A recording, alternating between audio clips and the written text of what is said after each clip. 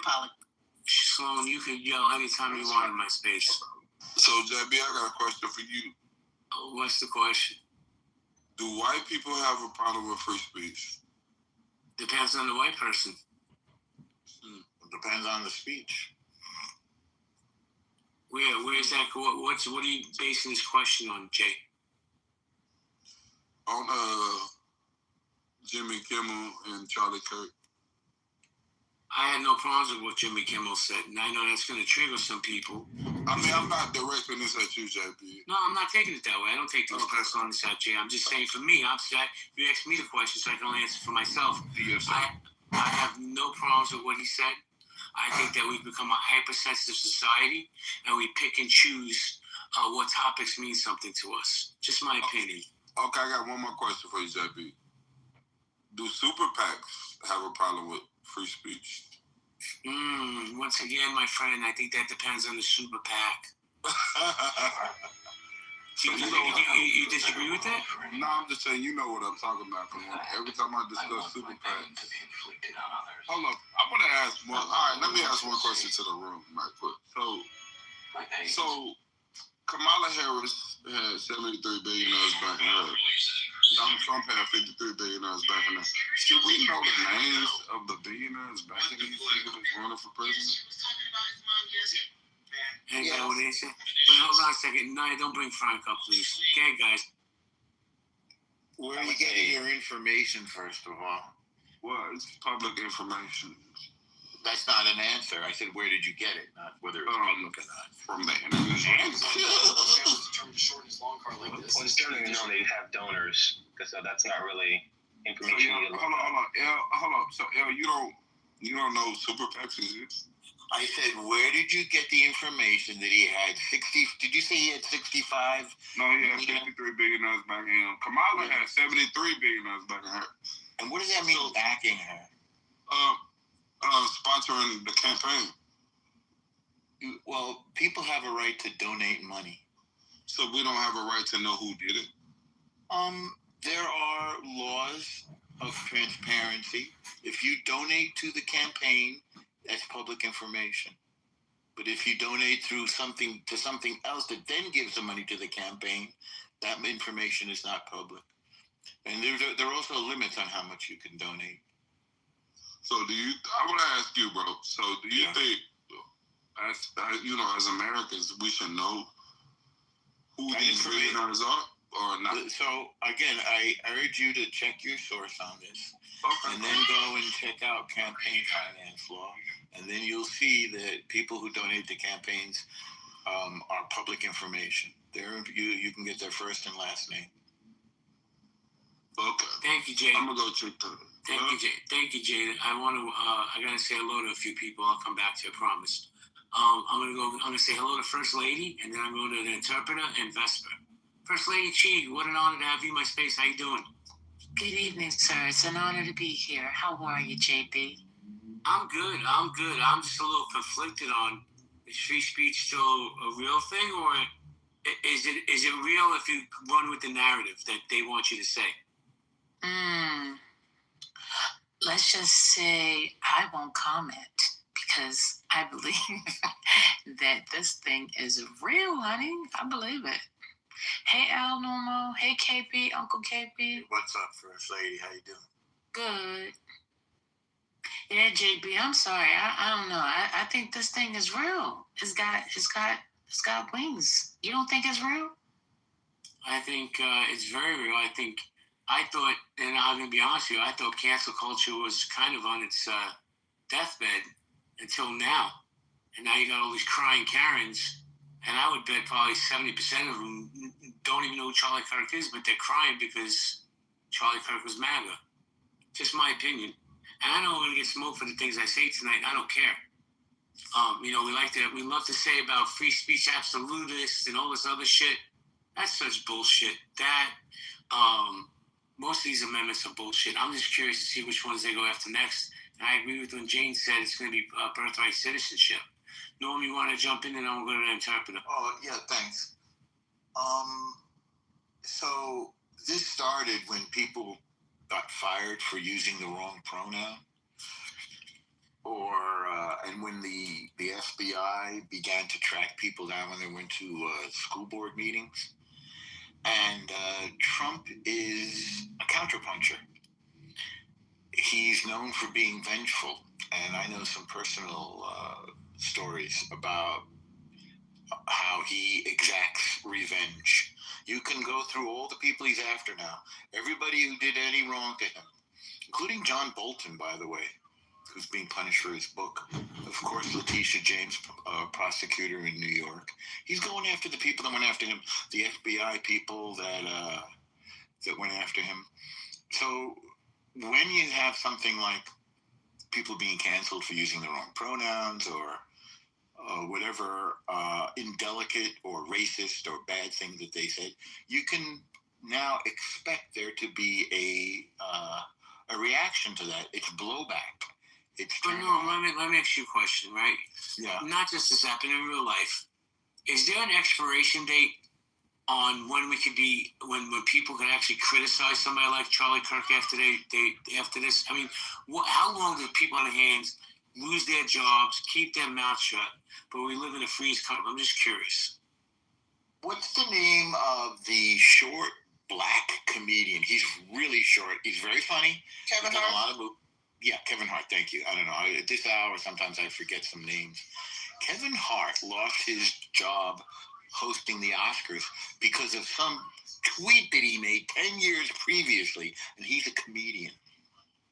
So I don't think there's a time limit on how you can be punished for something that you said at a different time when the rules were different, by the way. I mean, they went digging through his tweets from 10 years previous. I get that, Norm, but when Charlie Kirk says things about black pilots, and I know the whole context, I've heard the whole clip, I've watched the video. To me, it still came off as racist, right? I understood the context, but I thought how he said it was racist. So people can't criticize that?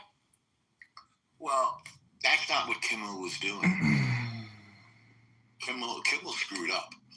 Now, of course, you can criticize somebody's remarks. I would say wait a minute. Wait until the guy's buried, or, wait until the vituperative. Because people were concerned that he would be sanctified, that he would be made into a saint. And I think what they've done, the same way when they attacked Trump, they pretty much assured his reelection. I think the same thing is true when you attack a man in that moment, right after he's been assassinated publicly.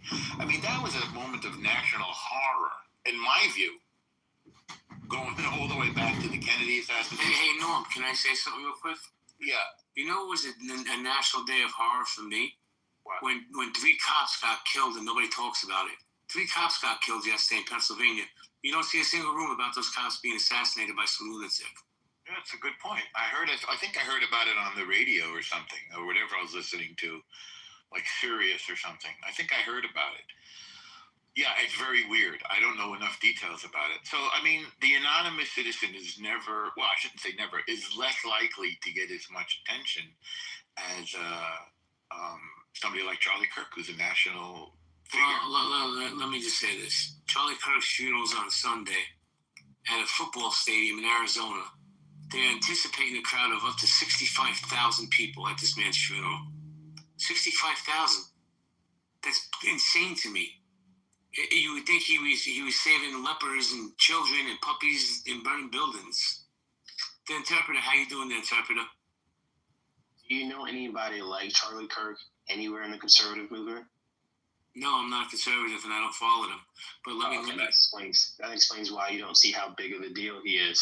Ben Shapiro was a bit like him in his time. Okay, hold on a second. He's getting all this attention because of the way he was killed, and it was broadcast throughout the world. And Trump jumped on the bandwagon.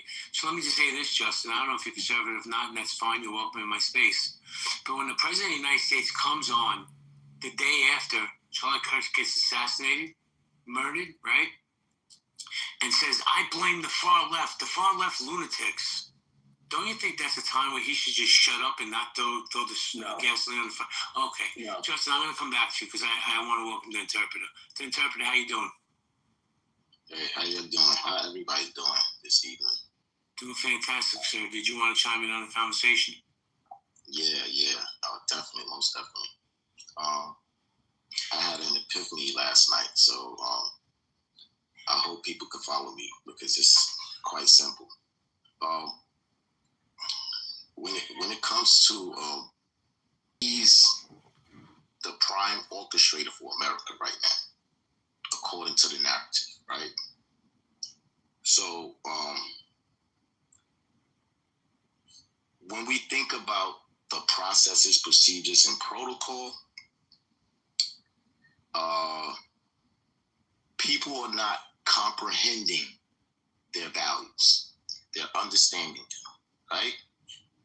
So Donald Trump signed an executive order March 1st that clarified the claim that English is the official language of America, right? So he's making a claim to own English in a sense. With that saying, the value of the words that are being traded are all owned by the government. The evidence is in the history if anybody want to do the research. I did it, but I'm not going to expose that. The point is that the understanding will constantly be validated, but the comprehension is the evidence, which will always be overlooked in discussion as well as written documentation for recording purposes. And the reason being is that when we read and when we write, it is with the English language and not our own language. It's okay. I gotta tell you respectfully. I don't know what you're talking about. I have no idea what you're talking about, bro. No, you could look at the executive order and go back in history from there. Anybody can. I already did it. It was simple, but I'm not gonna do that. I'm just gonna speak what I say because I know what I'm saying makes sense. But if it don't make sense, do the research and then you'll bring yourself up to date of what went on in the past and why he signed that executive order March 1st of 2025. Thank you. And made English the official language of America today. Thank you, the interpreter. Vespa, how you doing, Vespa? That's a fact. That's a fact, interpreter. Are you clear? I couldn't figure out what he was saying. It may be a fact, but I have no idea what he was saying. Right. Neither do I. Go ahead. Let's still go. She's just poking me. Vespa, how you doing, bro? How's it going? Going all right. Do you want to chime in? So the First Amendment is definitely under attack, right? I think the strongest evidence of that is how they're bringing all the different social media platforms to have a congressional hearing, except for X, of course, right? I mean, we see it with Stephen Colbert. We saw it first with him, right? Now they're canceling, like, streamers. Like, Destiny got kicked off of Twitch, and they're going to go after Hassan Abi and any liberal streamers or whatever, you know? Like, the far right owns most. This is going to bind them. It's fine. Yeah, TikTok is an interesting case. It's a way for people to communicate quick bullet point political points, you know? And a lot of people were getting out progressive messages about giant corporations, like about BlackRock and things like that, which I guess they didn't like, you know? And they're coming up with conspiracies. Oh, it's a Chinese, you know, spy program and yada, yada. But after that, Second Amendment, it's on the chopping block. Fascist dictators have always gone after people's guns. And they've already talked about it. They talked about restricting gun rights from trans people. And then on Newsmax, they said against all Democrats. Like, they'll start there and then, you know, have all the crazy supporters have guns, all the MAGA freaks. And then if they get out of control, they'll take them away from them at some point. That's where I see things going. Thank you, Vespa. There's like nothing to stop it. There's nothing to stop it. Thank you, Vespa. I think Justin wants to push back. Justin, you want to say something? Yeah, I wasn't sure if you were trolling or not because it sounds like you were giving the Republican argument where, like, so for example, gun rights. In one sense, it's like, okay, well, Democrats don't want guns. They believe that you should have gun control or just take out the Second Amendment, and they say that Charlie Kirk died by the sword or he died by gun violence when he should have been opposing all guns. But our argument is this: if we take away guns from, I guess, citizens, take away the right for citizens to have guns, then only all the crazies will have it. All the ones who don't keep the laws will have guns, and we will be, of course, sitting ducks. Now, you're making the same argument, except for Republicans. You're saying, well, if we took away all the guns from Democrats because they don't want guns, then it's going to be left up to all the crazy Republicans. So it's like, you don't see how you're making our argument, except you're just making a mirror. It's just the difference is you're the victim, and you don't see how we see ourselves as also a possible victim of the crazies of the left.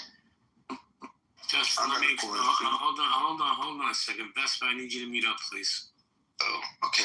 Thank you. Only because I get feedback. I'll get back to you in a second. Justin, let me ask you a question.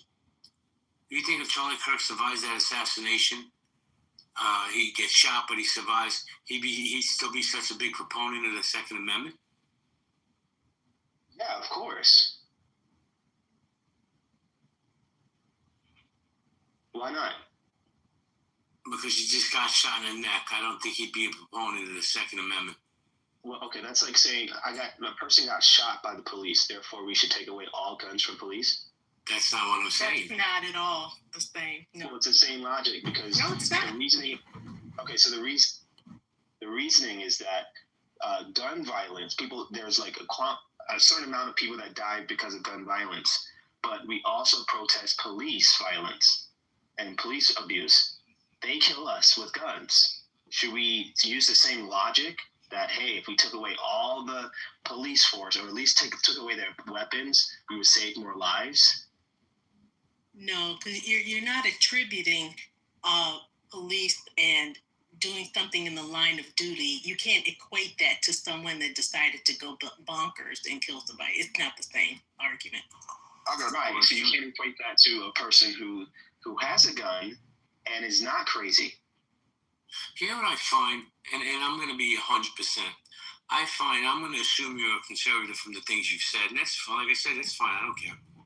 But I find the deflection that both parties uses when you bring something up, it's mind-boggling to me. I asked you a very direct question, and you went on some tangent about policing the guns. Apples have nothing to do with pineapples, bro. I just asked you if you got shot, and if you survived the assassination attempt. I'm pretty sure if you get shot in the neck, you're going to change your mind on guns. Because if you don't, then you got a serious mental illness. Well, okay, so then why wouldn't I change my mind on police? Like, I guess. I'm going to go to TS. TS, how you doing? I want no one to escape. TS, are you there? No. Adrian, how you doing, Adrian? What's going on? How you doing, man? I'm doing all right. Still watching football. I feel that the First Amendment is dead. What do you think? Nope. I don't think it is. I don't think it is at all. I think people are being a little too hyperbolic about it and, hyperventilating about this shit in the heat of the moment. I don't think it's dead. Why do you think it's dead? Because if you say anything against Charlie Kirk, you're going to be canceled. You could lose your job. You could lose everything. That's why. That's not true. In a time where both sides are coming to an agreement that we should tone down the violent political rhetoric and stuff like that, which I agree. I mean, why are people out here anti? Wait! Time out, Adrian. When you say both sides, the president just the other day came out and said that the far left lunatics, and he threw gasoline on that fire. He's a leader of that side. He didn't indict every Democrat. He didn't do that. And as Democrats, there are calling for toning down the rhetoric, which I agree with them. People are coming to the middle and saying, yo, y'all, this shit has gotten way out of control, which I think everyone should agree that this shit has gotten way out of control. But it's a whole nother thing when a lot of people are calling for more violence. They literally got a hit list of people on the right who they want to see dead. Like, I don't hear no one condemning that shit. I don't hear not a single person condemning that shit. And why is that? I haven't heard the left call for anybody to be killed. I'm not saying you're not saying what you're saying is not true. I just haven't heard it. They have a whole website where they're doing it. It's called Blue Sky. Oh, okay. I gotta tell you, I've heard a lot of crazy shit on Twitter. And one thing we know about the First Amendment is that it does not cover calling for violence. Inciting violence and calling for the death of people. The First Amendment does not cover that shit. And if you're out here calling for that type of stuff, then absolutely you should not be trying to hide behind the veil of First Amendment rights, because that's not what it's for. You should be punished. So if I come on this app and I say, which I never would, but I'm just going to use that as a hypothetical, I wish Joe Schmo from Idaho would get run over by a tractor trailer, and I hope he dies. Should I be canceled? Oh, hey, freedom of speech does not mean freedom from consequences. Okay, but the question was, I'm not saying I'm going to do it to him. I'm just saying I hope it happens to him. Is that still freedom of speech? That's still freedom of speech. Yeah, that's still freedom of speech. You're not calling for people to take action on somebody. You're saying just your own personal wish, and that is, yeah. Right. And hate speech is also allowed. Yeah, of course it is. But here's the thing. So when people criticize Charlie Kirk, they get canceled, right? You can criticize them. Okay, but they can't because they're losing their jobs because of it. But he lost his life. What are we talking about? This man lost his life. That's not what's happening. Because of his words. I'm not. Baby, what are you saying right now? Do you know what stochastic terrorism is? Do I know what is? Stochastic terrorism. No, what is it? Stochastic terrorism is when people are calling or advocating for the death of someone and calling others to go and do it. But they're not outright saying it. They're just making an insinuation for people to go and do it, for someone to go and do it. It's like... So wait, let me ask you this. If somebody comes on my stage right now and they just happen to say, hey, I'm glad he got killed because he was a racist. Is that not free speech, or should they lose their jobs? That's your opinion. That's your opinion. Nobody's getting canceled for their opinion. People are getting canceled because they're goddamn out here calling for violence. People are getting canceled from their jobs because they're letting their political bias get in the way of performing a duty at their jobs, like the Kinko's incident. These people went in there and wanted a Charlie Kirk flyer. Adrian, and the worker there's said, so many people Adrian, there's so many people losing their livelihoods because of an opinion. And let me tell you something, bro.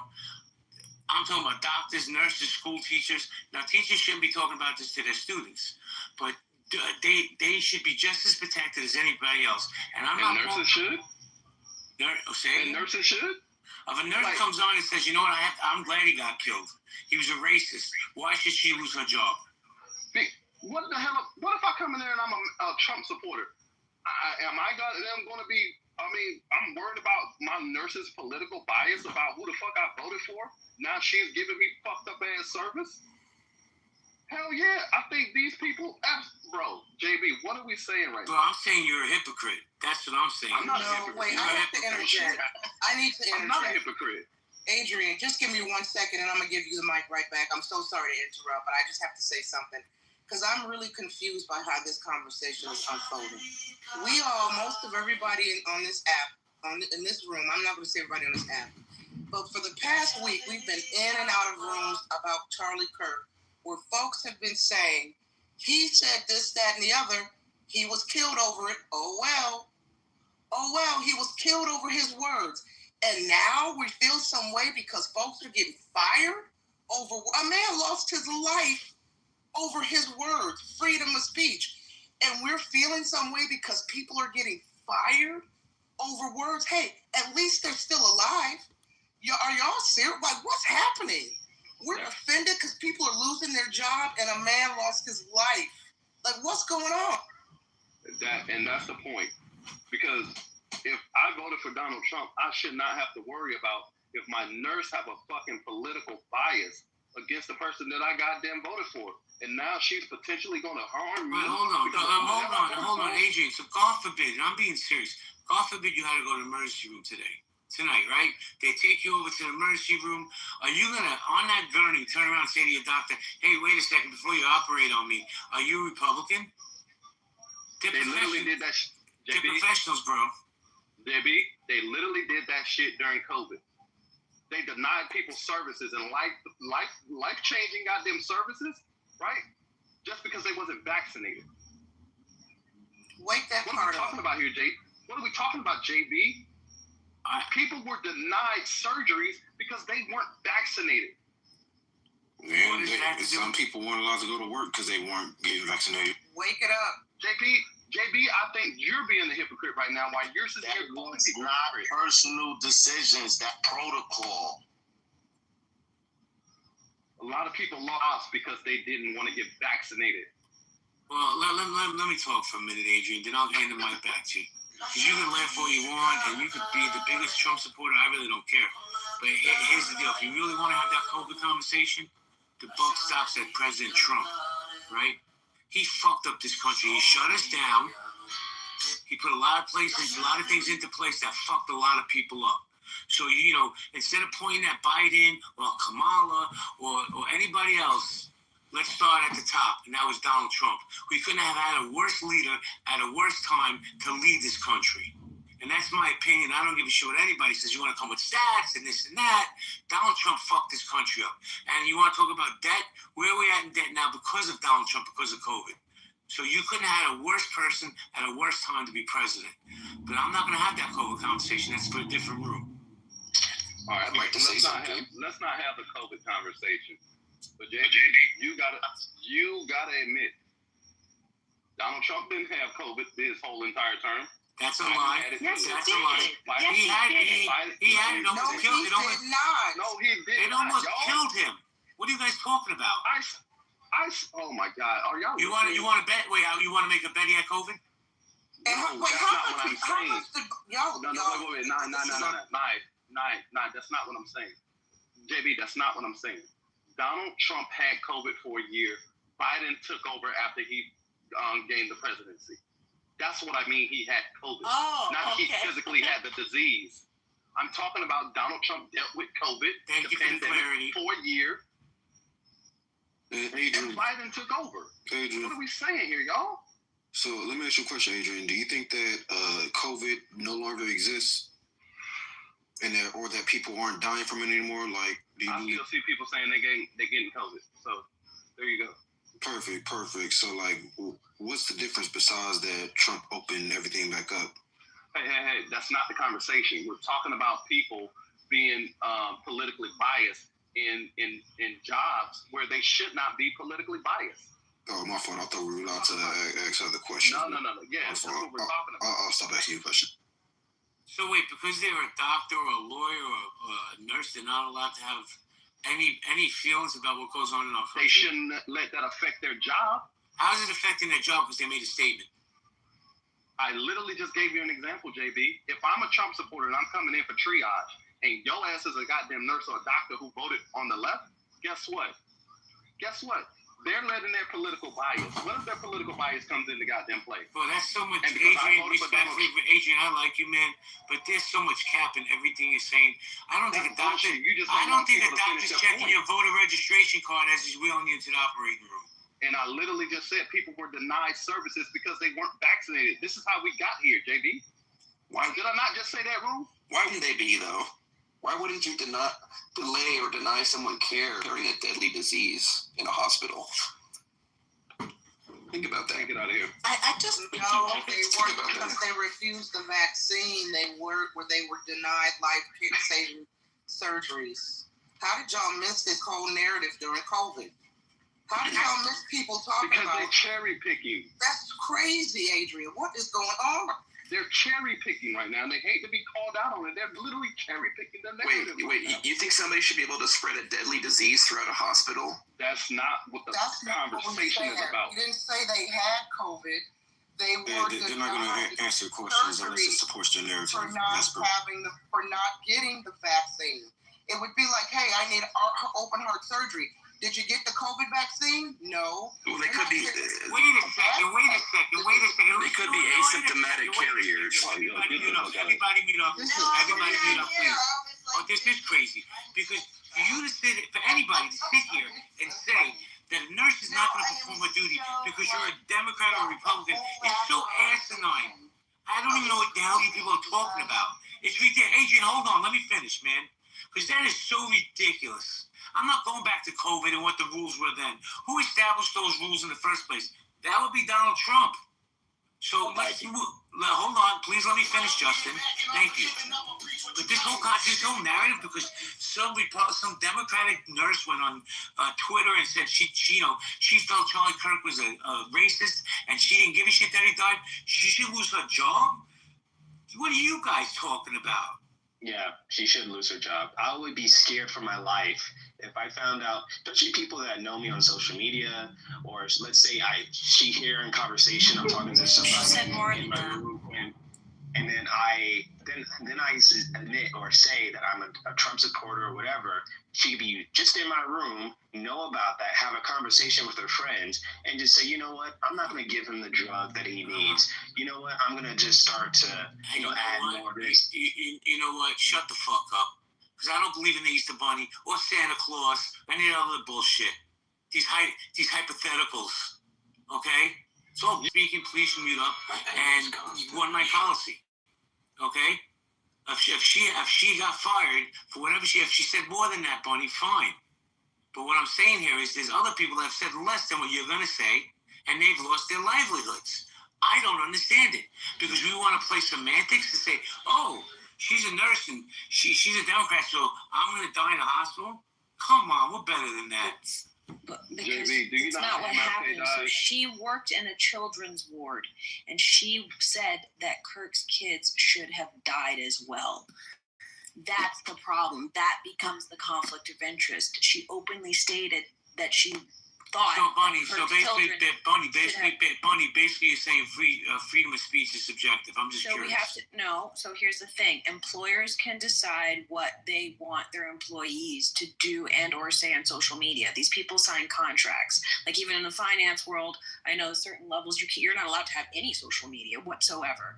So depending on the contracts that these people sign and what they're allowed to say and or do can affect their jobs directly. I, as an employer, am not required to hire somebody who's going to say things that are disparaging and go against my personal beliefs if it's my company. I don't have to come out of my wallet to pay for somebody that is going to say things that I don't agree with, and I made them sign a contract stating that they wouldn't go on social media or say public opinions in a certain manner. So in this instance, she directly called for death of children, and she worked in a children's ward. If you don't see the conflict of interest in that, I don't know What I'd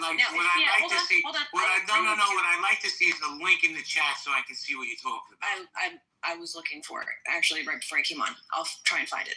Hey, but buddy, here's the thing. you heard of So if morality she had, clauses? hold on one second. If she had just gone online and said, I don't care about Charlie Kirk and I don't see what the big fucking deal is, fine. Like, I would agree with you, but that line gets crossed when you say that someone's children, the children of a guy who just got killed, should also be dead or should have been killed as well. That's where, for me, definitely that's crossing the line. But yeah, I think anybody who just got fired because they're just like, oh, I don't like Charlie Kirk. Oh, I think Charlie Kirk is racist. Fine, that you can have your opinion. That's totally fine, whether it's informed or uninformed or whatever it is. But again, you cross that. It's like you can't yell fire in a movie theater. Let me ask you a question. Can't yell bomb in an airport. If what you're saying is true, and I'm not saying it's not, I'll look at the link when you put it in the chat. If what you're saying is true, basically how I'm interpreting it is that Freedom of speech is not free. Hate speech should be covered because we hear the most heinous things on this app. Just fucking go into Pepe's room and you'll hear the most heinous things. But that's okay. But this woman says one thing, she should lose her life. To me, it's hypocrisy. Not to anybody, not to you, Adrian, not to you, Bunny. To us as a society, it's hypocritical. You're right, Adrian. We are cherry picking. I'm just and JB, a lot of places have what they call morality clauses and ethics clauses. A lot of these people are being fired because they're violating these clauses that they signed when they got hired. What she just said right there is a morality issue. I would not feel comfortable with a nurse like that overseeing my child in a NICU or something when she's calling for the death of innocent children. No, hell no. Get your ass up out of this field. You deserve to have your child taken away from you. I don't trust you. I don't know if she deserves to have a child taken away, but I said job. Oh, job. I'm sorry. That's fine. Okay. Let me see the link and I'll look at it. But let me get to a new speaker. Hanson, how you doing, Hanson? Hanson, hi. Hey, JB, how you doing? Good. All right. Do you want to chime in? Yeah. Cash in your pink ticket, by the way. Oh, okay. Sure. Yeah, I will do. So I don't know why do we say that the free speech is under attack? I mean, or ending, and has free speech ended in America? I don't think so. The only thing that's kind of a remotely can be said is Charlie Kirk was assassinated because of his speech. His son is assassinated by an individual, possibly deranged or whatever, because of his speech, Charlie Kirk's speech, and he didn't like his speech and he killed him. But the thing is, the free speech is about government, not meddle in people's speeches, not cracking down, forbidding people's speeches, not about just something else. So it's about preventing government forbidding speeches and censoring people's speech. It is not about anything else. So I don't see anything in that realm occurring. So I don't see any the endangering free speech happening right now. And as for people having their jobs losing their jobs, it is up to the employer to make the decision. Employer can terminate his employees at any time at will, and unless you have signed a long-term contract, and then you have that it's stipulating how long tenure you'll have and what kind of violation you will have to commit in order to terminate the contract. And most contracts are at will. So the employer, even if the employer doesn't like your face, he can fire you. So the look of you, he can fire you. So it has nothing to do with the freedom of speech. Thank you, Hanson. I disagree with you 100%. But let me go to Certainty. What way? Hold on, I'll get back to you in a second. Certainty, how you doing? Because I skipped over him by accident. Certainty, how you doing, bro? Read what's up? Fantastic. My apologies. The mic is yours. How you do? Shit, I don't even know where to start. Y'all said so much. I think that free speech is definitely dead. The reason I say it's dead is, I believe be upheld by what you can prove, right? So there's plenty of folks who will lose a court case, right? And get the short end of the deal because they don't have proper representation, right? So regardless of any amendment, if you can't properly defend yourself, then what you say can be used against you. So yeah, I would say it's dead. Can anyone in the room read the moral clause, the definition of the moral clause? Make your point. What's the point? Did I read it? Cool.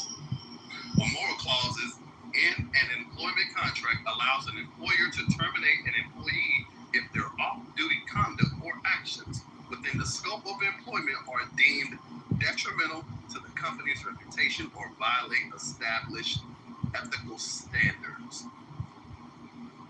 I didn't mention anything about employment. People are out here anything about employment. I only mentioned free speech. So they are violating moral clauses that a lot of employers have in place for their employees. This is why a lot of these people are being fired. It has nothing to do with cancel culture. Why did Jimmy Kimmel get fired? Why did Jimmy Kimmel get fired? A lot of people ain't gonna believe this because they want to believe what they want to believe. A lot of people believe that Donald Trump had something to do with it. Wrong. For one, Jimmy Kimmel has been losing money, just like Colbert was doing. It's like Joy Reid said that I hate Donald Trump narrative any longer. That shit's been played out. They've been doing that shit for the last 10 years. People are tired of that shit. They've been losing money. So the network was already going to goddamn get rid of Jimmy Kimmel. It just so happened, hey, by the universe, this shit happened with Charlie Kirk.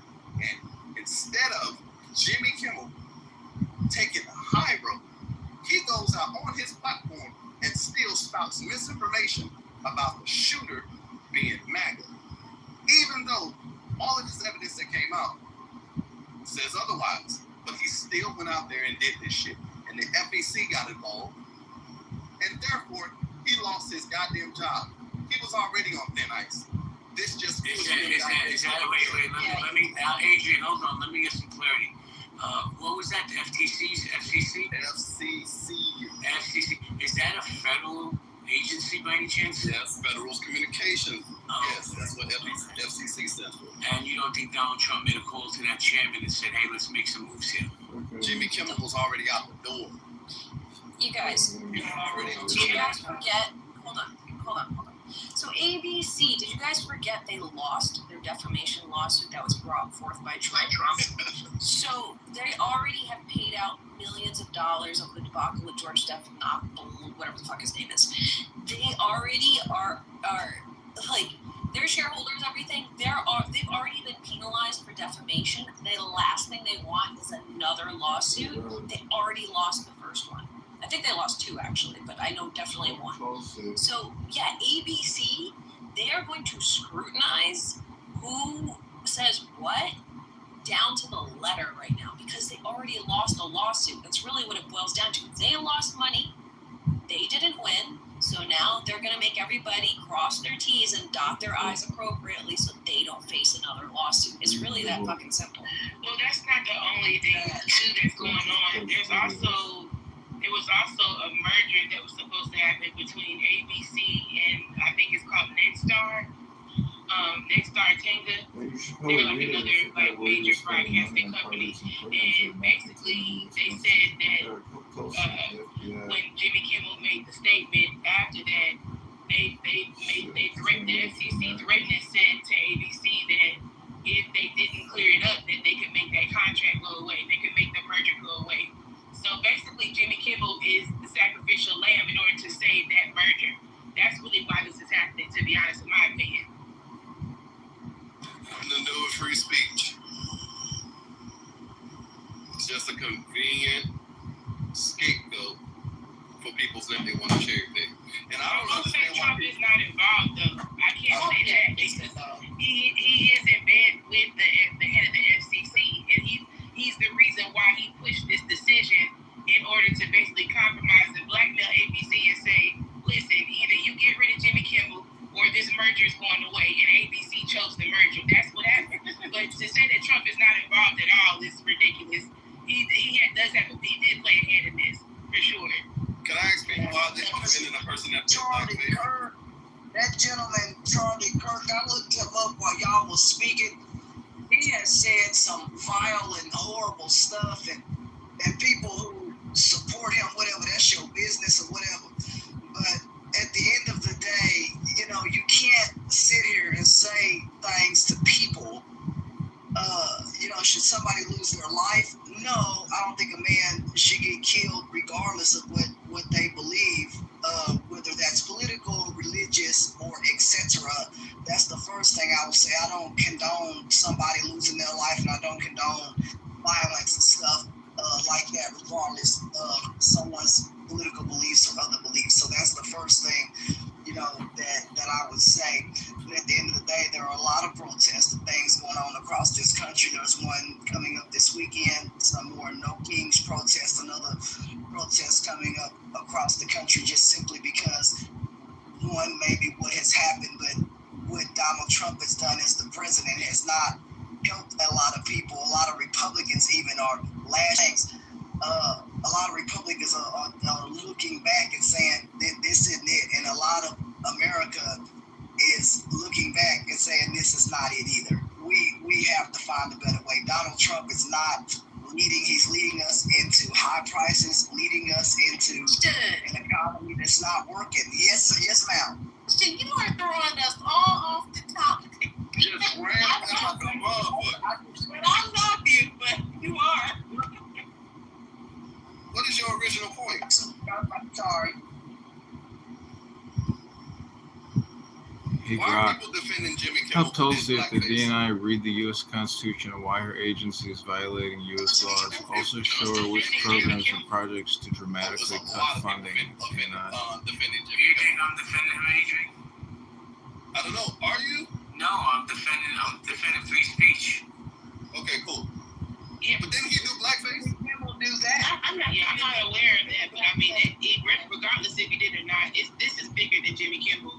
Yeah, so I mean, for me, it's not about him. It's about like our government being able to control what we can and cannot say, and having that amount of power with the FCC. We've never seen a president have this amount of power over media. That's the issue. Oh, That's a lot. And that's it. Out of school, guys. Hold on a second. This is long. You were trying to jump. Adrian, can you mute up? I get feedback. Hey, mute my mic for me, please. Gotcha. Slow the heck song. Yeah, I think it's true. It is bigger than Jimmy Kimmel. I want to make one quick point. I did look up who the head of the FCC was, and he was a Trump appointee. And one of the first things he did was to eliminate DEI hiring, which, the whole idea with Biden, whether you like it or not, it was to create a more colorful administration throughout all of the federal government. And so when he was appointed, he's on Wikipedia, you can look up his history, and he had some really good decisions that he made with FCC in his history prior, but he did get rid of that, and he is a Trump supporter for sure. I would also say I hadn't heard about Jimmy Kimmel doing blackface. Okay, I'll look for it. I will say a month ago, maybe 2 months ago, when Jimmy Kimmel went on vacation, for that whole week, he gave the desk to Anthony Anderson, who was the actor from the TV show Blackish. And because of all the uproar and all the crazy decisions and executive orders that was coming down from the White House, Anthony Anderson, he may be an actor, but he's a little bit radical. And so he had several civil rights leaders on. He had many people that were political. And Jimmy Kimmel gave up his desk intentionally to help support that voice and to allow that voice going forward. And I know that from knowing a couple people. I don't know, big people, but I do know people like in production crew kind of people. And he did that. And he did that for Black folks in particular. Can anyone look at my PTR?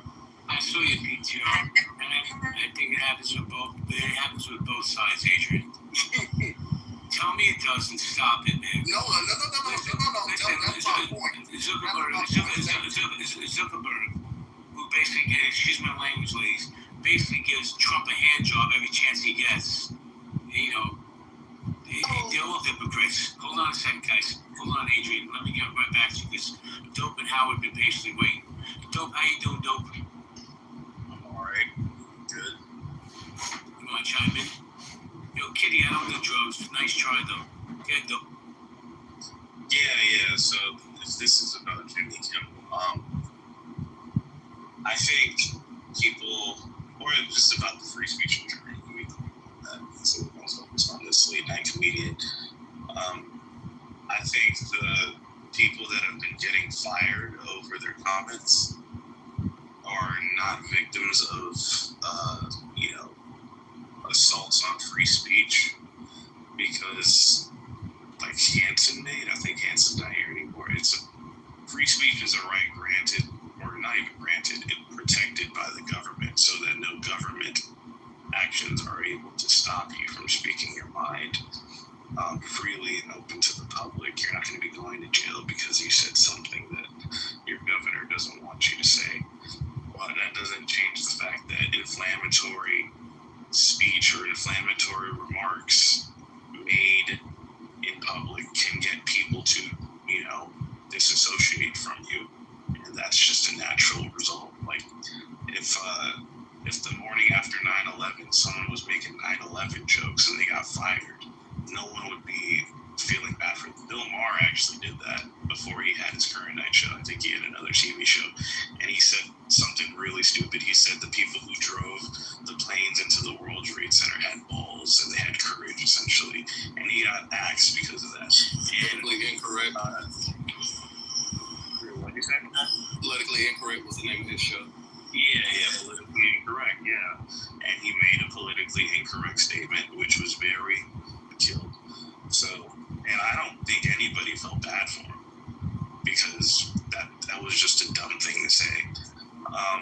Likewise here, if you see someone get shot in public, a politically motivated assassination, and then you're celebrating, like, you have no reason to be shocked when people want nothing to do with you.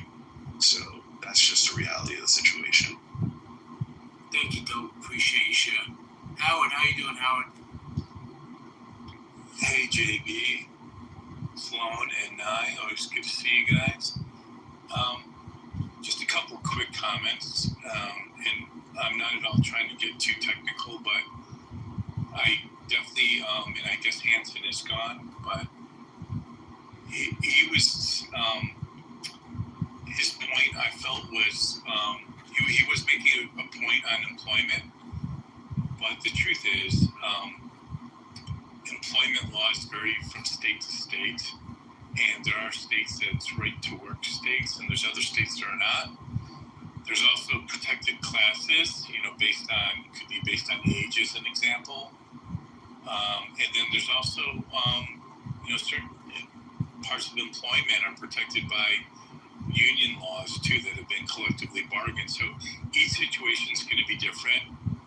And JB, just a minor technicality, Kimmel has not been fired. He's just been pulled off the air. And most likely he's still getting paid, but they made a decision to just not air and support that show anymore. And I think it was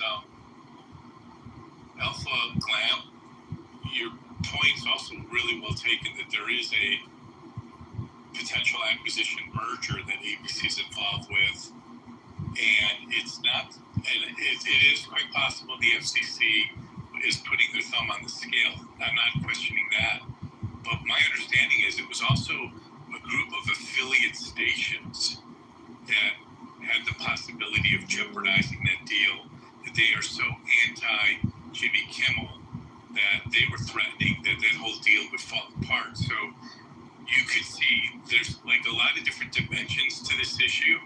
And from my perspective, I could see someone in top brass, certainly like Bob Iger at Disney, make a decision and say, hey, I've got a responsibility to my shareholders and board. With all this noise, I don't want this deal to break up. Therefore, here's the decision I'm making. And it's not to say that there hasn't been influence exerted by the FCC, but it may not be as simple as the FCC told them to do something and they're doing it. I guess those are just facts we're going to have to try to learn. And JB, I'll land my skylight there. Thank you. Hold on. Let me say hello to Pierre, and then I'll come back to you. Pierre, how you doing? Hi, JB. Good evening. Good evening, sir. The mic is yours. Okay, I'll try not to be long-winded.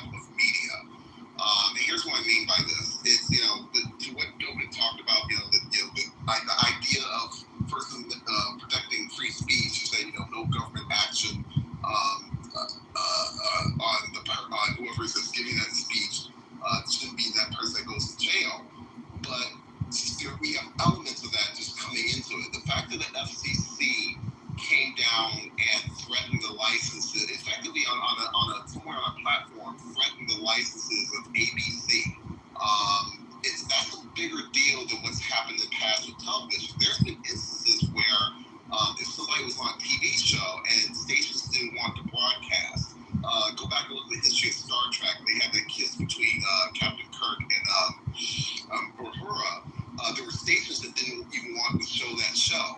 In those days, you didn't have such a overlap of power between FCC and a president that's really trying to break protocol in a lot of different areas of our government. That's a big problem. And then on the top of that, you have media where, and this is, I'm not blaming one person or the other, or one entity or the other, but it's just the fact that if you get blocked or get knocked off of the media platform, something as large as ABC, which is owned by Disney and that type of thing, that cuts you off from a lot of things. If you don't know what I mean, go look up Elizabeth Warren on YouTube Yahoo Finance. There's a YouTube video where she talks about Skydance not only going after connecting with Paramount, but now going after Warner Brothers. So now you have this big media conglomerate that can actually knock somebody off. So I say all this to say, I think the challenge that we have right now is that there's more.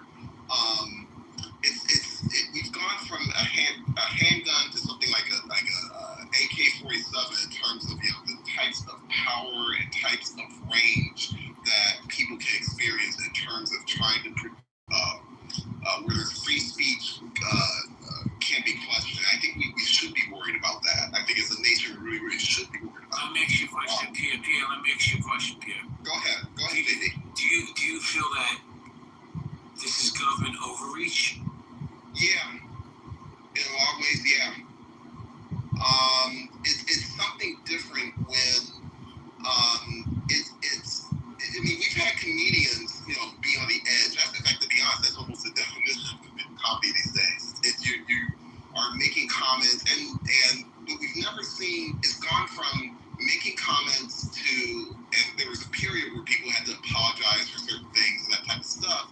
But part of that apology came from jokes that were no longer just on maybe limited to a VCR or a location. You now have jokes and stuff that's spread online and people can respond to it. And now you have a president where he embodies a lot of these different elements. And I think that makes it very difficult to have these sort of free speech moments where you feel like you can say something without having a response to it. So yeah, I to your question, my short answer is yeah, I think there's overreach here. Thank you very much, Pierre. I appreciate you. Thanks for letting me speak, JB. Of course, you're always welcome here. Please cash in your pink ticket. Despy, you wanted to jump in? Yeah, I just wanted to point out, how these free speech absolutists are suddenly in favor of hate speech and cancel culture, the things they've demonized. That's why you can say that they're attacking the First Amendment, which protects, includes hate, quote unquote, hate speech, all I've seen people say is they didn't think he was a good guy. I don't see them inciting violence or anything like that, like the right has done. They're out there saying this is civil war, this is war, all these accounts. Saying the shooter was trans and everything. Give me two examples of the right call for violence. It's all over libs of TikTok. They jumped all over that. All these accounts on X and stuff like that. But Trump is out there politicizing it and saying, it's the radical leftists, when we know that it was a Groyper, Nick Fuentes fan, right? We know that now. No, we don't know that. Because all of that, did you not watch the press conference?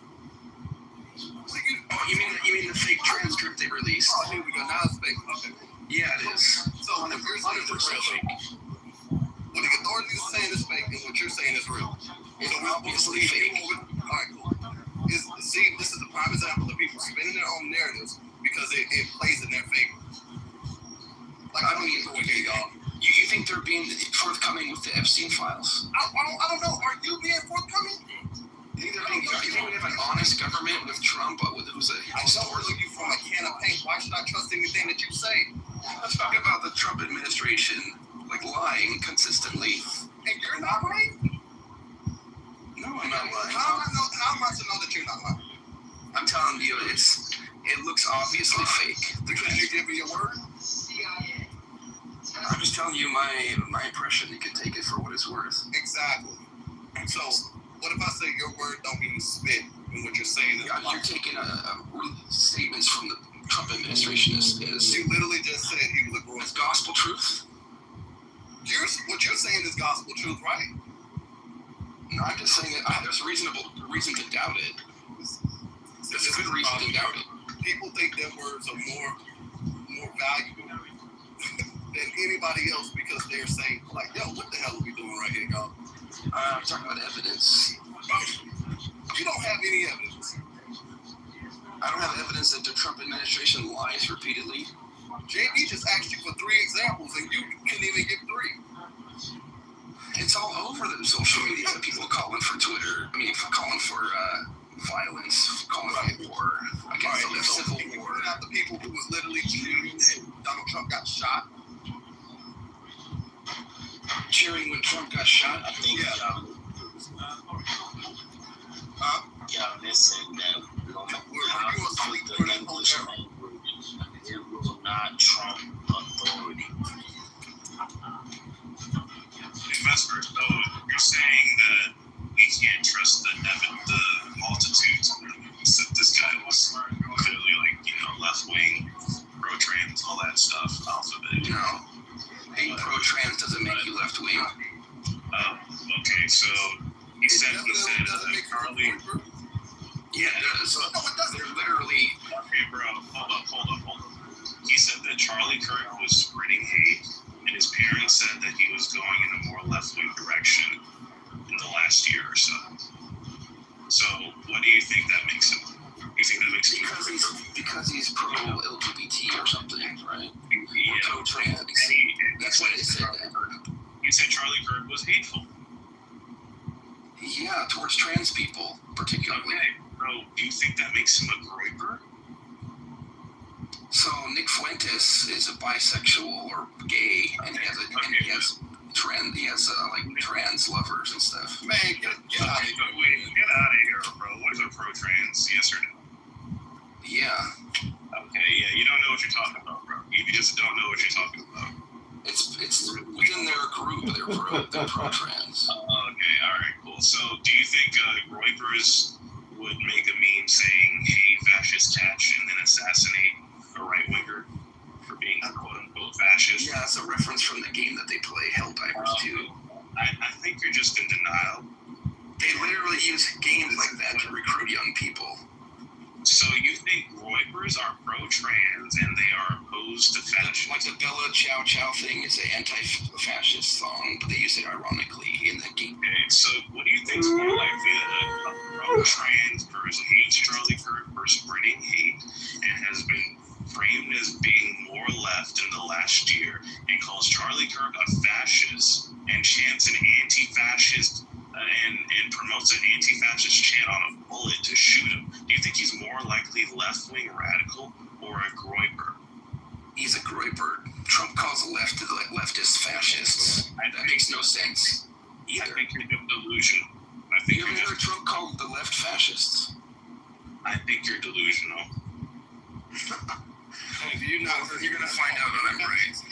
Like, what are we saying? What do you think the word Antifa stands for? What do you think that stands for? It's not Antifa. What do you think Antifa stands for? That is anti-fascist. Okay, cool. You haven't been seeing Antifa on track, have you? He's not Antifa. Okay, y'all see what's happening here? It's funny. You're saying he called Charlie Kirk a fascist? Where did he call him that? In the transcript, it's fake. In the fake transcript, the bullet said, "Hey, fascist catch." Why do you think the transcript is fake? Give me evidence, not just a guess. There's lots of reasons. Like, it's basically incriminating himself. He's saying, "I left the gun here," and like,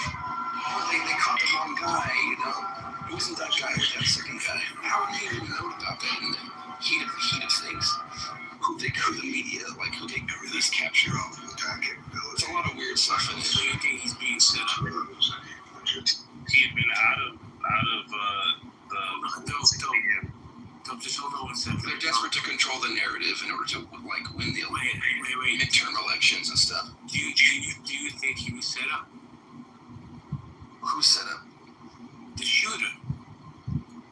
No, he did it on his own. Okay. But do you think there's some kind of government conspiracy to convict him? No, I mean, he did the thing, but he thought he was like trying to protect Trump. All right, listen, I had a movie, dude. I mean, I'm all about civil discourse, civil dialogue, but I have no idea what you're talking about. A, B, it makes no sense. You see, this is the thing that blows my mind with both sides. You guys dig in your heels, and that's all that matters is your side. You know, and that's to some of you guys on the stage right now. It's like nobody wants to have an objective conversation. It's like, that's it.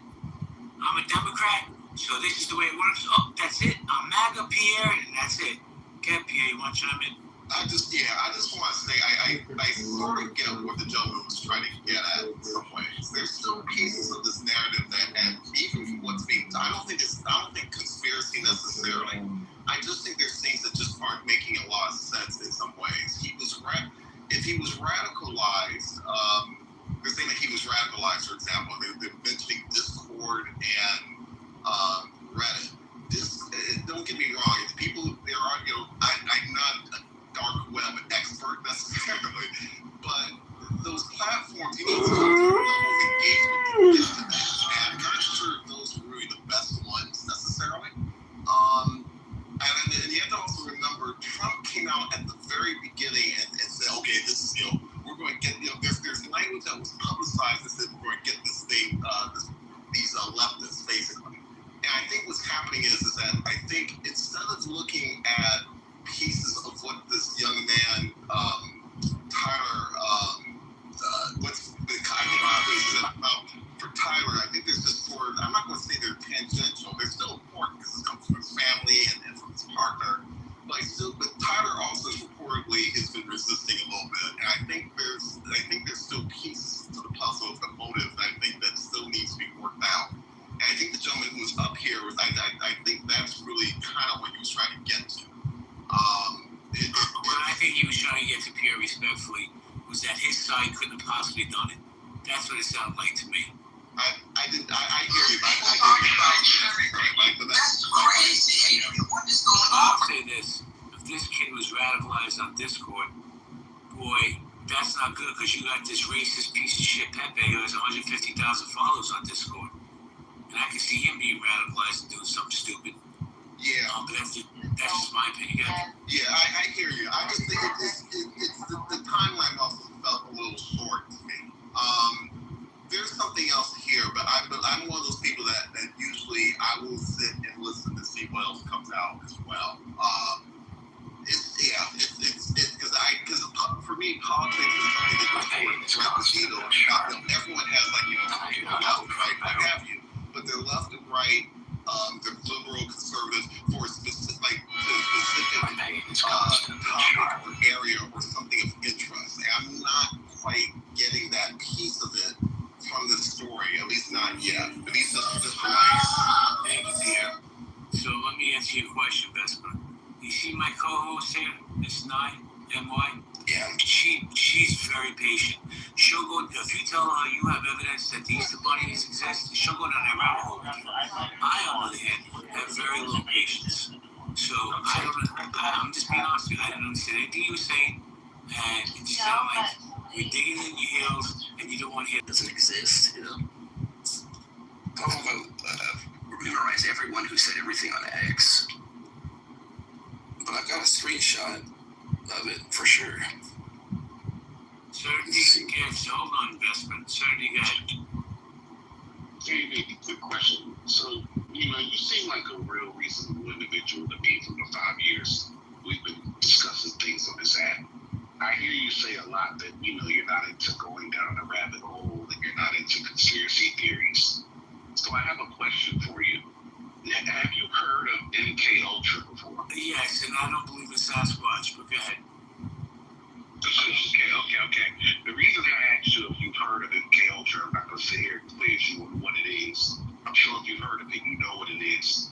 my last question to you is, do you think it's possible that when certain situations occur, our government, which has documented, it has been documented in multiple operations to use MK Ultra to neutralize threats of human intelligence or things of that nature, do you think that those events possibly happen right in front of our eyes? Probably every day we don't even realize it. I agree. Okay, cool. That's as far as down the rabbit hole I go.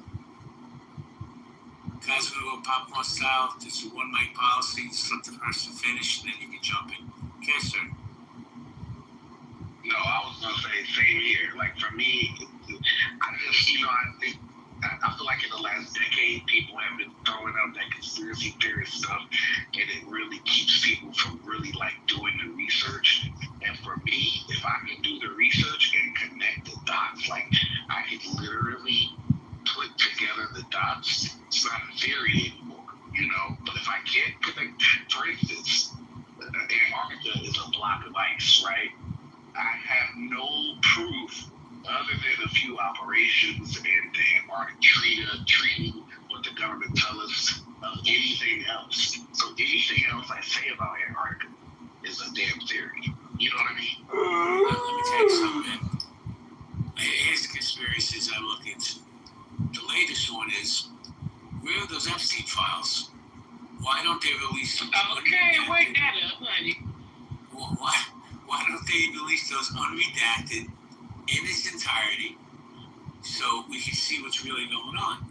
But did you notice, since that firestorm of Epstein files, all these other things, Charlie Kirk's been murdered, the young lady in Charlotte was murdered on I believe it was a train. All these deflections off. Nobody talks about Epstein anymore. Why is that? There's one conspiracy certainty we can talk about. Here's another one. John F. Kennedy was killed by the government. I have no doubt in my mind. I don't have evidence. You know why? Because they don't release the evidence. I'm just going on what I've seen and the little dots I've put together. But there's my two conspiracies. I mean, a lot of people don't want JFK. When it comes to the Epstein files, a lot of people do not want the victims' names out there. But I can say, I forget his name. Is it Massey or something? But one of them went on who the fuck? Well, they did something yesterday or the day before where they were calling out high-profile people that was in the Epstein file. He said it was a magician, a royal prince, it was two businessmen. Oh, at the Capitol, yeah. They had that. Y'all remember that? Yeah. With Patel. Yeah, he was saying that, and he was out here and he didn't say on the Lolita Express, right? You got the Clinton, you got Trump, you got Tom Hanks, you got what's the comedian? What's the comedian that retired but he came back? Was it Dave Chappelle? DK? No, not Dave Chappelle. Who was in Rush Hour? Oh, Chris Tucker. Chris Tucker was on there. Kevin Spacey was on there. Right? So all you gotta do is go right now, Google the flight logs of the Epstein Lolita Express, and you'll see all the famous names you want. You know, Trump is currently at Windsor Palace right now with the king. And, you know, it's very interesting. They were talking about it on MSNBC last night about how there was a protest as soon as he arrived yesterday where somebody had a projector of the letter that he gave Epstein for his birthday, and they put it up on one of the buildings at Windsor while he was there sleeping last night. And then also, like, they were talking about how, you know, Prince Andrew, he's not allowed, I guess, like, their version of a punishment to him for the whole Epstein thing, his involvement was to sit him down from a role that he was already sitting down on. I don't know, like, what that was about. But he also cannot participate in dinners or any type of meetings when they have the royal family meetings at the castle. But they were saying how it's interesting that you won't allow Andrew to be there, and now you won't allow the London, I forget his name, the guy that's like the liaison between the UK and the US. He got fired. Yeah, he got fired, but yet you're letting Trump, who Epstein said had been his close friend for 10 years, sit at the table with the king. Well, that was wild. Well, I mean, if we're gonna hold Trump to that standard, all right, cool. How about we hold King Charles to that same standard? Him and his close relationship with Jimmy Savile. That's a fact. Yeah, that's true. I mean, like, we can't hold one person to a certain set of standards while letting the others on the other side of the table skate. Because if they're gonna throw up that letter of him to Epstein, then let's highlight the unusual relationship or the unsavory relationship of King Charles and Jimmy Savile. So I think that's the irony that his own brother was involved with Epstein as well. That was the point. Because you literally have isolated your brother as a result of this politically and, familiarly. And now, but you still have Trump sitting at your table who has also been involved with Epstein. It's just, that's the thing that people are pointing out. So no one's saying that Trump is alone. We're saying that it's just ironic that it's not what's good for the goose ain't good for the gander, clearly. Well, I'll say there's no way we're gonna ever be able to use elementary vocabulary to attack authority. I can't hear that anymore tonight. Thank you. But I'll say this: two of the people that were the spearheads of this, right? Jeffrey Epstein hung himself in a jail, which in that prison, that whole facility is nearly impossible to do, but he did it, right? And Virginia Giuffre, the biggest spokeswoman for victims, who cashed in, I think it was close to $30 million, she wound up suiciding herself too. Coincidence?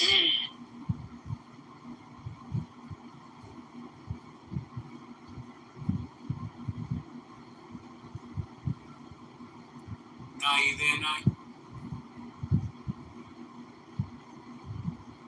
Nye? No, I'm here. I was wondering if you fell asleep on me. We were talking about Epstein. Did you guys see the stuff from today with Kash Patel going to a hearing and getting grilled? I thought that was yesterday. Or was it yesterday? Yeah, it was yesterday, because I remember the segment with him and Booker going back and forth. Maybe it's multi-day hearing, I don't know.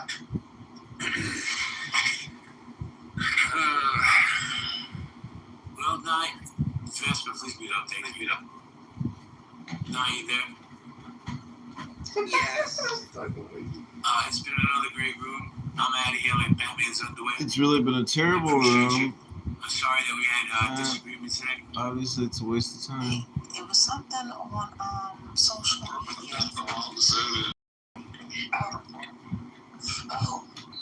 She said that I saw it on TikTok. That's what I saw it on. But I also said I can't confirm or deny it. But I heard that. I saw that on TikTok. Niggas never got the information. Let me look it up. I heard something about. They said something about that there was. Shirley down the street. Yeah, you look it up and it'd be a Samsung. Her son has said that if she turned in her 13, you'd be all excited and you go and they be like, then you can get $1,000. That's what Shirley down the street said. Oh, well, I didn't know. Her son said, what about Could you say something? Maybe they looked wrong and it was 110. They added a zero. Shirley said her son. Surely she's right.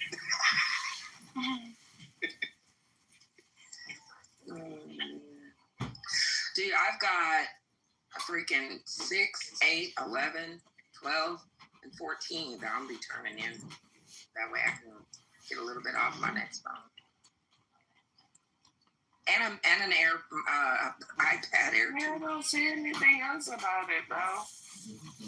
Must have been a poo-poo. Carry a pole. Yeah. I don't know what is this thing going on with the iPhone 13 Pro Max to be specific? They say iPhone 13 Pro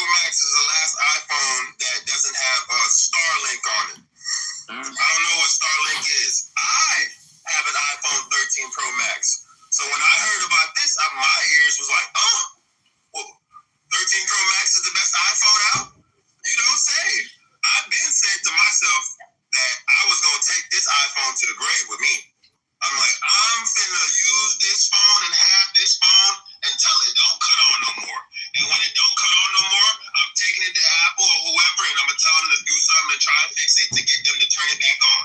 I'm not getting rid of my phone. I only said to myself I wasn't gonna get rid of it because it's been paid off for so long. But now I'm definitely not gonna get rid of it. They offering 2 bands. I think they offering like 2 bands for these iPhone 13s. I'm like, I don't know. My plan was to get another phone, but keep my phone because I want a phone specifically for content, and then a phone, for phone calls, emails, and all other stuff and whatnot, text messages and all that. They really think they slick.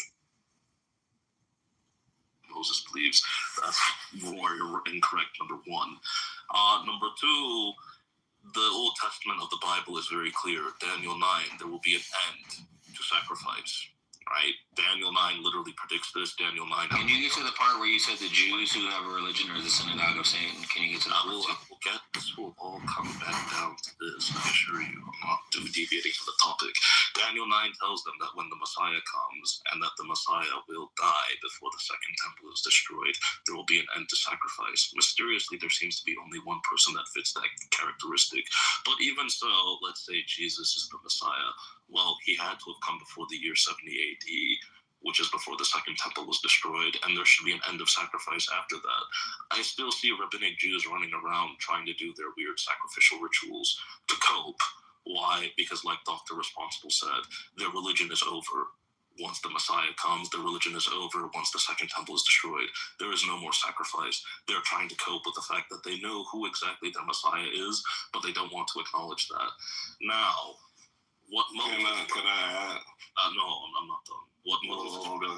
Yeah, I'm not done, dude. What Moses... All right, I'm gonna go next. Okay, that's fine. All right, motherfucker, then what the fuck? What Moses practiced and what the what Moses practiced and what the prophets practiced is what we call Second Temple Judaism. Now, what you don't seem to understand is that there were many strands of Second Temple Judaism. There is only one correct strand of Second Temple Judaism, which acknowledges that which I said earlier, that the Messiah would die for the sins of all of humankind, Isaiah 53, before the second temple is destroyed, and that there will be an end to sacrifice. That strand of Second Temple Judaism, that is the only correct strand, is Christianity.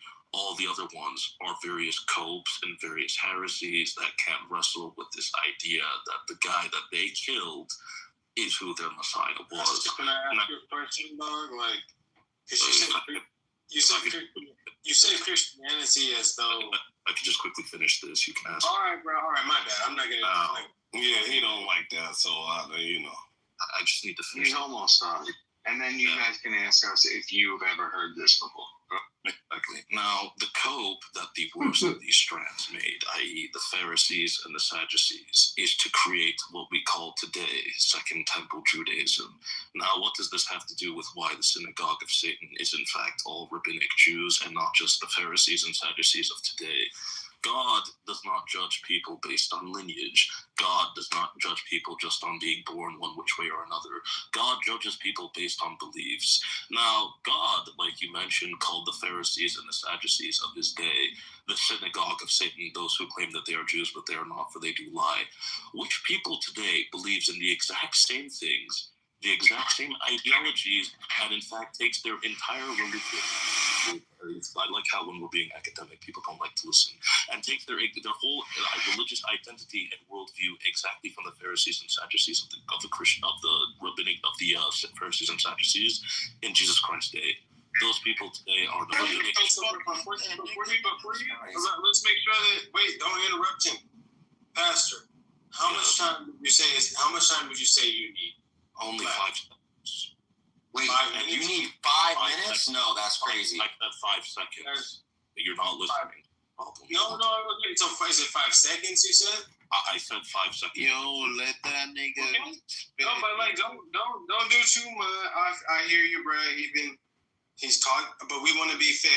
Yeah. So let him finish. Bro, he's going for a while. Like, I literally said. I mean, you've been going for a minute, bro. I know, but like, he packing y'all niggas. Let him. He's not cooking at all. Let him go. He just saying. Y'all niggas in the fucking. It's all good. It's all good. He opening up the conversation. On the fucking backwoods. No. I need him to I need him to say this. It's cool. Luca. It's cool. It's cool. Let him finish. Y'all. Don't Let let him finish. It's all right. Stop you from your mission. To finish off, everything that the Pharisees and Sadducees believed and codified as a religion are found in one religion today, and that religion is called Rabbinic Judaism. Thus, if the Pharisees and Sadducees are the synagogue of Satan, Rabbinic Jews are ours. Mic drop. Yeah, right, so niggas don't have shit to say now. Where you at, Luca? Bitch. I was about to ask a question, but you started. No.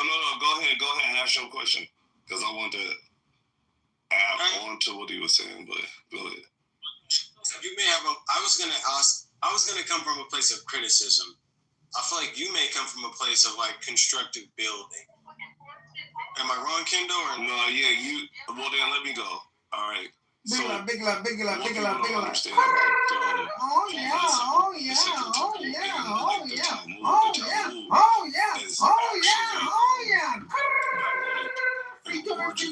So when the second temple fell, we go to the people of Babylon, where the Jews actually congregated and actually put that together.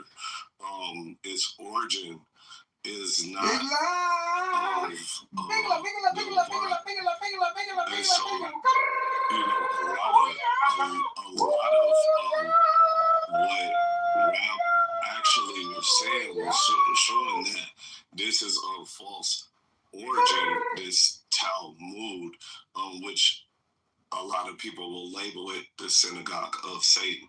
And now you can like, skull and all of that stuff and stuff like that, and that's cool.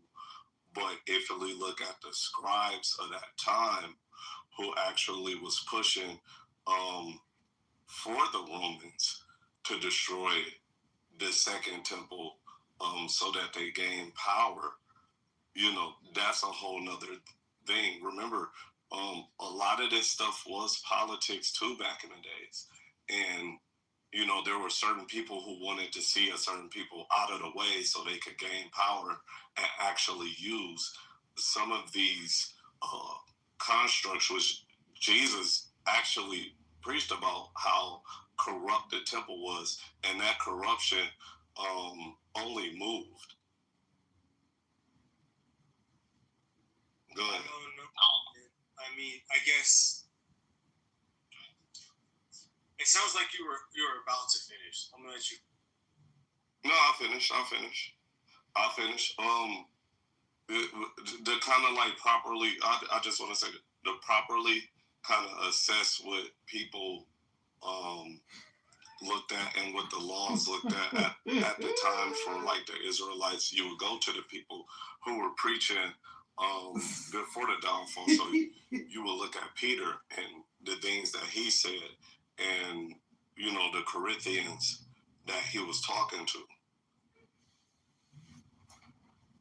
I wasn't putting the scroll face. No, but you can't. What you was saying? Yeah, shout out to Corinth. I was putting the skull face because I said what you said. So no, the Corinthians. In like 10 seconds, what made $1 say? My bad. Go ahead, bro. The city of prostitutes. Sorry, I just want to wrap it up. So in total, and I've never talked to this other gentleman before. I've heard his voice a few times, but we're not like in concert with one another. But what I've learned as coming from someone who used to be a Protestant person that believed that everything I did had to protect the Jews and the state of Israel, what I've learned is that, in particular, modern day Judaism is not the same thing as Moses practiced it or that the Hebrews practiced for all of the time period between all of the Bible. It's not the same thing. We're all on board with that. Okay. So after Jesus came and fulfilled many prophecies, you don't even have to believe that he was the true Messiah, but he did a good enough job to convince us, good enough before that he was, that after that happened, the leadership not Jewish people. I'm not saying Jewish people are evil or anything like that, but the leadership had to come up with some way in which they could still hold their community together. In fact, in some ways, it might have actually been well-intentioned to hold this community of people together, right? But they had to do something. And what I'm saying is that modern-day Judaism, Talmudic Judaism, Rabbinical Judaism, is in effect 100% a coping mechanism for killing the Messiah, Jesus Christ, and a way to keep this group of ethnically similar people together under the leadership of the same people who have always led it, which is the Pharisees and the Sadducees, the upper level intellectual leadership of the Jewish/Hebrew community. And so they came up with what we call Judaism, where they don't sacrifice, they don't practice all of the laws of the covenant that they originally were given under Abraham, Isaac, and Jacob. They came up with new ways. They said, you know what? God is being so silly. We don't need to sacrifice with the blood of an animal the way he taught us. We're going to do some like prayer beads. We're going to come up with some other ways. Like instead of that, we're going to give money to poor people. We're going to make some prayer beads. We're going to come up with another book that we're going to go through, like a little diary. And all of it together is a coping mechanism. And I'll shut up. To add to what Dr. Responsible said, see, if you read the Torah, and this is the issue a lot of people make, the basis of Christianity is the Old Testament. There's nothing we do in the New Testament, just a fulfillment of that which was revealed in the Old Testament.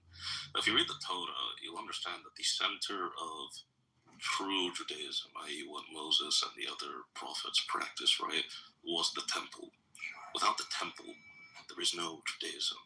Now, like I said, the prophet Daniel predicts, he prophesies that there will be an end to sacrifice, right? And this will happen when the Messiah comes.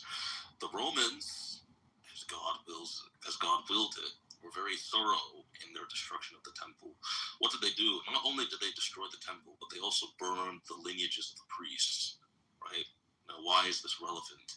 The priests must come from the Levites, specifically the Cohenitic Aaronic line, specifically from the line of the Zadokites, right, who were loyal to David. The Romans made sure to burn all those lineages root and stem so that the Judeans would have absolutely no idea who could actually be a priest. And they know this till this day. You have all these Jews running around saying, I'm the Cohen, I'm the Cohen, I'm the Cohen. Okay, show me the proof. Where's the proof that actually connects you back to these people? They can't show it because they have absolutely no idea, because the Romans, when they destroyed the Second Temple, made sure that they were going to do so in a way that they would never be able to worship again. And that's why they went and burned the lineages down, right? But the Jews, still, like Dr. Responsible said, they're looking for a way of like, oh no, but we have this thing, we have that thing. So their whole religion is a cope. And the biggest evidence of it being a cope is that, you know that phrase, 50 Jews, 51 different opinions, right? What doctrine does Rabbinic Judaism have? What dogma does it have? What belief does it have? What is the central message of Judaism? No one knows. You can be pro-gay, you can be pro-communist, you can believe Gentiles are beneath you, you can believe you can scam anyone you want. Hell, you can be a whole freaking atheist and not even believe that God exists. Well, that was the argument. That was the argument, Pastor, back in the day.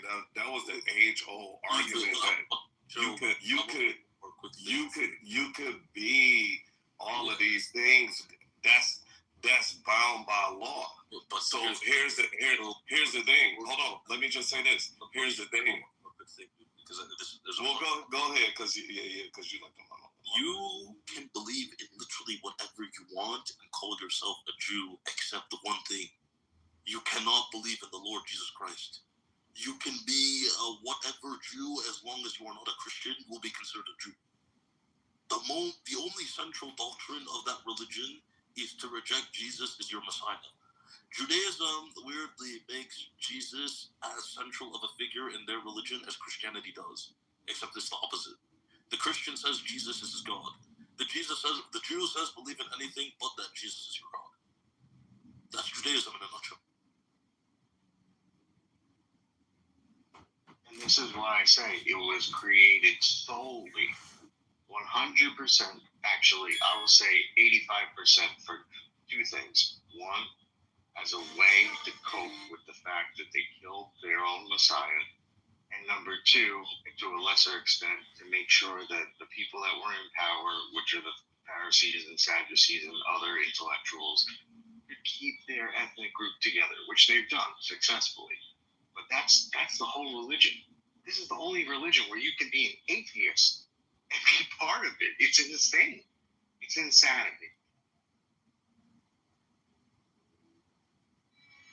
My pain is constant and sharp, and I do not hope for a better world for anyone. In fact, And that is why it is the most satanic religion. Yeah, it actually I want no one to escape.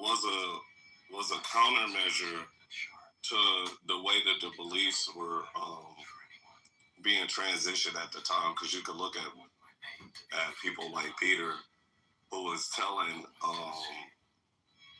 the Galileans to also live by the code too, because well, not the Galileans, the Gentiles. He was telling the Gentiles, like, hey, you have to abide by the law too. And in this modern day reference, I'm gonna look at it as like, hey, I'm telling Rabbi here, how to use nigga and about the word nigga. Now, as we know, contextually about the word nigga, that it's only applied and used by a certain group of people. But if I go and get to telling, white people and all of that shit about the context, the history, and the laws around how to use nigga, hey, don't use the ER, use that. You know what I'm saying? Like, carry the 1, not the 2 over the 3, and shit, get 13 minus all of that. Point is, they looked at these other people like, what the hell are y'all doing?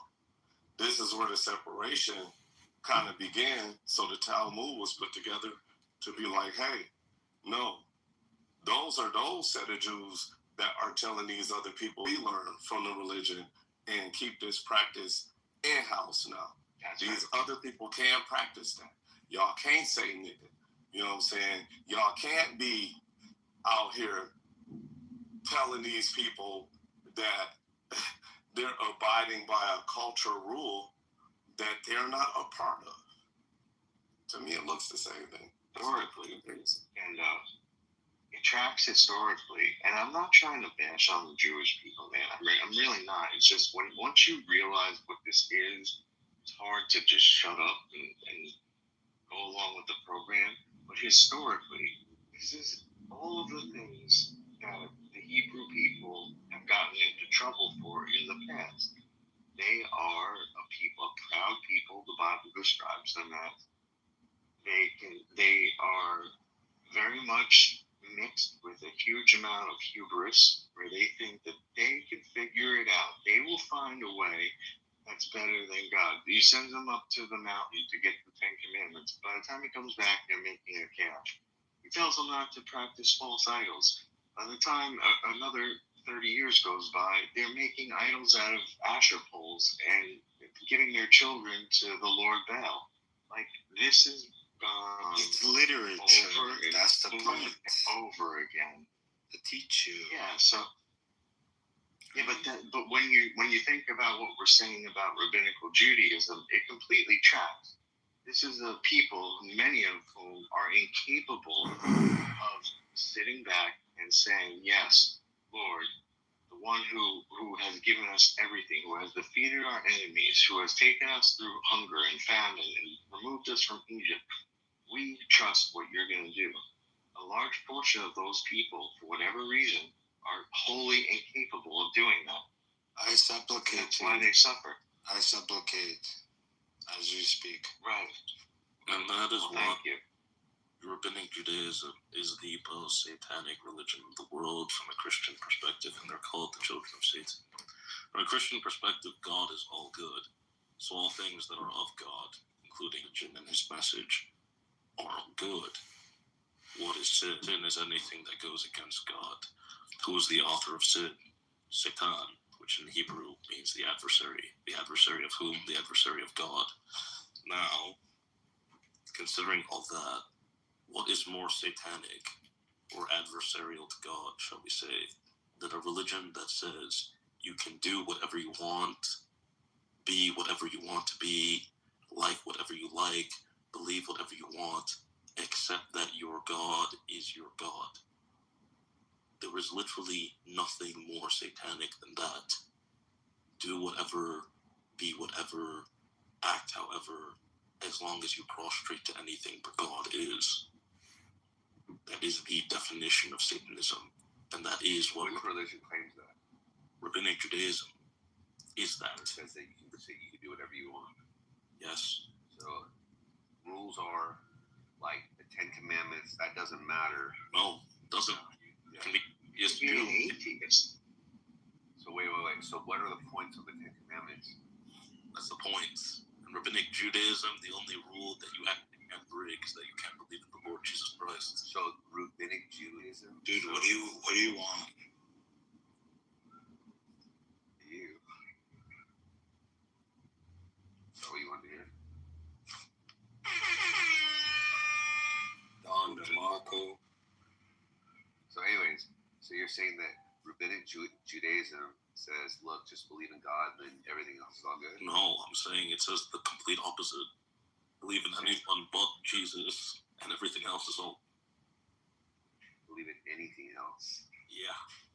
but Jesus. Yup.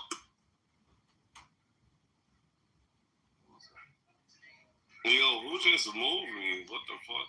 I don't know, but you know what I'm gonna do? This way. There you go.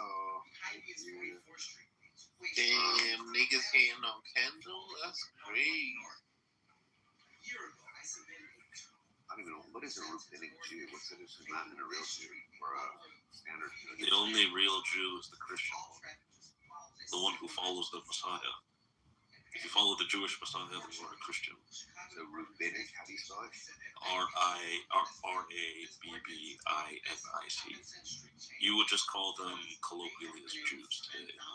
But as I'm a believing Christian, I don't want to do an insult to the prophets.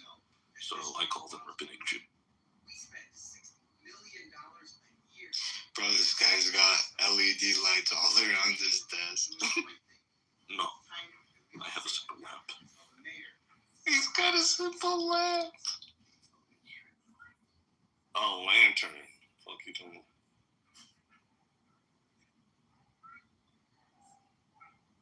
Anyway, I grew up around these guys, Orthodox, all them motherfuckers and shit like that. So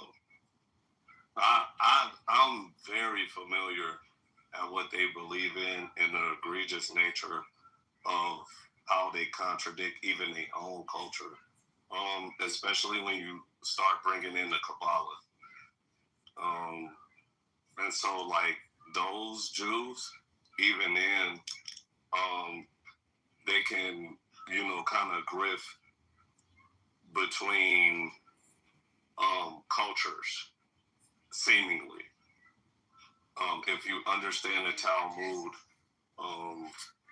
and the Kabbalah and its esoteric nature, it relates back to, the Old Testament and kind of like the early Christians in its passages. So I'm looking this up on ChatGPT. It says, My pain is constant and sharp, and I do not hope for a better world for anyone. Polytheism, In fact, idolatry, denial of the Torah's divine origin, denial of God's unity. It's not okay. Those who call themselves Jews but practice Hinduism. But you know what it does say? It's an oversimplification. And if they say it's an oversimplification, that means it's kind of truthful, but just being a little exaggerative. So that's pretty interesting, actually. The basic proof is that there are those who are Jewish that openly profess Buddhism, openly profess Hinduism. They're accepted as Jewish. They're accepted among them. But are those like the cultural ones, or like? But that's the point. There's no definition of being a Jew that exists outside the Old Testament. Without so you're saying that, okay, so you hold a position that there's no such thing as a cultural Jew, they're just Jewish or they're not? Well, I believe it. No, let me be more clear. I believe it exists, but as a human construct. Yeah. Now, the identity of Jew has no real basis beyond the Old Testament of the Bible. This is really where they became a people, or from what they trace their origins to as a people. Now, they've defiled that construct by doing basically everything contrary to what God wants.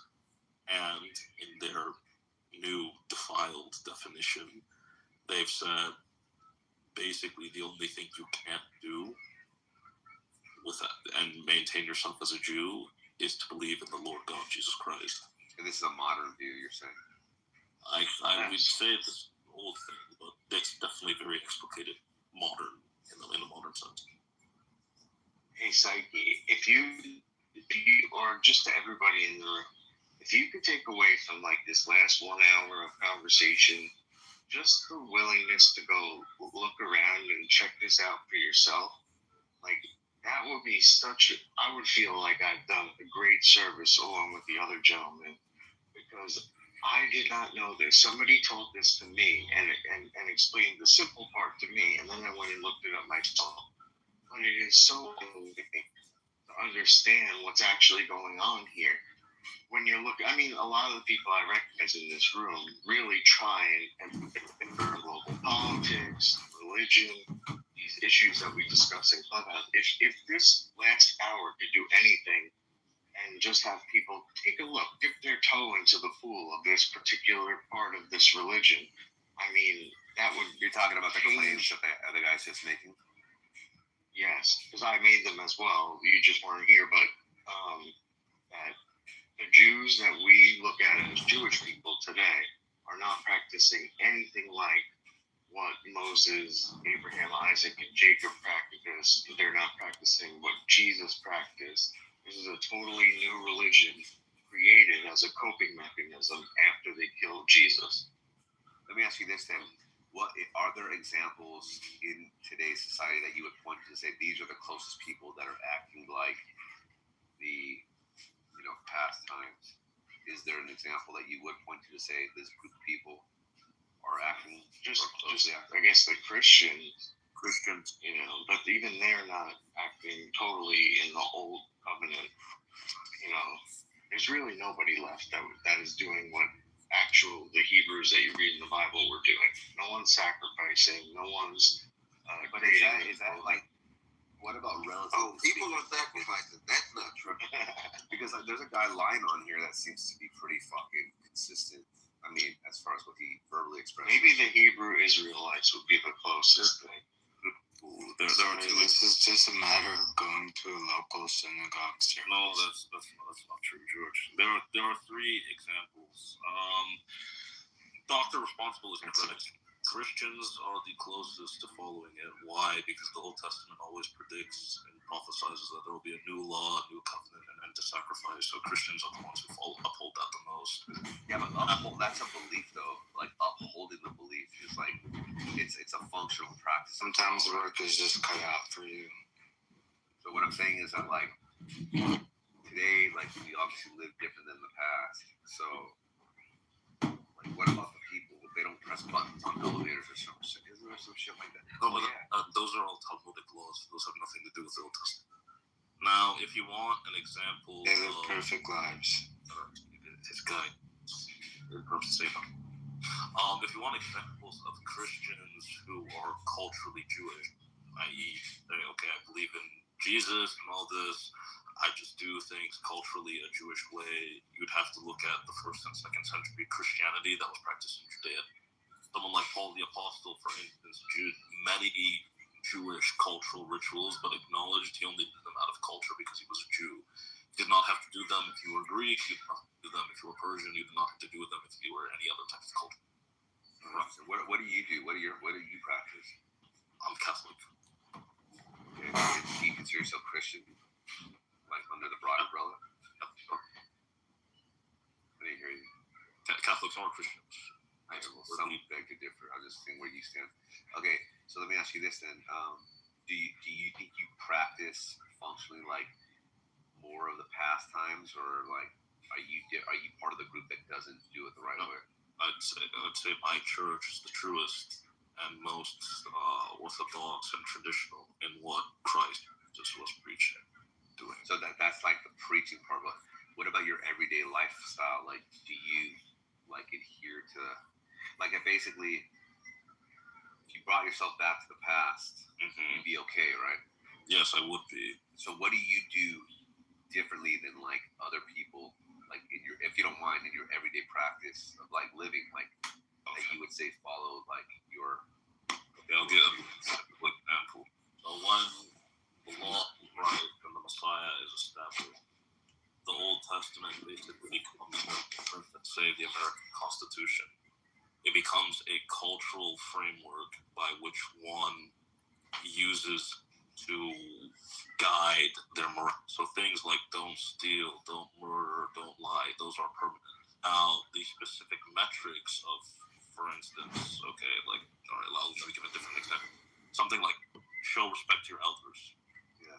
The universal divine law of Christ. Now, what does that look like? That differs in American society to Norwegian society to Brazilian society, blah, blah, blah, blah, blah. Right? So I'm American. My parents are Nigerian. How do I show respect to my mother and my father? I bow to them. I don't expect my next door neighbor to do the same because he comes from a different cultural background than I do. But we're still both following Christ's law, which is respect thy mother and thy father. We just do it in our own different ways. Both are acceptable. Do you physically bow to your parents? Yes, I do. More so my grandparents. My parents are pretty Americanized now. But, my parents. Is that like a cultural thing or like more of a religious thing? That's a cultural thing. Do your parents bow to your grandparents? Sometimes, but like I said, they became Americanized. I think they used to, but not. If you were to have kids, would they adopt that practice? Oh, absolutely not. No. I mean, like, I'm... Oh, shit. Someone crashed out. Dude, Richard culture. Yeah. Rich culture is the most beautiful thing I've ever heard, bro. Yeah. Who is that? I think it's Abdizzle. Yeah. No, I'm talking about you. You guys sound like you're in a big safe right now. But anyway, like, yeah, I'm in a Jewish cipher right now. This is a cipher. Let them cook. But it's like, I'm the last generation of my family that will have any traces of Nigerian culture in them. Like, I'm pretty... Jew? Talk about nasal.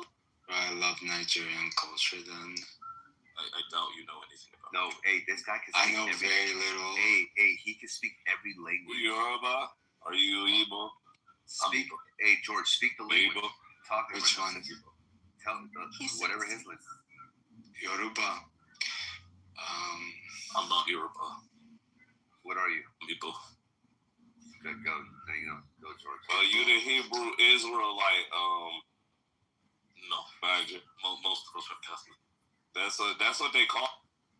They call the Yoruba the Jews, and they call y'all the Hebrew Israelite. Actually, no, they call us the Jews of Nigeria, but that's because we're known to be greedy and very mercantile. And just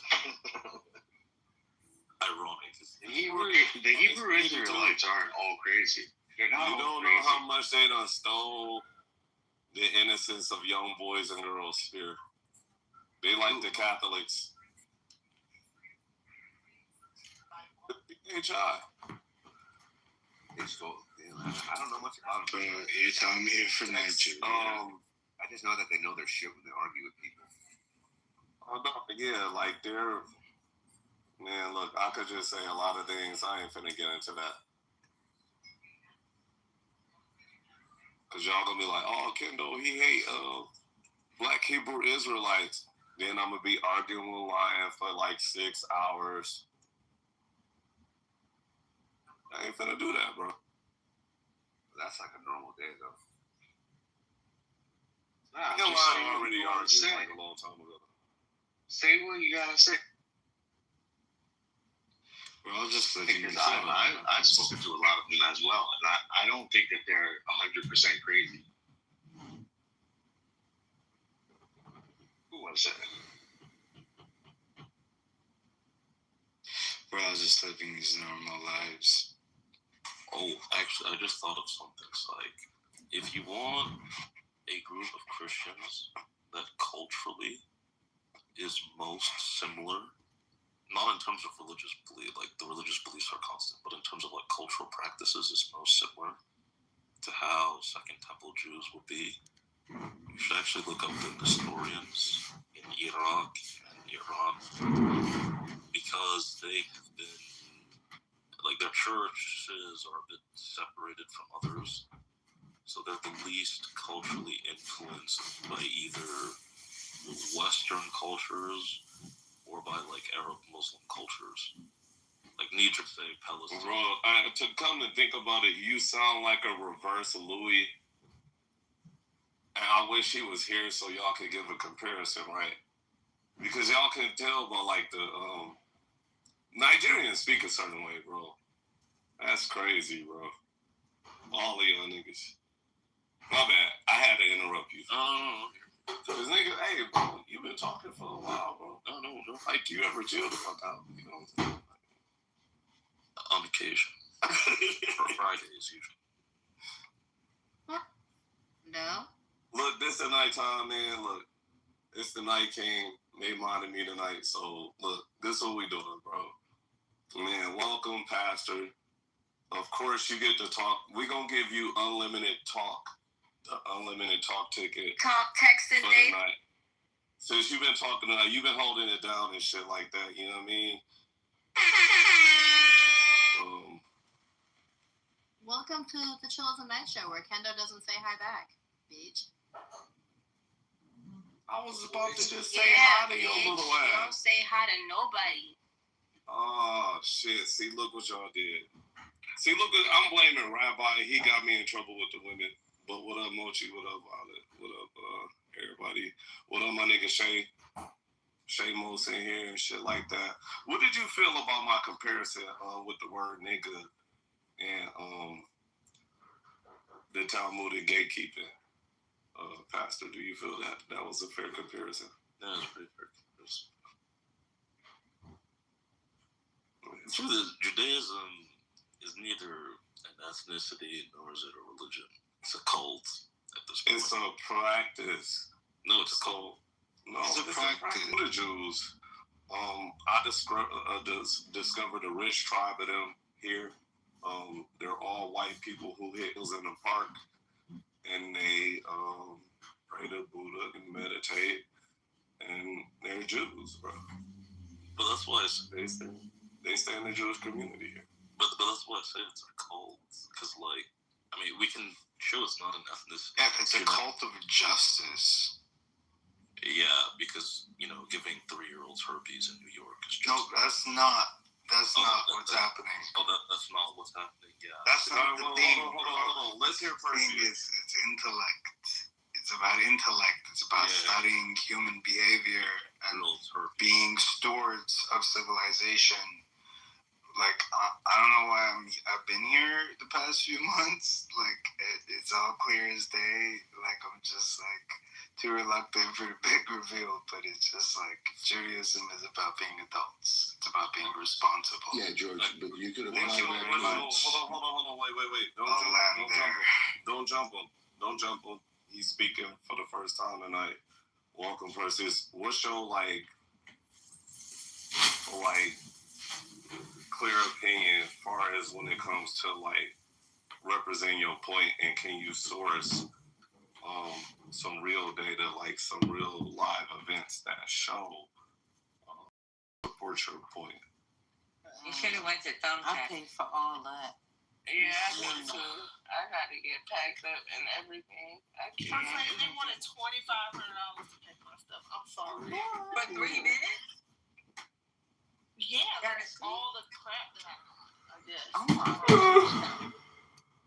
I done moved out of speed before. They ain't gonna move that shit for you. I moved out of speed and I used 2 guys in a truck, and that shit was like maybe $200 an hour. That's 2,500. Yeah. Is that for them to plaque your body? Wait a minute. Was that 2,500 for everything? Like, come pick you up and move? Oh, okay. Yeah, that's probably That's not bad. Last time I moved, I paid $300 for the whole move, child. Yeah, but she's talking about packing up her house, packing up her mother's house, and moving them, and Before you reach that, you need to fulfill yeah, that's pretty good. like That was a good deal. of the pyramid, which is survival mode, like Shit, I'd have having paid that shelter, having food, having water, and then your family, safety, things I done like moved this. too many times in my Sense life. of achievement. When a person can't have a shelter, Child, we could have definitely, we could have had a shelter, water, fundraiser. and food. We The next level is safety. definitely could have got you 15. For example, my parents are rich in Iran, but there is no safety, so we cannot move on the next level. So we cannot have self-awareness. So let's just imagine She a don't go normal. there. But we still have you a housewarming karaoke party. Get Scotty to do it. People gotta pay the same. Bonnet, when you were enticing people to pack your stuff, what resources did you use to get that quote? I did thumbtack, I did 2 men in a truck, and I did some people that was on like just a Google search. I mean, it's just one example. Like, every When I was look at 9/11. That was like if I would pay for packing, because I don't know if it was staged or not, but anyway, but I was like maybe I'll pay for packing too. But not have the same company that's moving me pack me up. I went to a link, like one of the sites that I went to, they had like a partnership or an affiliation with like one of those places. It wasn't like Thumbtack. The dancing Israelis were actually dancing Arabs, and it was Look, a white every woman time that that had called somebody it Same back. difference, right? Look. Yeah, she had called it in to say that there were strange brown men dancing. Yoli, can you hear me? There's a lot of faith in there, and Guys, can you hear me? what he just. I'm glad that the caller of the. But they did it. They ended up getting investigated by the FBI for like 2 months. Did they? Did they even catch them? Yeah. Oh They wow. were held by in America for a whiplash. Oh, I see. Well, I think my greater point is that, I was trying to make is that it takes an incredible amount of self-awareness to understand,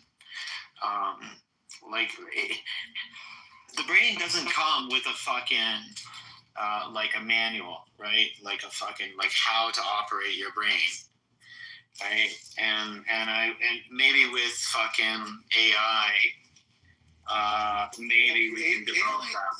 AI is the new thing to usher in the Antichrist, and that's what we're really doing. Shut up, Michael. Guys, can you hear me? Yes, In the I heard. Antichrist. I have a question, there's something about Hold on. Is there any other Asians that would like to get their word out? Sorry, Mary's trying to speak, so could you guys? Okay, I just wanted to find that. Go on, Mary. I do apologize. I mean, we are technically Asians, West Asians. No we're need not to fear. I just heard that Seymour is the Antichrist, so we don't have to wait any longer. Yeah, so I just wanted to say that thank you, Matthew, for sharing your perspective. And I wanted to see if anybody else, like Sam or Rick, do you guys want to contribute, like Sam? Mary, can I leave a comment before the next person? Yes, after Sam or Rick, because we want to give mic to everybody, so then you can maybe think about what you want to say, and it will be great. I will talk after Sam then. Yeah. Okay, Sam, do you want to say something? Sure. I kind of just woke up, but I wanted to say that this isn't a clash of individuals who just have individualistic fear. This is a clash of civilizations, and it's been going on for a long time, since Khaybar, if anybody knows what Khaybar is. And the issue is not, somebody mentioned earlier the issue of the Palestinians, right? It started out as the conversation between Jews and the Palestinians, and then Dean changed it from Palestinians to the Muslims and Muslim history. Why? Because the Palestinian history, it cannot be removed from the Muslim history and the beginning of Islamic history, and because that is the civilization. And that's the same with many of the, I guess, Muslim tribes outside of the Persians, of course, because the Persians had a long Persian history before Islam, and they maintain their Persian identity, and that's why you find that Iran has a large atheist population, and that is fighting against the Islamic civilization.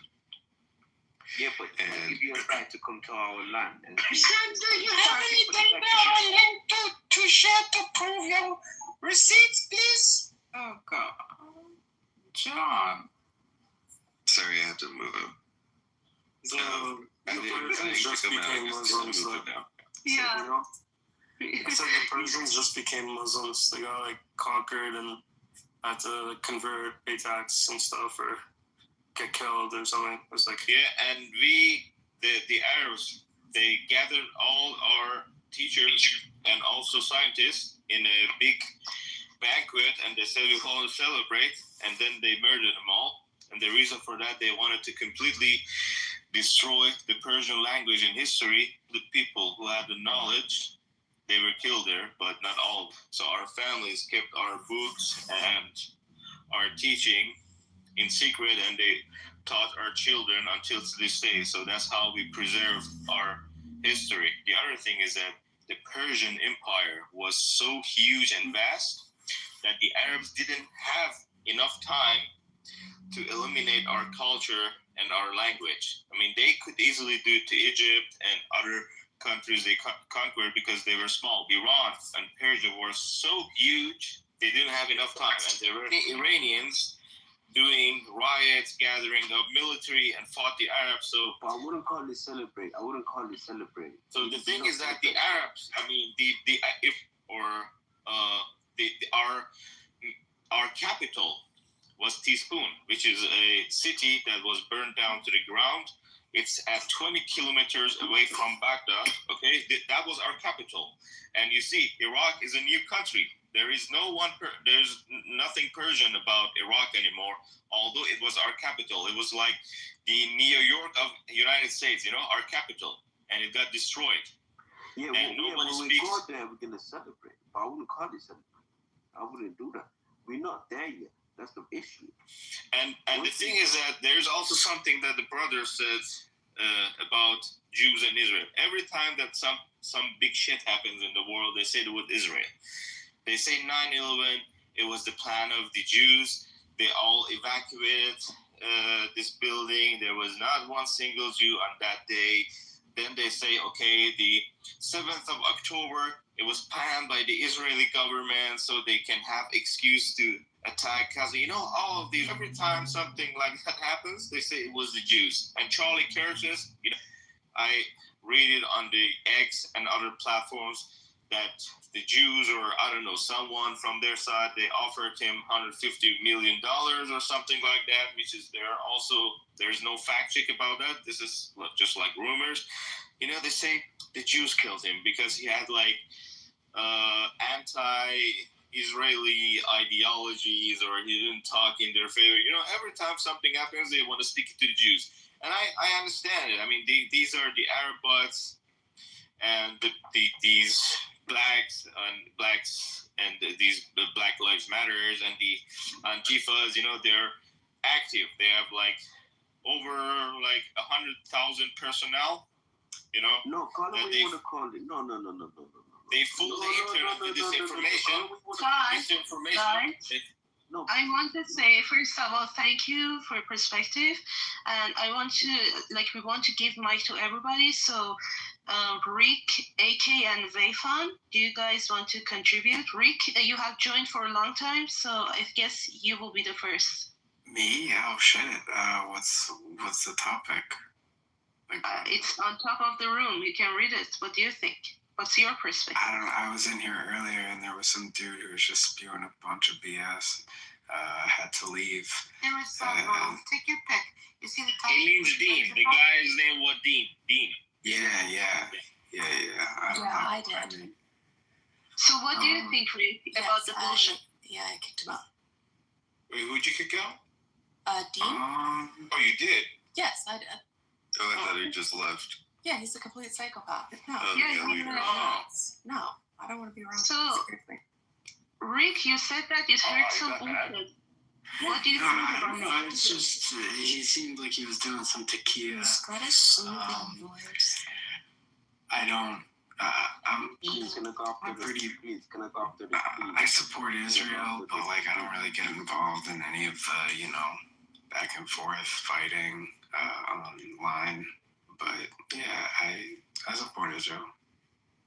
I want to welcome Wayfan, one of my friends. Wait, which Rick is this? Sam, I was asking Amir yesterday. I've never heard Sam before. Is this the Rick that's by me? Yeah.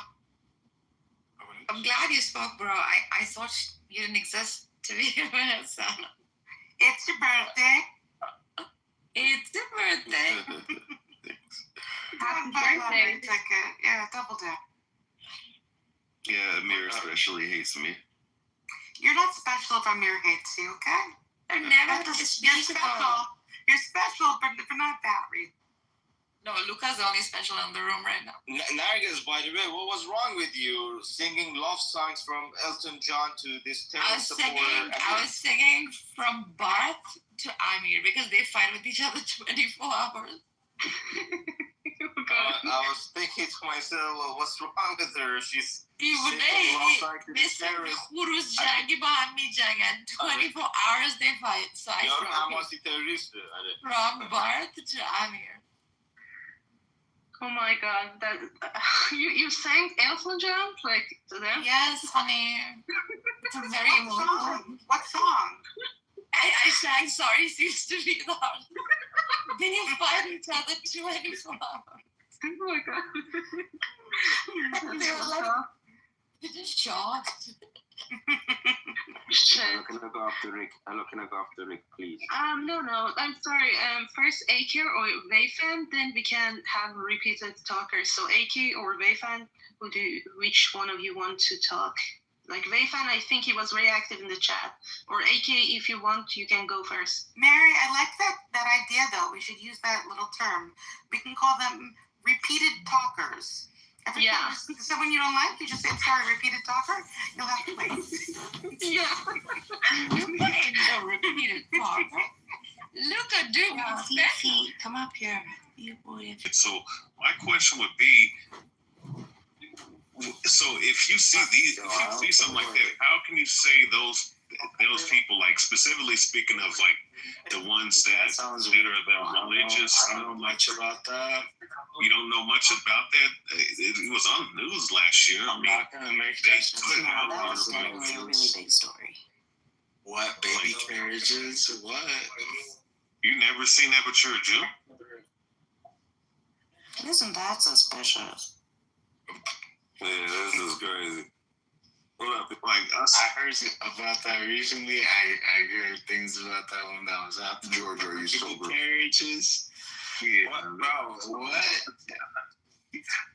Yeah, you're not speaking coherently, because at one point I thought you was a troll, and now you probably are in the. He's always drunk. He's always drunk like this. It doesn't matter what time of day, what time of night. But here's one thing: his rhetoric never changes. It's the same rhetoric, even if he's, it doesn't matter all the time. Yeah, I just love the laws of Moses. Yeah, he truly believes this fucking. I just love the laws of Moses. I didn't get much in this life. I got the laws of Moses at a certain point. That's what I just love the most. You love the law of Moses. Yes, I do love the laws of Moses. Is that okay? Can I love the laws of Moses? Is that okay? I mean, you can, but how do you love something that God ordained, but then say that you care about God, but you don't believe in God? How the fuck do you believe in something you don't care about? I believe in God, bro. You do? I believe in God. So you're not an atheist. I'll do anything for God. So so you're saying Kendall God of Moses, I'll do anything for the God of Moses, bro. You can say you love God, but you don't really mean it. So he's an atheist. He said atheist too. So. Oh, you did? Oh, Yeah. So All right. Man, this is a weird motherfucker. Bro, can I just love the laws of God? Okay, like, am I not allowed to do this? I mean, you're allowed to. Yeah, you're allowed to do and say whatever you want. This is America. I mean, right now we have freedom of speech and, freedom to do whatever the hell we want to do that doesn't harm others. So you can do what you want to do. It's just that you have to have context to what you believe in. Like if you're... hey, real quick to the mod. Somebody has, girl block, man. What's her name? Carolyn Block, aka Guava. Can one of y'all unblock her so she can get back in the room? I don't know if it's Abdizzle. I don't know if I'm at work. I don't know if it's me from a long time ago. So I'm gonna move myself down and then bring me back up to the audience. Okay. All right, I got you, sis. Cool.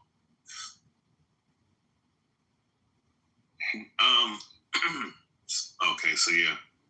Real quick, yeah, Guava. So yeah, you probably can come back up if you're able to come in. But so yeah, I mean, everything has to have context. I mean, if you claim something, things have to make sense. You don't have to believe in somebody. George, let me just say this.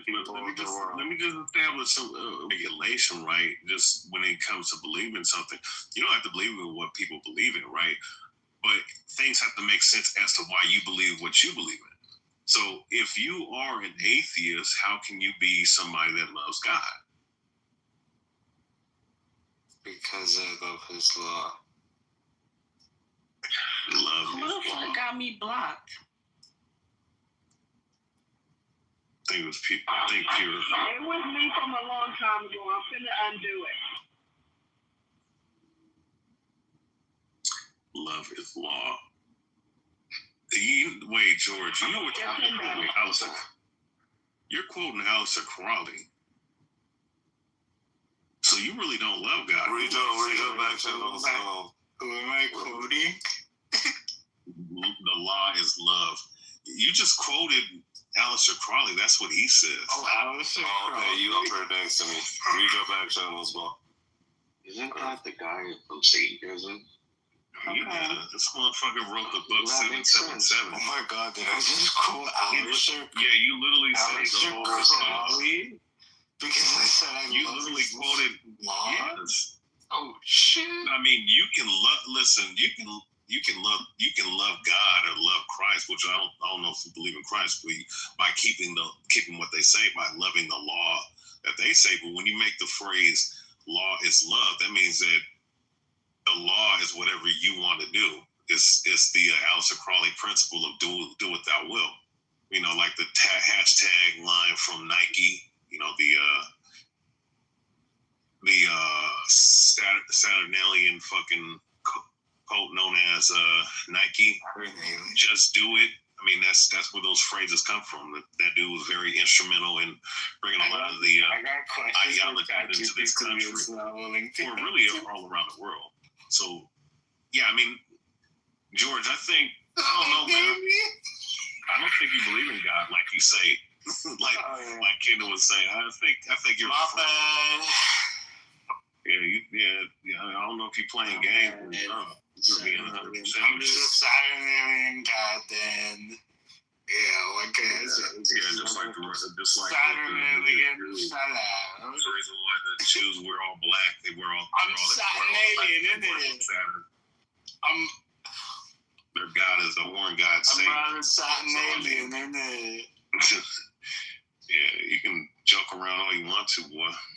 I know exactly what y'all worship. And I'm not even talking about all Jews. I'm talking about the elitist Jews. The elites on that side. Or is it Saturn, the eater of children? Yeah, the eater of children. like what they do over there, the things that, drinking baby's blood. Yeah, you think it's funny. Yeah, you think it's funny. Because you know what the fuck I'm talking about. Yeah, I'm eating children, bro, right here. I'm over here eating children. You think it's funny? That's what they do. That's the religion of right here, laying in the middle of the they don't follow the Torah. They put that in the front. They follow the Talmud. The Talmud is okay with lesbianism. I want you to go to lesbian fucking and all this other shit. Tomorrow's Shabbos. Tomorrow, I swear to you, bro. I'll Venmo you. I don't know if my EDD is gonna work out, but I'll Venmo you $100. This be the shit. Go to your local synagogue tomorrow, bro, and talk to the rabbi. That's it, bro. They're the good people, bro. They're the good guys. Be Christian, but they're the good. They're the good guys. People who these people in Israel specifically, the people that follow that. They put effort into it. You're talking shit about Christ. They put the work into it in the country that you live in, but for some stupid reason, you Christians support them. Yeah, a lot of these right-wing Bible Belt retarded ass fucking inbred motherfuckers down south, because they only read 1 or 2 scriptures a day. They think they know something about the scriptures, but then when you sit up here and you start questioning what they believe in, and then questioning what's going on right now, and questioning the people over there, they want to get all up in arms. Just leave those people alone. Want to cry like bitches. Just leave those poor people alone. They all get off Clubhouse. Once again, I don't have issues with Jewish people. I have issues with the elite. And it's questioning this motherfucker right here is showing you. I love you. I love this dude sitting up here talking about do what thou will. Whatever you do. The law is love. Whatever you do, nothing. Told Alice and Crowley. Always love you. Believe in the Bible. We are the same. We are the same blood. We are the same spine. We are the same. You and I. We are the same. You and I, we're the same. No, we're not from the same mother. Yes, we are. No, we're not. Yes, sir. Well, technically, I mean, if you want to be technical, you're right. Yeah. We're two different, entirely different people. We're all the same soul. We're all the same soul. It doesn't. Esau and Jacob was separated from all the same soul. Nothing matters. We're all the same soul, and we should act like it. So, your people's Amalek. The people that God hates. I've heard this word before. I've heard this word before. People that be ruling last in the last days, causing all kinds of shit and chaos. That's what people do. Which people is that? That's Amalek. Syllabic term. But one thing I respect about them Jewish folks is that they understand that America is Babylon and it needs to be destroyed. So I give them. There is that. It's Babylon. They'll give you that shit. But try telling the silly ass Christian that America's Babylon and America is going to be destroyed. They're gonna have a heart attack. I love America. But see, if cats on my retina say that, people cry. Well, Babylon, this is what that's why the Talmud exists, because they believe that Babylon was the original land, and that the first temple was there, and actually that Jews. Okay, so in the Talmud they believe, because we know about the Temple of Babylon, right? The Talmud and Babel and King Babel. Was the grandson of who? You're talking about Nimrod, right? Yeah. Nimrod and Nimrod the conqueror and the first king. Where did he come from? He came from Canaan, I think. No, he didn't come from Canaan. He didn't came from Canaan, did he? Regardless, so yeah, straight from Babylon. America's ain't nothing but Babylon. If you see how no, this was my point. Like wait. Let me just finish my point. Because you got because I want to jump back in, and I was gonna let you get a little extra, but no, look, this This the thing. So Babylon always had a claim to what the Jewish culture was supposed to be. And basically they felt some type of way and they had their own shit. Well, look, we can apologize and have fun all we want, or we can be adults, or we can be adults. Let's keep apologizing. I love it. The people that's there now are not the people. What the fuck are you even talking about? Sorry.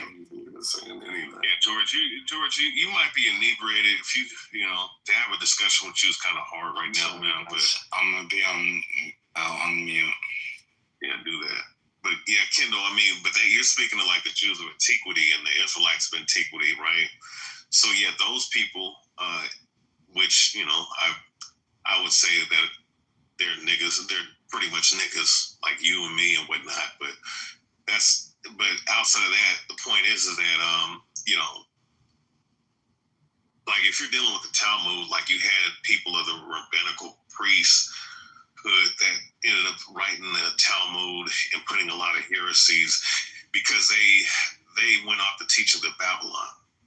You know, a lot of the Babylonian customs, like the Babylonian mystery school system, you know, that the elites follow, whether it be from Israel or whether it be, you know, the people that run this country or every other country in the world, you know, going to the Vatican, you know, the Roman Catholic Church, you know, they mix that in with some of the Torah teachings, which in essence is a perversion of it. So, you know, as far as like Babylonianism, like we're not supposed to be practicing that shit because what comes from Babylonianism, Kabbalah, right?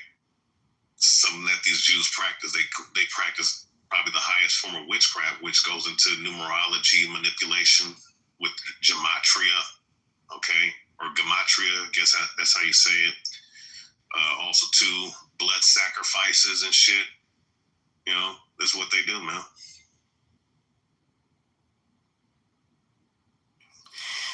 If you ever then you have the Templar Knights. Yeah, and Kendall, you should know this. The Templar Knights were the ones that set up the banks. They're the ones that ended up stumbling upon that during the Crusades.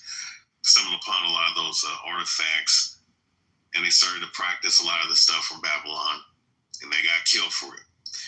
And the Jesuits took that shit over, and they continue those practices. And this is where you have your modern day Vatican and, you know, Pope and shit. That's where that shit comes from, as far as the modern day.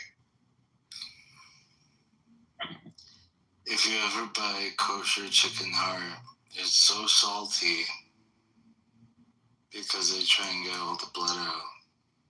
Like Babylon had a claim to Israel, or Israel having claim to Babylon. Is that what you're trying to make mention of, Kendall?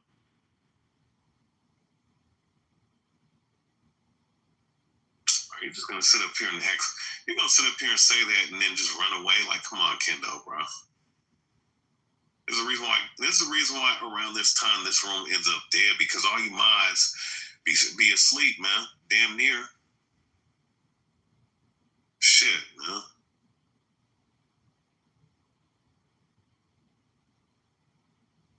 Do you believe Charlie Kirk is a grifter? You damn right he was a grifter. He was a grifter just like all these other personality motherfuckers, man. All these dudes are a bunch of clowns, man. Especially, you know, whether it be the left wing or the right wing, they're all a bunch of clowns to me. But these right wing motherfuckers, they're crashing out like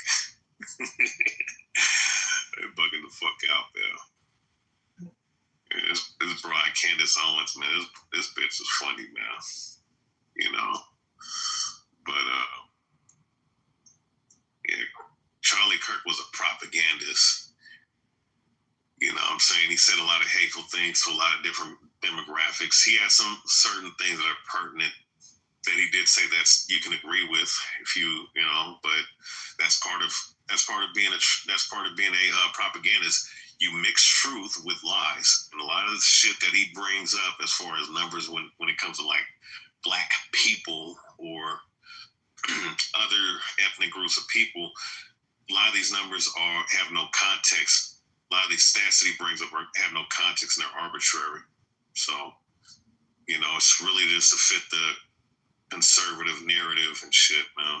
And it's not to say that the left wing, because the left wing are a bunch of savages too, but you know, when you start seeing a lot of these rhetoric that these motherfuckers be speaking, you then realize that, man, a lot of these dudes are just doing this to get a paycheck, you know. And that's all that motherfucker was about, getting a fucking paycheck, getting paid, whether he believed in that bullshit that he was teaching or not.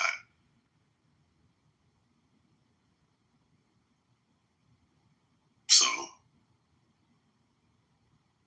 now as far as Israel killing him and all this other shit, I mean, I'm going to just tell you straight up, that shit was just as real as fucking Trump getting his ears shot and then having the Secret Service jump him and him sitting up here throwing up his fist in the ear. You know what I'm saying? Not worried about getting possibly shot in the head while doing that. It's damn Hollywood stage, man. Got all these motherfuckers crying and, you know, all emotional and shit, man, about this. That motherfucker's probably smoking a blunt somewhere, man. Sitting up here laughing at you idiots, man, crying over his fake death. That's the job of the elites, man. You know? Oh, was it Israel? Was it the left wing? Was it a right wing? Like, you motherfuckers are retarded now. You know? While that shit's going on, guess what they're doing? 51 and 49.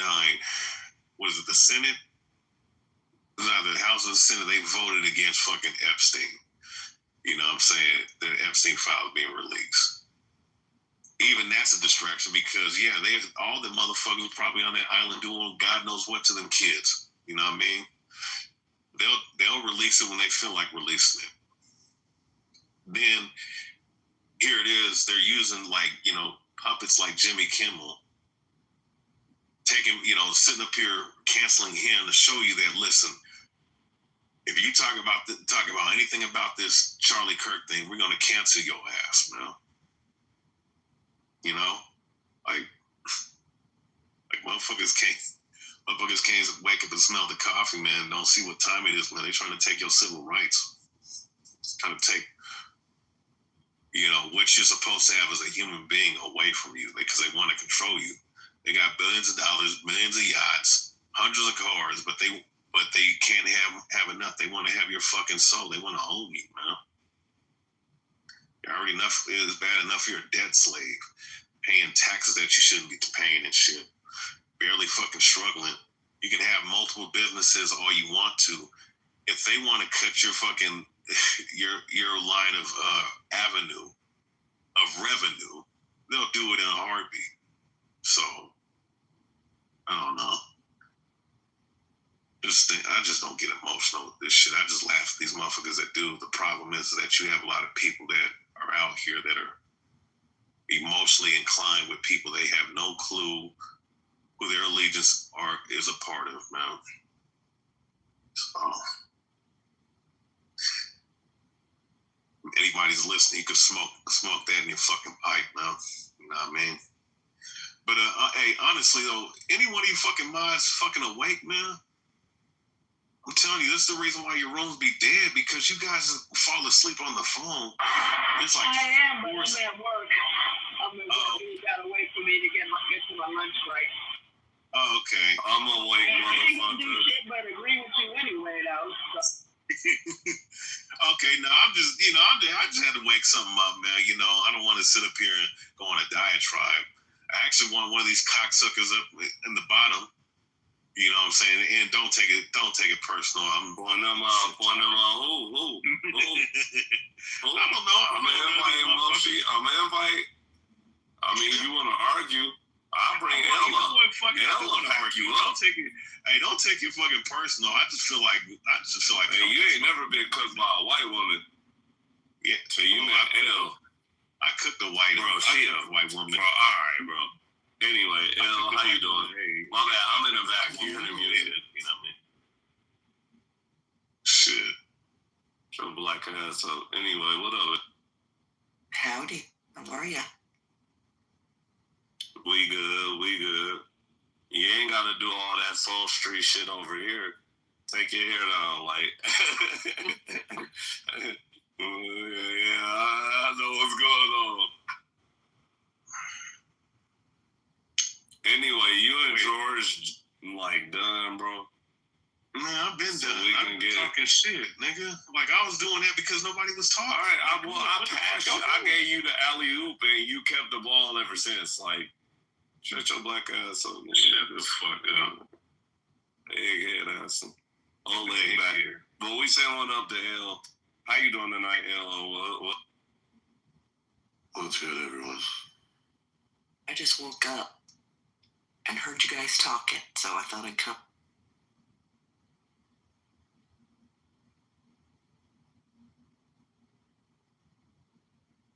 Kendall. Shut up. Anyway, Oleg is back. Go fuck yourself, nigga. Alright, what, nigga? What? I was gonna ask, where's some of your little right-wing buddies at now? I told these faggots that this is what was going on a year ago. You know what I'm saying? I mean, they in here right now. They just ain't gonna talk to you. Who? Fucking right-wing. I lean right. Who leaned from? Oh, Mike Allen. Oh yeah.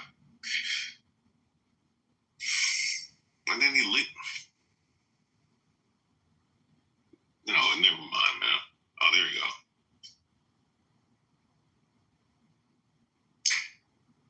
Hey, Mike, what do you think about Candace Owens? She's the best. Me? Well, shit, anybody. I don't have a problem with her. I mean, I got a problem with grifters. She's a grifter.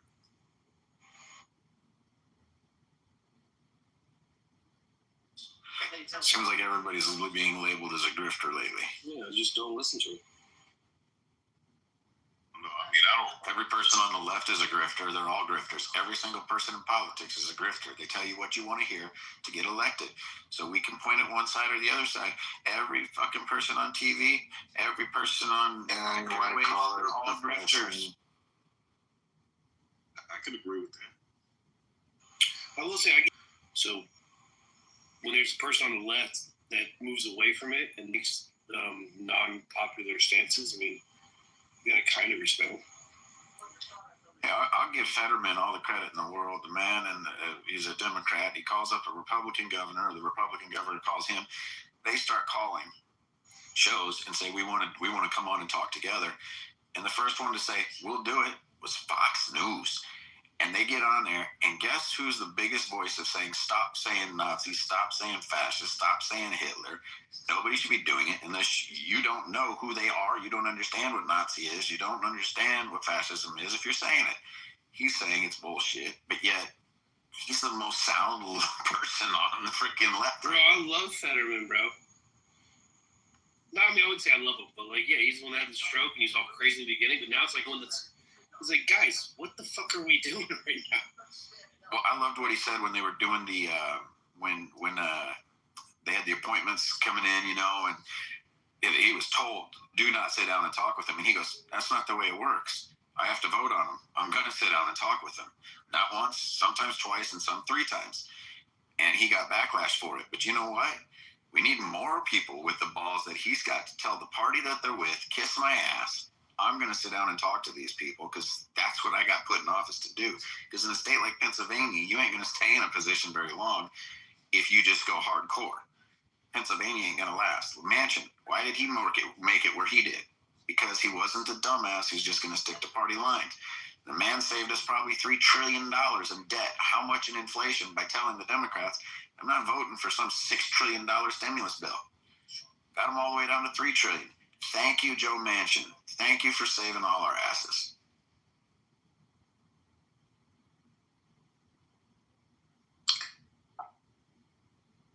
Don't you think it's a confederation of both sides, considering their origins, go back to both of them being a part of the same regime, trying to cause the mass hyperinflation that's really been caused since the 1800s, but especially the last, I think since the 80s. You know, that shit's been going, especially, well, really going to the late 70s. I forget which president it was that ended up pretty much cutting away the gold and silver standard completely. Nixon, okay, it was Nixon. So don't you think it, regardless of which side, when you read between the lines, because they'll tell you certain things that you want to hear on both sides, but then, you know, when the dust settles and you start to really pull back the curtain and look into the policies that they're bringing in, it's all the same thing. It's just attacked in a certain way. Yeah, so I've said this for years. It's a good old boys and girls club, and I just had it validated probably a year or two ago. Trey Gowdy, been a strong proponent of you serve two terms. That's all anybody should be serving. A senator should serve max 2 terms. He's spoken to why that is. He served a third because Scott came in and said, please, no. And he didn't want to. It was him begging him. He goes, I need somebody there I could trust. And he's done after that. He goes, I'll serve a third. That's it. He left. And they asked him why he left. Because he believes in term limits, number 1. He said, the next, you have to have 2 things. You got to be good at it and you got to like it. I've never seen anybody better in politics. But what he meant is you have to be good at politics. He said, he didn't say that. He was inferring it. And he goes, listen, I could no longer represent the state of South Carolina because I am not going to go behind those doors and give somebody something that I completely disagree with just so I can get my state something. I'm sorry, I can't do that. I'm not good for it. And he left. The guy was probably one of the best we had. And he's telling us without telling us what's going on. They shut those doors. They fight publicly. Let's be real right now. When you see all these guys yelling and screaming in Congress, you're telling people that's how they should act. Leadership. If the principal were screaming and yelling in the hallways, the kids are going to act up, right? If the boss is an asshole, the workers are going to be assholes. It's just the way it's going to work. Now, we have elected leaders acting like 2-year-olds. You ask a guy to come sit in and answer some questions, and you yell and scream at him like he's the biggest criminal in the world. No respect. Why do you think our civilian people don't have respect? But they do this because they get social media likes. They shut the door. They go behind the scenes and give each other all this money. It's freaking this money going everywhere. They get what they want, and they go on with their day, and America's left holding the bill. How much do you think Trey Gowdy actually compromised himself after the Benghazi joint and then the investigation with the Russiagate? I mean, he didn't really push the action, right, with the Russian collusion joint and the investigations with the livers, the FBI agents and everything. What do you mean? As far as I'm not sure exactly what you. Because he had like subpoena power, but he didn't really push the issue. He kind of had like a spectacle, but he didn't really push the line. That was like a really big thing about Trey Gowdy. There was a lot of legal reasons. He's talked about that. If you listen to a bunch of his podcasts and some of the other interviews he's done, he's talked about there are certain still things that you have to go through and you have to be able to prove. And he's always said this. The man has never lost a case. And there's a reason. And he's talked about this too. You don't ask a question you do not have the answer to. You do not bring somebody in if you don't know what they're going to say, right? Well, I think that right there is the actual difference between like a Adam Schiff and a Trey Gowdy. Adam Schiff is able to like create an alternate reality of what it is and be super convincing about it, especially with how he ran the impeachment proceedings, right? He's a crafty politician. I thought Trey Gowdy was always hindered by his moral compass. Yeah, because he is. He's very moral. Like, I'll say this, like, Trey Gowdy, and I know this because I've heard Democrats talk about how much they appreciate Trey. Trey Gowdy said, I could call anybody up in D.C. I'm not saying Republicans. He says any Democrat, and I can talk with them, not about politics, but about their family, their daughter, their kids, where they're going to school, their mothers, everybody. He says, except for one person, I will never waste a breath on, Adam Schiff. It's the only negative thing I've ever heard that man say about somebody was he wouldn't waste a breath on Adam Schiff. Yeah, but it was like Adam Schiff knows how to dance in the gray, like, well. And then you hear the right with the conservative pundits, they're starting to move on. Oh, look at this investigation. Oh, he leaked this, he leaked that, he leaked this. Like they talked about it all the time about this Adam Schiff guy. Oh, and then they would play the clips about him being on like certain showcases saying that, implying that he had some sort of a smoking gun with the Russia collusion stuff, right? But he's able to dance in the rain without getting wet.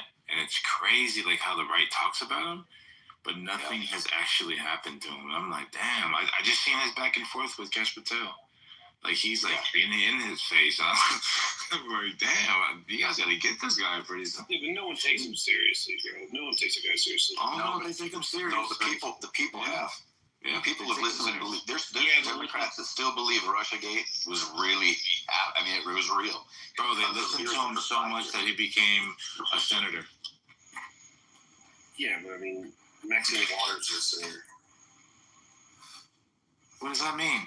I'm saying, like, Adam Schiff, I think you're right. I think you're, because, dude, over there in Schiff's in California, isn't he? Yeah, he lost. He was going to lose his congressional seat. And they're investigating him. But look, so I get what you're saying. He does operate the gray pretty well, and he is a crafty politician. But at the end of the day, now that all that in the moment, yeah, he's operating the gray and he's playing, doing his thing in the moment. But now, years and years after that, we know he was full of shit or full of Schiff. But wait, do we know that? Yeah, he kept saying he had. Yeah, he had, like you said, it's a smoking gun. He's like, I've seen the evidence. It's undisputable, and he never produced any of it. So like now we know he's all just full of shit. He's just full of shit. There was something Trey Gowdy was explaining about the way it works on these committees and the Intel committee and stuff, and they, even though they know for a fact that Adam Schiff lied, they heard him go on programs. Nunez and Gowdy were talking on a podcast one time about this, or an interview or something, I can't remember, but they were literally both on the Intelligence Committee. And they called each other afterwards and said, did you hear what he said? Because we both sat in there and I didn't hear it. And like, that never came out. But he was saying that, whatever Schiff went out and said, that he was guaranteed, now we've got him. That didn't come out that day. It was just the opposite.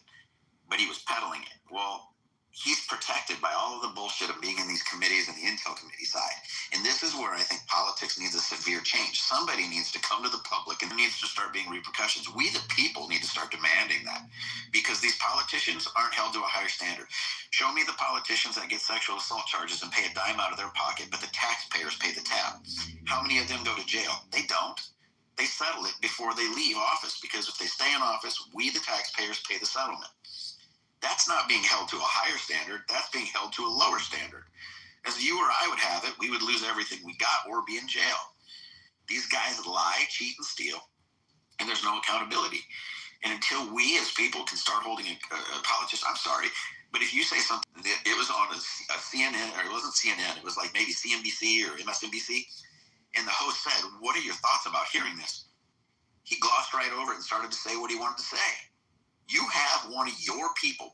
This is the way I would have handled it. If I were in office, I would have said, listen, if I were the leader, minority leader, or I don't care if I wasn't, I would have been, I'm going to get a hold of a minority leader and we're going to get together because there never should be somebody that would say that. And you get elected doesn't mean you get a hall pass to say whatever the hell you want. We got to have accountability. People got to stop lying. They got to stop acting like 2-year-olds that, are mad because they got both ways though, right? It's like the protection protect both sides. So when you're looking at, like, Trump is a realist, and that's why I kind of like him because Trump knows how they get dirty. And his criticism about the right is that the right is too self-righteous, right? Like, they're not willing to bend the rules. So when Trump's throwing all these ideas against the wall, and, people are now coming out in their little excerpts saying, oh, well, because he's playing the gray, like he's playing the gray, right? Well, no, but he's saying that his criticism in his first administration, there was a lot of people on the right that he felt railroaded his whole first 2 years, 2.5 years. Yeah, and that's my one criticism of it. He had the House those first 2 years. He didn't do much in his last 2 years. Well, because the House that was Paul Ryan, right? Yeah, they were infighting in themselves. Yeah, those first 2 years, Trump was all worried about that. I agree with you guys. Chief of staff. He had like 5 of them. Yeah, but who did he let put people in? He let Washington D.C. insiders help put people in their positions, right? He didn't get to pick his own. He was like trusting them. Wrong. You need to get people outside of D.C. that aren't in the Well, that's swamp. what he did this time, right? And everybody, Right, exactly. Yeah, and then the first term he kind of played the game, and it was appointing people that he thought were good, but in terms, like in terms, it kind of goes back to what Ray was saying. This is all the birds, the what's the wings of the same bird and shit. But I will say this: the politicians are kind of playing the same sides. I do agree a little bit on that, but I don't think it's the new age of these politicians. Like I think that the Chuck Schumers, the Jerry Nadlers, the Nancy Pelosi's, the Adam Schiffs. Like those guys Mitch McConnell are the exact same as the Mitch McConnells, the Mitt Romneys, the fucking Lindsey Grahams, right? All these lifelong politician guys, whether they're Republican or Democrat, they're the ones playing the same shit. But there's only like 8 of them. Like if you really think about it, there's like 8 of them left. There's not a lot. The Mitt Romney's already is gone. McConnell's going to be gone. Lindsey Graham should already be gone, but he's probably going to hang around for a little bit longer. How much more time Schumer got? I mean, the new age politicians like the Jim Jordans and the Hawleys and even a couple on the Democratic side, like I don't think they're gonna be like that. I think they're not gonna be doing that kind of shit. Yeah, power consumes everybody. It's just gonna be like football. Same exact game, just different players. You could be right there. Right. There's too much influence. There's too much power. Well, that's what I think what Corey was saying about Trey Gowdy. Trey Gowdy got out of it because he knew inevitably it was going to lead to that. I mean, but that's the crazy part, right? It's like that's the constraints of a litigator that joins the arena of politicians, right? And utilizing the same thing, right? Never ask a question that you don't already know the answer for. That is the dumbest thing ever, right? It's like in court, absolutely, right? Because you can get caught by surprise. But it's a good railroading tactic. Like, hey, if I don't know the answer, this guy probably doesn't know it either. So he'll stall out. I can just pivot, deflect, and then change the subject. Okay, cool. Just like what I think you said Jeffries did when asked the question about the response for a Democrat talking about shooting somebody or something. Right. Never entertain shit like that. You're like, yeah, I didn't hear that question anyways, but back to my agenda. My agenda is that. Yeah, dude. It's so true, you know? I mean, yeah. And I think there's some exceptions. Like, I think there's some older guys that are in there. What's the guy from Iowa? The one old dude from Iowa that's been there forever, but he's only worth, what's his name? Grassley. Yeah, but he's only worth like $2 million. But he's been there forever. It's like, all right, that sounds about right. But what was the Democrat guy? He passed away a couple years ago, the black guy. He had been there forever. He's like the civil rights guy. Yeah. Oh, Joe Lewis? Yeah, the Lewis guy. He was a good dude. Like, he was a Democrat, but he was probably like, he cared about the job. Sheila Lee? What? Didn't she pass away? Oh, I don't know about him. I don't know about her. Well, didn't you guys find it? Oh, the one who was in a wheelchair, they were like signing the papers for her? Yes, I believe. Wait, is that her? If that's the way. Yeah. But the Lewis guy, the Lewis dude, and then the guy in Iowa, Grassley, like, yeah, they're older and they're lifelong politicians, but they're not there to enrich themselves. I don't think they're playing the games. I mean, guys, like, come on. Like, Mitch McConnell's worth, like, what's it, a couple, like, 20, 30, 40, 50 million? Pelosi's worth it, like, they only make $125,000 a year. Yeah, look at her, look at Warren. You know, the irony is I thought it was so ironic. You know, she dumps in a bunch of money, her husband, however she wants to say it, into Intel, or I'm sorry, NVIDIA, and then they pass a law, and then she gets backlash, and okay, fine, we'll sell. They sell, and a few days later it tanks. Well, that was convenient to agree to sell, you know? Like, yeah, well, they say if you followed Paul Pelosi, he's like, it's like 80% correct. He's like, it's up, like, it's something nuts. He crushes Warren Buffett. Yeah. But then, but I guess if you look at that list, I looked at the list, though, the top earners that are in either Congress or Senate, and it's like 4 of the top 6 are Republicans. That dude Crenshaw with the eye patch, he's fucking, like, one of the top 5s. I know McConnell's up there. Pelosi was obviously up there. And then the other dude, I forgot the other dude. He's not there anymore. He was the Republican that was on the, what was that? Not Kinzinger. What was the dude who was a Republican? He was like Cheney. Liz Cheney and the other guy. That they were on the January 6th committee. They were claiming to be Republicans, even though they weren't. They're like, oh, we have 2 Republicans on the committee. It was Cheney and the other dude. I forget his fucking name. Then they primaried him. They fucking redrew the line and fucking got him out of there.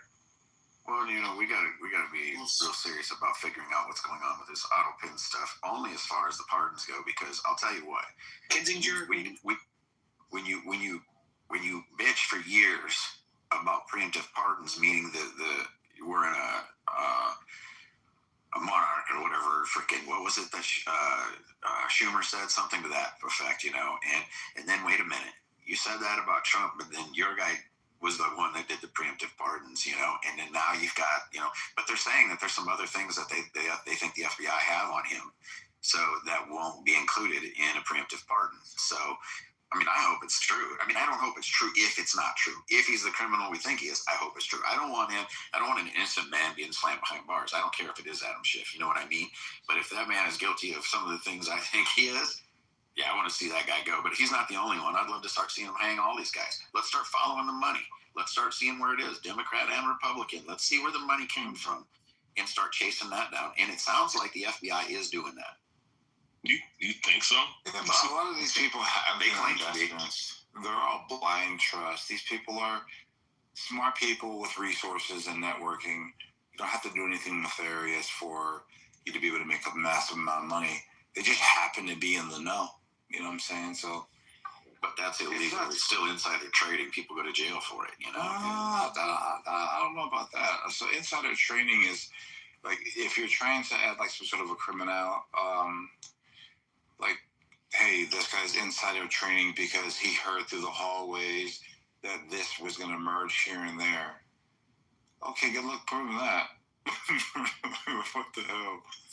Well, I think the Samoa, it's the part that maybe it's not insider trading by textbook, but it's that they're making laws on that. Like, I think Corey kind of alluded to it with the NVIDIA thing, but remember the Tesla one? It was like Paul Pelosi and Nancy, they bought like 10,000 shares of Tesla, like the day before they voted that they were going to make Tesla all of the default trucks for the government. It's like all the government trucks or all the government cars and government trucks are going to be Tesla. Then they killed like 10,000 shares the night before. It's like, come on, like, what are we doing? Like, that's crazy. Yeah. She's making the laws that make it to where the government has to. Yeah, but I think that there's certain things that we morally might believe is reprehensible, but legally it's absolutely right? So I think that's where we're at now. But see, what they're guilty of is it would be the material of non-public information, right? So they have access to something that we, the public, do not have access to. That's illegal. I mean, you can't do it because it's for personal gain, right? So that's illegal. So I guess the question is, so then why is there such a move on the right to pass legislation about stopping congressional whatever of like investing or anything like that? Because that's what we're talking about, right? Like the stock because it doesn't exist. No, because the Tesla example, right? She buys Tesla. I'm talking about the actual law. She buys Tesla. The break doesn't exist. She buys Tesla. It is. It exists right now. She buys Tesla before the laws passed. After the laws passed, the Tesla stock was shooting up. So she didn't buy it. If she wants to buy it after the law was passed, fine. But the thing is that she buys it before the laws passed. Yeah, but your criticism is about the actual timing. But what is the law? That's being violated. They're going to replace all the cars with Teslas. It was like they're going to roll in like it was like 20,000 Tesla things. The same with the NVIDIA chip, bro. Like she did the NVIDIA thing right before they passed all these crazy bills about the investment in the chip manufacturer. Here it is. It says using MPI or MNPI for personal gain equals insider trading. Trading of this kind of information before it's public is a textbook definition on insider trading. Even if the politician isn't a company insider, they are using privileged access for personal financial benefit, which violates security laws. So there we got it. But see, this problem, though, is they're not held to a higher standard. See, a higher standard to me would be you have less benefit than us, the public, has. To be held to a lower standard would then open that up and say, well, you knew you were going to vote for it, but it wasn't law yet, so you're okay. So they're held to a lower standard of the same exact law. Martha Stewart heard some things were going on, sold some shit, went to jail, right? Don't they only get fined like $600 or some shit or something? I don't want to gloss over, right? Because if it is that cut and dry, then there should have been an indictment already being, or a grand jury already being pulled. I think that they've already insulated themselves to where they understand how it is. Paul Pelosi goes to a certain firm, does what he does. They send an affidavit saying that I have no knowledge of any of that. Right. And now they're good. Right. How do you stop Paul Pelosi from doing it? Right, exactly. So we can go one step further, and it's like, okay, right now, hearing them bitch about why they didn't release the Epstein files. You had 4 years to release it. Why didn't you guys release it? Oh wait, now you're yelling at him why he doesn't have a complete list. Where was the list? Maybe your guy should have had a full list, because I guarantee you, whoever saw the list, there should be a backup file somewhere, right? But no, you got rid of it. This is kind of like an invention from the right? Like no. Hold on. This is where it gets interesting. They know the left never denied a list at all. They never said there is no list. They just avoided the topic. What's that? They just avoided the topic. And they said several times. Yeah, if Trump was on that list, they wouldn't avoid it at all. Yeah, if Trump were on there, we all know it would have been leaked, right? But here's the thing. This is where it gets really interesting. Talk to a federal judge. If you get the chance, if you know, and I have, there's not going to be anybody going down for it.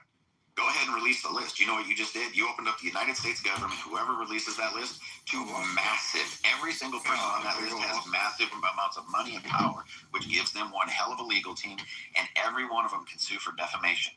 Okay? Because guess what? Without Epstein alive, all of the evidence is hearsay, inadmissible. Video evidence can't talk to a federal judge about this. Has done cases like this. Can't prove when it was done, who took the video. Epstein is dead, and now Ghislaine, she's actually a convicted felon now, so her testimony is garbage. Okay, so a judge finally would let it in. This is from a federal judge. If he were to allow it, the next problem is a good defense attorney is going to say, okay, great, you're going to let her testify. What did you give her? A plea deal to get this? She'll say whatever she can to lessen her deal. And a judge is going to say, I have to agree with you. I'm telling you, so she has nobody going down. I mean, she has an appeal right now that's in front of the Supreme Court. Let's just say that she wins that one. Credibility immediately. But isn't this kind of like double talk, right? So it's like, you guys are saying Jeffrey Epstein, there's no evidence, and this is Casper telling these guys, right? There's no evidence that there was anybody being, or any minor being trafficked to anybody. But then you got Maxwell sitting in prison for sex trafficking. Exactly. You know, I mean, that's the irony, right? Like, what the hell? And so what I was explained is the way all these groups work is they all have to be involved. Like, so they made sure Epstein was involved in this stuff because if you're going to join a crime family, you have to commit a crime to do it because now you're complicit in it, right? And that's how they get you. You're fucked. If you turn on us, you're dead. You're done. You're going down, right? And it's the same thing with this. So essentially what he's saying is they knew by eliminating the one true person and eliminating him quickly before he could give them names and work a deal, the cases are done. He said, nobody's going down, and the only way it'll happen is if some other people, some multiple people, can't be necessarily victims either. Can't be just victims, and that's the part that baffles me. He was going into the details of why that is, because that pissed me off. I ain't gonna lie. When I was talking, that's bullshit, dude. If you have two victims that are like, that dude did this to me, doesn't matter. They could have a reason for colluding on this, and I'm just like, our system is screwed. I mean, it's kind of crazy. Like the victims said they're going to get together, put a whole bunch of names together. If there was video evidence that corroborated the actual statements made by said victim, won't matter. You have to have the person who took the video, when it was, the date it was done, the time it was done. I don't agree with that. Yeah, well, I don't either, dude. The unfortunate reality is the victims wouldn't stand a chance. Nope, because the victims. Trying to prove the victims wouldn't stand a chance. They would just we're talking about, you have a video with said victim being it could have been fabricated in a studio. I'm telling you, this is what this judge has said. Defenses have argued this. We can't prove that was not made in a studio, especially now with AI. Can't prove it. And if the defense, if the victim loses, they get sued into oblivion for defamation. You're saying that there's no expert that can look at the authenticity of a video? Nope. Maybe they might do it for us. I think Corey and I. You still have to prove. You still have to prove the data was. Unfortunately, the victims probably wouldn't stand a chance in court. No, what I'm saying is the video had to come from the island. So all of this has already been secured when they raided the island and confiscated by federal authorities. This video was in this camera. Wait, are we operating on a hypothetical? Are you saying we know? Obviously. What the hell? Oh, well, yeah, I mean, okay. Who took? But here's the questions I get asked: who took the video? Yeah, the video was wired up. Like no. How the victim get the video? I'm just telling you. It was a part of the security server. Okay, but the defense attorney has a right to make sure that that is 100% without doubt before it gets shown to a jury that you got to prove. Show me. I want to know. The FBI affidavit said that we acquired this on this day, this time, chain of custody, and the courts lean on the word of the FBI with chain of custody. So that's the affidavit at the time. Samoa, go ask a federal judge if you can find one. Seriously, I'm telling you, just see, if you can find one, just shoot him a message and say, is it true that it would be very difficult with the death of Epstein and the conviction of Ghislaine Maxwell to convict anybody on this list, regardless, because they're going to run through that question is just super vague. All right, so of what, right? Who took it? Asking that question of what on the list. So I understand the problems. Just a list doesn't actually prove that there's actual relations with minors or anything like that. They could have been the plumber, the electrician. They could have been some sort of a business person. Yeah. So I understand that. What I'm talking about is something totally different. They go to the island. They confiscate the security system, the servers, the terabytes, and all the information that's on the cloud. The FBI is holding this within chain of custody, and then the minor or whoever the hell these people are talking about, they're going to put 20 names together. They come out without knowing anything about the video, but they allege that these 20 people raped them or whatever, right? The video it supports or corroborates their actual statements.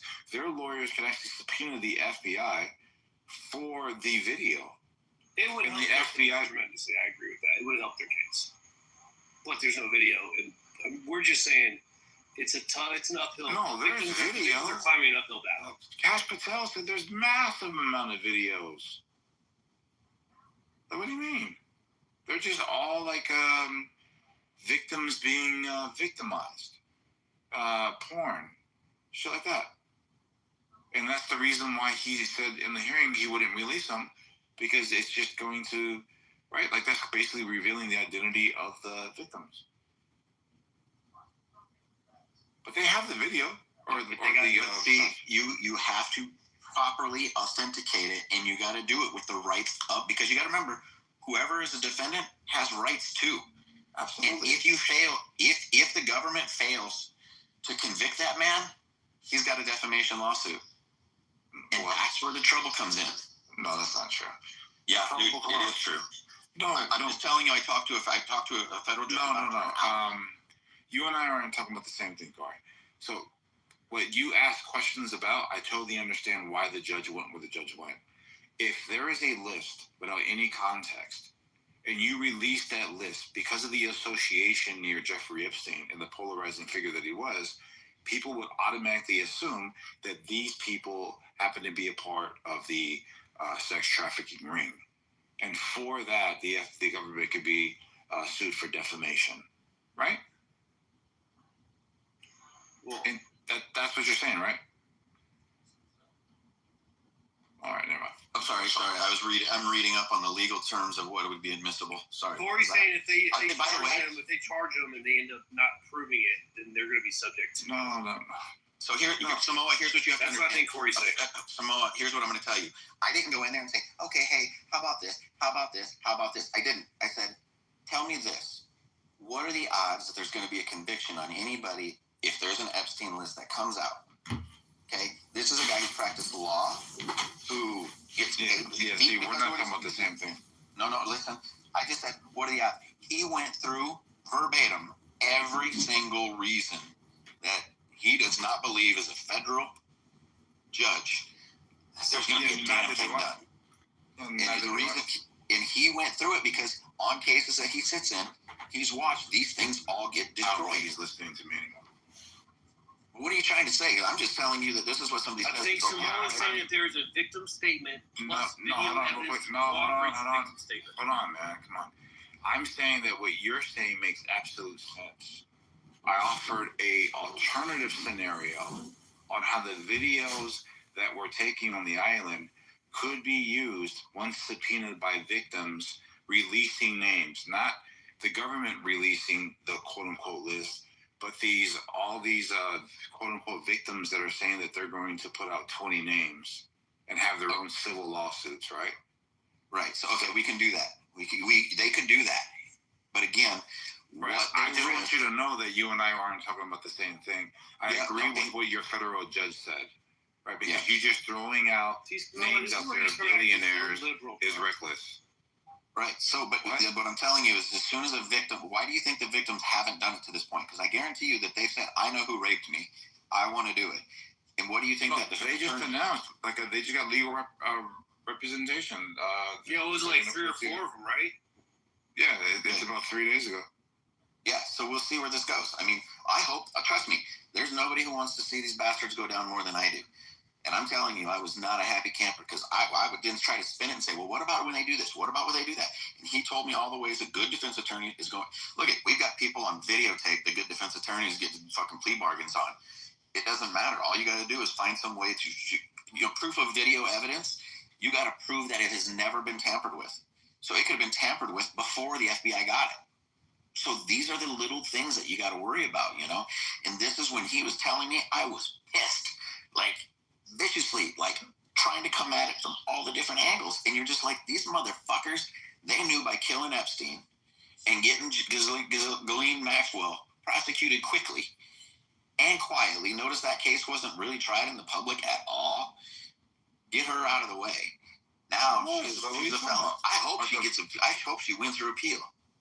That's where we got her transcripts from. Like all this stuff about Trump on the plane, the manifest. Like we had all information to all that stuff. That's why it was a little irritating that, when Trump and them said, "Oh, this is the first phase," all they did was release binders of information that we already had access to. There's nothing new. It's pretty stupid. It was like people are that dumb,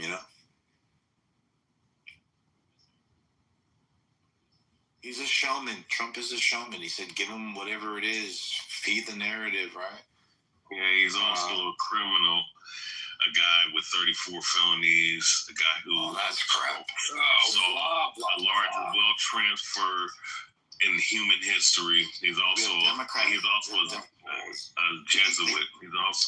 You mean the 34 felonies because there were 34 checks and you got Democrats on CNN, MSNBC even saying... What crime did he commit, Ray? Let's see... he committed a lot. What was the crime? Tax evasion, fucking... No, the 34 felonies you're talking about. What was the crime? Oh, those are some of the things I was reading. Shit. I mean, I haven't read it in a whole year. But he's never been convicted of tax evasion. You ever read it in a whole year? He got 12 of them just for 12 payments. That was 12 of the felonies because they took one payment, broke up into 12 payments. He also has a sexual assault case that sexual assault case is as much bullshit as I've ever seen because, Ray, let me ask you this. If somebody doesn't remember the year that they were raped, have you ever been into a burger? She didn't even remember the store. She didn't remember where. She couldn't tell you anything about the year because it was traumatic. You can't. It is not. People. I talked to a rape victim. One of the girls I was dating. Not all rape victims are the same. Corey. Have you ever met women that are exactly the same, Corey? That how they respond? Nah, dude, you give me a break. I don't remember. It was 80, maybe 82, 80. You know where you were living. You know the trauma of the. I can tell you. I can tell you when my good friends have died. Good friend of mine blew his freaking head off. It was traumatic, dude. Left, boom, found him. That's traumatic. Guess what? I can tell you what year it happened. Just because you can do it doesn't mean they can do it. So you're like believe all women person? No. But believing all women respond to trauma.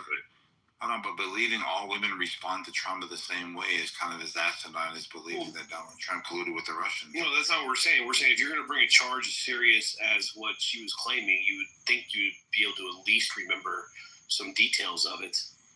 Yeah, she did. Like he put her into the dressing room and he fondled her. She didn't even know what store it was. And so you missed details. This is totally consistent with rape victims. I get that. And if you walk into a Bergdorf Goodman, you aren't walking around that store, walking back to a dressing room, especially pulling somebody else back and them not knowing. Here's what's going to happen. They're like hyenas. If your name is Donald Trump, you can't go anywhere in New York. especially back then, you can't go anywhere in New York without all eyes on you. When they walk into those stores, that's kind of crazy because I think a person Well, Andy wasn't even hold on. This was a civil. I think a person like Donald Trump, if he asked for the floor, they would give it to him. But he wasn't. This wasn't a criminal conviction. This was a civil thing. He was found liable. Right. Well, I know, but saying that he's a convicted sex offender is not true. That's not what he said. But I thought that's what Ray said. No, that's not what he said. I thought he said sexual assault. I said, what crime did he commit? He said, what did he say, sexual assault? And then he said tax evasion. No, he was going down a list of things that he was guilty of, and he ended with sexual assault. He was never found guilty of sexual assault. He was found liable of it. Wait, did you not see what happened in the appellate court about a week ago? It wasn't a criminal court. Obviously, that's why we're using the word liable. But, right, so he wasn't convicted of any crime. Well, this is so stupid. All right, bro. Being found liable in a civil case is not the same as being convicted of something in a criminal case. So it's the reason why we're using the word liable. So there isn't tax evasion. What it is on here is 34 separate counts for falsifying business records in the first degree. That's what the charges are, which they changed the rules to be able to do, by the way. And it's under appeal, and a lot of people believe that he's going to win, even Democrats. Yeah, they upgraded a misdemeanor to a felony to get Trump in a state where they downgrade felonies to misdemeanors to not prosecute people. Well, because of the tax evasion, allegedly, the what was that? The election interference with the money, the bribes. Right. It was a part of the jury, the instruction to the jury. The gross misdemeanor with the second felony part of it boosted the gross misdemeanor to the felony. Allegedly guilty of, it was a misdemeanor, and the statute of limitations expired on it. But because it was in the commission of another crime, it being like the election tax evasion, they elevated it to a felony. Well, that makes sense. Yeah. I mean, but it was bullshit, though, right? It was like, you tell the judge, or the judge tells the jury, this first part, you have to be unanimous. But on the said crime that you had to be in commission of doing, you don't have to be unanimous. I was like, what the fuck? Yeah, that shit made no sense. I remember seeing that too. I was like, wait, what? I was like, hold on. I had to read that like 4 times. I was like, what the wait, hold on. Because it's the other charge, which was a federal violation of election or whatever it was, right? But it was if you believe that he committed that, you don't have to be unanimous on that. I was like, bro. So that's how they did it. They were messing with state and federal. So they were like, oh, okay. Yeah, That was that Mershon guy, right? The Mershon dude. Yeah, the judge. That was crazy. I'm not even a lawyer, but I knew that was some bullshit. I was like, what the hell is that? And even like the pundits that were asked about it, they're like even Judge Judy. Like, if you guys go look at Judge, now you know Judge Judy is not a Donald Trump fan, but look at what she says when she's interviewed about it. She was like, they had to stretch it so much. She was like, that's crap. Like, what they did in New York was crap. Wait, what happened, guys? Too long they didn't read what happened. Well, I'm talking about Judge Judy. When Judge Judy was asked about the 34 felonies. 34, yeah, so Trump had 34 felonies of what? Financial things? Sexual It was like, it was like falsifying business records. Financial business records. Well, I thought I was going to do that. The payoff to that chick, he used campaign funds or some shit. And, like, they got him because he was using, or what was the dude's name? Cullen or some shit? Yeah, Cullen. Yes, the problem that they're going to have, well, the problem they do have, is that he was found guilty previously and unworthy, or his testimony was considered untruth or not trustworthy. And that was in his case. So you're going to say in his case it was untrustworthy, but you trusted him in the case against Donald Trump. And that's where is me as a defense attorney, I'm going to bring that up when I'm battling an appeal. I'm going to be like, wait. We leaned heavily on the guy who wrote the checks, who did this all. But in his case, you guys deeded the courts. Oh, yeah, but you can't relitigate it, though. But you can use it for grounds of appeal. Absolutely not. So, like, I don't know if you ever watched, like, these court proceedings, right? So, like, there's certain things, like, where they object, so they could reserve it for the record so that it's an appealable, like, ground, right? Like, for example, if you look at the Derek Chauvin trial, like, his lawyer kept on preserving it for appeal. But you have to put it on record for you to be able to have an actual appeal for, like, grounds, right? So, like, being pissed off that a judge allowed a uncredible witness to whatever, like, that's not an appealable offense. Something like exculpatory evidence not being brought forth, a judge not changing venue, violating constitution. Like, it has to be a violation of your constitutional rights, right? Like that's the appealable offense. The court has to violate you somehow.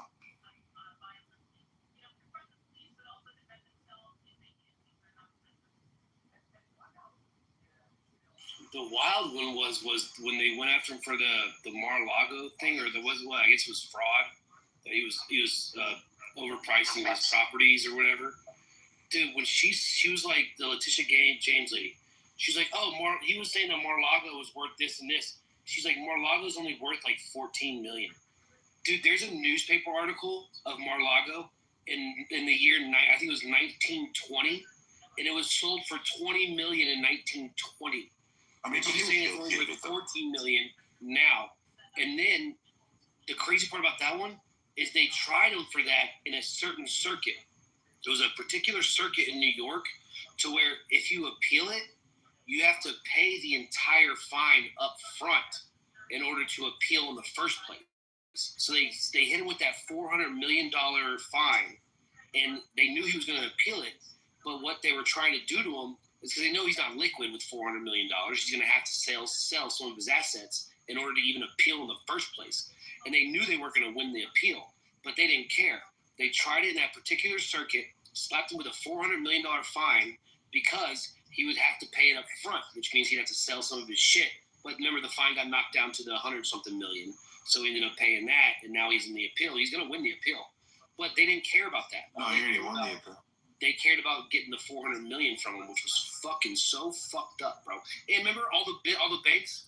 The banks testified. They're like, yeah, we got our money back. We fucking lost. I mean, but he knew he was guilty of that. But it's a common practice. Normally, they just give him a fine and he moves forward. But it was just egregious with what she tried to do. Fannie Willis, too, like out there in Atlanta, Georgia. Like, she just kind of swiped him I off. forgot about that one. So the irony is they used testimony of a county clerk, tax assessor. On their website, it says that we are not professionals. We do not determine the value of a property. You should have a professional estimate, a property appraisal done. And the reality was, just down the road, so Mar-a-Lago is river to the sea, so it is water to water. It's 17 point. I've worked there a couple times. I live like 15 minutes away from it. Yeah, so it's 17 to 20 acres. It's like some say 17.8, some say more. But anyway, the Estee Lauder lot, if you've seen that one, Mike, that was 2.8 acres only on the ocean, not ocean and intercoastal. And that was 2.8 acres, and it was 200 million. Though it hasn't sold yet. Sold for 178 for an empty, no house on it, nothing, no historical property. And people were like, well, they're saying it's only worth this. Is it 6 or is it 12 properties in West Palm Beach that are done the same way as that? It's a business. It's like a club. And they do that. There's historical relevance and there's reason. Now, he can turn that back into a personal residence. It's going to take some doing because he's got some waivers, but he could do it. But the fact is the two top agents in West Palm Beach that would sell that, they both said that one said she would put it on the market for no less than $600 million. The other said it would go up for auction and it would start at $1 billion. Yeah, it's crazy. There's like some of the rooms are like made of gold. It's fucking nuts. Oh, and he put a lot of money into fucking crazy doing it. And when they show the thing from the aerial view, they're like, "Oh, Trump shouldn't have a house he doesn't own the whole thing's not his. He has like a section of it in the side. It's like a little, whatever, living quarters. But it's like a ballroom. It's like a clubhouse. It's enormous. It's like, but he lives in a certain area of it. But yeah, bro, like to tell me that thing's only worth $14 million is so fucking stupid. I think it was like 19 million, but or 19, whatever. That was a mistake. It was the actual taxes on it for something, but. Yeah, they messed up there because like an empty lot here, just on the Intercoastal, an empty lot right here was $19.5 million for an empty lot, and it wasn't a good view. I mean, it was a good view. Don't get me wrong, but it ain't Mar-a-Lago. Yeah, just go Google Mar-a-Lago and look at the images, bro. Like, get the fuck out of here with 19 million. Got it. No, but the funny part was when is when they said his disclaimer was no good. Like on every one of his like assessments or whatever. Right, it basically says, "Hey, man, you guys go get your own." Like I think it's the application, right, that they're giving to the bank. They're like, "Hey, this is our assessment of what we think it is, but we're not professionals. So make sure you guys spend your resources to get your appraisers out there, and we'll wait for you to give us." Oh no, we're good. Here, go ahead and take this money. Yeah, the bank said that they weren't. There was nobody harmed, and they weren't worried about it because they know. Yeah, they're like, we got our money back. We'd loan to them again. Yeah, and they said that they know it. Like, we loaned to them again. Oh, they actually disclosed the correspondence between the bank and like their internal messages at the bank, and they're like, "Oh, dude, like we really need to land this whale." They were like, "Fuck that! We'll give him whatever money he wants, just so we can promote to everybody. Right. Like, hey, we have Donald Trump as a client." Yeah, because up there to be a member of Mar-a-Lago. First of all, you're the cream of the crop up in West Palm, man. And then all those people, they all hang out together. You get Trump, and he's like, "Yeah, these guys are great." All his other buddies are going to be like, "Oh, hey," it's like. Which, by the way, Corey, I don't know if you know, I'm sure you do know, but Epstein wanted to get a house there. Trump was like, "Yeah, get the fuck out. You ain't getting no fucking house." So, like, Epstein, I guess he came down a while ago, and he wanted to buy a home in the area, like, because Mar-a-Lago is kind of like a community in itself, kind of thing. Yeah. So, like, there's other houses that get to play on the golf course and shit like that. And Epstein wanted to get a house, and Trump said no. It's like, "No, you ain't getting one of these." He wouldn't let Epstein buy a house in there.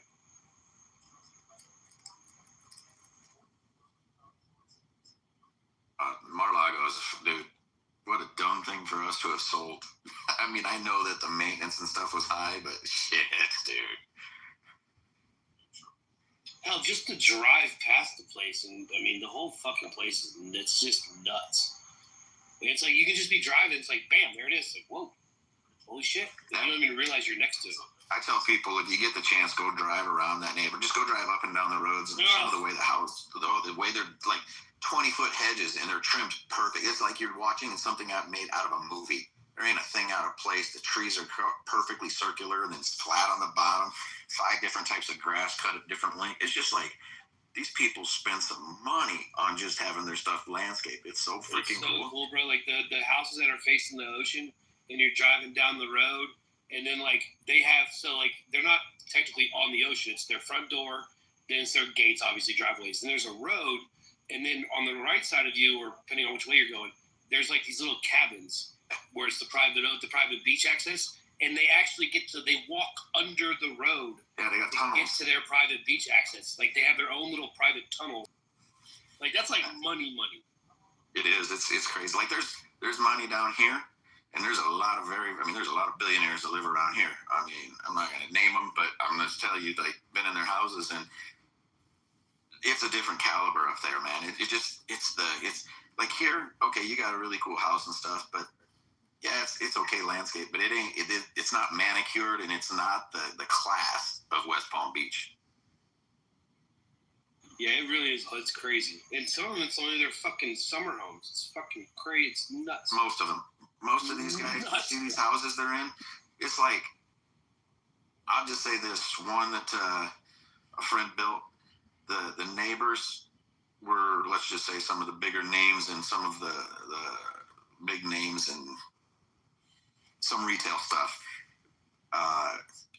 The house to the right in 2 years, okay, that they built this house. 2 years. I think it was 9 people fully staffed every day on that house, and they had never been to the house. If you're on the water, you don't get access in. They have armed guards on the water in that neighborhood. You can't pass. You got to go out and around. It's that level. And I'm just like, the taxes on that house are $400,000, $200,000 to $400,000 a year, depending on what it really values at, right? Easy. And you haven't been there in 2 years, and you got 9 people fully staffed all the time. I'm like, what kind of people are these? Bro, just to furnish the fucking house is like fucking $20 million. It's fucking nuts, bro.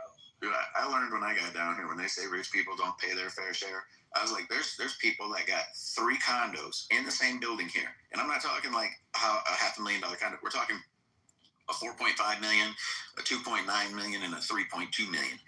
2 of them have never even been used. They got the plastic on like some of the walls that they have, you know what I mean? Like the stuff comes in and has the clear on it so they can't scratch it. They still got that on there. And I was like, why didn't you guys take that? Yeah, we got to do that one of these days. And I was like, going, you got your HOA fees are $10,000 a month for each one. You know, and it's like, it's just sick what they got. But, you know, they pay the taxes. They don't care. They don't got kids. They don't use the roads. They don't give a shit. You know, let's just pay the taxes. Let's just go. Yeah, it's crazy. It's fucking wild. You ever been down? It's so crazy because, like you said, it's like right here. Like they're a 10-minute drive in either direction is a completely different aspect of the area, completely different houses, completely different everything. It's like it's just like there. It's so crazy. And you, I'm sure you've gone. Where are you at in West Palm? You said? Yeah, I'm in West Palm. I'm like 10 minutes from the Palm Beach Airport, which is close. I see Trump's plane all the time. But I used to work there, like I used to work for an event company, like they did like parties and stuff, and we would have to set up in the ballroom, Mar-a-Lago and shit. And it's fucking wild. I mean, it was way before Trump was even considering running for president, but he was still living there. But it was crazy, bro. Like just the area is like, it's like you're in another world. Like you don't even realize you're still in the same like planet. It's fucking crazy. Everything moves differently. Everything's just like like you said, perfectly manicured. Everything looks like it's out of an oil painting. It's just fucking nuts. Yeah, I mean, everything's crisp, clean, just like perfect. Dude, we were driving by and Trump was pulling out, and we literally stopped and then turned around real quick, and we were like, let's just see where they're going, right? You know, I don't know how those guys turned because they must take different ways, but they took one turn, and I was like, oh, we'll easily catch up to them, you know. Gone. Couldn't find them. I was like, they got themselves some secret ass way out of there. Yeah. This is like, they don't mess around when they get that motorcade going. They're gone. But have you ever been down to the boat show down here, the Fort Lauderdale one? Yeah, I worked like right across from Galleria Mall. In our office, to get on the roof, and you know, like where the restaurants are on the Galleria Mall, like that Seasons 52 and the Martini. Our office was right across the street from that, the yellow building with the Texas Station still on the bottom. And we would go on the roof and watch the boat show sometimes. But hell, even the Palm Beach boat show is fucking nuts. Oh yeah, dude. Down here though, they're getting into the mega yachts and stuff. It's just insanity, man. I mean, you got 50, 60 foot boats on the front of these boats, you know, and then a small tender beside it. Their tender is a 40 foot boat. You're just like sick. It is crazy money. Like it's unfathomable money. I know it sounds wild, like Bezos. Like I heard that one time Bezos. I know Bezos sold the Amazon shit, but in his heyday, he was making like $60,000 a minute. Yeah. Every minute, he would make $60,000. But like you said, people say they don't pay their fair share. And let's just say every Amazon employee has direct deposit. Every 2 weeks, Bezos would dish out like $80 million in payroll. Right. And of course, he's paying payroll taxes on it. But it's like, people are like, oh, Bezos should have that much money. I'm like, yo, do you know how many fucking livelihoods these guys are responsible for? Like, absolutely. This dude, you're talking about theft when you're talking about just take the money from the rich. Like, it's nuts. It's nuts. Like, think about that shit, bro. Every 2 weeks, Bezos' payroll, who knows how much he was dishing out. Yeah, the level of tax that they pay. I mean, I learned a lot. You know, when you look back, okay, so some of these mega yachts, $300 million, right? 10% is the cost of maintenance. That's $30 million a year it's cost him to have it. Now he's paying payroll taxes on that. You know, the dock property taxes.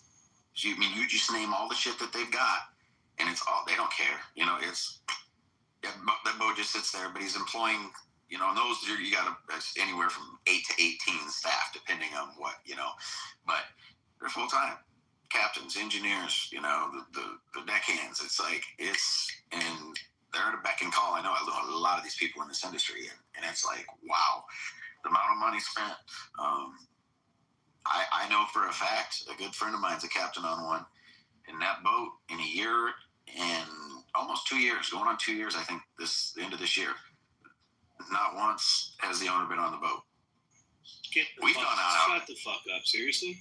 Not even kidding. And he bought another boat that's down here. You don't even live here.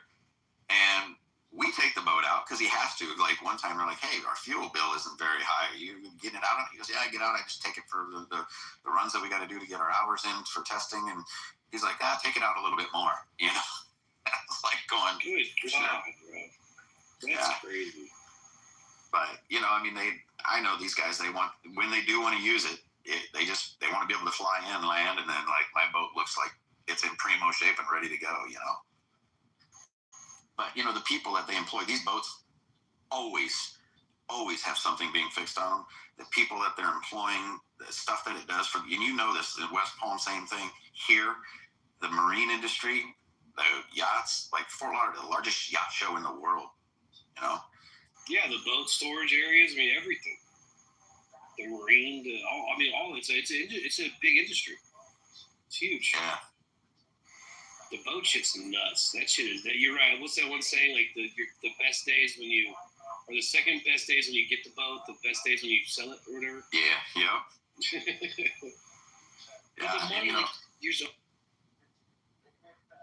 Yeah, there was the biggest one I've ever seen it was up in West Palm, and it was by a bridge because there was no place big enough to dock it, and they worked with the city. They got to put it by this bridge, and it was like my third year down. And I said to the guys, I was like, that boat's been there every single, and the guy goes, "Dude, for 5 years, we go in and out this thing every day. And that boat's been there every day." And we're talking, and you know they've got some big spots up there. This boat was that big, Mike. And the side of it was open up with a massive boat parked inside, jet skis, all these weird other water toys. Insane. I think that one, he said they had a staff of 18 full-time on it. It is wild, bro. Like, the money is wild.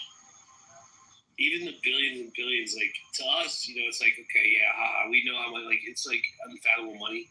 But then when you think about it, it's like, hell, even the billions we're sending overseas to all these different fucking places, like the $100 billion for Ukraine and stuff. Like, you think about, like, in our terms, like, think about this, like, $999 million. That's not even $1 billion. Right. Like, they take 999 million, then go to 1 billion, then go to 1,999,000,000 again, then to 2 billion. Like, it's fucking crazy. Yeah.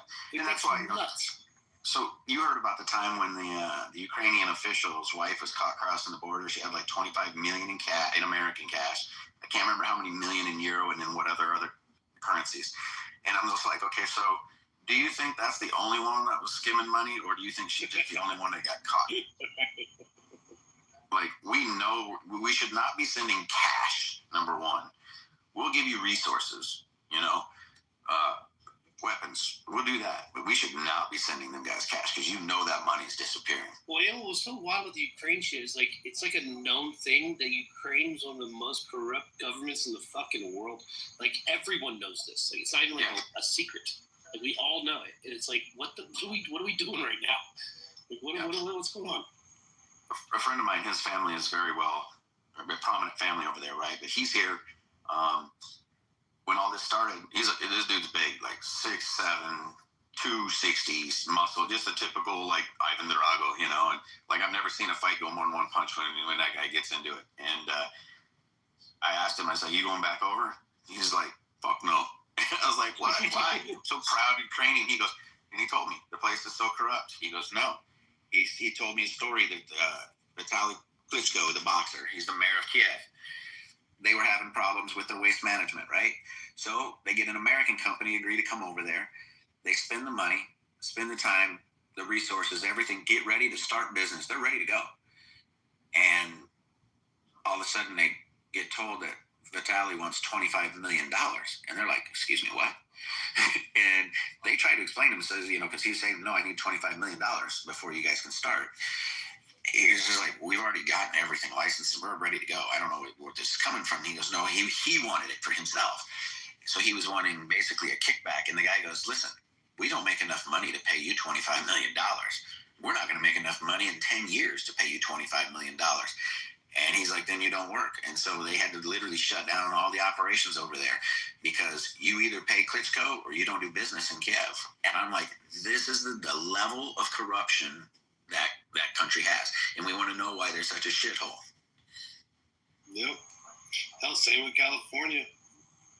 Yeah. Same with what's that high-speed rail system? They were like, oh, we'll have this done. It was like $700 million later, and they haven't built a single thing. It's like, wait a second. Where's the $700 million? Aren't they like 1.some billion over budget? I thought. Yeah, it's like nothing's been built. It's fucking crazy. And you know this, the Bright Line. Okay, help me out here. Is it Branson that owns that? I don't know. Is it Richard Branson? The dude from Spirit Airlines? He owns that shit. Virgin. Or Virgin. Yeah. Sorry, Virgin. Yeah. So he built. So when he said, we're going to Orlando, right? He built the same distance they were supposed to go. He started after them. He went the same amount of miles, okay, from nothing. So they had already started. He was just talking about it. He talked about it. He planned it. He got it put in, got it done. And you know what they said? You got to run it for a year to make sure there's no issues first. So he had to run that thing up to Orlando how many times before putting a person on it to make sure there weren't any issues. I'm like, you're running that thing every day from Miami to West Palm, I mean, just let it go. He did that, and they came in, I think, it was millions and millions. It wasn't like $7 million under budget. It was drastically under budget. I was like, so this man did it here in Florida for a fraction of the cost in a fraction of the time, and they're like 1.something billion over. This is what happens when you try to do business in California. Abdiel, you awake? What's up, Sanu? Oh, what up, Mike? Abdiel, you awake? Oh, what's up? What's up, Rich? Oh, I don't think Abdiel's awake. Oh, so I just left a Libyan room with a bunch of Libyan Muslims, and Jacobus is so lost that he's hanging out with a bunch of Libyans while they're speaking Arabic half the time. And then I went in there and told them, they're like, are you Mossad? And I was like, yeah, Lucky and I both served it. Jacobus and I both served as Mossad in Israel. And now they're all screaming and yelling and trying to figure out if they should, because I speak Arabic enough. So I'm listening to them screaming about we should kick this fucking Mossad agent. He's a fucking piece of shit. And then the one guy's like, oh, but he's African. I was like, that's not really his picture. I said he's actually Puerto Rican and Jewish. And I said he doesn't actually look like that. He's like, you fucking demon, Rich. Fuck you, Rich.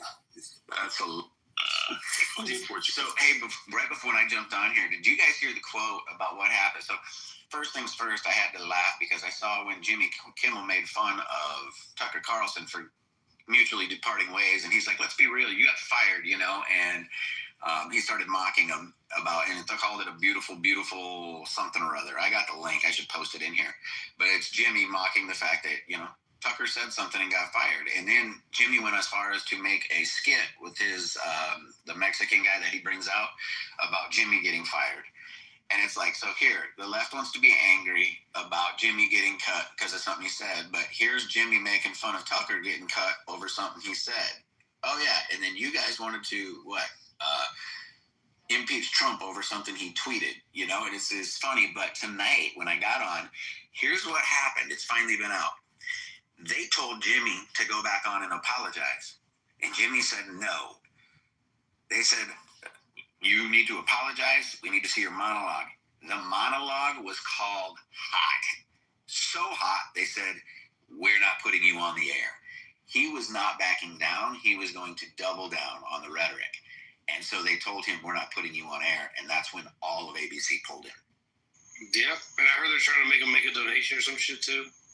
Yeah, they want him to, in order for him to get his job back, he's got to make a donation to Turning Point USA. Dude, what's insane to me is they're more mad about Jimmy Kimmel getting canceled, getting suspended, than they are about Charlie Kirk's death, which is fucking wild.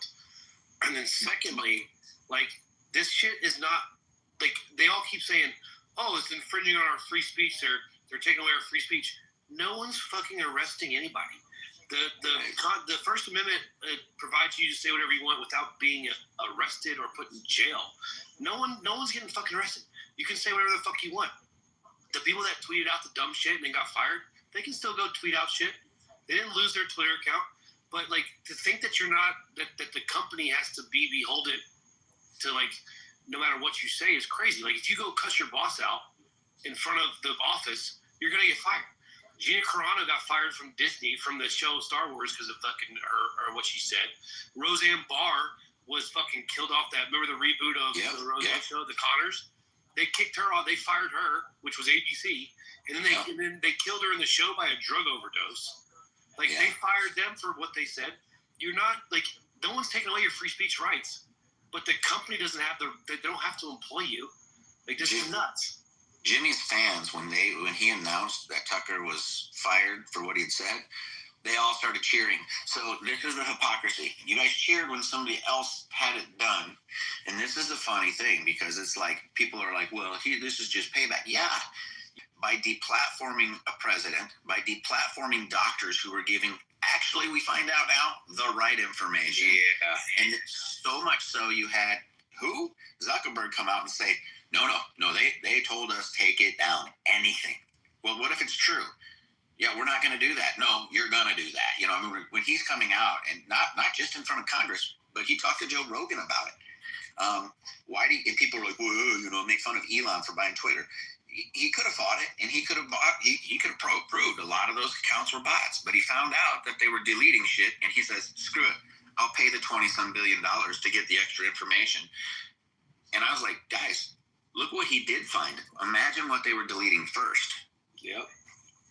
I'm sorry, but if you knew, all right, the cops are coming to get your computer, and we want to see what you've got on it. If you did something wrong, you robbed a bank, and the information they think is on there. Well, you're going to delete all the nastiest stuff that's going to get you freaking arrested and thrown in jail. You're going to get it off your computer first, right?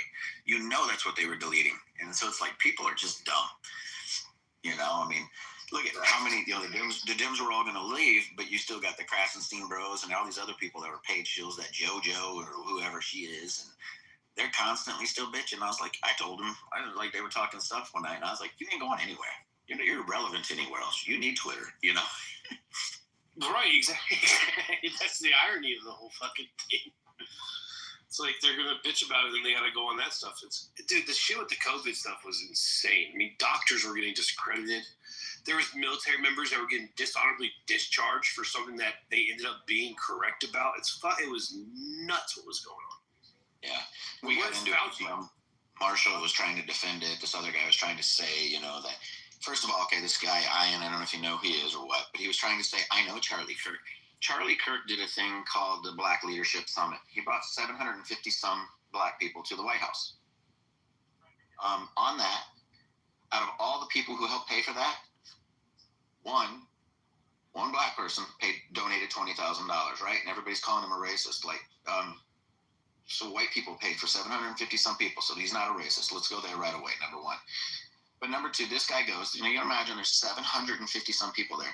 This guy goes, I know Charlie. I talked to Charlie about this, and he keeps going on and on and on.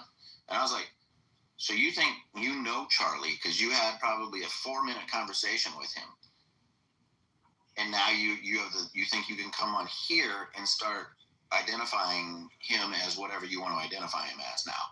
And I literally was just like calling him out, and he wouldn't answer. Then he would just start doing his bullshit. But the fact is, man, people on this app and stuff trying to say that they know that man, they can get the fuck out of here. You don't know Charlie Kirk if you're on this app.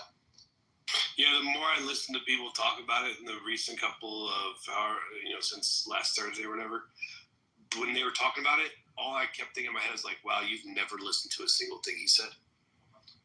You've legit never listened to Charlie Kirk once with the shit they were saying. It was fucking crazy. Yeah, they take like an excerpt of what he was saying. Like, okay, I'm gonna agree with one of them when they said that he said that Trayvon Martin was hunted by Zimmerman. Okay, and okay, cool, he did say that, and that was bullshit. Number one, I'll agree with you. However, listen to the whole thing. He later comes out and he goes, "I'm just going by what I recall. I was a teenager then." I don't know about that case. I was young. I wasn't into all of this. You know, I mean, he's like, I don't remember the details of that. I was a teenager.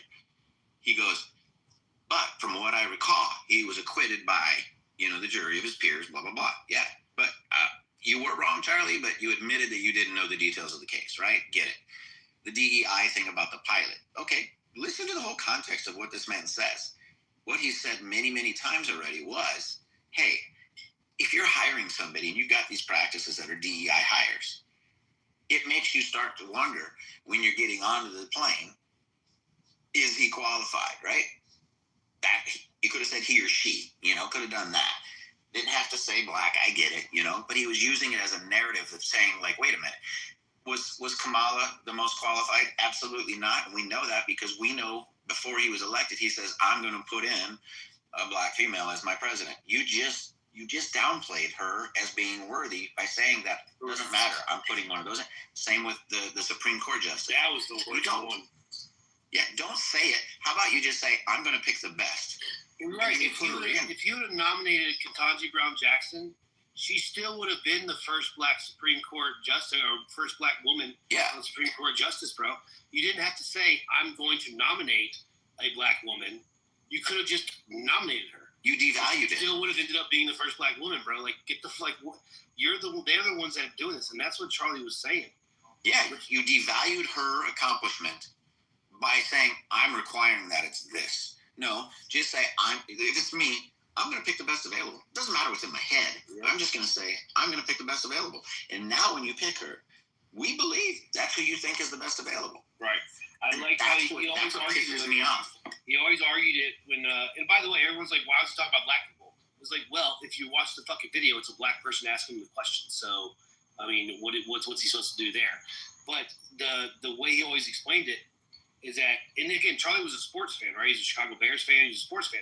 So he kind of brought it down to our level where he was like, okay, because remember his stance was like diversity always forced diversity always lessens the product. And he's like, think of it like this.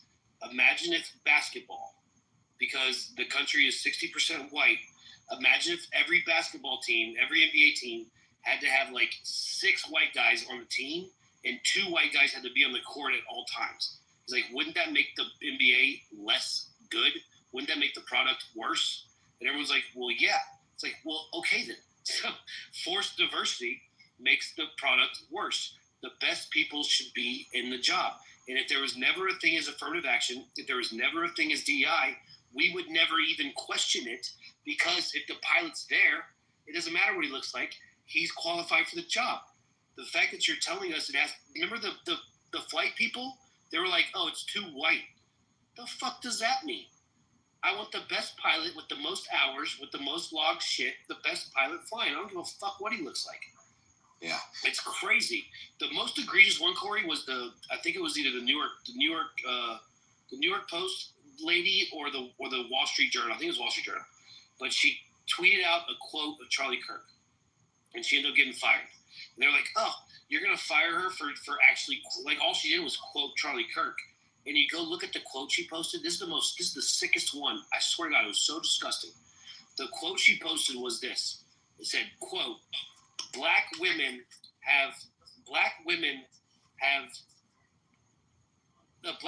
don't have the brain capacity to compete on the level, so they have to steal white jobs. So they have to be forced to steal white jobs or something like that, right? Wow. Black women don't have the brain capacity to compete, so they have to be forced to take white jobs, whatever, right? That was the quote.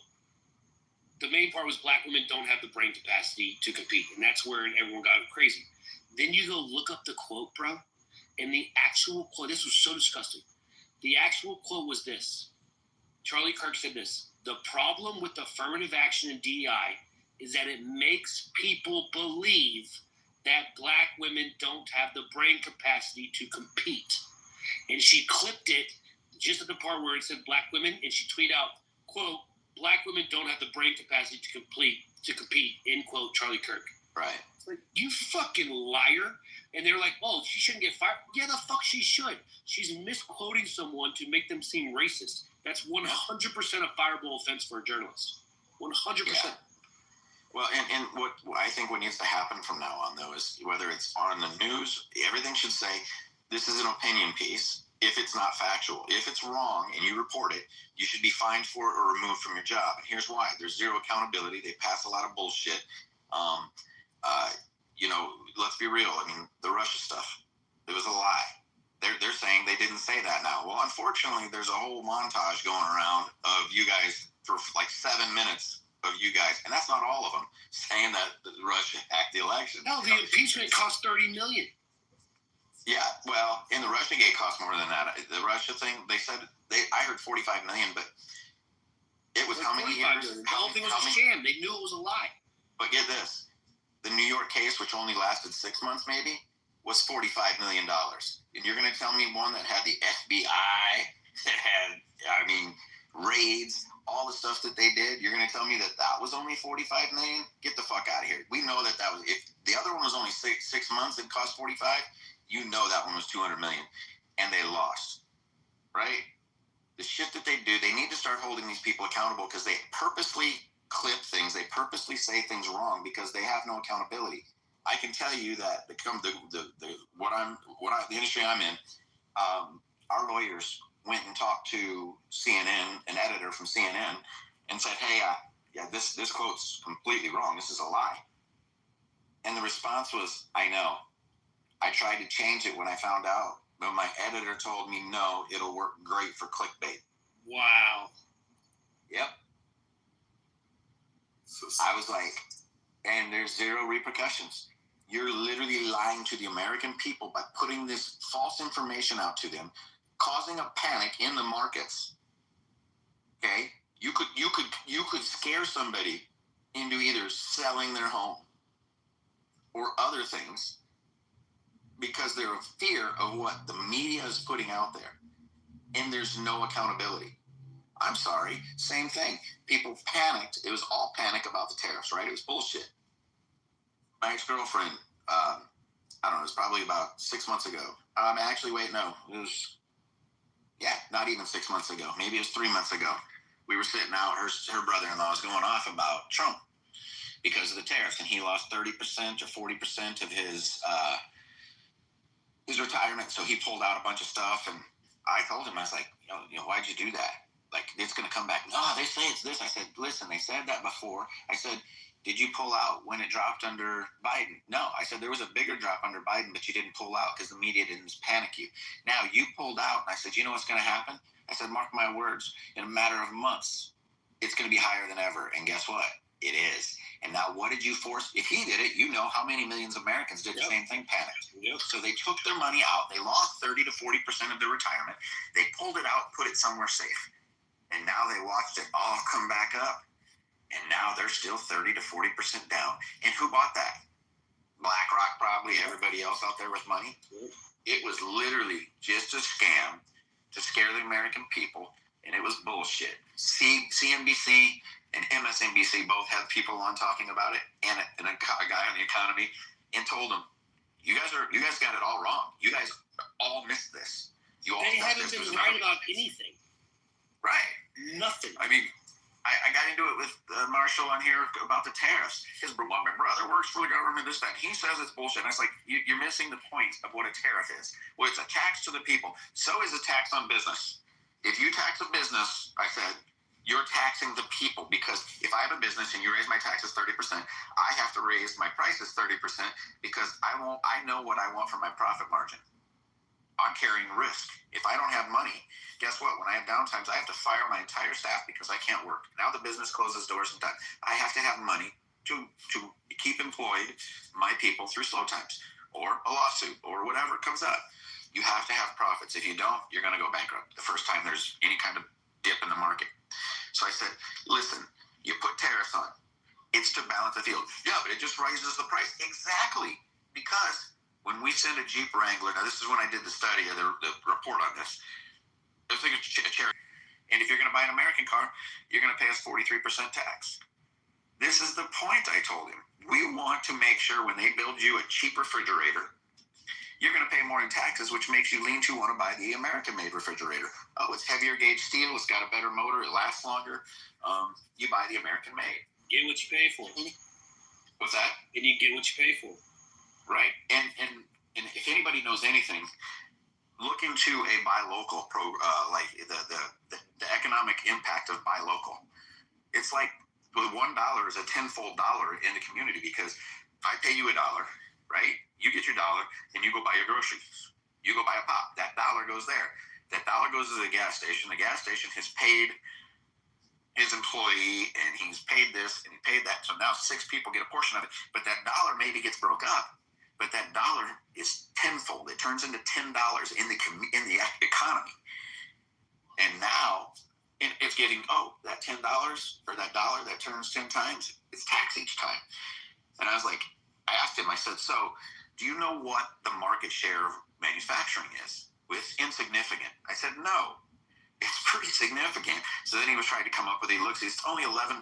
I said, okay.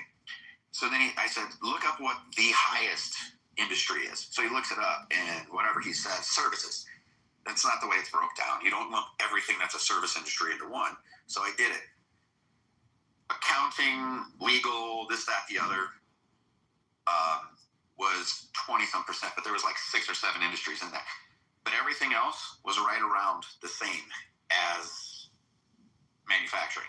They're all about between 9 and 13%. So you're taking an equal share out of the market. That's significant. It's $3 trillion in the first quarter of 2025. $3 trillion is a significant amount of money in the GDP, right? Of course. I said, of that, I can't remember if it's 90-some% of the manufacturers are less than 20 employees. It's a high percentage. It's like that high. I think maybe our 20 employees or less of manufacturing in America. Of those, I think it's 93%. It's 93 or 96% give their employees health insurance.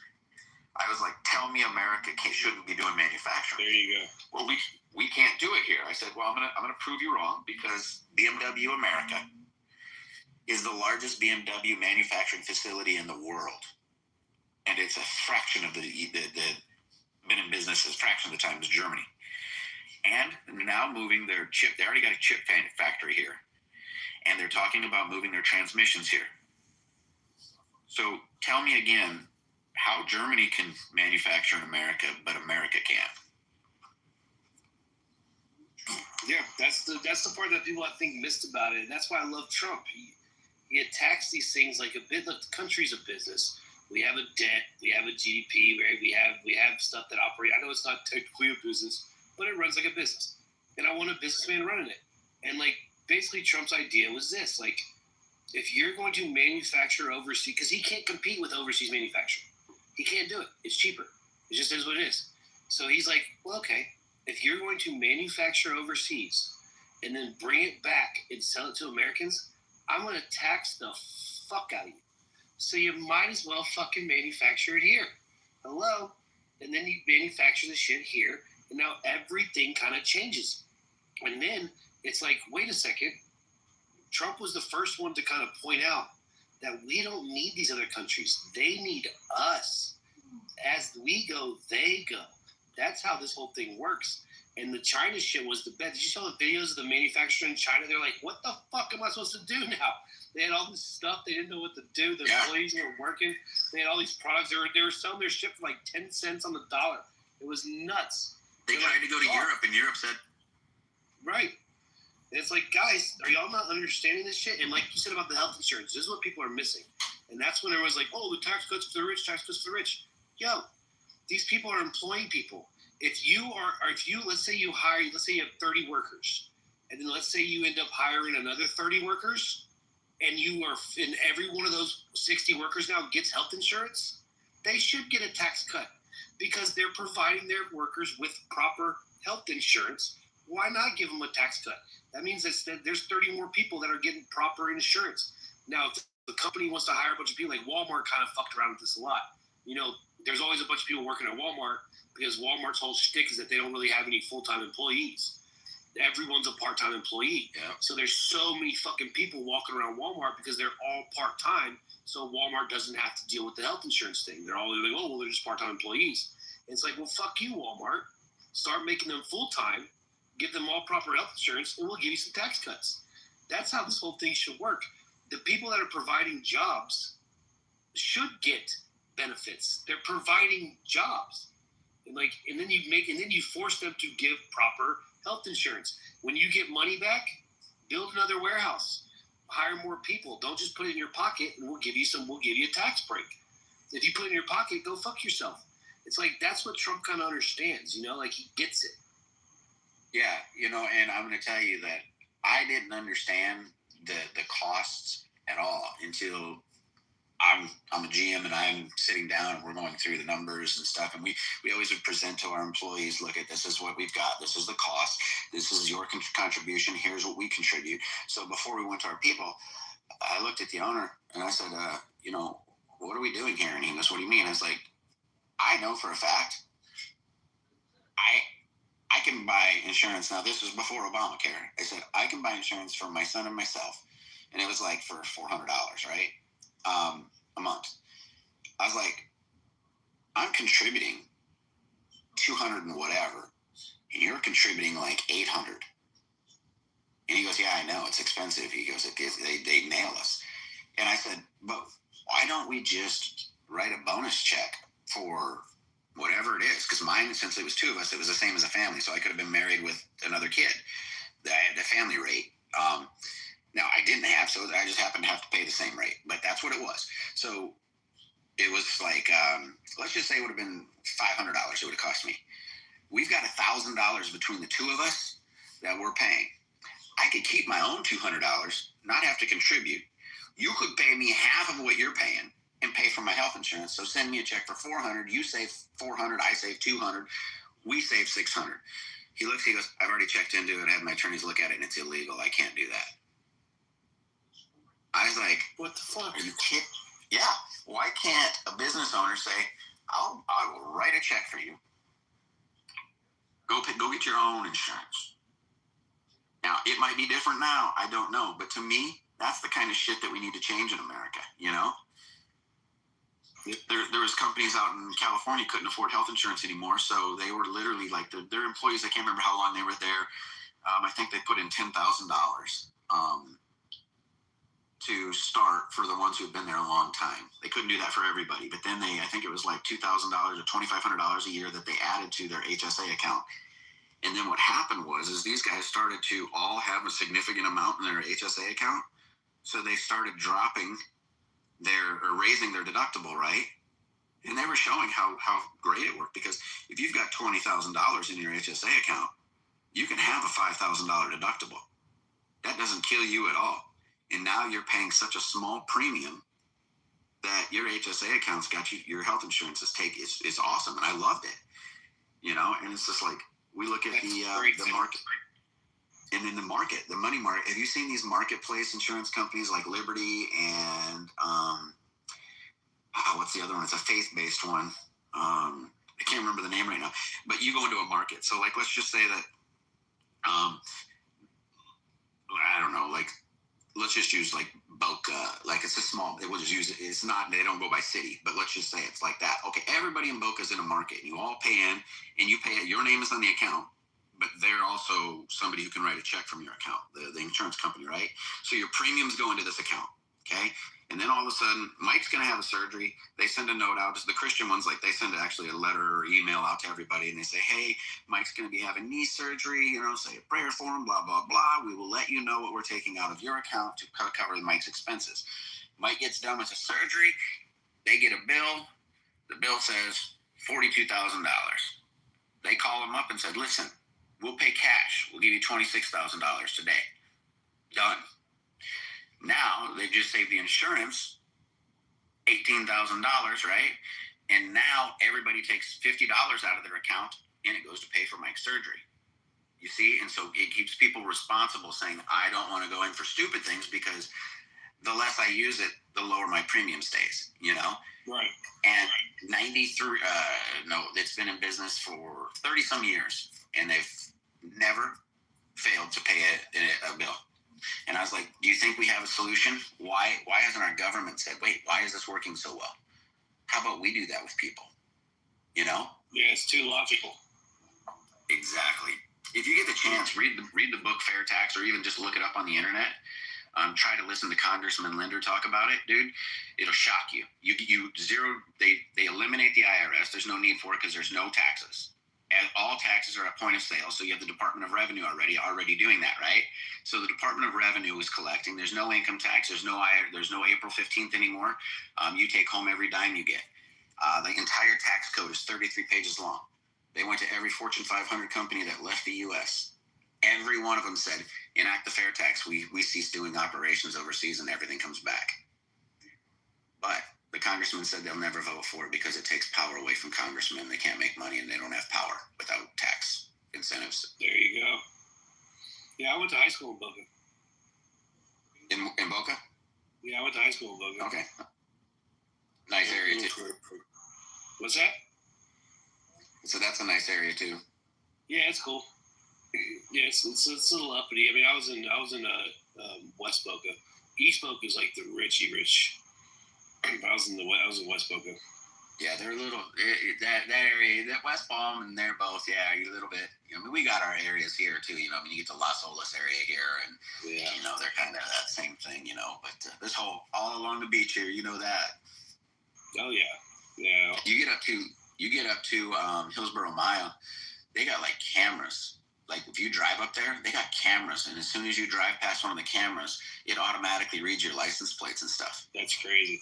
I used to love those, bro. With the Deerfield, the pier, and over there at Deerfield Beach. I used to love that area.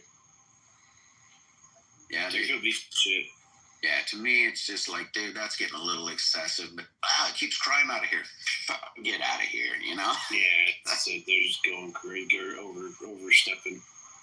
It's just the spending got crazy, like, and that's when Trump was getting rid of, when he first got in there, was getting rid of all this shit and like the USAID and all this stuff and blah blah. People were freaking out.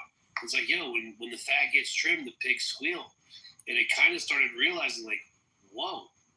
Like, these motherfuckers are just doing shit, and you didn't realize it, how much money was being wasted. Like, holy fucking shit, bro. Like, we find out about the thing, like, they're buying the USB cables, and they're paying $10,000 a cable when you can go on Amazon and get the cable for, like, $19.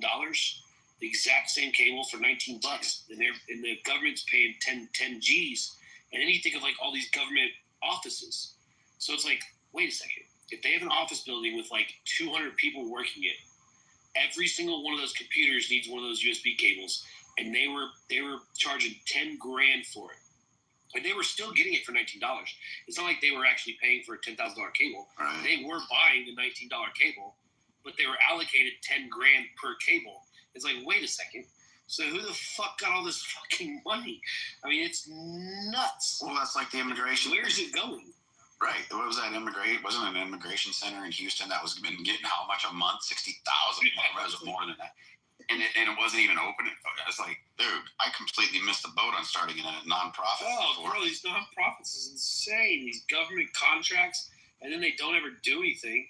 It's like, what was Trump saying after the fire in California? He was talking to the mayor, and he's like, let the fucking people go to their house. He's like, they'll get it done in a week. And she's like, well, you got to talk to these people and blah, blah, blah. He's like, yo, the homeowners will get this shit cleared up in a week. Just let them fucking do it. That's why I like him. Interview. He just fucking he just says it, and he's kind of like one of us a little bit, and he's unfiltered. Like the California with the forest fires. Yeah. And he's like, yeah, clean up your fucking forests. He's like, you have zero forest maintenance. You got a bunch of dead fucking debris laying all over the fucking ground, and of course, any spark's gonna spark it up. Clean up your fucking forest, you dumbasses. Well, and the thing is, okay, when they have one of these, they spend how many freaking millions of dollars, right? Insane amount. Okay, so if you look up, I think it's called the Fire Boss. They're a small plane, and people are like, well, you need a lot more water than that. Per hour, those things drop a significantly more amount of water because they can go and hit a local body of water, fill, and get back faster, right? They need a lot less area. Doesn't have to be a big body of water. They on their website, their own personal website, they break down what each fire, the big SOBs, the drop water, you might need 6 fire bosses to equate to that, right? But the cost is a fraction, for the equal cost, but the water it drops is significantly more. You're dropping more even with the smaller planes, because now imagine that you had 12 of those little planes dropping. Now you can be dropping as you're coming into it, which means you're wetting the forest in front, which slows the progression at least, right? And you're dumping into it. Well, the next one's picking it up and now going a little deeper, and you're literally just following each other. You could have you're in a state, any state that, in my opinion, that has the risk of forest fire should have these. And then you're gonna, in that time, like, okay, there's certain areas that aren't at high risk. We know that, right? Fly your plane out. Get it done. You have the whole freaking country. The plane can go a long ways on a tank of fuel. Within 6-8 hours, you could have the plane from the East Coast there helping put out a forest fire. And I don't care what it costs for fuel as a taxpayer. Get it out there. It's cheaper than what we're spending, with whatever thing else we're doing, There's ways to do it. They just don't want to do it. They just don't think outside the box. Yeah, they like to keep the status quo. It's like, if for nothing else, I actually do like Trump's policies. I actually do like what he's doing. I've probably voted for him 3 times. So, I do actually like it. But if for nothing else, at least he's shaking shit up. We all can agree that the politicians are scumbags. The lifelong politicians are even worse. And so I didn't get what people were so, he's not a politician. The lifelong politicians fucking hate his ass. The second impeachment, remember the second impeachment? He wasn't even president. They were trying to impeach a fucking citizen. That's how terrified they were of him. It's like, wait a second. If the lifelong politicians don't like him, that makes me like him even more. So I don't understand why everyone was so against it. In the same breath, they're like, yeah, we hate politicians. We hate these lifelong politicians. Politicians are corrupt and blah, blah. Well, then why don't you like him? He's not a politician, and all of the lifelong politicians don't like him. That makes me like him even more. It's just wild, the idea that, all of a sudden out of nowhere, he was a bad guy. Remember the old clips of The View? Have you seen that shit on the old clips of The View? When he walks up there and Whoopi Goldberg and Joy Behar are like, we love you. When are you going to run for president? They're hugging him and shit, bro. Yeah. It's like, dude, what the fuck is wrong with y'all? Yeah, dude, it's insanity, It's nuts. It's fucking nuts. So get this. This is gonna be the comparison, right? So DC-10 flying, max tank capacity 10,800. Availability, it says 55,000. We know it's more than that for the plane. It must be per trip. So hourly rate $8,200. Fills per hour 1. So you get 10,800 gallons per hour dropped, and cost is 5.85. So it must be 55,000 for each trip. Right. Now, how do they put the water in? How do they put the water in? Those they actually, I don't remember if those actually have a scooper, or if they must have a scooper too, that they fly over a large body of water, or maybe they have to land and fill. I bet you they have to land and fill. The scoopers, now we're going to go to this little plane, right? It's just a Fire Boss, it's called. It only holds 820. Costs $4,500 an hour. So half the cost per hour, right? Yeah. But fills per hour, 20. Gallons per hour, 14,000. So 4,000 more gallons per hour. Cost per gallon, 64 cents compared to $5.85 a gallon. Jesus, it's like a no-brainer. Yeah, it's like, why are we not putting 50 of these little fuckers flying back and forth? Yeah. Dude, makes 0 sense. Oh, plus, now you've just got more jobs, right? You, instead of having one pilot dumping 10,000 an hour. Okay, let's see, how many did I say? So it's 10,800. I think they've got a cost comparison. Let me break that down. Advantage, justifications, advantage.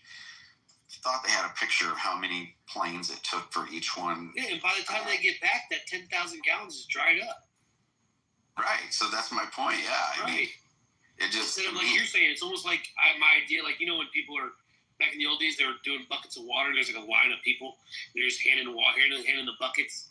It's like the planes could just be in the line, like bang, bang, bang, bang, bang, bang. So to deliver 50,000 gallons, the Fire Boss that I'm telling you about takes it 3.5 hours. And it's cost $20,571. To drop the same 50,000 gallons with the DC-10, it takes 4.5 hours, and a cost of $92,000, over 4.5 times more. Why does everything the government touch is ass backwards. Like literally everything. Yeah, dude. It's just like, to me, this makes, and I know, well, you need a lot more volume to dump. Well, then good. You have 10 of these things flying all together and just start dumping, you know? I mean, if these guys are literally flying on each other's tails and dropping, it's the same, you know? It's fucking crazy. Like you see a McDonald's wants to remodel, and they'll remodel in like 2 days and never stop. They'll never close. They'll just remodel while they're open. But then they can't get a fucking road done in like 4 months. It's like, what is going on? Remember when Sanibel Island the bridge was taken out in the hurricane, and the news was literally saying this, they may never be able to build this bridge again. I was like, they build a bridge wherever they want now. So what is there that they built in the 1930s? Why is it that we can't build it in 2023 or whatever it was? Oh, and then what happened? Freaking DeSantis had that bridge open in a matter of a few weeks. He had it rebuilt. I was like, dude, this guy is amazing when it comes to the hurricanes, man. It's like, I heard this shit in California about like any kind of building or any kind of regulations, or even with the fire people, like before anything can get done, they got to send like land purveyors to make sure there's no like species there. Then they got to like test the dirt.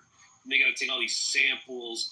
Then like after that's done, they got to do it all over again. I think Jon Stewart had the guy, I don't know if you ever saw the interview, but he had the one guy on that was reading off all of the regulations that had to be gone through. And then after all of those lists, like all the steps, it had to be redone from a different like entity. So like one entity had to do it, and then another entity had to do it. And the guy's like, yeah, the process takes about 3 years. It's like, what the fuck? Like, what the fuck? There's just dumb government agencies that are just getting paid. And then probably taking kickbacks, like you were saying. It's crazy. Did you see, I don't know, something said breaking news, and they're showing Kamala. Hold on. Kamala Harris says Pete Buttigieg would have been an ideal running mate if she were a straight white man. It's Kamala, you bigot. Yeah. But have you seen, since they cut USAID, have you seen that the Democrats are struggling to raise funds? Yeah. I saw something about how they're like trying to say like, what's going on here? And people are connecting the two like, maybe you were getting your shit from fucking USAID, you scumbags. Well, and let's be real, if I'm a donor, I was like, I just gave you $1 billion and you got smoked. Not just me. You got smoked. Bro, $1 billion in like 3-4 months. Yeah, dude. And they were like, we needed more time. No, the more time she had, the worse it was going to get. Yeah. Well, and I'm with you too on the other thing. I mean, I don't think Kamala would have been good sitting on her own, regardless. Bro, I mean, no. Remember in the primary against Biden, she got 0 votes. But like, I agree with you though. I think Biden ruined her career. Like ruined her career. He's like, you're the border czar. Like, what the fuck are you? What? So Biden, you don't have any nuts. So you're just like, it's her problem. Like what? Like what? Like that's not the vice president. Like what are we doing right now? You're just gonna put her in charge of it, and like he ruined her career, ruined it. But now she's always gonna be affiliated with Biden. Oh, but the fact is how bad the border was when you told the world there's nobody more qualified. And I'm going to say this: it didn't take Trump he wasn't even in office yet. In the morning of his impeachment, there was nobody crossing the border. You know, 0. Didn't have to build a wall. What we did is just had to enforce the laws we have. Thank you. And guess what happens? Now we don't have the problem that we did have. Yep. It's crazy. When Trump got back in office the second term, like, what's he going to do for immigration? He's like, he's not going to do shit. He's going to just enforce the laws he already had on the fucking books. We already had the laws. Like, they were like, what is Biden supposed to do? Because, like, Biden lost he lost the House and the Senate or whatever. And they're like, well, Biden's hands are tied. Yo, the laws already exist. Just reinforce the stay in Mexico law and reinforce the fucking the detain and remove law.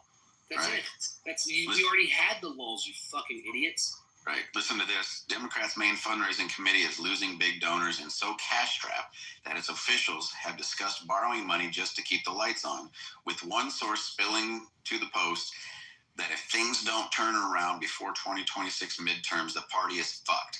We are 6 months in and we're drowning, a source close to the Democratic National Committee told the Post about the current rate of contributions. The RNC was so cash heavy and hitting us day after day after day when Biden was president. We have no clear path or plan. They added, the midterms are going to be to come before we know it, and then we're going to really be fucked. Well, that's the part I don't get about the Democrats. I mean, look, in Clubhouse, you know this. Clubhouse is not a barometer of the world at all. Like, not even close. And so, like, when you're on here, you're kind of like, oh, you're kind of in the little, you get kind of caught up in it. And then you start, like, actually living in the world, and we can separate the two. But, like, they're so unpopular. It's fucking crazy. And it's like, guys, change your fucking policies, guys. Like, what are y'all going to do? Like, Trump's not running again. And they're like, oh, Trump's going to run again. He's a king. Like, Trump's not running again. Like, sorry, guys. I hate to break your bubble. The world's not going to come to an end. No one's going to go to a war. And Trump's not going to run again. So when Trump doesn't run again, what are y'all going to do? Because all y'all do is talk about Trump. Dude. That's their whole basis. It's like, guys, change your fucking policies. How about that? Right. Unpopular. So if I post stuff on social media, it's me just calling out some bullshit of the left, or I'll put like Bill Maher calling the left a bunch of fucking lunatics or whatever, you know? And I don't put a lot on there. And lately, since the Kirk thing, I have. And there's this kid that we used to go back and forth on politics. And I'm the type of person, my best friend, we'd be playing volleyball. I'd be sitting at the table. We could be out at a bar having a drink afterwards. It doesn't matter. If he saw me pick my phone up and I'm on my phone and I got a smile on my face, his first comment would be like, oh shit, who you fucking with now, right? Because I'm literally doing this. This kid always thought he was funny and thought he was clever, and I'd post stuff and he'd get all triggered. Oh, are you triggered? He'd always try to use that. And I was like, I just want you to know, I've never ever once been on your page, but you live on mine. So if you want to talk about who's rent-free and whose head, there we go, right? Anyway, I got off of social media because before the last election, what happened was I got this warning or this notification saying that I had to agree to these new terms and services due to security issues with my account, blah, blah, blah. I was like, I've never been hacked. I've never had an issue. F you. I didn't think it was real. I let it go. And then all of a sudden somebody else said they got that. And everybody started mocking him. And he posts a lot all the time, but good posts. But people were like, dude, you're making shit up. And he showed a screenshot. I popped on one day and I saw this post he had, and I said, no, guys, watch. I'll log out and log back in and I'll screenshot it. And I show it to him. I was like, and they're like, why would you guys get that? We didn't get, because nobody else was getting it, right? I agree. I just ignored it. All of a sudden I jumped on and I couldn't get on Facebook. And I kept tons of pictures on Facebook of me and my son and our vacations and everything. So I only wanted to get my freaking account back to get those pictures back, right? So finally, I was just like, screw it. I started emailing. I'm like, dude, I need to get into my account. I understand what's going on. You know, I've never posted anything wrong. I've never posted anything obscene. This went on and on and on for about a month. I probably sent 4 or 5 emails. And finally, they reached back out, and you didn't agree to our new terms and services. We go into this back and forth dialogue. My account, they said, was getting a substantial amount of views. And so it was at higher risk for Russian interference and something else, right? And I was like, hold on. I go, let me get this straight. My account was reaching so many people. I said, do you know, I don't ever accept anybody I don't personally know and have a relationship with. So everybody on my account, I can tell you who they are by looking at their picture in like a fraction of a second. I know them all. So there's no getting, they go, no, then they fire back and they're like, no, but they're liking, sharing your stuff, and then it's going out from them. You're a Russian asset. And now I'm just like, so you ban you can start a new account up. And I was like going, so I lost all my pictures. Yeah, I lost everything. Because they didn't like that my right-leaning posts were getting some ground, because all I did was mock whatever the media was saying, right? So anyway, here it is, like, I don't know. I've been down here 5 years. I don't know the last time me and him had a back and forth, but I just ignore the guy. I don't really like him anyway. I never did. And anyway, I post something. something, and he jumps on with some trigger comment again, and I just was like total smart ass. I was like, look who it is, the Bears fan, because I'm a Dolphins fan. I mock his Bears team and my Dolphins team, but I mock him for being the one who comes. I go, it's like, oh, look who it is, come creeping in on my page again, and he hasn't responded at all, because it's like, who's living in whose head rent free here again? You're creeping around years later, but this is who they are. They get so angry because I don't give two shits what you put on your page. If I don't like somebody's post, I had a friend. I don't know if you've had to have this happen yet. All I did was screenshot something she put, and I posted it. And I went onto AI, and this is exactly what I said. What would it say about somebody if they posted the assassination of Charlie Kirk as a, quote, seriously ironic, end quote? That's all I put. And then I said, use psychologist writings, professional teachings, whatever, right? And holy shit, dude. It was like narcissism, mental illness, this, that, the other. And I didn't edit it for niceness or anything. I didn't write it. I'm just telling you what AI is telling me. So I posted, she got pissed. I'm a piece of shit to write something like that. I was like, yo, I told you right off the top that I didn't write this. AI wrote this. You can dislike AI because you put somebody's assassination as seriously ironic, and she is like far left. She tries denying it, but she is anti anything conservative. And so I held my own. I was just like, I'm not backing down. I do not need to have people in my life like that. A friend of hers, back in Sioux Falls, South Dakota, posted, he's a general manager of a bar, works at 2 other bars, or a bar restaurant, a nice one actually. And he posted, something took too long. Hopefully there will be a lot more. And now it's blowing up. Dude's going to lose his gig. Unbelievable.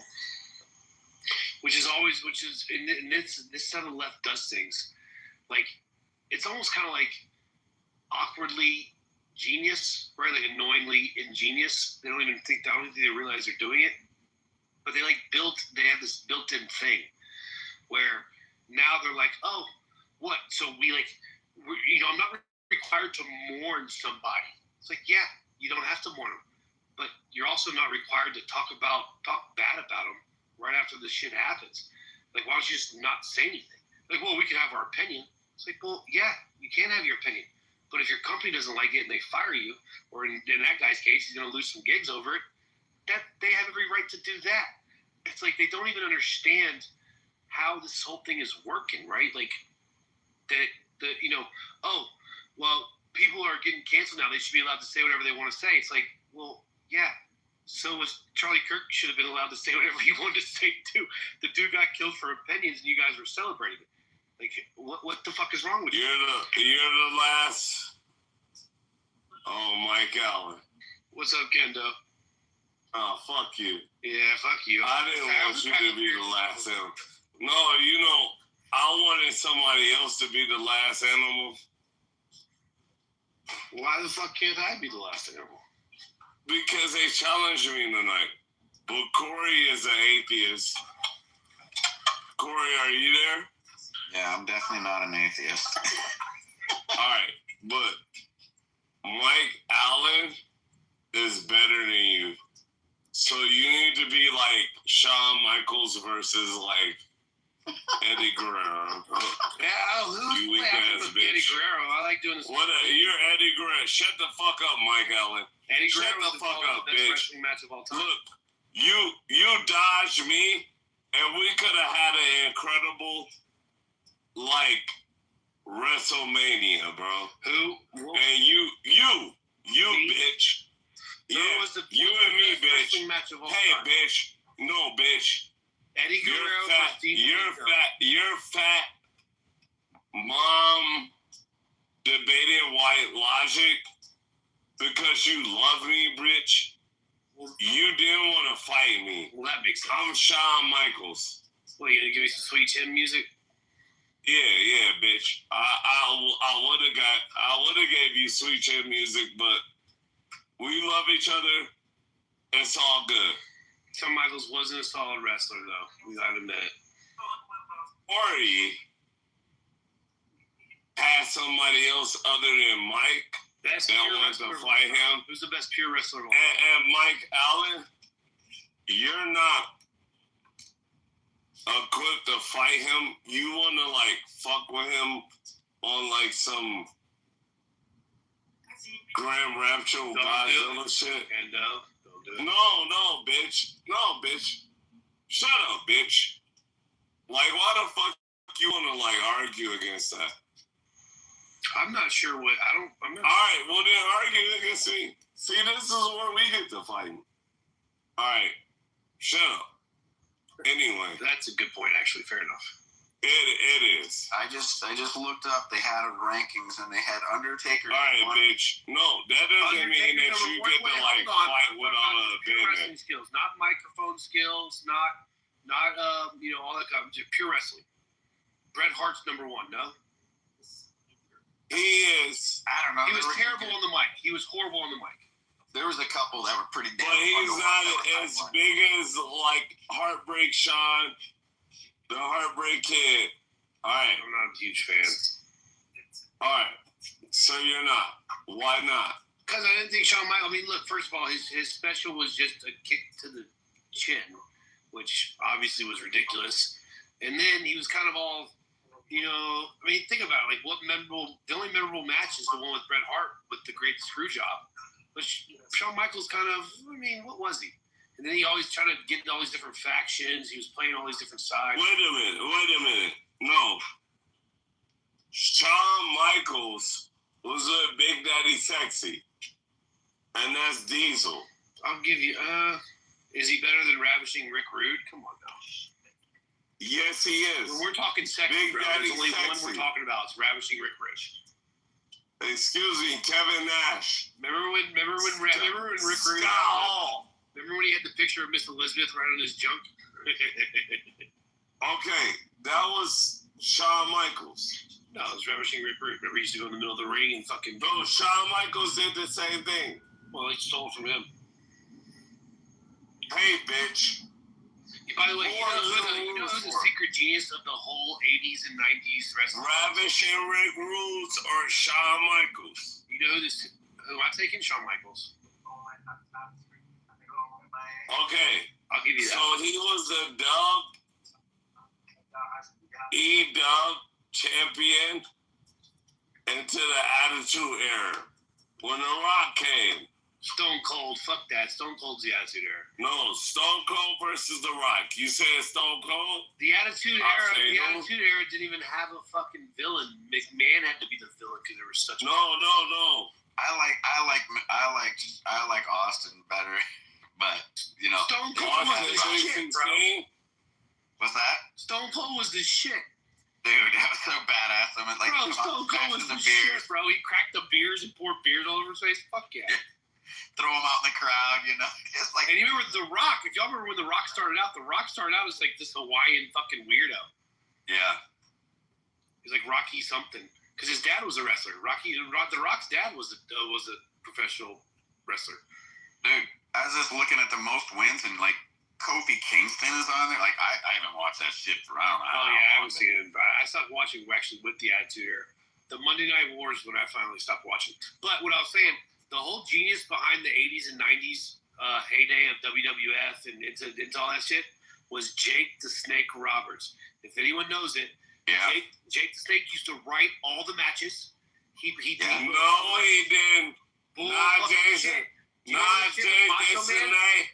Hey. Do you know Jake the Snake was married in real life to Miss Elizabeth? But he allowed Miss Elizabeth. Yes, I do. Jake the Snake was married to her in real life. But he allowed her to be with Macho Man because it was better for the story. Jake the Snake was the mastermind behind it all. Remember, Jake the Snake was the guy you had to beat to get to Hogan. Jake the Snake never had the belt, but he was the one you had to beat to get to take on the belt. Because Jake the Snake knew that Hogan and the Ultimate Warrior and all them had better appeal. Okay. So Jake was like, I'll be the guy you got. All the Albion guys, hey, bitch, I'm finna put on the Archmage hoodie. What was Jake's snake's name? Do you remember the snake's name? Bet you don't. Hot Rod. You gotta love Hot Rod. Kendo, do you remember the snake's name? Oh, he left. What a punk. It was Damien.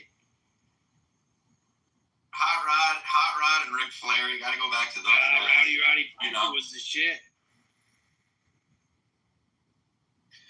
Dude, wrestling was the shit, bro.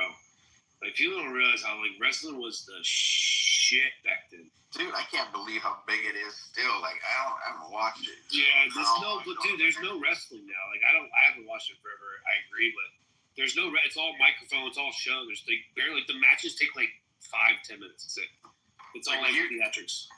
When you start hearing some of these guys' real stories about how screwed up they were from taking the beatings that they did. Bro, dude, the one on Netflix about the McMahon one is so good. It's not really, I mean, there's a lot of it about McMahon, but it takes you through the eras of wrestling and shit. So it kind of trails off. And then each little wrestler, they do a little promo on them. It was something nuts. It was like 290 to 320 days out of the year. Yeah. It's like, that's fucking crazy. And everybody's like, oh, you're still landing on plywood. Oh, dude, that's so nonsense to me. I fucking hate when people say that. It's like, dude, you go land out there and land on your back. I don't care if it's a mattress doesn't hurt, right? If you land right. We watch these guys land wrong sometimes, right? Even if they're hurt, they gotta let it finish. Even if they're seriously hurt, they gotta suck it up and be like a pin, you know? Like, dude, go shadow box. Like, don't even have an opponent. Just stand in front of a mirror and shadow box for 45 seconds and see how fucking tired you are. And now think about like doing a wrestling match for like 45 minutes. Yeah, my girlfriend, she boxed and stuff, and like she would have some of her videos she put out, and they're not even hitting the bag hard, but you're as fast as you can go for how many, like a minute, right? And then it's a break, they get a break, they're back at it, and then you see them, everybody in the whole gym is sitting on the ground like exhausted afterwards, and it's like, you just go throw fists, like you say, just throw fists. You don't even got to hit hard. Against the air, against the air. It's 60 seconds, I mean. You're tired as fuck. Dude, that's what those guys are doing. And that's why I love Bret Hart, because remember, Bret Hart's thing was that Bret Hart's whole claim, after everything Bret Hart's been through in the career or whatever, his whole thing was that my proudest moment is that I've never hurt a single wrestler that I've wrestled against. Yeah, I've never hurt anybody. And what's so crazy about that, when you think about it, it's like, so obvious, they're like, oh, it's fake. When they do a pile drive, not really smashing the guy's head into the ground. Yeah, but you got to know not only how to do it to not hurt somebody, but the guy who's getting pile drived needs to know how to like get his legs up and quote unquote submit to the move. And the guy who's doing it has this guy's life in his fucking hands. Yeah. And when you do that, you're not supposed to get hurt. Yeah, it's fucking crazy. It's fucking nuts. And then to remember it all, to fucking put on the show, it's like, yo, like these guys, the outcome's rigged, for the entertainment. But the fucking shit they're doing is real as fuck. Right. Like real as fuck. So how about this? What was the best? What's old school, new, whatever? I don't know, new of course, but what was the best entrance? Which one did you always think was the coolest? What a great question. I was too young to kind of remember I can only remember really the ones from the Attitude Era. I would say, dude, honestly, I mean, the ones back in the day when I was a kid, I don't remember like the music and shit. But I will say, I like the DX one would break. It was like, oh, bro, it was so cool, bro. Yeah. Undertaker's was cool too, because it was like, boom. Those are the two that I think are probably the absolute best. I mean, because it's just like you're sitting there, it's quiet, and then all of a sudden the glass breaks, breaks again, and it's like then he comes just strutting out, and it was a good one. And then the Undertaker, same thing. You're sitting there, and then all of a sudden the lights go out, boom. The theatrics of those two, I think, were hands down the best. And I used to hate the Undertaker. And then, like, really? I used to hate, like, back in the day. Remember when he had, like, the whole, the guy that was with him, the weirdo? Oh, yeah, the Paul Bearer, I think it was, or whatever the fuck it was. But, I was kind of weird. I didn't really understand him. I was like, is he a good guy? Is he, like, am I supposed to root for him? Like, what's going on here? So it was weird. And then you get older, and you get to the Attitude Era, and then you grow out of it, and you start thinking back on it. And now it's like remember, like, Hulk Hogan was, like, a terrible wrestler. Like, but he was great on the microphone, and he had the body for it, and he was a company man, and he had the look. But, like, Hulk Hogan's special was a leg drop. Right. Like a leg drop. Like that's literally what his special was, a leg drop. And that he could pick up Andre the Giant. He's the only one to body slam Andre the Giant. Well, that's not sure. Ultimate Warrior did it. You know this story, I'm sure. So, yeah, Hulk Hogan was the only one to body slam Andre the Giant because Andre the Giant had a bad back problem. Like, they could have, like, fucked him up. But, so, the Ultimate Warrior, who was also a bad wrestler, but he was so worried out during his match. You go look this up and watch it. Like, you can, like, once you know the story and you go rewatch it, it's wild.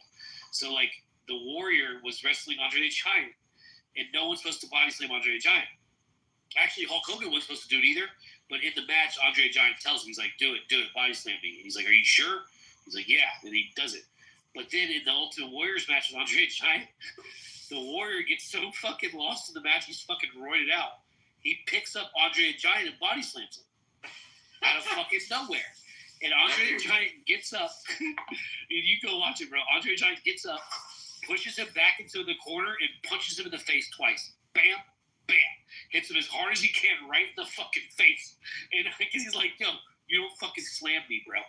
He gets him up, go look at it, bro. It's so funny. Andre the Giant picks him up, pushes him back, and just hits him. Bam. Sticks him twice, bro.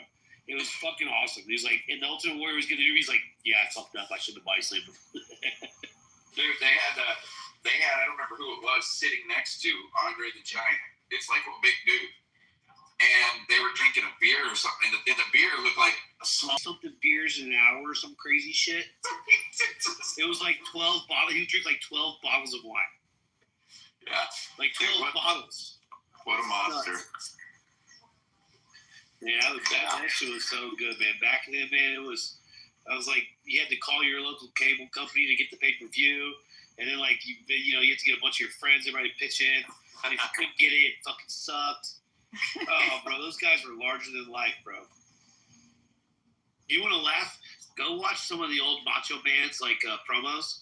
Yeah. With BG Okerlund. Oh, dude, you gotta watch those.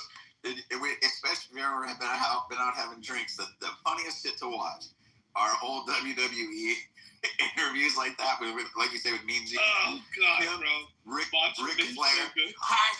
I spilled more money in drinks than I paid here. He's spitting all over the place. Ric Flair, dude, they do a good spot with Ric Flair in that McMahon. Don't tell you, you're you should go watch that McMahon documentary on Netflix, bro. It's really fucking good. The Ric Flair was like, I didn't like Ric Flair. I always thought he was a fucking punk. Like, like growing up watching him, I was like, dude, he's a fucking pretty boy. Like, fuck this guy. Like, I thought he was, they played him as a rich boy guy. But Ric Flair, because if you know anything about the wrestling, it was like the circuits, right? The territories back in the day.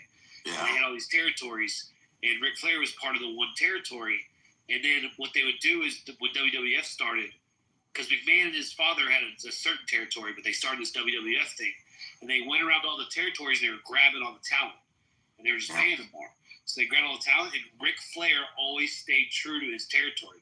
He never left. Because if you watch that movie Iron Claw, about that family of wrestling, the Iron Claw or whatever, with that dude Zac Efron or whatever, they have Ric Flair in that movie. And because the dude wrestled Ric Flair, and Ric Flair's thing was that when they did the interviews, like thing of McMahon, Ric Flair said, I never left my territory. He's like, I wanted to be loyal. And finally, Ric Flair did finally leave when everything was dried up, but he was already old, right? He was kind of like not in his prime. But they said Ric Flair in his prime, bro, he did not like fake wrestle. Like, he punched you. Like, he would like go in there and he would fucking hurt your ass. Okay, it was no joke with Ric Flair. Like, he would do, if he put a hold on you, he would fucking put the hold on you and fucking hurt you. Okay, Ric Flair was a beast, bro. And that dude was a party fucking animal. But God, did the Macho Man fucking interviews with me? Let me tell you, VG, no more questions. Oh, dude, you gotta go watch the fucking Macho Man ones. He was a fucking nut, bro. Dude, some of them, if you just do Mean Gene, you laugh your ass off. But then that, or watch 80s videos on YouTube. If you've been out you have some friends over, it's late, you've been out at a party, out drinking, you're hanging out. Put them on, you'll laugh your ass off, like that song, Same As I Ever Was. What is that?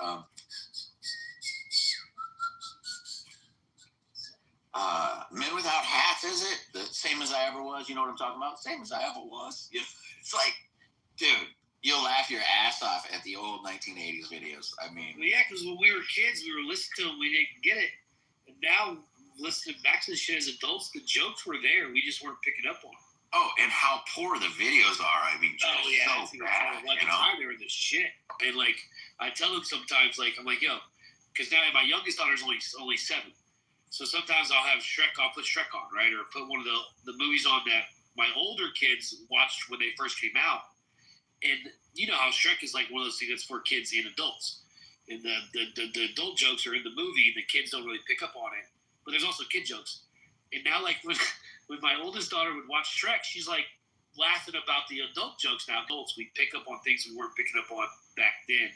And It's fucking hilarious, bro. Like, the shit was crazy. Crazy. I mean, there was no filter back then. They said whatever the fuck they wanted. Yeah. Oh, yeah. You go look at that one. It's Talking Heads, same as it ever was. But just watch that video and tell me that dude wasn't just like high as hell on something. But yeah, you know, and it's so funny because like you talk about songs, Californication. Go listen to that one. The lyrics on it. Yes. And it's like going, dude. Some of these old songs, like they just nail it. You know. Well, that's very just to steer the topic away from fucking wrestling, because I'm sure people are hating this. I'm pretty sure me and you are the only ones that you're talking. Everyone's probably fell asleep. But for the millions around the world, because this is an international show, that Californication song, to get back to a serious topic, when that's like, think about the lies are in the media, the lies are in the news, the truth is in like the songs and the movies. That was the Chili Peppers like telling us what was going on. Because you remember that one, the one line was like, little girls in Sweden dream of silver screen flirtation or whatever. And that's now you figure out there's that underground bunker in Sweden that costs like $2 billion. And they were building it way back in the day. That dude, Phil Schneider, was talking about the bunker in Sweden was $2 billion in like the 90s. And they were talking about how the trafficking, they're taking girls from Sweden and moving them to Hollywood. And he was like, little girls, the Chili Peppers said it, little girls from Sweden dream of silver screen flirtations. Like, whoa. Like, what the fuck is going on here? Yeah. That Hollywood shit is fucked up, bro. Dude, that shit broke my heart and messed up my worldview when I saw all that stuff. So a friend of mine, when I moved down here, he's the one who got me to move down here. He was a Hollywood person, right? Acted. After acting, he put on a lot. So he was like in business. Yeah, and so I come home one day. I was living with him when I first moved down here. We were doing a flip on a house, and come home one day, and he's like, "Dude, been waiting for you." I was like, "What's up?" He goes, "So a buddy of his that's still in Hollywood called him up and says, dude, you got to watch," and I don't remember the guy's name right now. He goes, "You got to watch his documentary he did." He's like, "Wow, what is it?" Right? So it's called Out of the Shadows on YouTube. Let me see if I can find it, because it's hard to find sometimes. It was easy, and then it became like impossible. And then the last time I looked, it came out. I could find it, but it's all about Hollywood, what goes on in Hollywood. He left because he was sick of what he was seeing. And then after he left, another person came out and said, "Yo, dude, I'll do this with you, because I can't handle this anymore." You know, it's just and when you watch it, they talk about some of the stuff they were seeing, like with the goat mask and, you know, that kind of whole thing. And so we watched this, and I was just like, dude, this shit is crazy. It was like a few weeks later, it was, what's the gal? She's a Celine Dion or somebody like that. And she's married to a bigger, bald, black guy. Kind of beard. Can't remember. It was like one of those types, right? But it was their daughter's birthday, and it was literally like that goat mask. All the kids had the goat masks, and you know. And I was like, so you see this about Hollywood, right? And what it means, and then a few weeks later, you see this for a kid's birthday, and it does. It looks satanic, dude. It's weird. And I was like, who would have that nasty shit as a kid's birthday? But and it's everywhere. And it's everywhere. Absolutely. When you find out about it all, and then you like know what to look for, it's fucking everywhere. Well, and then you look at Oh wait, dude, it came up right away on the top. I'm gonna get you a copy of the link and I'll paste it below. It's massive. They use acting to get a lot of their people to jump in, because then they kind of think they can get in, because of Tom Cruise and everything else, right? But when you see some of the shit with the dude's wife, what's her name? Leah Remini or whatever. She was in King of Queens. Yeah, Leah Remini. Yeah, she was sneaky hot. I always thought. Yeah. So she said she saw. So she was good friends with the head of Scientology's wife, like good friends. And she showed up one day, and she had guys escorting her to a vehicle, and she was crying. And she goes, "Oh my God, honey, are you okay?" or whatever. And she wouldn't even wouldn't acknowledge her. They looked at her kind of funny. She's like, "Oh boy, whatever, like what's going on?" She talks about it. And tried checking in with her a few different times, never answered, calls, texts, nothing. Never heard from her again. The FBI was notified by other people too, were concerned because they were nobody ever saw her again. And FBI reached out, and the FBI got a handwritten note that said, "I'm fine, I just want to be left alone." I'm summarizing, right? But it was a handwritten note saying that she was fine and just wanted to be left alone, and the FBI dropped it. Missing persons report, you don't get a handwritten note saying, "Leave me alone," and it just pacifies the FBI normally, And it's like, who's in Scientology pulling those strings? Well, that's what I've always thought about Scientology. Like, why are they permitted to kind of get wait. There's this much stuff being said about them, and there's okay, kind of weird. Well, then Tom Cruise's ex-wife, what was her name? Katie Holmes or whatever. She was like, it's fucking wild, bro. Dude, she said, yeah, he's fucking completely lost it, And it's like the government of Ukraine thing, right? Similar to that. Everyone in the world knows the government of Ukraine is fucking corrupt. So why are we on the side of Ukraine? It's like everyone knows that Scientology's fucking got some weird shit going on. So why does no one talk about it? It's like, what's going on here? Yeah, they literally will imprison people in hot storage, storage units. And have you heard about this? So they have this military thing inside there. That it's a personal military. They spy on you. This couple was actually part of that, but then they wanted to get the hell out, right? When they tried, they started bugging their phones. I mean, and following them. They were part of this. So I heard you can't leave it. No, you can't. And so when they ended up getting them, and they were scared bad enough to go back. That's how bad it got. They went back, and she was pregnant, and I can't remember how far along, but they literally put them both in this hot storage unit out in the sun. It was there was no air conditioning. It was hot as hell. They'd give them just enough water, and it was it was torture. And then this couple was high up originally. They were part of the military part of it or whatever, their police part or the Navy, whatever they call it. I don't remember what they call it. Anyway, they had to wear, it was almost like a prison jumpsuit or something, and serve at the meal hall or whatever they call it, and to show everybody that they screwed up. So they humiliate them basically, and they have to try to work their way back into the group. And I just don't get it, man. Why get involved in something where you have people who are in it and say you can't get out? Why even mess with it? Well, do you know so I'm sure you're familiar with it a little bit. I'm not too familiar with it, but I'm familiar with it enough to talk about it. The L. Ron Hubbard dude, the dude who created the whole thing. Right. So he was a science fiction writer. So I know he wrote a lot of crazy science fiction stories. That was his career or whatever. Then he started Scientology. But have you looked into their belief system? Not a lot, no. It's fucking crazy. It's about aliens, and there's this planet called it's something that starts with a Z. Yeah. Zoltar or some weird shit. And then you start thinking, I'm not joking here, their literal belief is the gods from other planets, and they have all the names of all the planets, and all these crazy ass, weird ass names, and all this shit's gonna happen, they're the real creators. It's fucking wild. They have gods they worship and everything. And then you start thinking about it, you're wait a second. So John Travolta worships this?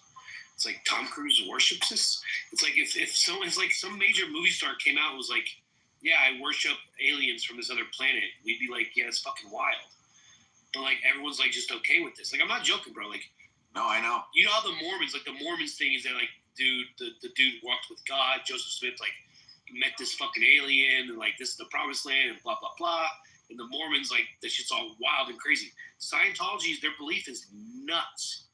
I forget the planet. Some of it was Z. It's like Zutaria or Zora something. I don't know. It's not the Zoroaster stuff, but it's like a planet with a god and they have a deity. And it's like all about this dude that L. Ron Hubbard just like created. It's fucking nuts.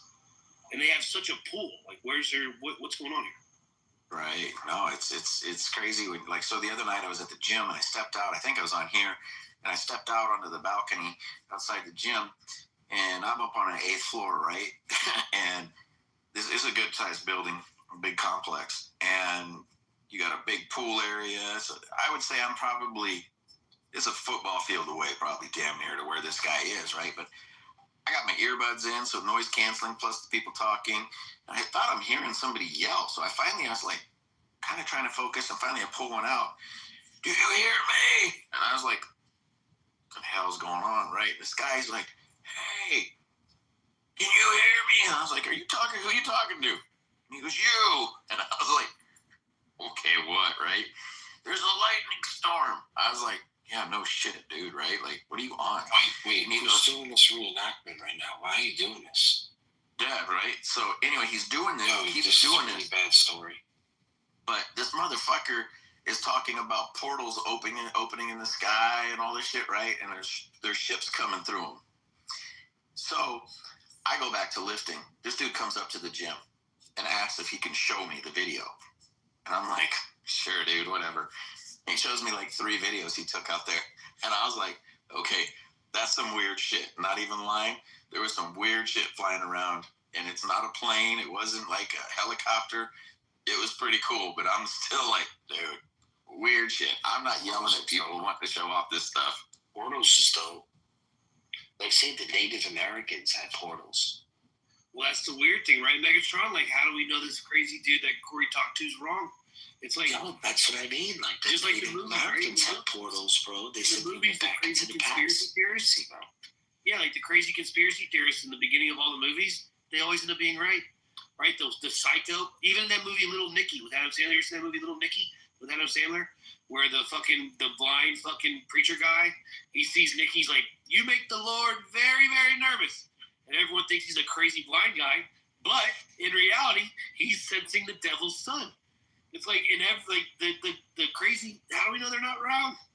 That dude that was talking to Corey was probably. You just gotta take the benefit of the doubt. Like you gotta just take the information in, out. You know what I'm saying? You kind of have it. But the portals thing. You know what it is with the portals? Like honestly, like it's just so physically. Like we just can't think of how we can. Like we know what it looks like visually, right? Just something coming from nothing, like a mirror. It's just like, how would we? Like, how is anyone going to take anybody serious when they say there's a portal? Like everyone gets the idea because it's fantasy. Physically, it just seems like too much. It breaks logic, it breaks reality, it breaks every rule. So it's like, can I tell somebody this without thinking that I'm tripping on that? You know, it's one of those things, man. It's just fucked out. Well, I mean, I guess I kind of see what you're saying. Maybe it's not quite as similar, but you would agree that, like, radios are emitting sound waves that can affect stuff. I mean, we see the videos of sound waves moving stuff. If it's a small object, it's a very loud sound, right? But on a grand scheme of things, or even infrared, right? Or whatever the microwave gives off, like infrared. Like yes. Infrared exists. We can't see it, but infrared exists. Oh, I know what you mean. But like the speaker, how different sounds create the different vibrations and different patterns. What I'm saying is like we can't see the sound waves, but the sound waves are there. Well, no, the light you're talking about, because the transmitter is the one that it takes the light in and then transmits it into sound. Oh, right. Yeah. I always get that wrong, even though I do know what you're saying, like that too. It is this light transfers the energy, 100%. Which that to me even sounds crazy. Right now we're using it, and we kind of just take those things for granted. But yeah, I mean, the portal is something. I mean, we're using it right now, right? Portal. You think about it. Portal is the invisible light going into the transmitter and then producing the sound. Well, there is kind of a portal. The thing is if we walk through the portal, I don't know how old you are. Remember the original Fly? Remember that movie? No, not really. What was the name of it again? The original? Kurt probably knows. Right? What was the name of the movie? The Fly. Oh, no, Dragonfly. That. Yeah, I remember. No, Fly, the original one. No, the original Fly. You're talking about dude. Kevin Costner? I don't even know that. There was one called Dragonfly that dealt with like that kind of weird shit. Yeah. No, it's not Dragonfly. I never heard of Fly. I've never heard that one. Yeah, it's basically he made this portal. And he's trying to, because you see, it's for you to go from one place to the next. Like they do in Star Trek, like they go into a room and then boom, they're like way across the world or some bullshit. But what's weird is that you almost have to die and be brought back to life because all of the physical part of your body and soul needs to be transferred into some sort of energy and then brought to the other side. Yeah, like our physical part's what's holding us back almost. Yes. Oh, it's weird, right? It goes through this machine. And a fly went into the other machine, but he got the machine to work. Then days later, the fly started to infuse in his physical body. They started turning into a fly. It's about that film. I thought, it was pretty scary. There was no other movie like it. That movie was like one of the first ones about like the portal type shit that you're talking about. Just trying to engage the comment. Have you ever come across this like theory that there's like this theory that nothing is made up? So like everything comes from some truth, right? So like dragons. Like no, dragons are real, bro. That's what I'm saying. It's like dragons never really exist. Dragons might not exist now, but that type of shit did exist at one point. That's how humans thought about it. And so the portal thing, it's kind of like, well, if you apply that to that, it's like maybe we don't know how to get into these portals now. We lost the knowledge, but the idea of them came from some type of truth. So, and yeah, like it is weird, right? Though thinking about it, it's like how, just logically, how would that be physically? Like just the logistics of the whole thing. Like what are we talking about? So like where we're living right now also exists like from the other whatever side they're on. Can they walk through a portal to get to where we are? Like what's going on? Like but it must have some truth behind it, I guess, is what the theory states. Just like dragon, anything's possible. This is the whole thing. Like you can't, like if we could think it could be possible. This is what I mean. Like, well, yeah. And if you believe in creation, then anything can be created. Anything can be created. The whole thing is that we make things, we don't create them. Have you ever heard of remote viewing? Yeah, that shit's wild. What's that? What's that? So remote viewing is where you can view something. So Stanford did this a long time ago. They could view something without being there. And if you've ever seen the movie Men Who Stare at Goats with, what the hell's his name? George Clooney. George Clooney in it. That's that. There's another one called, I think it's called Suspect Zero. That's about it. You see the guy, he goes into this like weird trance type thing where he's doing something. Yeah, and he can remote view at the end of it. So the first time I heard about it was on the radio one night. I was working super late. I worked for myself, so it was like 2 o'clock, 3 o'clock in the morning. I'm listening to this whack out thing about, aliens and blah, blah, blah. But then they were talking about remote viewing, and they have this Stanford University guy. So I'm like, all right, is this real? Whatever. I was going to look into it. I happened to watch the show Suspect Zero, and at the very end, you have this special features. I hit play. The show I was listening to were on the special features. But he would, when they first opened up the Kremlin, he goes, I'm going to be there, because it was a big deal. Like, nobody's ever been in it, right? So he goes over there for the opening. He stopped looking around, and he just, like, visualized everything, and then started walking around. He went back and started looking through his files. They had somebody that they had trained to remote view that had literally remote viewed inside the Kremlin, described the brass tacks on the red leather. I mean, everything. But you can literally remote view something and never leave where you're at. And this is something that the government used. And and I found out, it's not really bullshit, It's like, whoa, this is crazy. Check it out. Could it be like little drones? Is it possible that we're looking back at stuff now, but we kind of have technology that has it now, right? Could it have been how long ago was this? 60s, 70s, maybe?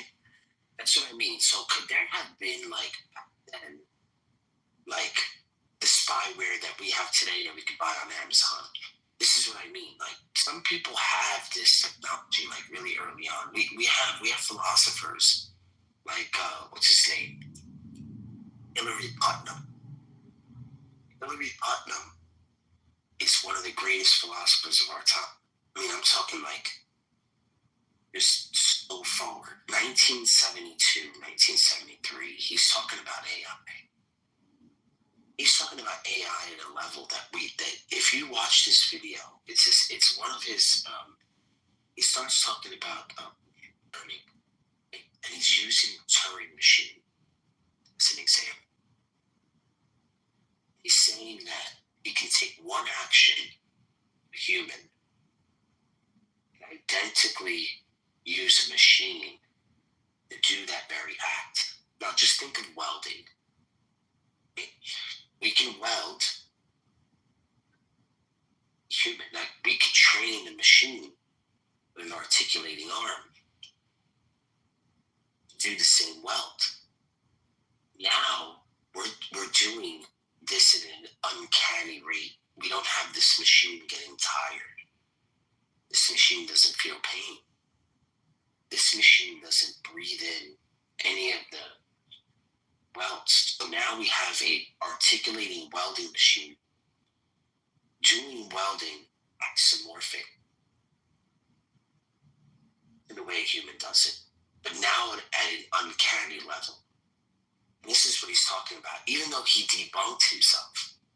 And this is the great thing about great philosophers. They set out, they put their masterpiece out. And as soon as they put the masterpiece out, they're saying it's, kind of like a Luke Wittgenstein about logic. And he did this back then. He's talking about AI, 1973. So it's just scary to think that,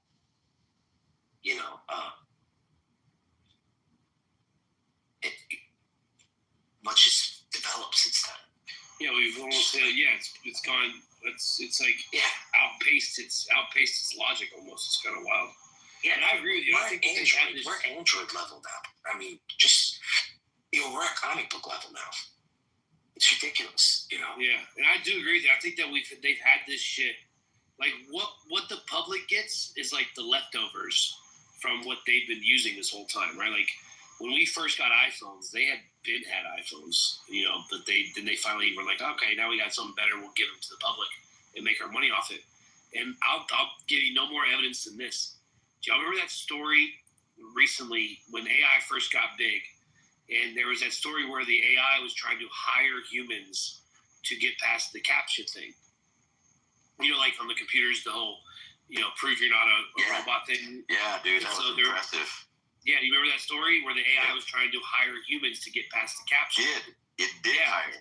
Well, yeah, right. So, but then think about this. When I heard that story, the first thing I thought about was I go, holy shit. Think about how long that CAPTCHA thing has been on our computers. We've been having to do that since like the early 2000s. And we're kind of like, what is this dumb shit? Like, what the fuck? What the fuck? What the fuck? It's because the people that were, running this whole fucking thing, they had AI. AI already existed back then. So they had to create this CAPTCHA shit. And now we're finding out that AI is trying to bypass the CAPTCHA. Well, now that makes sense why the CAPTCHA shit was on there in the first place. But it's been on there for fucking over a decade. So that means they've had this AI shit's been able to break into shit and pretend to be humans for over decades. But we're just now finding out about it. Or like the zero gravity shit where planes don't have to take off. They can just lift straight up. Like oil is outdated. Like that shit is outdated as fuck. But we're just so beholden to the industry. But like, dude, the zero gravity stuff and all that stuff. The problem with that byproduct. The oil is just a byproduct. You look at all the other products that come from it, and so they need to have oil. Oh, right, I'm sorry. I should have classified oil for transportation. Yeah. So I mean, but yeah, I know what you're saying, man. Yeah. But go ahead, finish about the CAPTCHA because that shit was badass. Right, isn't that wild? Like when I thought about that, I was like, holy shit. CAPTCHA's been, remember how long? Remember it used to be like the wavy ass fucking letters were like, what the fuck? And like, it's been on there since like the early 2000s. Or the thing is that motherfucker, and then they said, no, it didn't lie. It just kind of fibbed a little bit, Hey, I'm blind, not a lie. I can't see pictures. Can you help me? I was like, oh, it didn't lie, I guess, technically. I was like, this was impressive. You're right, and I never like put two and two together, but in the early days of the internet and stuff, now I'm thinking back and I was like, fuck. They knew that there was AI robots out there that were capable of hacking into stuff, so they had to create the CAPTCHA. We didn't get it. We just thought it was some weird shit that we had to deal with. And now it's coming out that AI's trying to hire humans to break it. So they always had that safe. Yeah, but think about what you just said about the F-35, right?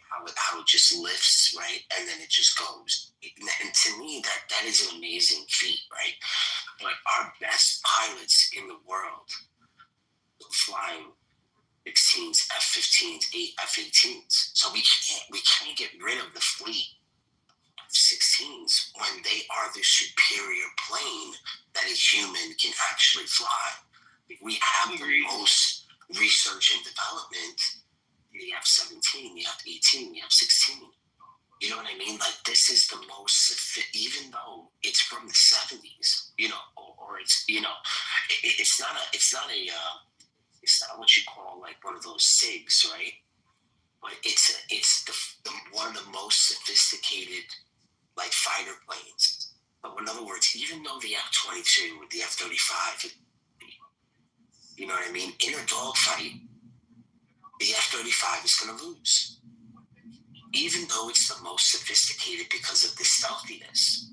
And so the advantage the F-35 had to the F-22 is that he could see you in the F-18 miles away before you even get a chance. So he's going to hit you with missiles before you get a chance to go at it. But if that F-17 gets close to you, it may have a dogfight. The F-35 is gone. It just doesn't have the maneuver. It doesn't have that in it to do it. So it's like, the technology gets so advanced, but sometimes it gears off. Do you get what I mean? Like it's going into a place where it's not developing with us. And I thought that was an excellent example, because now we don't need these big ass aircraft carriers. But yet, you think about it, we still do, because they need to fly the F-17. You understand? We just think the technology that's in the F-35 and the F-17, it's just, sometimes we get to a point where we're too advanced. We have to catch up to it, Well, or like getting on a commercial. The F-22 is a different bird. The F-22 is considered our top dogfighting one, but it's a different plane than the F-35. Drastically different for what they're, like you're saying, it's not a dogfight plane. The 35, the 22 is. Its maneuverability is ridiculous. But you got the Sioux. They'll say that's an unbelievable dogfight plane, but they've got how many of those? 12. No, you're right. But that's the thing. Like, who's going to be able to? How many people are going to get into an F-22 and take the chance on a dogfight when it costs so much? We're like, they're not going to take that chance. We're still going to be flying F-18s for the next 20 years. You get what I mean? They're still going to train fighters. They're still going to train people. There's only been so many pilots. We don't even have 1 million pilots. Like, we're close if we have 1 million living pilots in America. And this is with the commercial airfighter. This is with commercial. So that number of people that could actually fly these fighter planes are even smaller. Because think of the G-forces that they have to train for. They're not going to put a commercial flyer into a fucking, that's basically just sitting in the cockpit because the plane's pretty much flying. Yeah, the F-22 would be better without a pilot. I mean, it's capable of more without a pilot, but it's just we still don't trust letting a computer make decisions, and rightly so, and human mind is still, I'm not going to say superior, but it can make decisions, think differently ahead, than a computer could, per se. But yes, it's going to have the feeling to say that if I throw a nuke here, people aren't going to live there for a very long time. Right, yeah. Whereas a computer's just saying, fuck that, we're taking it out. Yeah, we used our best bomb, Yeah, that's the crazy part.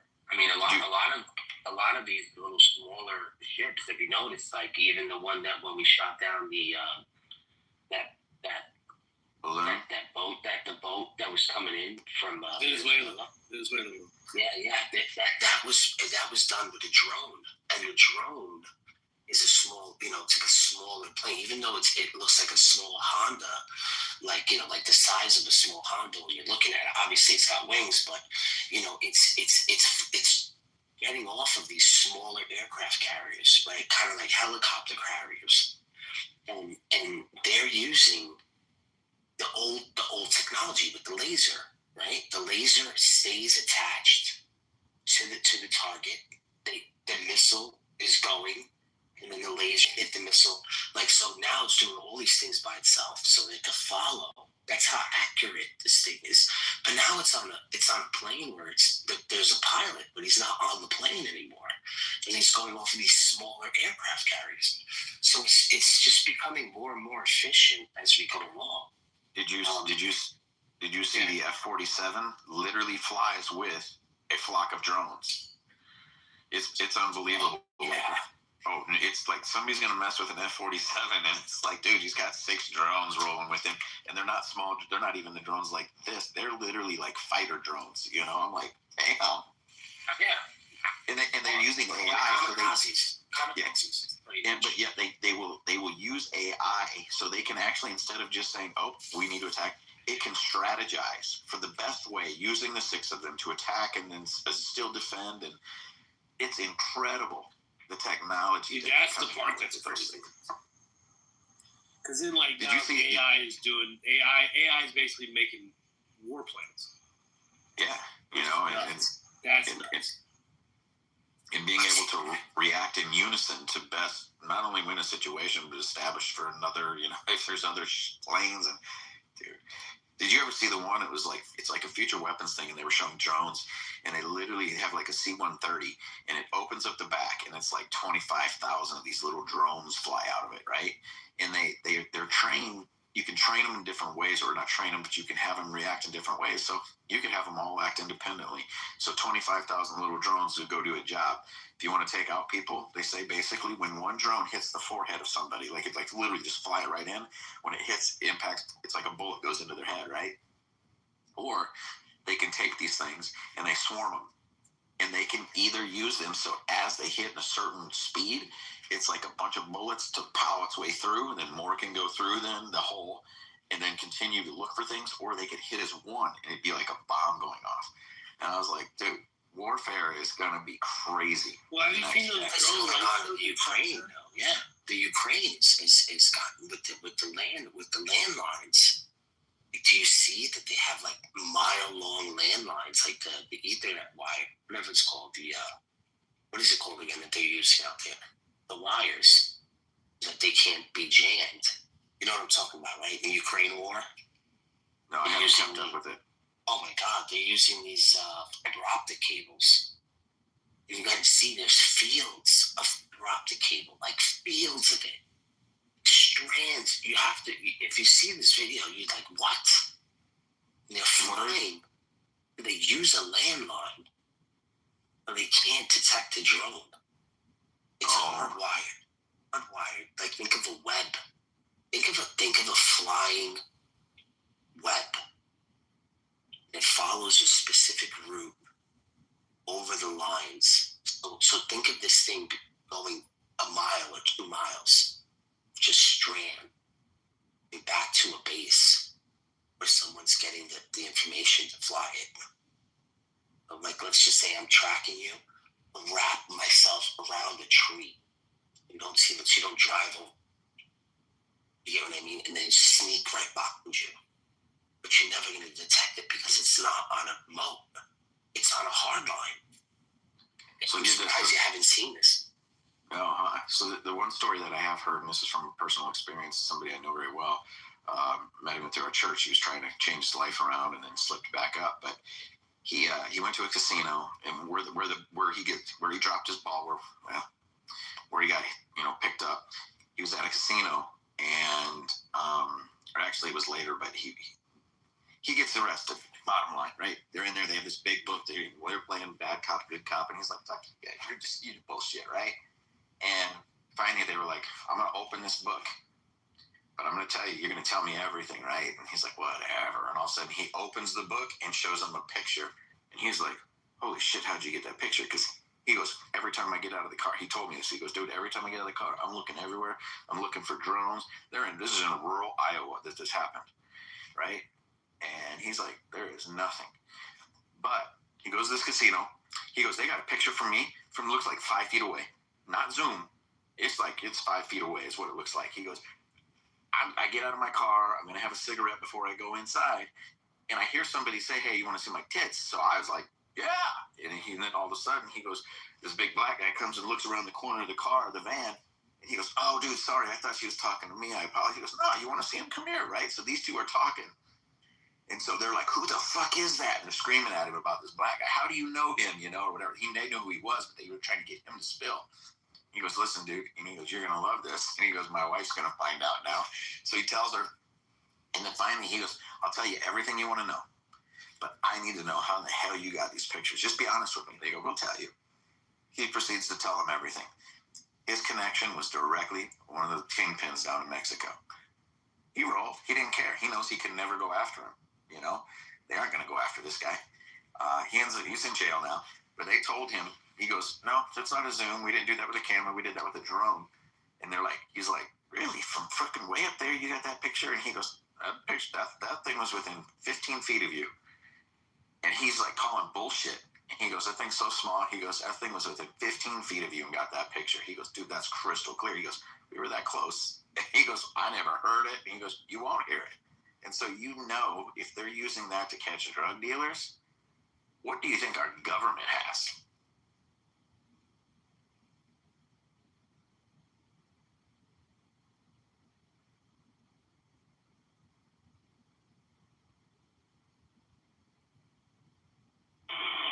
Lies and insects. I've heard shit like that. It's a fact. It's a thing. Wait, did Barth kill the room again? No, I never killed the room. So what's room every time? Who is this guy? Yeah, I'll just leave. I'll just go somewhere else if you guys are gonna start doing this shit. My wife wasn't sleeping. Yeah, this is the shit. Sitting in the fucking closet, I fucking cuss you motherfuckers out. Anyway, so what was I talking about? Barth, what shape is the earth? Oh, you want to see a picture of my dick already, bro?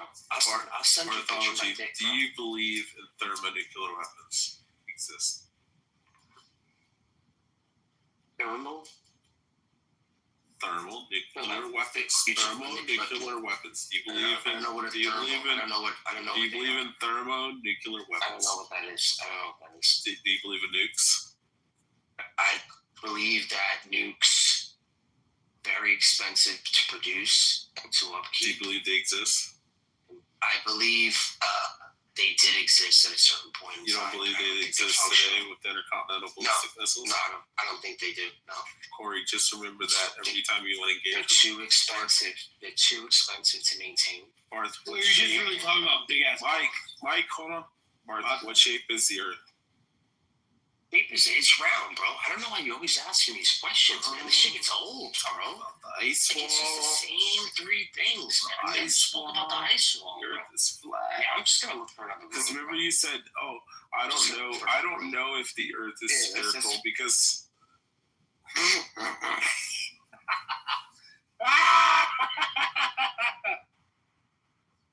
Oh, so worth it.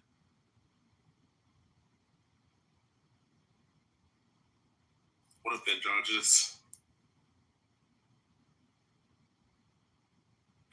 Nothing. Did you enjoy that? Listening to Barth run, yeah, it's always funny. Oh, it's amazing. What were you saying, Mike?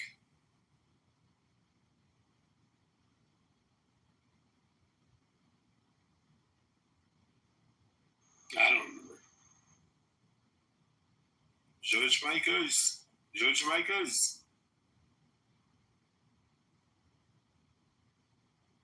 Oh, Solomon, you missed it. What happened? Barth ran away. Who? Barthology. What happened? I asked him if he believed thermonuclear weapons are a real thing, and he doesn't want to admit it. And then finally he's like, no, I don't believe they exist. I believe they existed at one time.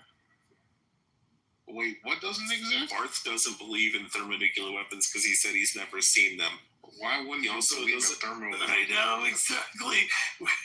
And he also doesn't, he believes the Earth is flat because he said he doesn't believe it's spherical because he's never seen it. That's retarded. Yeah. Flat Earth theory is just. I only put it out there because some people actually take him to be serious. And did anybody talk about the new picture that was released? Nah. With Tyler Robinson? What conspiracy are you coming up with now, Solomon? They have Tyler Robinson at a Dairy Queen in Orem at 6:38 p.m. after the shooting. He's at a Dairy Queen with a different shirt. This is insane. It's blowing up. It's going viral. I'm shocked you guys didn't talk about it. They're charging him. Hey, what's up, Corey? They have. Did you see it, Corey? They have him at Dairy Queen. They have him at Dairy Queen at 6:38 p.m. Same day. And what time was the shooting? Like 11:30. I know it's same day. It would be 10:30 Central. They didn't arrest him. It was about 2 hours away. So I just posted. But they didn't arrest him the day of the shooting. They drove from 6:30 from Dairy Queen to 8:30. I posted it in the chat. The new picture that was released by Candace Owens, by the way. So he would have been there 2 hours early, even if he left right after Dairy. That makes sense. 6:30 p.m. Because Corey, our whole when the first two suspects got caught and released, that's when all the conspiracy theories started. And so the main one was that, hey, at the very least, whoever this person is, they're not working alone. Because, they tried to say, oh, no, this is alone. But clearly something strange is going on. Antifa? Yeah, that's a possibility. So it is a possibility that, but this is Solomon, let me ask you a question. Carousel network. So there's this a bunch of trannies and furries. So there's this conspiracy going around, and if you go on Twitter right now, you'll find it. and it shows this guy, and they cut the audio for it, but it shows this guy standing up after Charlie got shot, and he's got like long hair, and he's like giving the thumbs up in front of Charlie. Yeah. And you're like, oh my God. Yeah, exactly. So, okay, he have made a video. So, yeah, he was recording himself initially when he got shot, and he's like a fucking retard. Bad timing. I get what he was trying to do. He was trying to do the Trump thing, the USA. But he was doing that, and then he stands up and turns at the camera and gives thumbs up. And they're like, look, it's a conspiracy. He's in on it. And it's like, no, it's just a fucking weirdo who's screaming USA, USA. Well, his video was kind of strange. Yeah, he was just fucking weird. Like, this weird thing. Yeah, his video was strange. Because the thing is, they're coming at, the other thing that I saw was a breakdown of the actual gun. So somebody made a very good video of a breakdown of the gun that they're alleging Tyler used. And it's really good because it shows the FBI. Someone's lying. Someone is fucking lying. Oh, I don't know what the fuck is going on, but there's a lot of lying going on right now. So, I like guns. What point did they make? Oh, yeah. So here, let me see if I can find that because I posted Tyler. So I posted Tyler in the chat. So that's him at Dairy Queen. That's 6:38 p.m. Yeah, that makes sense. It's 2 hours away, and the shooting didn't happen until 10:30. At 6:38 p.m., you're at a Dairy Queen? Okay. What are you talking about? Like you said, it was the day of the shooting, right? Oh, you're talking about nighttime. The shooting. Yeah, he shot him at like 10:30 during the day. They didn't arrest him the day of the shooting. Yeah. No. They got him like the FBI reports that he was hiding? No. Well, they got him. No, he's hiding in the sense that he didn't turn himself in. He was hiding. He went 2 hours away. He was also messaging his friends on Discord saying, "Hey, can somebody go get my gun?" And then he said, "Oh, if somebody sees." No. I know, but like he you don't know wasn't what you're like. talking about. The FBI reported that this guy was babysitting his fucking gun. He wouldn't be at a fucking Dairy Queen at 6:38 p.m. He put the gun down. At one point, he had to go back to get his gun. He put the gun in a box. He wrapped it in a towel. Then he went down to He would not be at a Dairy Queen. Then he was asking fucking food. You realize the messages he was sending. Look at him. He doesn't even look like he's aware of anything. Bro, he's autistic as fuck. 2 hours away from Dairy Queen. Why did he go get 6 hours away? Yeah. No, he went home. 2 hours away is his hometown. What are you talking about? He went home. It is absolutely strange that this guy's at a Dairy Queen essentially right after shooting. Autistic psychopath. Allegedly shooting Charlie Kirk. Did you hear? Okay, did you hear when he was laughing with his boyfriend? Like 8 hours. Hold on, Mike, hold on. Did you hear about when he was laughing to his boyfriend in the messages saying, "Oh, if somebody sees the fucking shell casing that has the shit about furries," he said, "I'll literally have a fucking stroke, LOL." Okay. He said if they see that, because it had some like furry shit engraved on it. That was the up, down, left, right bullshit. And it was about furry shit. And he told his boyfriend, he said, if somebody actually sees that and I see it on the TV, I'll literally have a fucking stroke, LOL. Like, he was laughing about it with his boyfriend about, like, oh, if they see the shell casing with the furry shit, I'm going to, like, fucking bust a nut and laugh my ass off. Okay. Like, he wasn't, like, hiding in a fucking cave, like, yes, that's what the FBI said. This was 17 minutes. This was 17 minutes away from the shooting. So. Yeah. Look, Rich, that's not what I'm talking about. I'm talking about that you are in denial, bro. Yeah, it was Mossad. It's You're the Jews. In denial, bro. You know, Solomon, I had the same conversation when the shit happened in Beirut. And that fucking facility blew up where they were storing all the explosives. And I called my buddies back in Florida, and I was like, hey, man, I know you guys are from Beirut. Is all your family okay? And the first thing that they were fucking screaming on the phone was, it's the fucking Jews. The fucking goddamn Jews. They fucking bombed our fucking country. La, la, la, la, la, la, la. And then, like, 2 days or like a day later, whatever, we find out that the fucking Lebanese government had confiscated fucking explosives and was hiding it. Instead of disposing it or putting it in like a facility, they hid it in a fucking warehouse because they're secretly working with fucking what do you call it, Hezbollah, and then they're set it right next to a fucking warehouse facility that caught on fire. Like, okay. That or it was Israel. Israel blew it up with fucking fighter jets, is what they said. Like, this is the same shit you're doing. You done?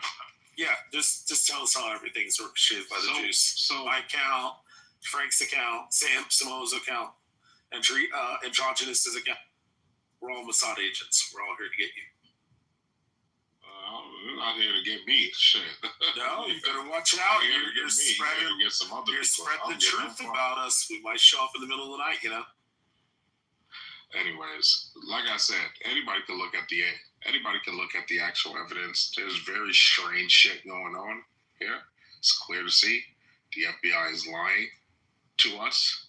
The feds are lying to us. Something nefarious is going on.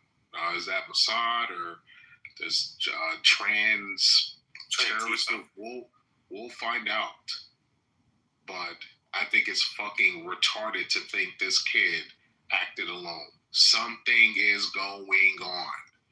And it's all going to come out because the thing is, we're no longer in the day and age where you can smoothly do something like this, something so open air, and not have multiple angles that can expose the truth or reality. We just don't live in that day and age anymore. And that's really why the government and so many institutions are trying to implement a full police state or a state in which everyone is monitored, blah, blah, blah, this, so they can once again control. I'm not even sure the text messages that they're releasing to us are real. I'm not even sure about that. Yo, Corey, I got a question. Hey, Corey, do you remember when the guy ran into the White House when Obama was president? Oh, yeah. Okay. Prior to that, I think everybody in the entire fucking world assumed that there was snipers 24/7 on top of the fucking roof of the White House. There was turrets that would come out of the fucking ground and just fucking gap these motherfuckers as they come running across the fucking field. Right. And the reality is, some dude who's fucking a dumb, crazy fucktard jumped over the fence, ran all the way across the entire lawn, ran in through the front door and went down the fucking hallway before finally somebody fucking seen him. It was like a fucking secretary or shit was walking by and spotted the guy. And it's like, who are you? And then had to go and find Secret Service, and it took like 5 minutes for them to find him. Like, everybody thought there was like trained snipers sitting on top of the White House the whole fucking time. We realized, like, no, you could just run in the fucking White House if you wanted. Do you know that on and they're like, oh, what about October 7th? Oh, Israel let the Jews. You don't find it strange that Bibi Yahoo, bald-headed Bibi Yahoo, made a video saying, I absolutely have nothing to do with Charlie Kirk. Yeah, because everybody like you was already fucking saying shit. You don't find that strange? No, because he knew that people like you would come out with this narrative. Very interesting that you don't find it strange that the prime minister, that the most hated country in the world, make a video with the most hated president in the entire world, with the most hated group, the most hated ethnic group of people for 4,784 years. Maybe don't go around blowing up everybody. That would predict that somebody like King Solomon and a bunch of other Black Hebrew Israelites and anti-Semites would be like, it wouldn't be. It's the Jews. You can call people all the names. Look, don't nobody give no fuck about none of that shit no more. You can't go around blowing people up, bro. I mean, it is what it is, man. You can call everybody any name. Shit, when we see kids with blown up chests, Corey, if we had a time machine and we could go back to the exact moment. I've seen videos literally of like piled up body. I thought it was like AI at first. I was like, what the fuck is this shit? Hollywood. So, Corey, if we could go back to the exact moment, okay, 5 minutes before Charlie Kirk got shot, and we can't tell him, we can't notify him, but if you and I could sit down and make a bet, and I'd say, hey, Corey, what do you think the odds are that a bunch of conspiracy theory people are going to jump on this and say that it was the Jews and it was Israel and shit that killed Charlie Kirk? What do you think the odds are on that? Oh, immediately. I knew that we're going to have 30. As soon as he was shot, I was like, oh, here we fucking go. Yeah, that's not true. Yeah, that's exactly what I said. I actually came in and called, but that's not. But so you know, I'm not right. As soon as Charlie, when the first suspect came out, nobody was thinking about. No. I can tell you. I can actually tell you exactly. Nobody was thinking about the little hats when the first suspect came out. They said it was. I hope the replays. Said it was an old. Don't rewrite history. They said John it was an old. They said it was an old Democrat. They said it was an old boomer Democrat that unfortunately took out Charlie. That was the first suspect. I came in. Nobody was thinking about the little hats. I came in the room and actually notified everybody. Nobody knew about Charlie Kirk getting shot. Two moments that happened made people start thinking about the little hats. You guys were talking about a bunch of fucking stupid, weird shit. I appreciate it. So, 2 moments made people start questioning the narrative and start implicating the little hats. One, the second suspect that the FBI arrested was let go. That was the first thing that made people go, okay, something is not right here. George Zinn just so happened to be an Ashkenazi Jew. What are the fucking odds? Then, the next ball to drop that made people go, what the fuck? Was Harrison from the Alex Jones show showed proof, and we all saw it. Today, it still has, 7 million impressions on Twitter. He tweeted August 13th, 2025, a month before this. He tweeted that someone brought up to him that Charlie feared for his life, that Israel was trying to kill him. Those were the 2 moments that people use to start questioning if Israel Mossad was implicated in this. And then reports came out that Fox reported, actually it was John Solomon who reported that the FBI was reporting that foreign intelligence may be involved in the assassination of Charlie Kirk. So there's a bunch of things that came out, Rich, whether you like it or not, that had people questioning, yes, is Israel and Mossad, is it possible that they helped out in this? Not even that they directly did it, but could have paid for it, could have known about it. There's all types of ways that could have been facilitated. Doesn't have to be that it was actually them. No, they could have been the ones who funded it or coordinated it. There's all types of possibilities. All right, so the old Jewish guy is fucking crazy. He's also been indicted on making terroristic threats after the Boston bombing. He's a fucking batshit crazy person. There's actually people that we're talking about. They're like, oh yeah, that guy George Zinn or whatever his name. They're like, yeah, he's like the local fucking crazy guy. They're like, but he's like harmless and shit. So, after a fucking mass shooting, he was probably saying some fucking crazy shit because he's probably fucking schizophrenic or some shit. And then secondly, the guy... Okay. Let me finish. I was being quiet the whole time. So the second person who was apprehended was because, you can actually go look at the video, there was a guy who ran out of the back of the auditorium building or whatever, and when he was standing out there, he goes, there's the guy, there's the shooter. And it's a totally different fucking guy. It's just a random fucking dude running across the parking lot wearing similar clothes.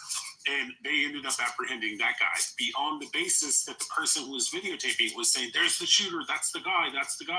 In reality, it wasn't. So, yeah, mass fucking confusion. Nobody knows powder on his fucking hands, none of that kind of shit. And then on top of that, when this all broke, you guys were in here fucking arguing about fucking dumb race politics bullshit. And I came in and said, Charlie Kirk has just been fucking shot. And everybody going, shut the fuck up. Don't be fucking saying that. Who the fuck? Why are you fucking saying that, bro?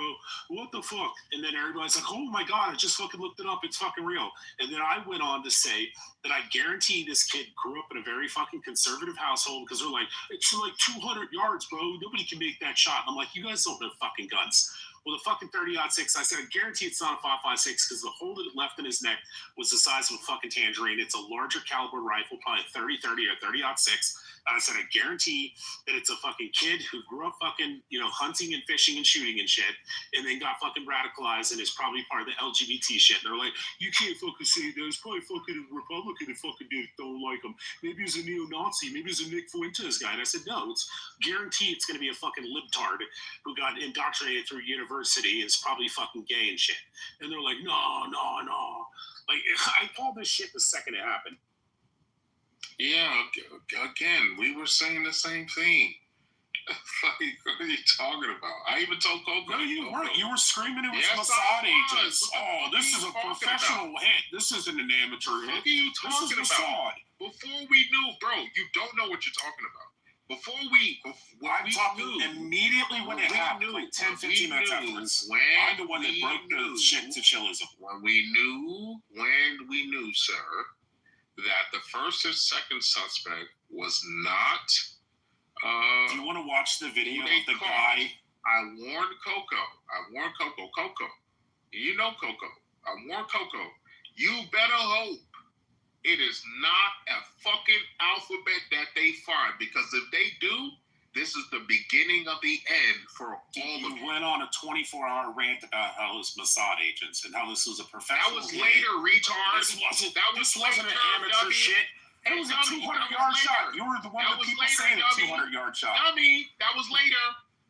Dummy. Do you want me to get the video of the guy actually running? You want me to get the? I'm asking. Do you want me to get the actual video?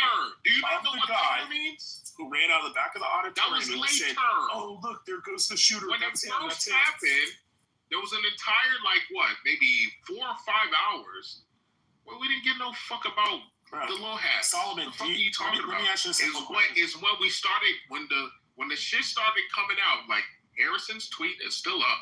That's the crazy thing. It's still up, and all of the other strange shit.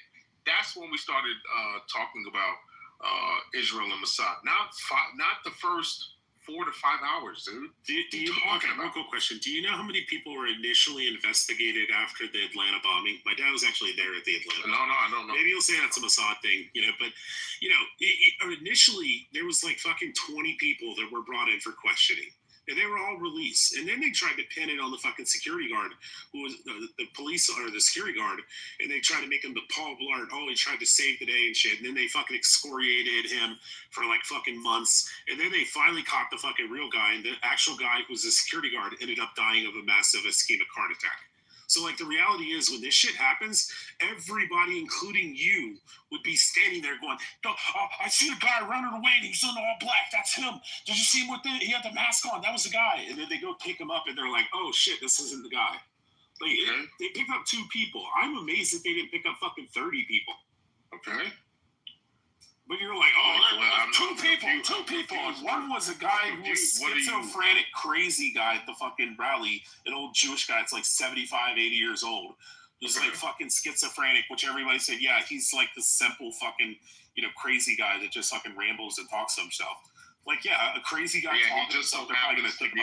He just so happens to have been there at 9/11 and all the other tragedies, right? You just think that's a coincidence? He's from New York. Yeah, he just so happens to be. He's from New York. He wasn't just. A lot of people from New York, and a lot of people from the other 2, and now he's at this one. Okay, let me ask you a question. How many people in Chicago? How many people in Chicago and New York live in Arizona? Wait, what are the odds? No, hold on. Don't try to run away from that. Like, how many people move out of cold fucking climate, shitty areas to move to fucking nicer? This guy was at several terrorist attacks. No, he wasn't. He called in a fake bomb threat. Now you're lying. No, he called in a fake bomb threat after the Boston bombing. Look it up. We got the video. Yes, the Boston bombing happened, and then he made a terroristic threat about something else. At Charlie Kirk's. Bro, he lived in New York. He watched 9/11. He was at 9/11. And my dad was at the Atlanta bombings. My dad was at the fucking Olympic bombings. The Boston bombing. Yes. And Rich wants us to think, oh, that's just a coincidence. He's from New York, bro. It's just a coincidence. He's from New York, and he's crazy. And after the Boston bombing, he called in a fucking bomb threat at another place. He may. Because he's fucking crazy. He's, oh yeah, I'm the crazy one. No, the old man. I'm saying the old man is crazy. He's schizophrenic. When we got terrorist attacks, it's just a coincidence. Okay, Solomon, let me ask Corey, since she'll be intellectually honest. Corey, what do you think the odds are on a fucking Jewish man being in New York during 9/11? Pretty high odds, you think, Corey? What? He's Jewish, the largest Jewish population in fucking New York. It's not just one event. Oh my God! Then he called it a terrorist bomb threat after the Boston bomb. It's 3 or 4 events after that, because he was running cover for whoever is the maybe Tyler, someone else. I can't wait till this kid comes out and confesses and says, "Yeah, I did it." Bro, Tyler has not come out. No, I said I can't wait. I can't wait until they make some kind of plea deal where he doesn't get the death penalty. Rich. Then he comes out and says, "You are rich. I'll admit Coping right now, dude. You're coping right now. You're just trying to The place kid has not confessed. He did to his dad and to the pastor. They're claiming he's on suicide watch. He did to the dad and the pastor. He has not confessed. They're claiming he's on suicide watch. Okay, did he confess to his father allegedly? Hold on. Did allegedly he confess to his father and the pastor? Hold on, Rich. Or you, pastor? Hold on, Rich. Now we have new pictures that shows this guy chilling at a Dairy Queen. He was also laughing about the text messages. Yeah, that's allegedly. That's you. No, this is the FBI. This is the FBI. The FBI said that this guy was babysitting his fucking weapons. That's what the FBI said. They found him he was trying to loot them, and now we get a picture of him at a fucking Dairy Queen. He was messaging his friends on Discord saying, "Can somebody go get my gun?" Let me get a Reese's Blizzard. Real quick, yeah. Yeah, I know. It's crazy to think that a fucking let me get a Reese's psychopath to do something like that. I'll get two cheeseburgers. Yep. And a hot dog. That's great. Yeah, a guy who's laughing about furries being engraved on his fucking shell casings and said, "If I see that shit on TV, I'll literally have a fucking stroke." LOL. Wait, Rich. I need to see if you're actually. Yes, it was when they did. It was when the fucking governor and them came out, and the fucking district attorney. The district attorney. What am I arguing? You're talking about a guy who's gloating about. What am I arguing, Rich? I just want to see if you're listening. What am I arguing? You're saying that he was at the fucking Dairy Queen just chilling out. No. What am I arguing? And then he was like, covered his guns. Overall? No, you don't know what you're arguing. You're saying it might be Mossad. It might be the fucking tranny. We don't even need to have this conversation. Yeah, I know, right? Because the argument, if you were actually listening, the argument is that the kid didn't work alone. That clearly Mossad or any something is off. It's not. You don't even need to name Mossad. Bro, I said Mossad trained Tifa. Clearly something is wrong. The feds are not telling us everything. The kid did not work alone. That is the claim. That is those like 20 people on his Discord. Now, is it Mossad? Is it a terrorist network of furries and trans? It was probably a bunch of Discord kids running their mouth about how they would love to shoot fucking. We don't know. Bro. We're gonna have to figure that out. Solomon. It's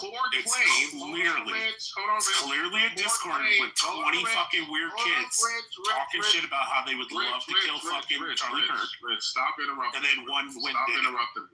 Stop interrupting me, bro. The core claim is that Tyler Robinson, unlike what the FBI is currently trying to portray, did not work alone. All of the evidence is pointing to the reality that the kid did not work alone. He didn't. All right, now, Solomon, I have a question. In Sam's PTR, is that a white man or a black man? Didn't I just say stop interrupting? Is it a white man or a black man? I'm asking you, a Jewish man. I'm just asking a question, bro. You said what? What was the in Sam's picture? Is that a white man, a black man, or a Jewish man? In what picture? Sam's picture. You said, is this a white man? Is it a white man, a black man, or a Jewish man? White man. No, it's a black man. He's either white man. No, it's a black man. See how you can be wrong about that, Sam? What is the racial makeup of that man, Sammy? That's not a black man. His father is African American. I'm coming so hard. I'm busting a huge fucking nut. I would need to see his father. You can be wrong about that, but you could be wrong about this. Show me his dad. Busting a giant nut. Show me his dad. I had that shit stored up for a month. Show me his dad. I shot that shit on the ceiling. Show me his dad. Unless you show me his dad, I'm not believing none of that shit. Show me his dad. You could be wrong about something That so is a simple white like man. that. Show me his dad. Can I say something real quick? I'm black, and my kid's mom's white, and they look completely white. You wouldn't know that they have any black in them. Yeah, but you're not. You're nutting all over the floor. Respectfully, James, you look mixed, bro. Come on, Yeah, you look mixed, bro. my dad's mixed. And that's the point. You're Sam's PTR. So that's why I said I would need to see. I would need to see his father. Sam's PTR is a black man. You were wrong on that. That is a white So man. there's a good chance you're That wrong. is not a black man. That is a white man. You can show us the father, and then we can make the assessment. You know, Sam, Until we see that, though, there's nothing to you have not brought evidence that his father is black. Well, would that change because there was a white couple that had a purely black child, and the husband thought that she cheated on him because she had. And they had a DNA test, and it wasn't. And they did a DNA test, and he was actually the father. You said there was a white couple that had a black kid. Yep. Yes. You never seen that? I have to see that. Oh yeah. So how would that? So if that's true, how would that change what he's saying? If a white couple had a black child, it could have, because there has been a case using IVF where eggs get mixed up. Didn't. No, it wasn't anything like that. They were biologically the parents. Yeah, she had a black grandfather that she didn't know about, and then he thought she cheated, and they almost got divorced because of it. So like, yep, I've seen that one too. Okay, that's but was on like day one. because if you were saying two white people, pure white, having a black kid, that's impossible. Yeah, they look white as fuck. They both literally look like if you're saying the Mormons in down fucking the Utah. line or someone in the line was black. Yeah, but they literally look like Mormons in Utah, Solomon. That's the point. Nah, but look, like, you have black. Hi, can I tell you about our Lord and Savior Jesus Christ whites? But the point is, the gentleman in Sam's picture, we would need to see the He's father. black, bro. You can show us the father, bro.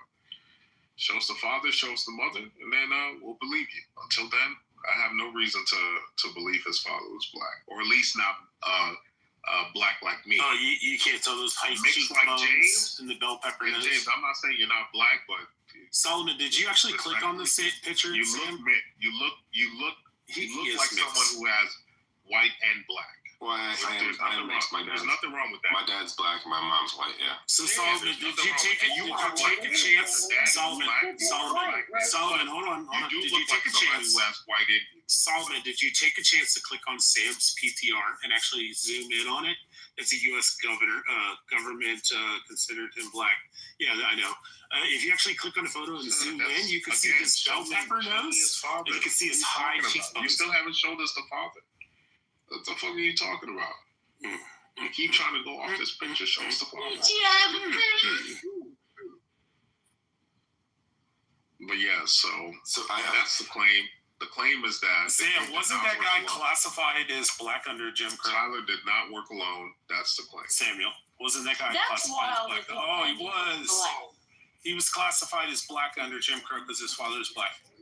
Oh my busting nuts. Have you seen that? Yeah, exactly. Have you guys seen Frank's dad? Frank's dad looks like a little bit lighter complexion than Solomon. Yeah.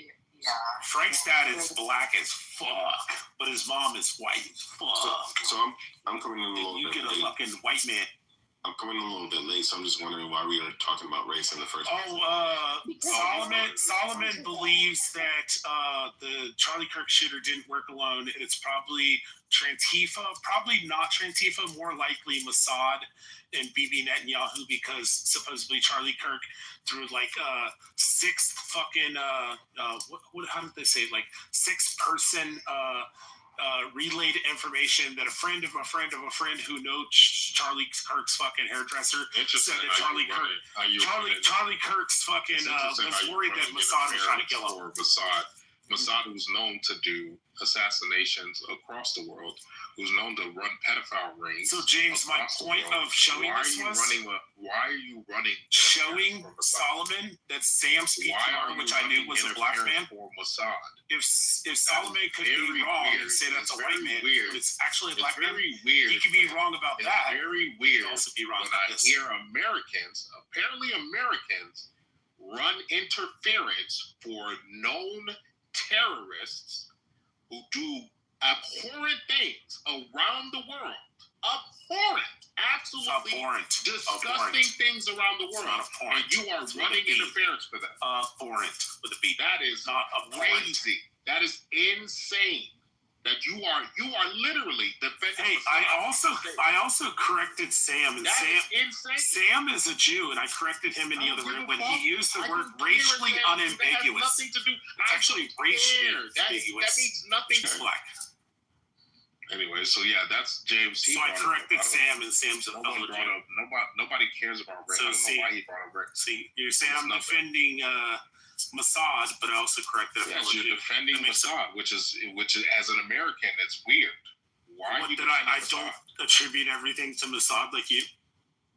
I don't attribute. You said Donald Trump's shooter was clearly and obviously working with Mossad, that it was a Mossad shit, and that Trump turned his back on Bibi Netanyahu.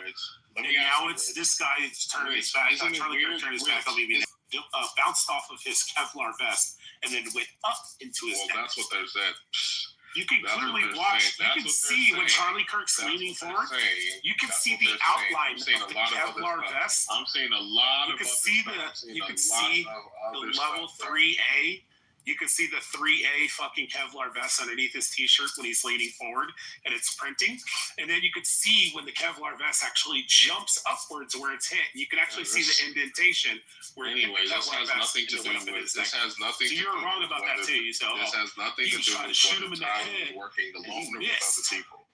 That's all I get. He didn't miss. He hit him directly in the fucking heart. I don't care about none of the details. He hit him directly in the fucking heart in the Kevlar vest. Who the fuck? And it did a thing what they call spalding. Spalding is where nobody cares about any of this other shit. It's called splatter or spalding. That's all that meant. Tyler was not working alone. Yeah, I know. That's what matters. People are quick. Yeah, turrets come up out of the White House. People want. Yeah, people want to make a conspiracy out of everything about people they hate. They want to sweep this under the rug like it's You're not an Israelite, Solomon.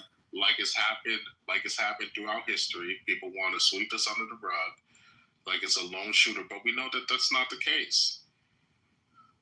I'm sorry, Rich. I'm sorry that you have to make conspiracies. I'm sorry that your beloved Mossad might actually. You have so much hatred for Jews that you have to attribute everything to Mossad. So you're saying Mossad represents Jews? No, you just hate Jews. Wow, wait, Jews, Ashkenazi Jews. Are you arguing that Mossad represents Jews? Yes, they do. Of course they do. So you're tying the Jews' representation to an intel agency? They represent Jews in Israel, and they represent the state of Israel and the protection of Jews. So an intel institution. Yeah, CIA represents you too. Pedophile rings, that's known. Yeah, like the CIA. You're tying. Like the NSA, like the FBI. You're doing. That's what you're doing. Yeah, like the CIA, the NSA, the FBI.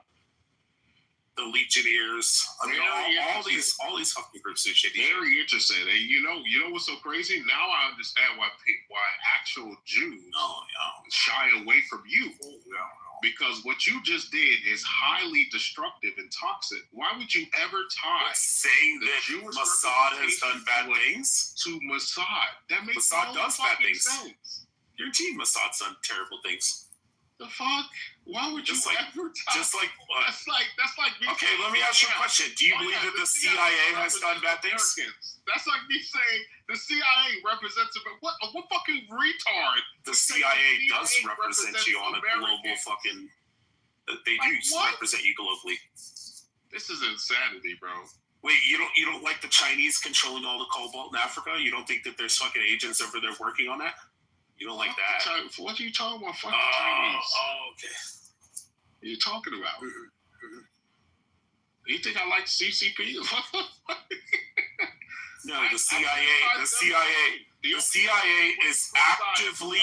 The Central Intelligence Agency is actively fucking working against the fucking CCP, you fucking piece of shit. Did you not fucking hear what I said? No, I didn't. You're fucking. Yeah, I know. The CIA is actively working against the Central Intelligence. The CIA is actively working against the fucking CCP. Okay. How the fuck is that me equating saying, oh, well, I don't like the CCP. Obviously, you like the fucking CIA when they go over and disrupt the CCP. You said I like the CIA? Oh, of course you do.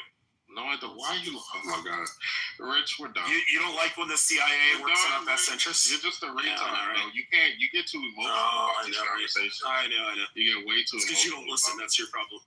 You don't know anything about what the fuck you're talking about. You're way too emotional. You're conspiratorial and dumb. You're way too emotional. It's 2025. People don't care about none of those labels, man. We just care about the truth. Well, no, the truth is that you're fucking retarded. Don't know what you're talking about. Okay, Rich. We did a poll here. If we did a poll here, come on, bro. You know who would win. All the black-centric and the black-adjacent people would win for the biggest retard, bro. I know, right? You know that, Rich. Come on, now. You don't gotta. Come on, bro.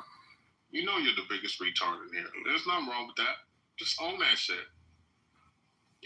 Just own it. Yeah, absolutely.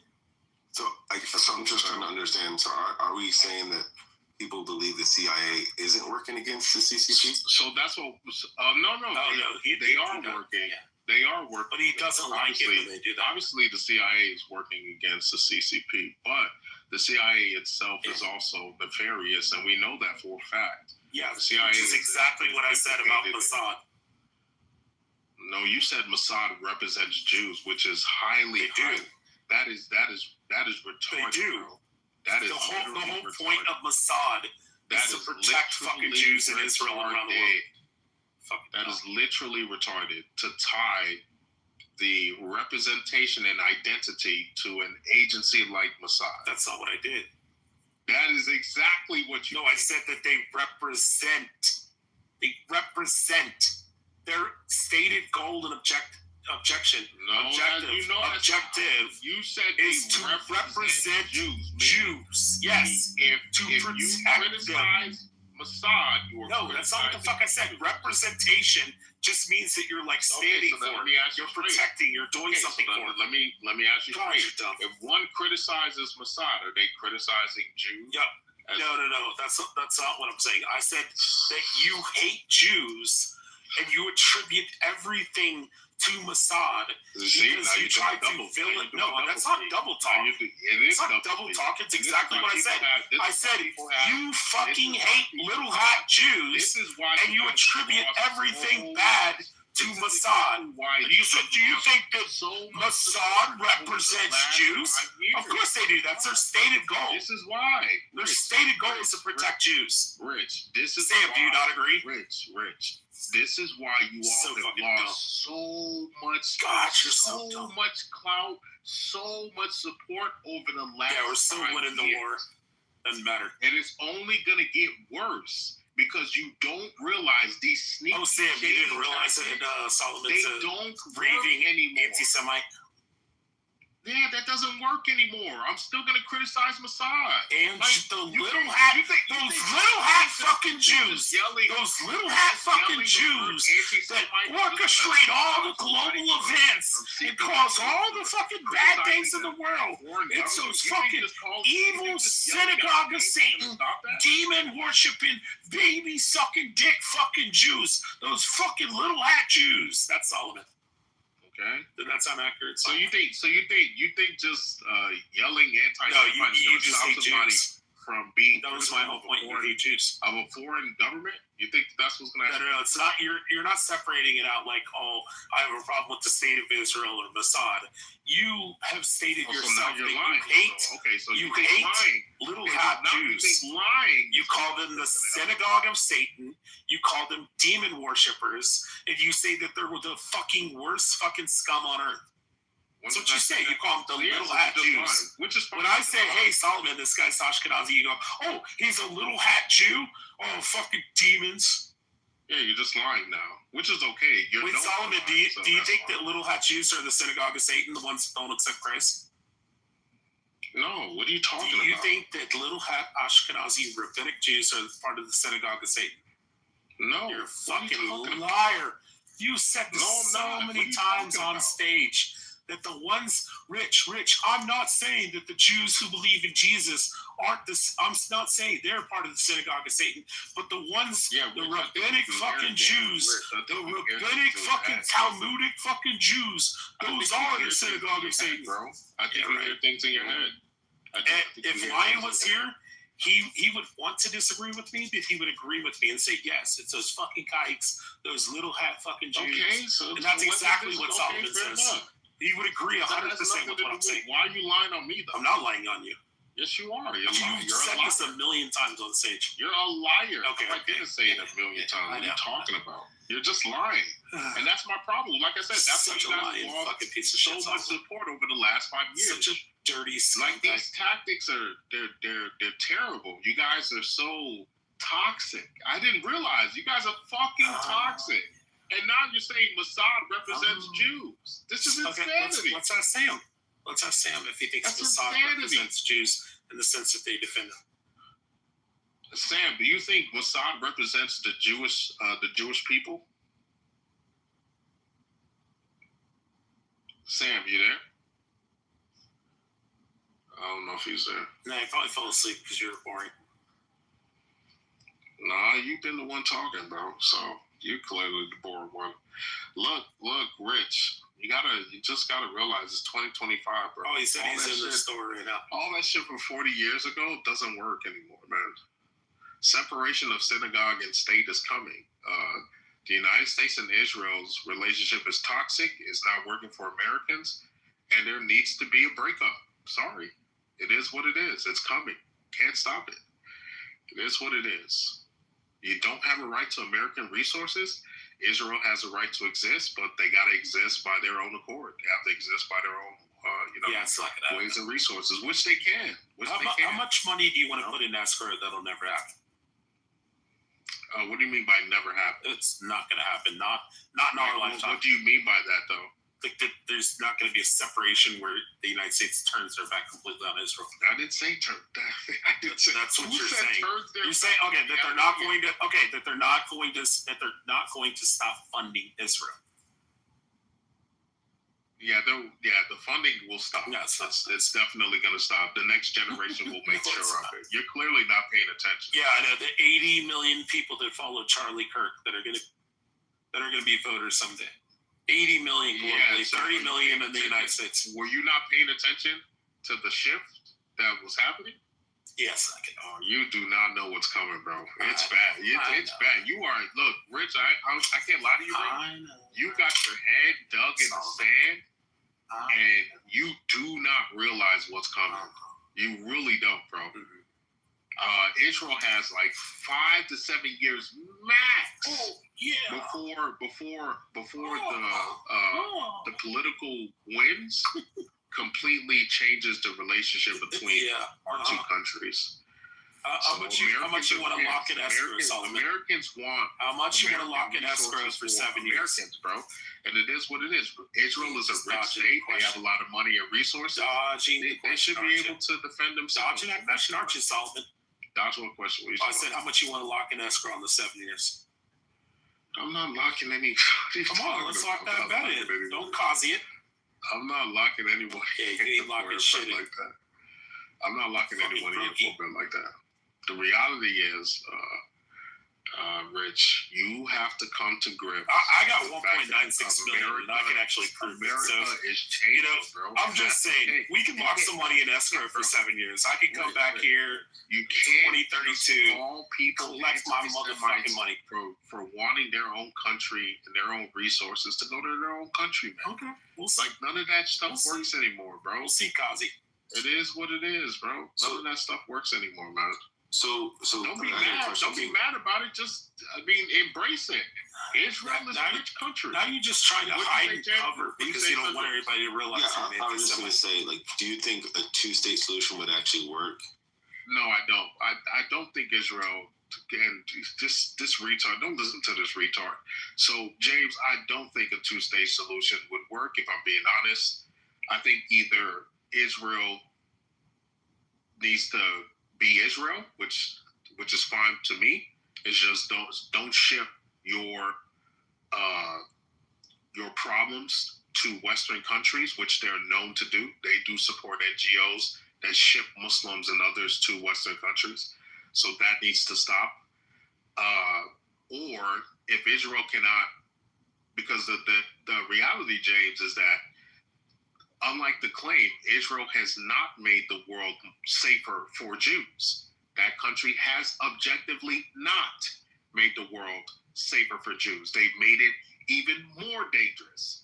So the only other solution that I would be okay with is if Israel is not going to control the areas around the Holy Land, then it should go back to Christians. It should not go to the Muslims. I'm sorry, it should.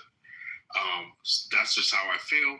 I do not believe that Holy Land should be controlled by Muslims. Well, I don't think it will, according to the Bible, right? So, like, correct. You have to worry about that. And that's exactly right, James. So, if the Jews cannot properly run that country without, leaning on our resources for everything, then they shouldn't be running the country.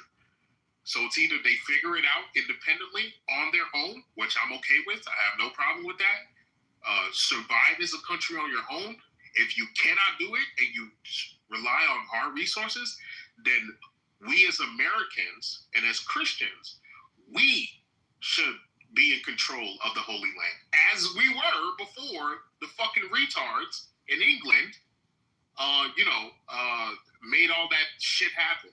But it is what it is. It happened. We're here.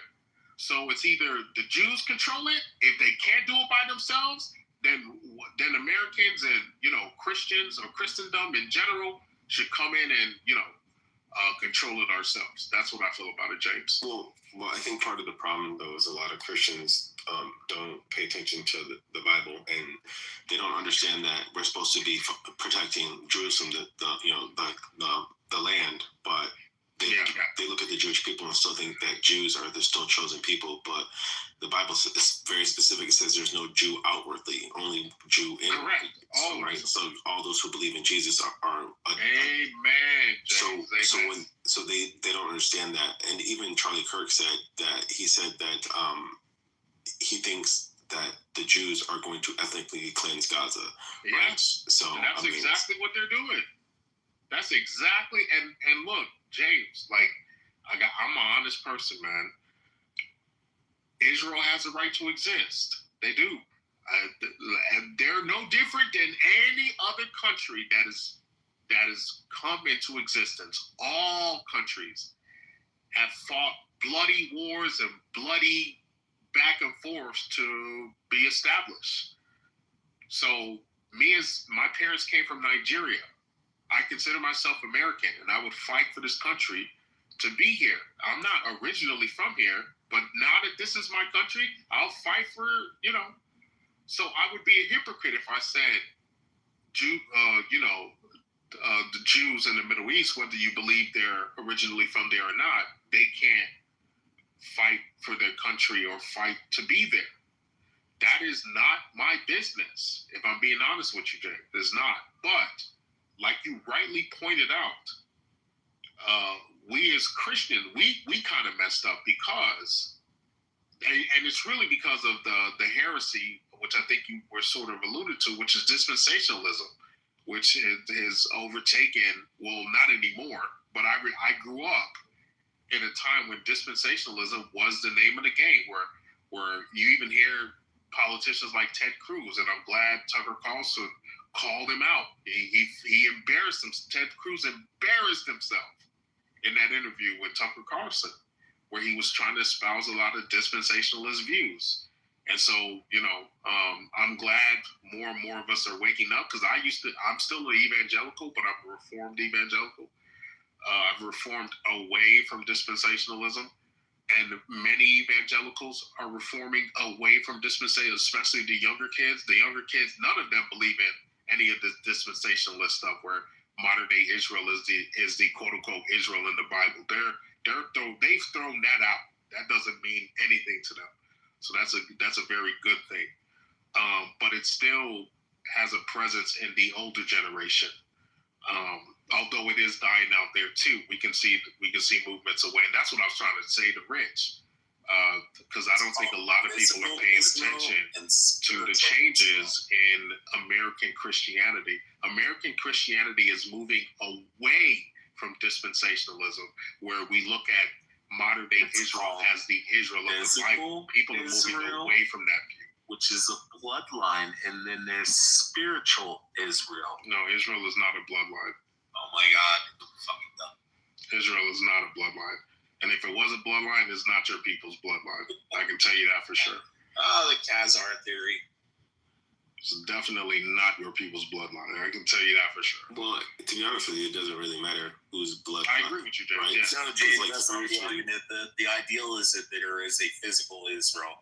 The promise that was given that he who blesses shall be blessed, and that he who curses Israel shall be accursed. About Christ. That is not about Israel. From God to physical Israel. That is about Christ. That scripture was about Christ, not about a physical Israel or about modern that's spiritual Israel.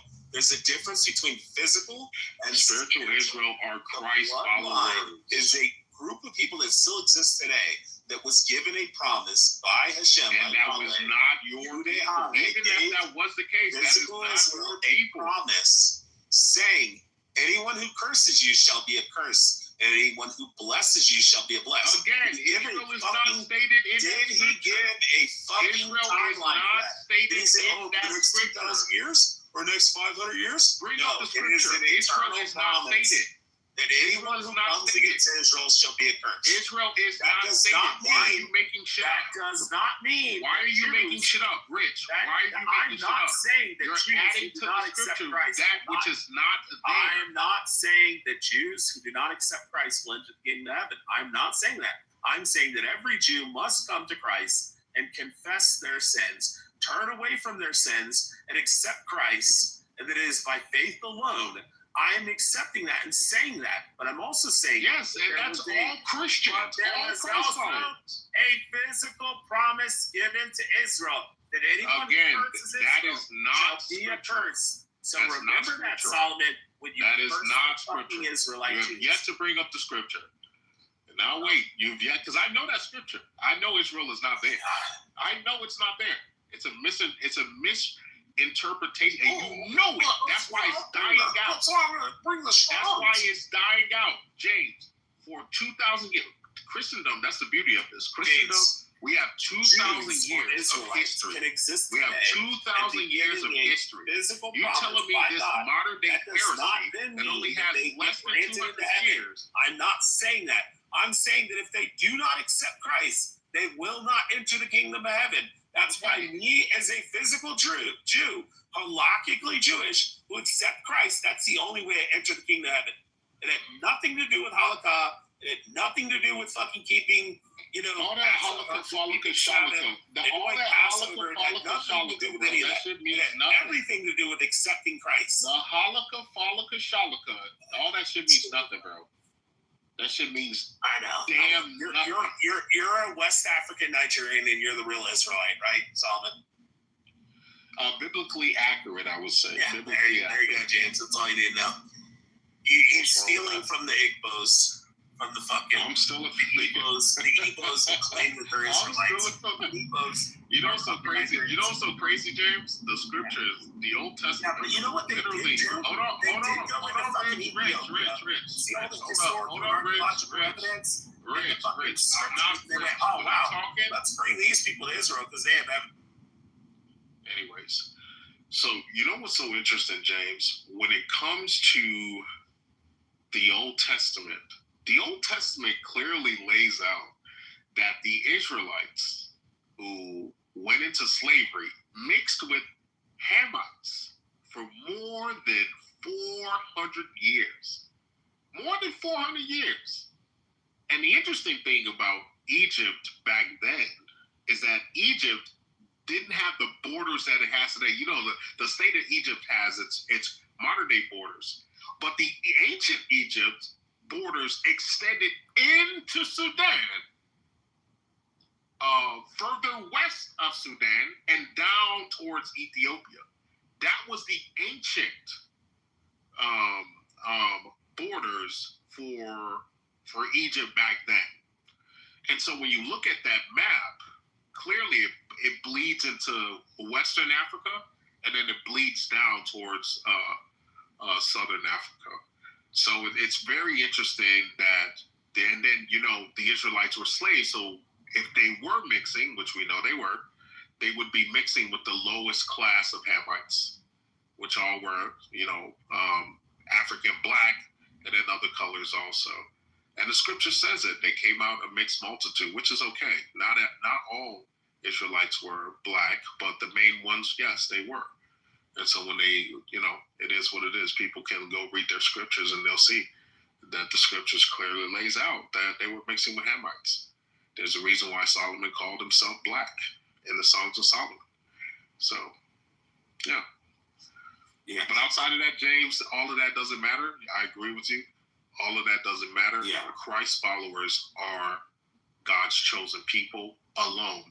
There's no physical claim to any of the promises made to Abraham. It is only through Christ that you get that promise. So I don't know if you believe that, but that's what I believe. I mean, so I believe that the promise made to Abraham was made before Israel existed, right? So, that's why I said it's not go ahead. Yeah. No, so, and then I understand that his offsprings, you know, became they became Israel. So I can kind of see where they get the idea, but I think the promise was not really, I don't think the promise was meant for the land, but I see where one could argue that, but that's just my belief. Yeah. Like I said, James, to be honest, I don't care about the land. I wish I did. I don't. It's just, I'm American. I care about what's going on here, bro. If I'm being honest with you. But I understand that there's significance to it, right? It's got our holy sites, blah, blah, blah. I hear all of that. But I am of the persuasion that Christ and Christ alone is what people should focus on and what should be mattered about. I'm focused on bringing people to Christ. I don't care about physical lands, blah, blah, blah. I don't care about those things. People need to come to Christ. That's what I think is the most important. And so, you know, people want to play geopolitical games. That's fine. Play geopolitical games, blah, blah, blah. You know, that's fine. I'm not discounting that. But I do firmly believe if the Jews cannot protect Israel with their own resources and not being a leech on American resources, then they need to give up the land to Christians. Us, not the Muslims. That is my position. So Israel can exist. They have a right to exist, but they need to do it with their own resources.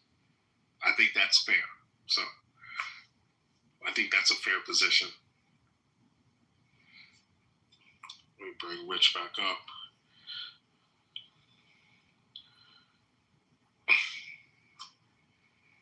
You say that because you know geographically they can't sustain themselves, and if that's the way you said they can't. Yeah, they can't create enough munitions and explosives and stuff like that. That's why they buy the fucking rockets for the fucking Iron Dome from fucking Arkansas, because they don't have the fucking materials to make it. And you know that. Wait. So if everybody in the world said, you know what, we're going to let Israel do it on their own, and they're a country the size of fucking New Jersey, and they don't have the ability to create the fucking Iron Dome missiles to defend themselves, then all the little hat Jews be wiped out, and then the Christians can come in and just take it over. That's what you want. Wait. So you're saying the Jews can't? Because look, here, no. I want to be very clear, because Rich, Well, I heard El Normo. I know you don't El Normo. Yeah, El Normo has argued on the stage Norman's a fucking idiot. that Jews, no, because now you're saying something different than him. Yeah, I don't give a shit what Norman says. And he Norman also says that El Normo in class. Wait, hold on. Norman says that abortion is okay, gay marriage is okay. He also says that transgender is okay.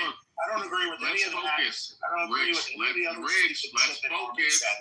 Norman also said it jokingly to Danny, that it was anti-Semitic for her not to say Let's focus. I brought you up here so we can focus. No, because now brought me up here because nobody else is conversing with you. Let me finish. Everybody else just kind of stayed on me. Let me finish.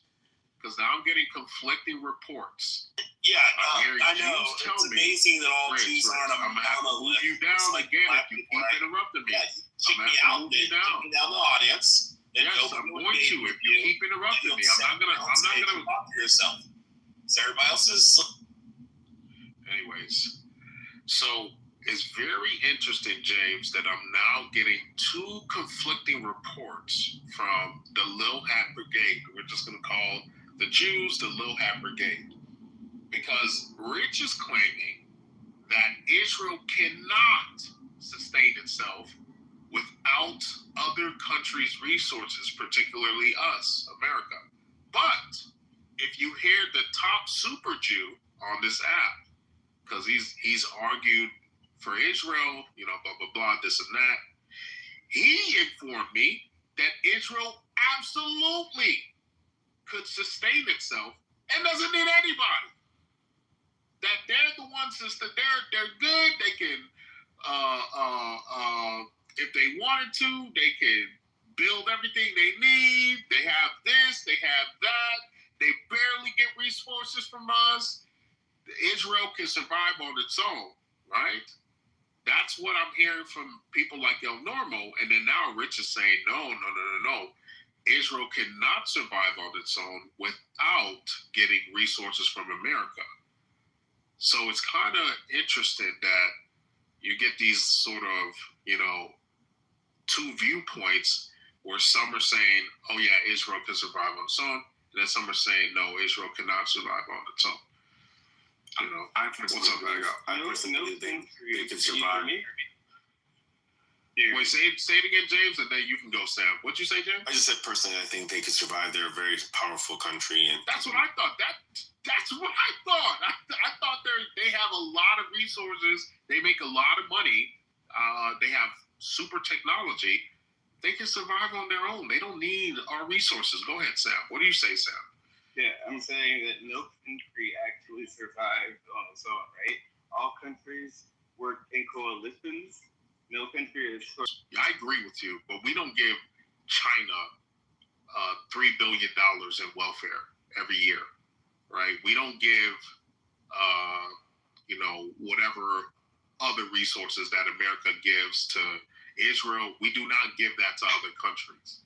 Israel right? is not given. We've discussed this before, Solomon. Israel is not given $3 billion for the. Yes, it is. It absolutely is. We just signed over $650 million. What are you talking about? No, Israel is currently in ongoing frontal-facing war. But the money. Yeah. So okay, Sam, that has nothing to do with. Let him finish. Let him finish. You'll ask him a question. So one, America provides aid to many different countries, right? Two, the money that Israel gets is very line item. So you can look up all of the reports of how much money Israel gets, and then what it does with that money. And also the amount of things that America gets back in exchange. We don't get shit back. What are you talking about? Wait. You said aid. What is aid? Is aid not something you're given?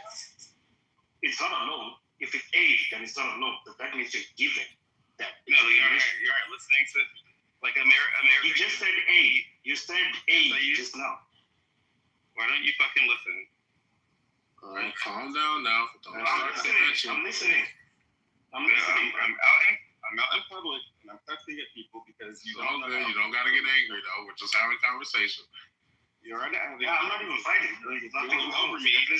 You're yelling over me, and I'm trying to talk, and I'm outside in public. So please listen carefully. So the money that Egypt gets, for example, right, from America is aid. The money that Jordan gets from America is aid. The money that Gazans and the West Bank, people in the West Bank get from America is aid. Israel does not necessarily get aid. Israel exchanges money for a lot of research and development and technology, as well as what's it called? Intelligence gathering. So there. What? And you can. Yes. Wait. I want to understand. What are you talking about? What the fuck are you talking about? Fine. Let's hear him out. I want to make sure we hear. He's saying that unlike these countries that don't contribute back to the United States, we, although our payment is not monetarily, we contribute with intelligence and also research being done. We don't give no fuck about none of that, bro. That's what he's saying. I want to make sure we understand it. That's what he's saying. He's saying it's not the same as the other nations because they're stifling money out of the U.S. We actually give something back, even though it's not monetary like that. Is that what you're saying, Sam? I'm not telling you about the one. Do you live in the United States? Oh my fucking! Do you pay taxes in the United States? He got you, massage.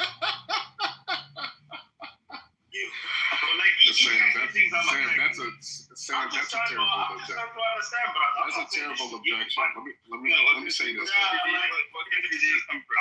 That's a terrible objection. It doesn't matter. It doesn't matter. It literally doesn't matter. The country that is from America. The country is where I come from. No. I'm not attacking you. I don't know why you should attack. Yeah, what country do you come from? What country you come from? I South Africa. I'm from South Africa. Okay, give me one. It doesn't matter. Who cares? It literally doesn't matter. I don't know why he feels attacked. It doesn't matter, Sam. It doesn't matter. The reality is, right? I just wanted to see if that's his talking point. Unlike these other nations that just takes money out of the U.S., they contribute back with intelligence. Is that what you're saying? That's literally what I'm asking. Then you see this as an attack. Oh, I see.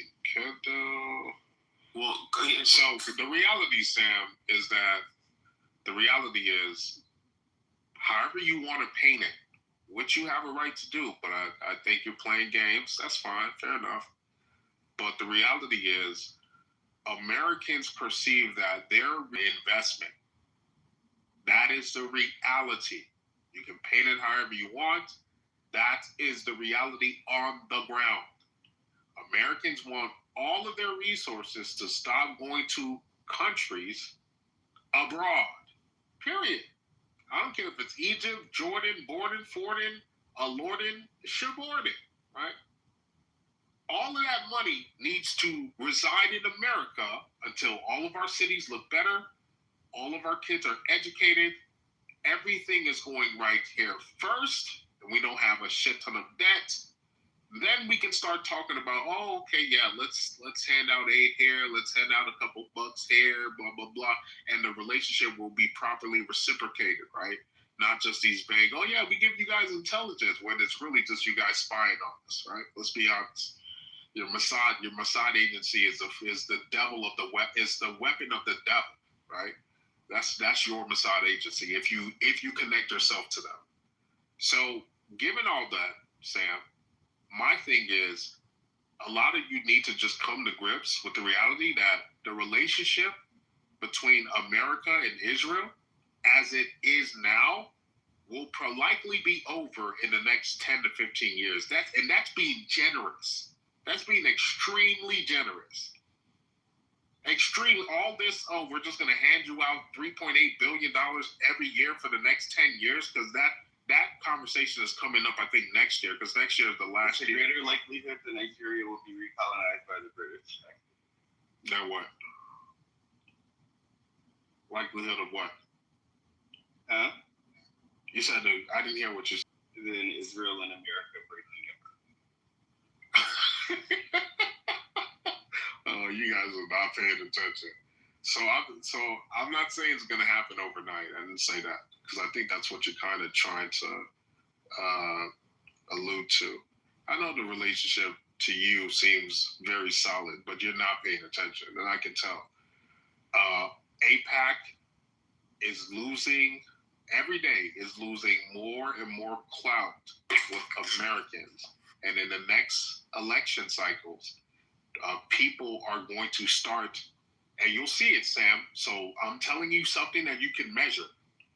In the next election cycle, watch this happen, where people come out and say, hey, I'm not AIPAC. I took no money from AIPAC. Vote for me. And that voice is only going to get louder and loud. As a matter of fact, Sam, watch this. 2028 is going to be the watershed moment, where you're not only going to see an entire Republican class of runners who run on being anti the Israel-U.S. relationship, but you're also going to see people start calling for AIPAC. Seriously, you're already seeing it now, but it's going to be, it's going to grow to a fervor in 2028 when people actually call for AIPAC to register as a with the foreign affairs, whatever that FARA or whatever the fuck it is. These are the type of things that are going to start happening in the next couple of years, Sam. So, and you know what's so crazy? I think you're president. I think you're a prime minister. I don't know if it's president or prime minister. Mr. Yahoo. I think he knows. That's the thing. He knows. There's a lot of people that already know that this relationship is coming to an end in the way that it is now. Not that we're going to be enemies. That's not what I'm saying. I'm not saying we're going to be enemies or anything like that. But I do think that the relationship as it was in the last 20 years is going to be extremely different in the next 10. So that is what I'm saying. Well, I think something that's really interesting is like, I think at some point, like the U.S., I'm not saying anytime soon or in the near future, I'm saying like biblically, revelation-wise, at some point, the U.S. will have to pull away from Israel because for the Antichrist to go and try to conquer Israel, there's going to be no country powerful enough to go conquer Israel as long as we're an ally to Israel. So wait. So help me out with it, because look, I'm not a big eschatology. I've said it before, James. I'm not a huge eschatology guy. I guess my views are somewhere in between millennial and post-millennial. I guess if I'm being technical, but I'm really not an eschatology guy. What are so you're saying, based on your view, that the scriptures lays out like a situation where if it is to play out how it says it's going to play out, America would have to pull away from Israel? Is that what you're saying? That's just my opinion, because America is so powerful that like no country would be dumb enough to directly go and try to invade Israel.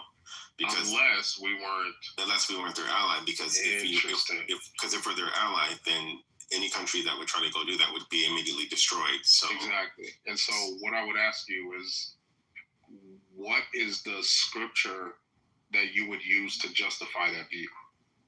Yeah, let me pull it up. Cool. Because I've heard that position before, and it's real interesting because I do think I am one of those people who do say that the relationship between the modern state of Israel and the United States, because of the younger generation, will not look the same in the next 10 or 15 years. It's just not. It's going to look very, very, very, very different. Again, I'm not saying enemies. That's not what I'm saying. But definitely not married to each other, I guess, is also what I'm saying. So...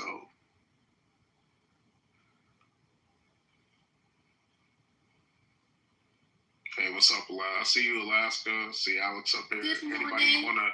Did you want to say something, Alaska, to the conversation? Because I know you have some stronger feelings around this topic. And nothing wrong with that. I'm not saying anything's wrong with that. I'm just... Oh, thanks. No, I'm just having coffee. I've only just woken up, but I'll have a think.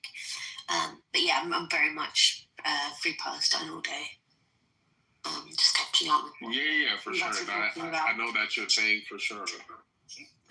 But yeah, I'm liking the... so funny whoever did that. But yeah, I'm liking the conversation. I'm just listening. Yeah. No worries. I just wanted to make, because one of the things they said is we should make sure everybody gets a chance to talk. So it's just making sure that if somebody wants to say something, that they're able to say it. King. James can correct me if I'm wrong, but isn't the Antichrist supposed to be of the tribe of Dan? So technically, he's going to be a Jewish person, right? You said the Antichrist? Yeah, the Antichrist. He's supposed to be of the tribe of Dan. Right? So, Alex, when it comes to Antichrist stuff, if I understand it correctly, Antichrist is not necessarily one person. Now, there is going to be like the Antichrist of all the Antichrist, that kind of person, which I think is what you're alluding to. Because the Bible talks of many Antichrists, or even a category that, hey, if you meet this criteria, you're an Antichrist, right? Sure. Like maybe someone like the Prophet Muhammad. Historians alluded to Nero, right? In Rome. Or Nero, or Hitler, the Prophet Muhammad. So there are many people who can meet that criteria, but the scripture does speak of the Antichrist, right? The one that's going to be the one of all the ones, right? And I think that's what you're alluding to, but I'm not sure that it's tied to the specific tribe of Dan. Well, I just know that it's tied to it's, how do I put this one out? Let's put it like this. I can say it for you, King, so you don't get sniped. But according to my understanding, they are going to build the third temple. That's why they're freaking out. That's what the impetus for the October 7 attacks. That's why it's called the Al-Aqsa Brigade, because you can't build the third temple without demolishing the fucking thing on top of it, right? So there are absolutely religious undertones. So when they build the third temple, their Messiah will arrive, which will, of course, be a Jewish person or someone from the Jewish diaspora, right? And that person, by coincidence, their savior will be our Antichrist, right? And now hear me out on this, Alex, because I appreciate you breaking that down, because that is how I've heard it said before, that whatever they're building or whatever they're looking as their Messiah would, by definition, be the Antichrist. By definition, would be the Antichrist. But I'm not so sure, given the state of advanced technology, because I work with it every day. I'm not so sure, Alex, it's gonna necessarily be human. No, it could be AI. I'm starting to think. I'm starting to think it can be a networked entity based on AI technology. That's what I'm starting to think. Because almost like, if you remember the movie, I love bringing this movie up. I bring it up like I felt like I brought it up like a billion times in the last 2 weeks. But the movie, The Age of Ultron, you remember that movie, The Avengers, The Age of Ultron? Yes. So not something exactly like Ultron, because clearly he's way more advanced in technology than I'm thinking in my head, but something similar to that type of technology, where it's a networked, like Skynet or something similar to it, where it can be controlled from a center state, and it can infect devices, use Wi-Fi system, all the technologies that we have today, essentially the global connectiveness. Something like the Antichrist would be able to come in and take advantage of that, and I wouldn't be surprised if the actual Antichrist is something like that type of technology. So that's kind of what I think. No, perfectly reasonable, King. It's also pretty funny. Depends on how tight you have your tinfoil and where on the internet you are, right? But I stumbled across, Peter Thiel. The billionaire. I can't believe I used to like him, but yes. Well, you could say, in a sense, I mean, he was one of the key figures when it came to big time. That wanted to kind of push Trump into the forefront. Essentially, all the politics is just a war between elites, right? What master or what person will back the right, billionaire. Essentially, it's billionaire wars. But Peter Thiel recently announced he's going to have a 4-hour symposium on the Antichrist. Yeah. Right? I saw that. So it's kind of ironic in a way that he's building all this digital infrastructure that you could potentially, you could just flip the switch and then you have total control of everything. Right? Exactly. Do you know who the first investor in Palantir was? The first 150 million. Do you know where it came from, Alex? Are you going to say Israel, Hagop? No, it's actually even more surprising, unless the CIA invested $150 million. Oh, I did. Okay, yeah. For government contracts, and he was supposed to develop this to help with. So there's two types of CIA agents, right? There's the data teams and there's the field operations. And then the field operations are also split up into different teams as well. But what Peter Thiel's company was supposed to be like the data collection and completely revamp the entire CIA. So they donated $150 million.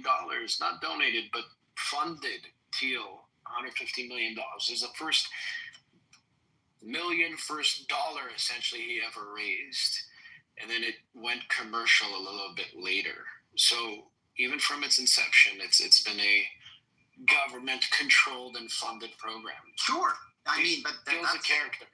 I'm not too big on the Israel tinfoil. Solomon knows that. Yeah.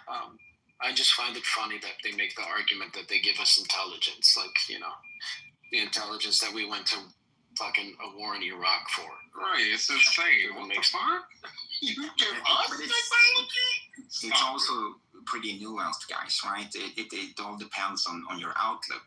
Clearly, but I do agree with your assessment that you stated earlier, King. I think the mindset is kind of shifting gradually, right? And I think it's going to die off with the boomers, right? Oh, yeah. The dispensationalism, because I love to say it, I am an evangelical still. And I know specifically that it is dying. I jump for joy when I see people who used to be, hold that view like 20 years ago, and they're all like slowly all coming out with their hat in their hand, bowing their heads and saying, "Hey guys, we kind of messed up." This is But it's also very unfortunate, King, because there's plenty of people that I know that are Jewish, right? That I have a very nice relationship with. I don't think they deserve all the fear and the hate. I agree with you. I would 1,000% agree with you. Yeah, it's the state. I agree. Alex, have you heard what's going on with the EU and Germany rearming their military? Yeah. Third time's the charm, Hago. You can't have a world war without Germany. Come on. We live in a fucking simulation, bro. Yeah. Its history is so cyclical. Like Rome was fighting the German army. Yeah. This is just constantly the same thing. EU's on its last leg. They're a warmongering shit organization. Yeah. And now Germany is standing up against it, right? Because Trump is pulling out of NATO, EU is crumbling, Putin is knocking on the door, it's getting more aggressive and more aggressive. So, all of this is just hilarious. That it's just gonna, if you know history, you know what's gonna happen, and I hope it doesn't, but... Yeah, but Hagop, rest assured, this time we are on the correct side of history. I don't know, brother. I don't know if we are. Yeah, guys, no, I don't know what's going to happen, but it is... Well, we've also been kind of... When you look in hindsight, we've been very blessed to have almost 70 years of relative peace in the West, which is almost unheard of throughout history, right? Yes, relative peace for us while we destroy large portions of the Eastern Hemisphere, right? Yeah, sure. But you can't, you can't make an omelette without breaking some eggs. Breaking an egg, that's true. That's true. I love how you say omelette. Omelette. But I think it's very interesting. They're currently in negotiations to kick France out of a deal to be the creator for, or sorry, not creator. I was talking to other people before I came in the room, and they kept using that fucking word. I hate that word, creator. Which one? Like, oh, I'm a co-creator. I hate that. Like, yeah, we should collaborate. I fucking hate when people say we should collaborate. Yeah, let's collab, bro. Oh, fucking stupid. Okay, start. Let's collab, bro. Come on, let's collab, bro. Synergy, bro. Yeah, there's so much synergy here. I love it. You know, when people say that during meetings, you realize that, like, this guy is going to take your money and nothing is going to come out of this. And he's going to take 1% of your fucking profit. Anyway, so, like, Germany is, like, bidding to become the manufacturer for fighter jets away from France. So, again, their first target is the French. Oh, that's interesting. They're fucking hilarious, bro. They just keep repeating history. The Netherlands is worried all of a sudden because, like, in the last 3 months, they've been posturing to keep building up their army. And Holland is like, yo, bro, y'all did this to us once. We can't Sig Heil anymore. We're all hippies now. We smoke weed. Prostitution is legal here. We do a bunch of drugs. Spain is having a interesting internal revolution with the younger generation. I seen that. It's scary times, man. It's scary. Look, I love it. I said, you don't love it? I love it. Revolution, bro. I fucking love it. Come on, hang out. I don't like it. I'm not it is hang out. Hang out. These are the results. Man. It's the results of living in a world that doesn't honor Christ. This is what we get. I'm sorry. This is what happens. So it's almost like we have to document for people like, hey, guys, this is what happens when you don't have cohesiveness. Like, this is it. So, you know, there's something has to give. You're a Charlie Kirk fan. Yo, what's up, everybody? What'd you say? What's up, gang? I was just looking at PTO. Yeah, it's Giga Charlie. It's Giga Charlie. Like you support him? Yeah. I mean, even so, I don't support him in the sense that I agreed with everything that he did, but I don't think he should have been shot for his beliefs. So, me and Charlie, we both grew up evangelical Protestant, but he stayed mainline evangelical. I'm Reformed. So I reformed away from a lot of the heresies like dispensationalism, where you believe the modern day state of Israel is biblical Israel. That is a heresy. So, yeah, I don't believe that anymore. I abandoned that like a decade plus ago. Obviously, folks like him and others, though, they did believe that. Although he was changing, you can tell from his videos of this year, he was changing those views. So big ups to him. But yeah, I definitely don't think he deserved to die for his beliefs or for his opinions. So.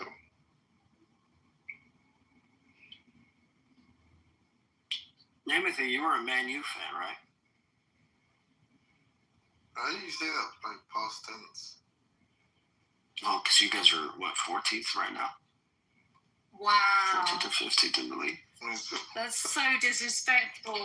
Crazy. You guys talking about soccer or something? It just shows how fair-weather you are. Playing this team in past tense just because they're not on top of the league. That's what.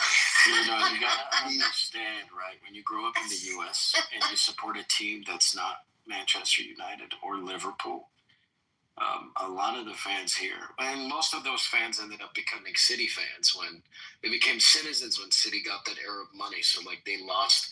You got a lot of bandwagoners here in the U.S. because that's the only teams they would show. I grew up an Arsenal fan. Yeah, I grew up an Arsenal fan. My pops is an Arsenal fan too. There was something just like sniveling about the way you asked me that question. I just we hated each other. Unmistakably an Arsenal. Yeah, hang out be sneak, doesn't it? It's like you're like, hey, you piece of shit. Listen, every time he comes in the clip, I always try to make it a point that he's a Man U fan. I don't think we're even friends on here, but I always remember you had Adama's, his name Adama, as your PTR, the young kid. The winger, I forgot his name. Shit. That's escaping me. That's how I remember you're a Man U fan.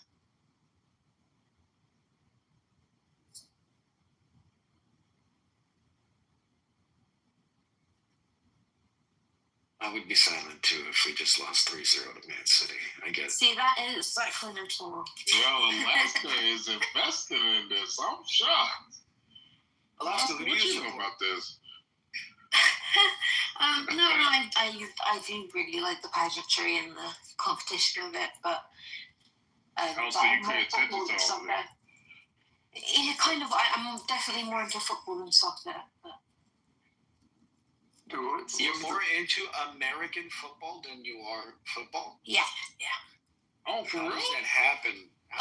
That's crazy. So Wait, easily, it's like because American football, there's pageantry, there's a lot of details I like.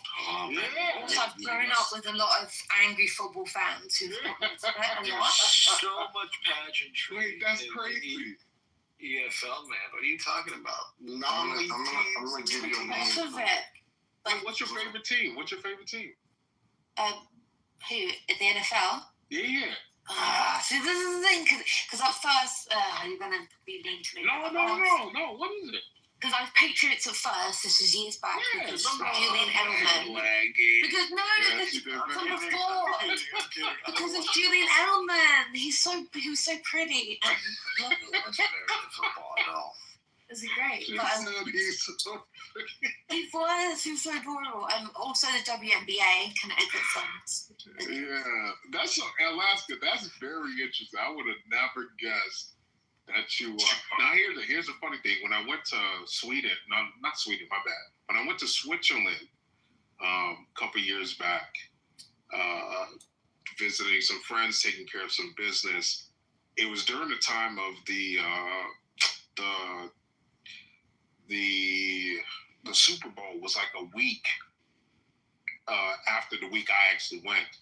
And so when we went to some of the bars, I was shocked to see like advertisement for the Super Bowl. I was like, wait, what? You guys watched the Super Bowl in Switzerland? Like what? And it was everywhere.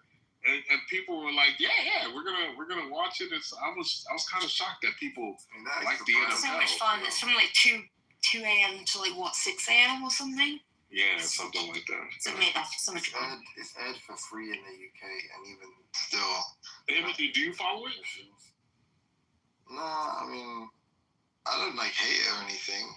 You said it's for free. I'm not like a traitor like Alaska. Like no, it's cool. I just know it's that's crazy. It's crazy that they air it for free because we gotta fucking pay extra to get fucking. Yeah, because no one. I'm not even gonna lie. Like the NFL is such a racket in terms of like how much revenue it generates, given that no one in the world gives an actual shit about it other than Americans. I think in terms of like viewership.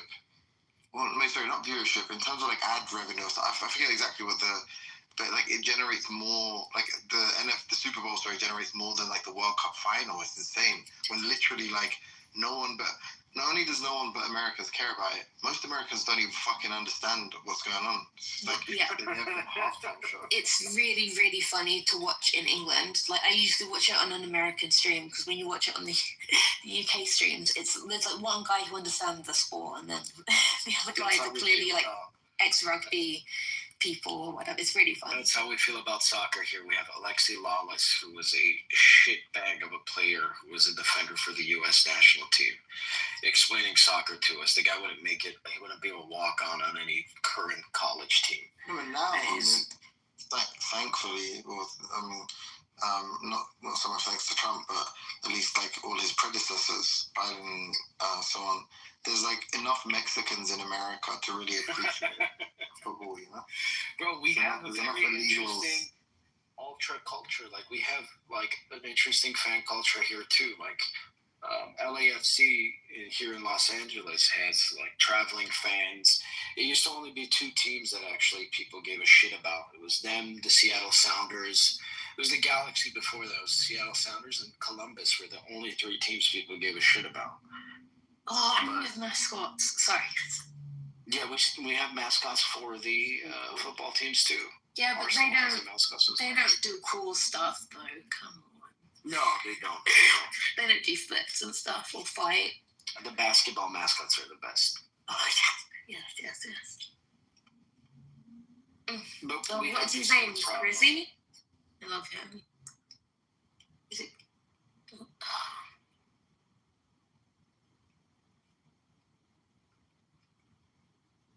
They've also put a lot of money into the MLS recently. They're trying to ramp it up. David Beckham was when he when he came to Galaxy. Miami, that's his team, right? No, but Inter Miami's his team. He owns it, yeah. And then Didier Drogba owns another team. I forgot where his team was. I think he's in Florida as well. I think he's in Orlando. I can't remember, but he's in the lower division. He's in the NASL, the North American Soccer League. But yeah, we were the retirement league for a long time. So we still kind of are, but I mean, to a certain extent, we're developing some good talent. We got a couple good kids that are doing good. What's funny is most of them were born in like army bases in Germany. So. Oh my god. But I don't think it's super interesting. Like when you look at American sports and compare them to like European sports, like even just the notion of a draw just isn't something that like Americans can fathom. It's like everything has to have some like Hollywood ending, and it's just like so contrived. Like a league table where there's like draws and stuff. It's like so mundane to an American. I don't think they can even like. They just don't understand it. Yeah, like what is it? Who won? Like what do you like? Who's the winner? I went to I used to went to see. That's what I like the most about American sports. It just seems so passionate. Like I went to a local hockey game for like a first date, and the guy next. Actual football, like the FA Cup and the upsets that happen, and the League Cups, and like teams that are. Teams for small towns, townships. Yeah. No. They like end up beating the Giants. A couple of years ago, it was like Bradford City, which had the most ugly fucking kids and like the most retarded style of play. Ended up like going so far. That's like so beautiful and fun and yeah. See, I was following Wrexham, and they were amazing. Obviously, I cried like a baby. Oh, Wrexham's promotions, the American money, baby.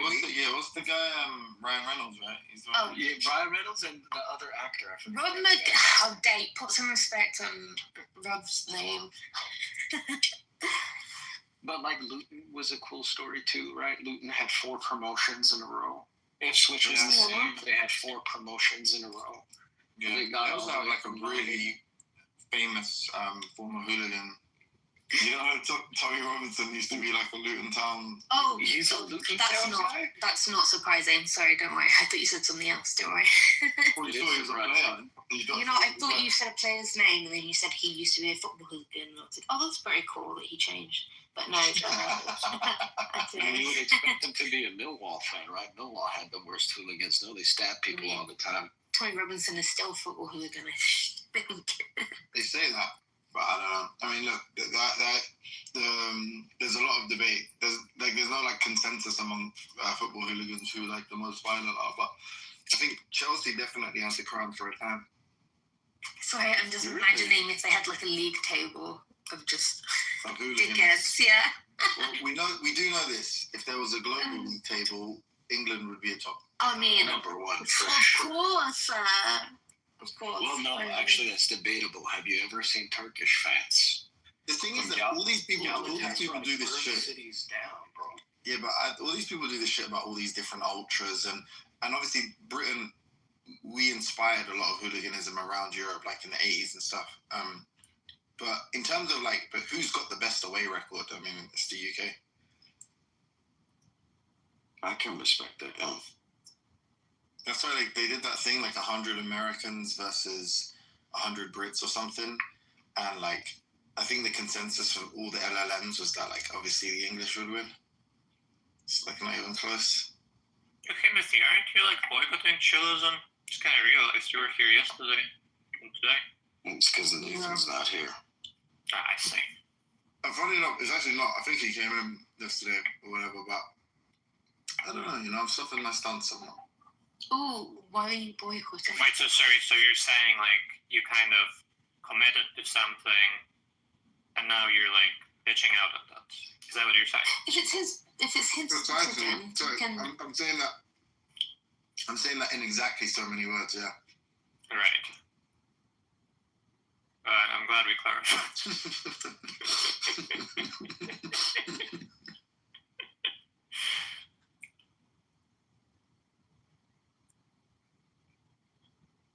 Have you spoken to... hey, Sasha!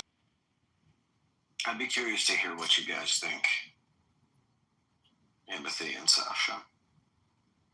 Oh, Andrew told me what they think. I think. I don't think the same thing Sasha thinks. Like, obviously, I agree with you in terms of I don't think he deserved to be shot. Why doesn't he have a shirt on in your photo? Say it. Sorry. He's doing the king I'm so sorry. Now I was distracted. No, because he's a Giga Chad. It's just. Look, don't worry, it's understandable.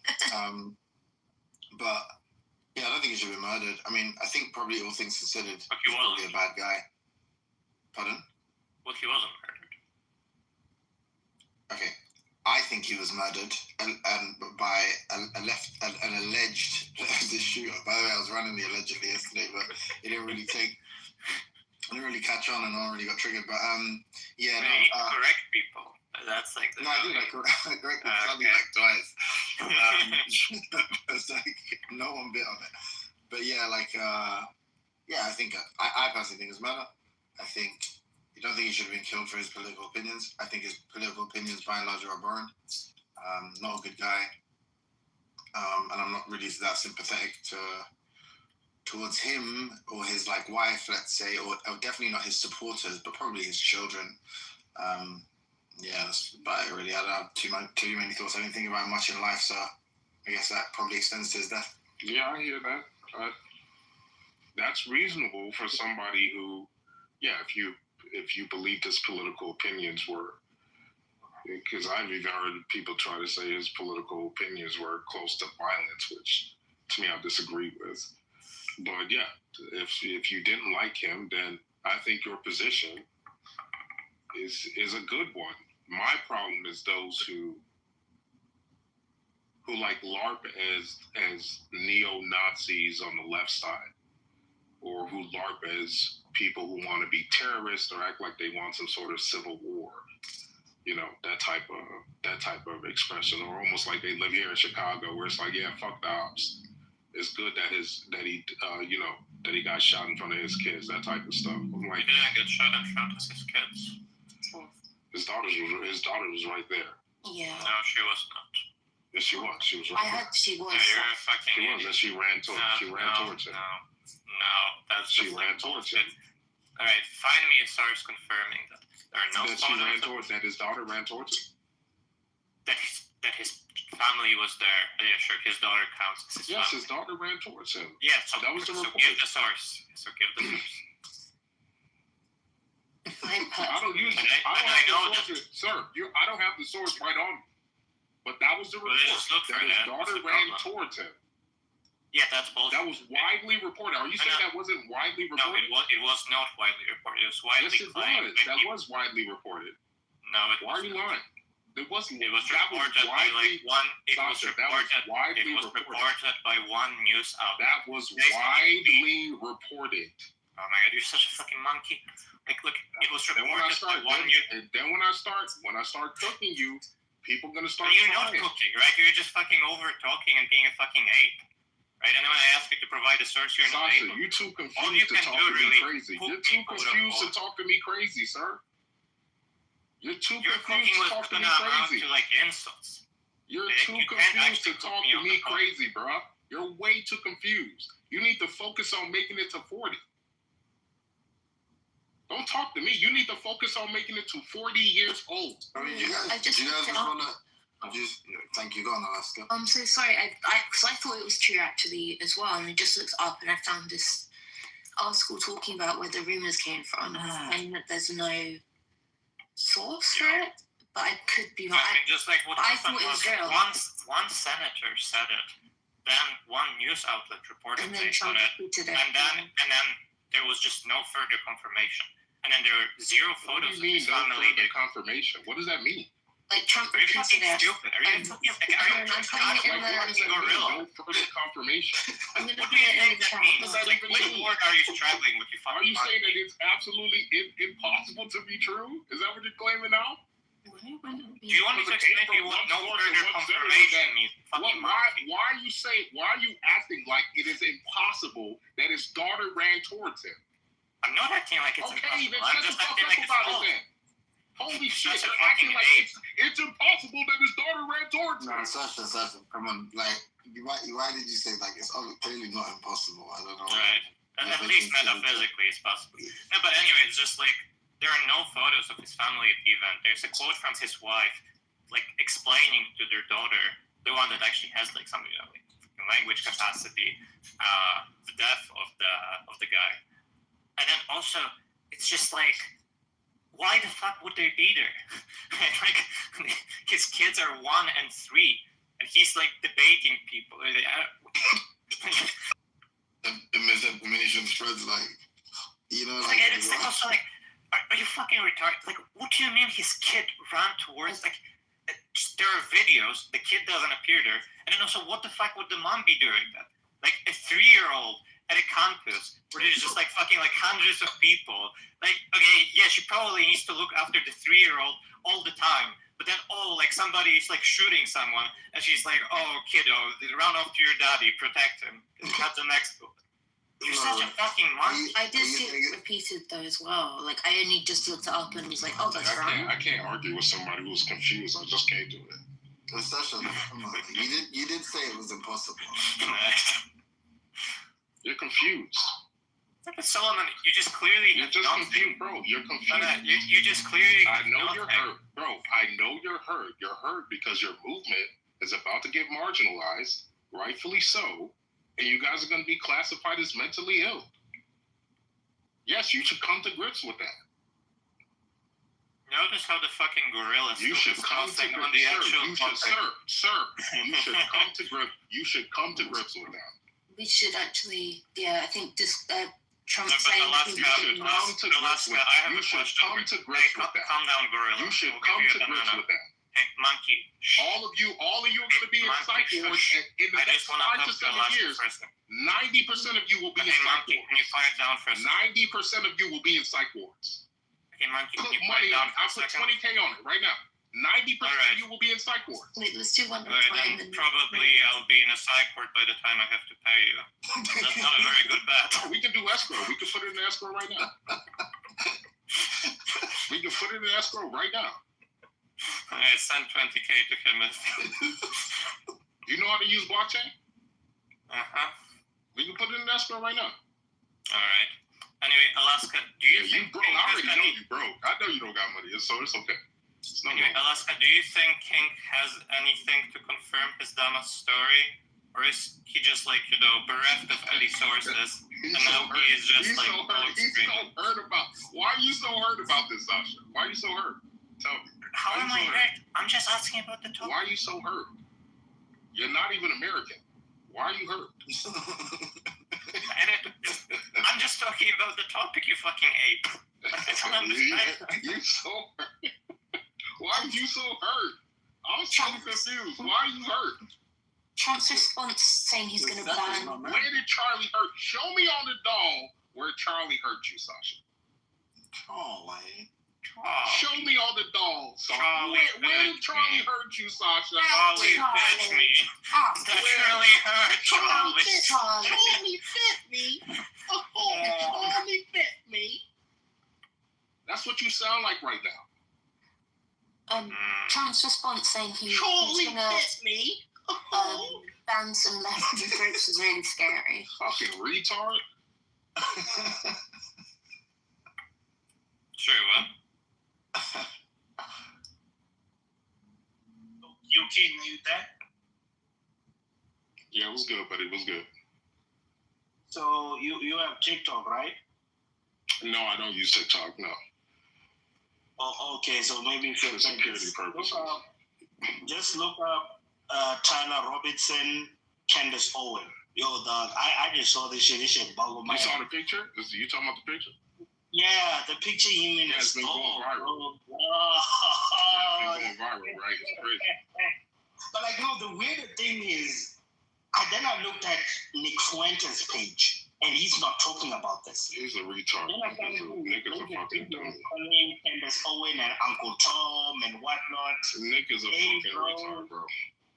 No, not that. Like the guy who's so anti-Israel is now Nick Fuentes is a retard. I know what you're talking about. He's not going to say anything until he knows, you know, what the toilet Nick Fuentes don't.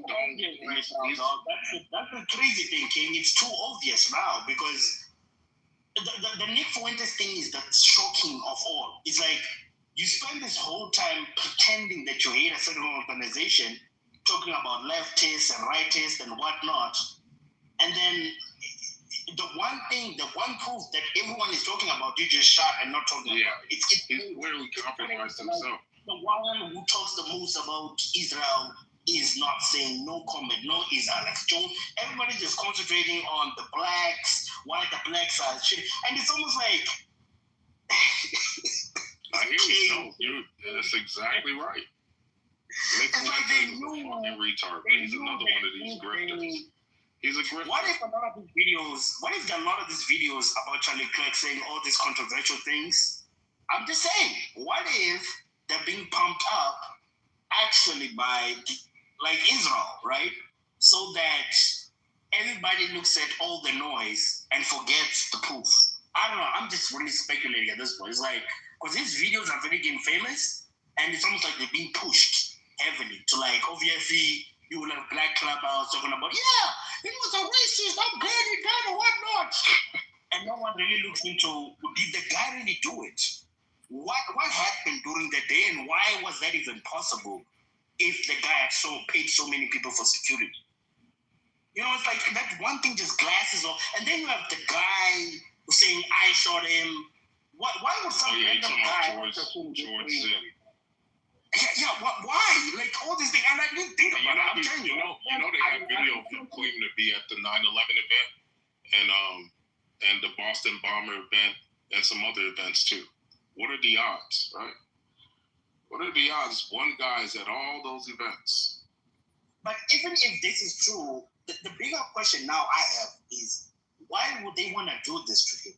Like, what would Charlie Kirk really know for them to say he has to go? Like, what was the big threshold that he passed? Or what did he really do for him to deserve that? Yeah, so like, that's just what I want to know. Yeah, so I explained it already. So the Israel Mossad angle comes from the amount of influence that Charlie Kirk had on the younger generation in America. You probably heard the reports that, or at least several people say, that Charlie, if he was alive, would eventually have become president in the United States. And so that's absolutely true, because that is how much influence TPUSA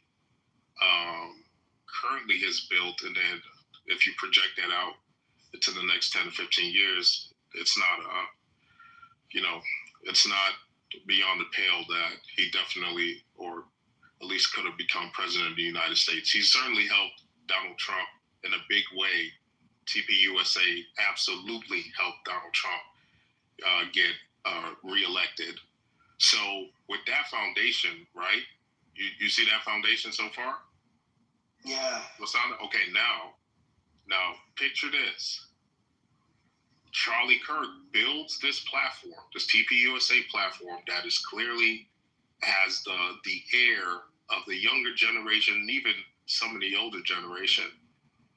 And now you see a movement of this generation away from Israel, right? Away from idolizing Israel, acting like Israel is a sacred cow, criticizing Israel, all of these things that essentially spell doom for the relationship between Israel and America, which Israel relies on in order to sustain itself. You catching all that? Yeah, but you think he had that much influence for them to say? I do, because I do. If someone is projected to be the president of the United States, absolutely yes. I do, because the problem here is that if Charlie Kirk, because it's cool if Candace or Tucker Carlson or any of these other, you know, on the periphery guys, you know, criticize Israel or turn into kooks, as they like to say. But Charlie, if Israel loses Charlie, then again, that spells doom for the relationship between Israel and the United States long term. Because as a matter of fact, I was thinking about this. What would have likely happened is that Charlie, if he was alive, would gladly trade his relationship with Benjamin, Israel, and them if the younger generation installs him to essentially dissolve the relationship.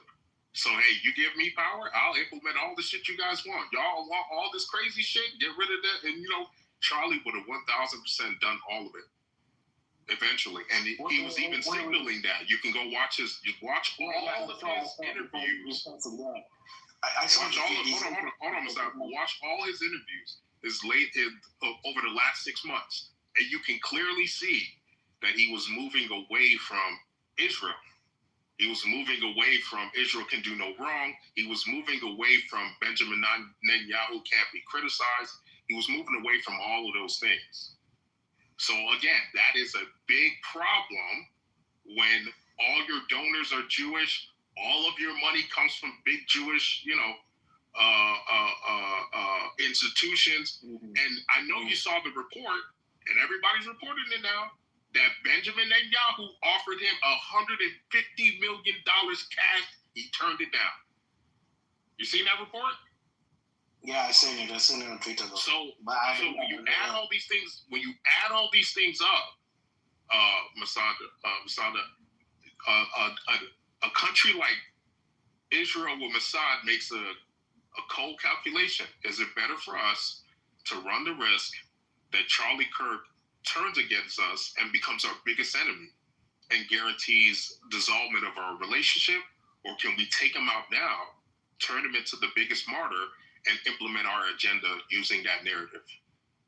I don't see how the math doesn't add to take Charlie out, turn him into a martyr. We extend our narrative as long as we can with that. So. Any defense to this from anyone who wants to counter Candace Owen? I'm willing to hear both sides, you know. Yeah, I'm saying that is the angle. I'm not saying that that's exactly what happened. I'm saying that this would be Israel Mossad's angle. Because a lot of people like that. Wait, yes, there is. There's absolutely an angle to that. I just want to hear the counter argument, right? It's like, fine, I'm not fine. Let's just say I'm in the middle at this point. Yeah. Why is the other side not coming in with a good counter argument? That's why. No, they are though, because they are coming with their claims like, hey, this is possibly a lone shooter. This has nothing to do with Israel. There are other explanations for. Robert clearly didn't shoot him. Like that's now pretty obvious. In fact, there's a guy there. He kept saying it. He said, "Listen, I'm a real shooter." That guy was shot close range. He was not shot by something that was 200 yards away. That's what he said. Right? I don't know. I'm just saying. I'm seeing the reports you're saying. So I'm not going to act like, yes, I'm seeing reports that are saying, hey, it actually wasn't from a guy 200 yards away. That was actually much closer. I'm seeing the ballistics from the audio that are claiming, hey, the audio literally proves that the shots came from closer than they're saying. So I'm seeing a lot of data that is suggesting that things might not be what the narrative that the FBI is giving to us. So I'm seeing that too. But I think instead of relying on those things, I'm going by what feels like the best thing to go off of, which is Look at the chat, King. Bro, I'm just asking questions. I'm not saying this is true. I'm just asking questions. Look at the chat of the Sam guy, bro. He's attacking South Africa. Your F theory makes. Oh, he said my F theory. Okay, yeah. And look, I'm just. I'm just giving you. Because look, you can go and see. Everybody thought Charlie was going to be the president. He absolutely. And look, Charlie absolutely would have been president of the United States. That's how influential TPUSA was, and he built that from scratch. He did. Now the problem is he built it with Jewish money. He did, and so that angle is there. No, like let's answer. Look, I get what you're saying. Like I want to go to the important parts, right? Not saying what you're saying is not important, but fine. We already have a conclusion, you and I, on maybe the fact that guy's not the shooter. Okay. The bigger part now is the silence. You and I are two black guys talking about this. Literally two black guys on Clubhouse talking. I don't know any other room, or at least any other white room, who are putting this angle out there, asking these 40 questions. No. So no, that's not true. So there are. I don't know. I'm saying I don't know. I didn't say no. Fair enough. So there are several people, Masanda, that are white brothers who are absolutely talking about this along this line also, and that are putting out theories along the lines of, hey, it wasn't a lone shooter. This is likely a network. But what is that network that took out Charlie? And so it is the case that they are out there putting these things together. But we're just doing it with our flavor, right? We're doing it in a way that is, unique to chillism, right? We have our way of putting our stories out. But yeah, we were some of the first people to suggest that it was not a lone shooter, and that yes, Israel, if there is a foreign intelligence, then Israel Mossad is the most likely. So we were some of the first to put those things out there before anybody was even thinking, or we put that out there. And then like a day later, it became more and more viable when some of the stuff started coming out, like Charlie Kirk, like the reports that said Charlie Kirk feared for his life. A month before, people were tweeting that.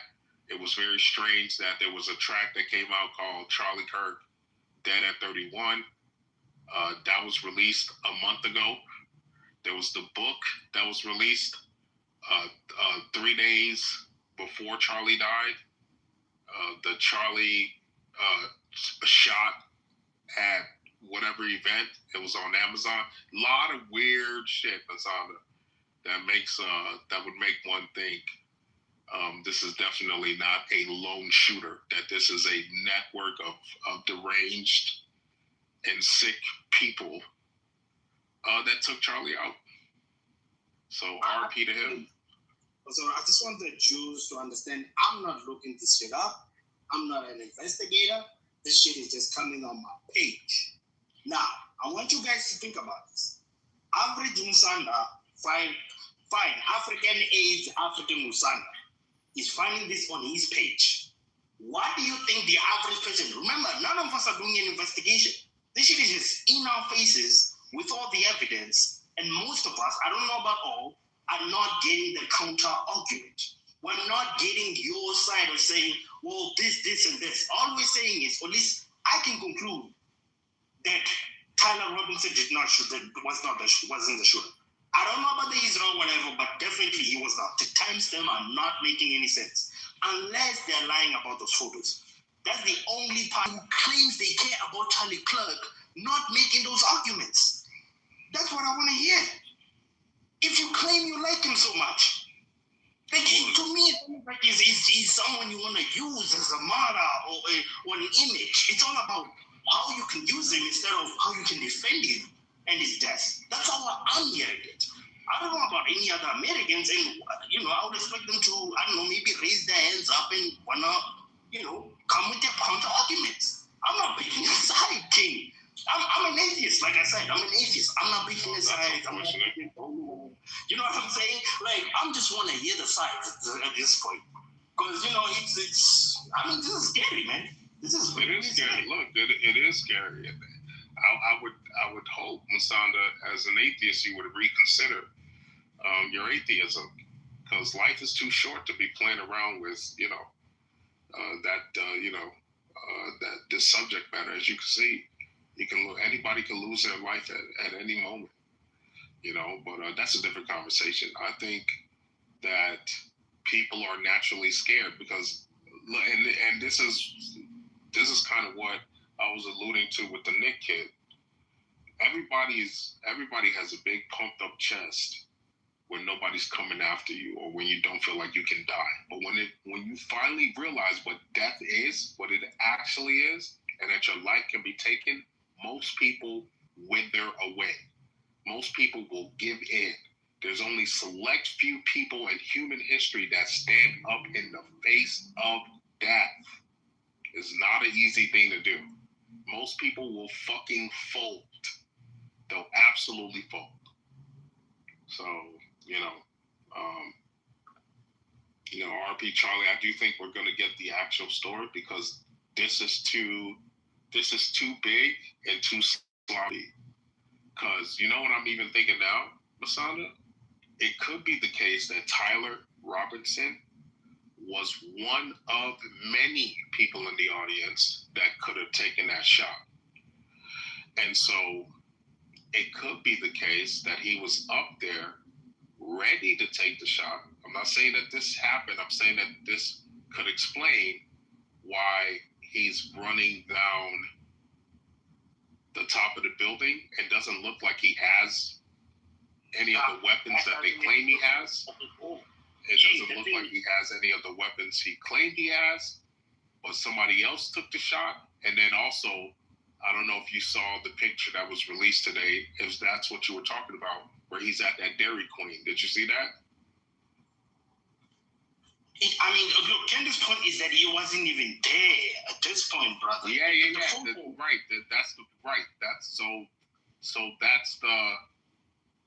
No, I wouldn't say he wasn't there.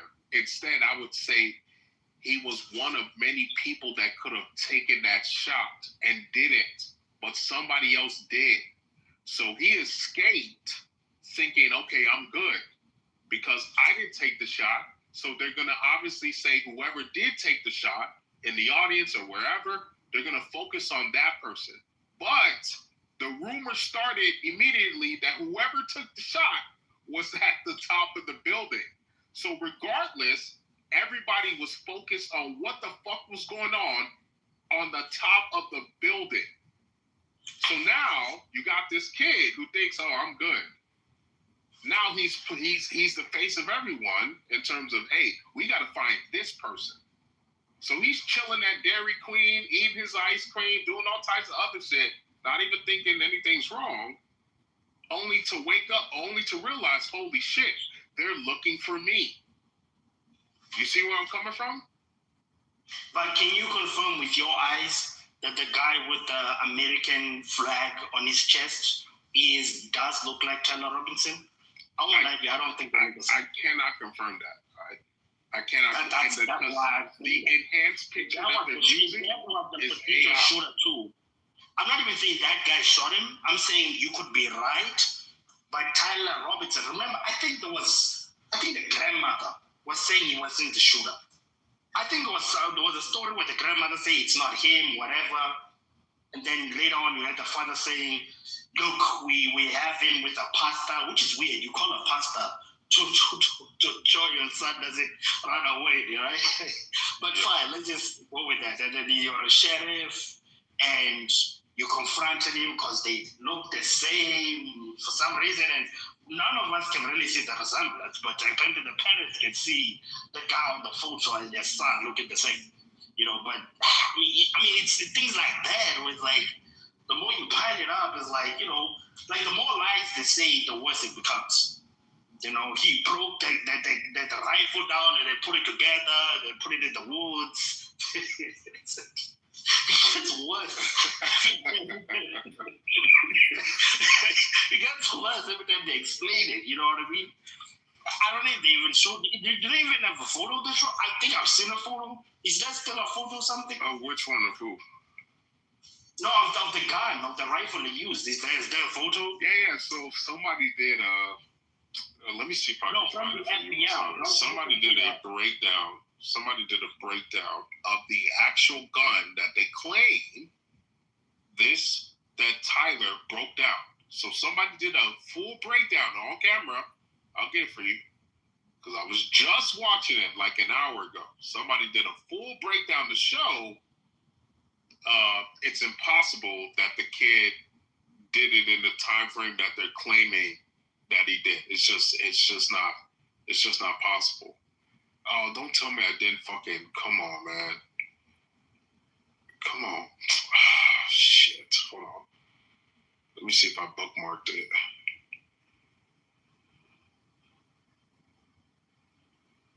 I did not bookmark it, bro. If I find it, I'll send it to you.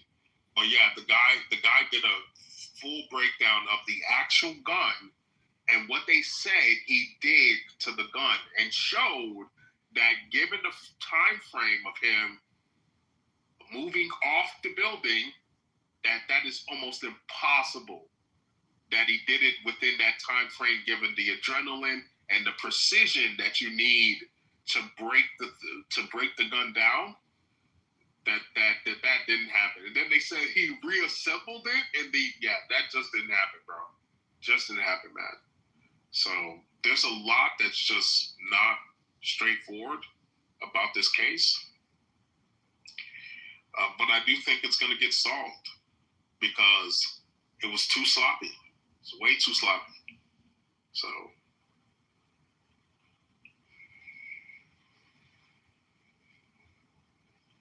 Why are you offended? If you care so much about Charlie, why are you offended by this?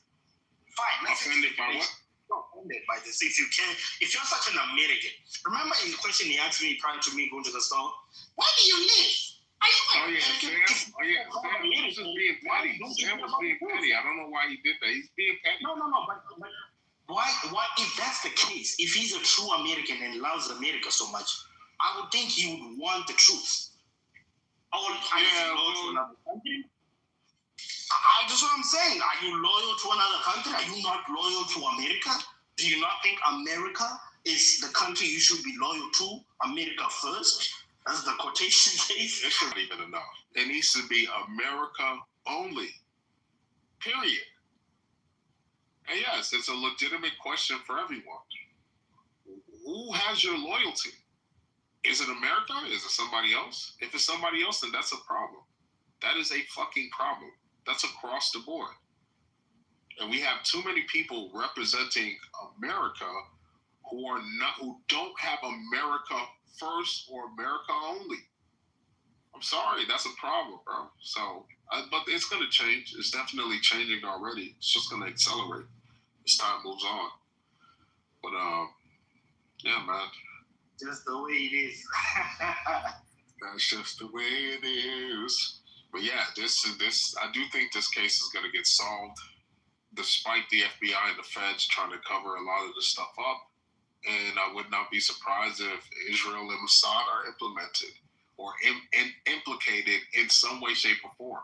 Not even that they directly had their agents, but that they helped facilitate, or they helped give logistics, or they helped do some. I wouldn't be surprised. I'm not saying assassination. So. All the army surgeons kept saying it wasn't a professional. You said what? All the guys who were shooters, they say that it wasn't a professional. And now I'm thinking, yeah, but that's because they believe the story that he shot it, right? Like, yeah, you would think, yeah, he's not a professional. Why would you aim for the neck? It's bare luck. But that's the thing. If I'm a real professional and I want to make sure no one can see it, that's where I would aim. And all I'm saying is a real professional would make sure that he can do that shot at a place where no one could actually identify him. Yeah. And all excuses would say, he's at the building, he's at this and this and this.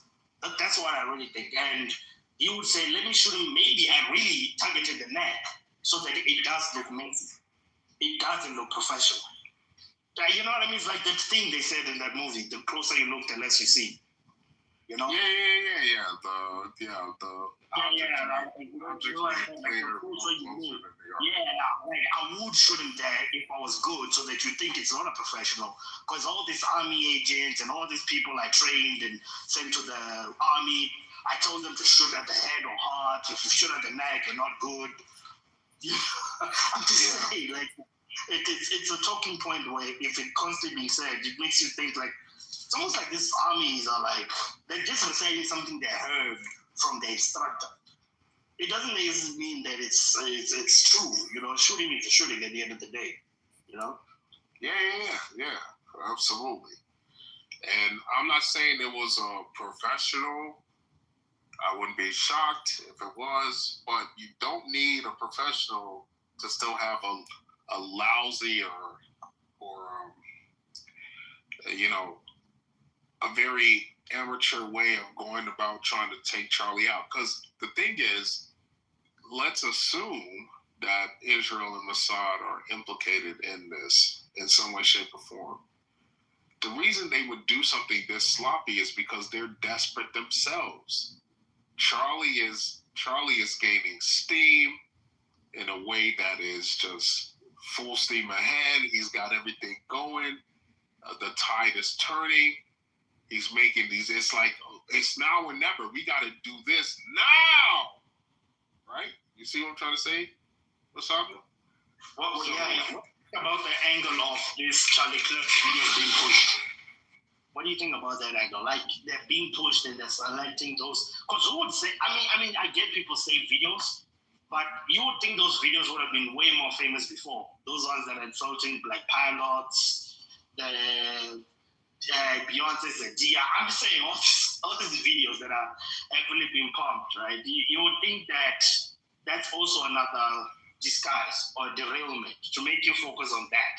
Because they know the blacks will be highly triggered and emotional. Like, you'll have all these redundant, worthless topics about, you should celebrate him even after his passing. Besides actually asking yourself, wait, why did this happen during the shooting? Why did this? Like, you would have any other talking point, like any other topic, outside of like the day that shooting happened. You would talk about what he did before and stuff.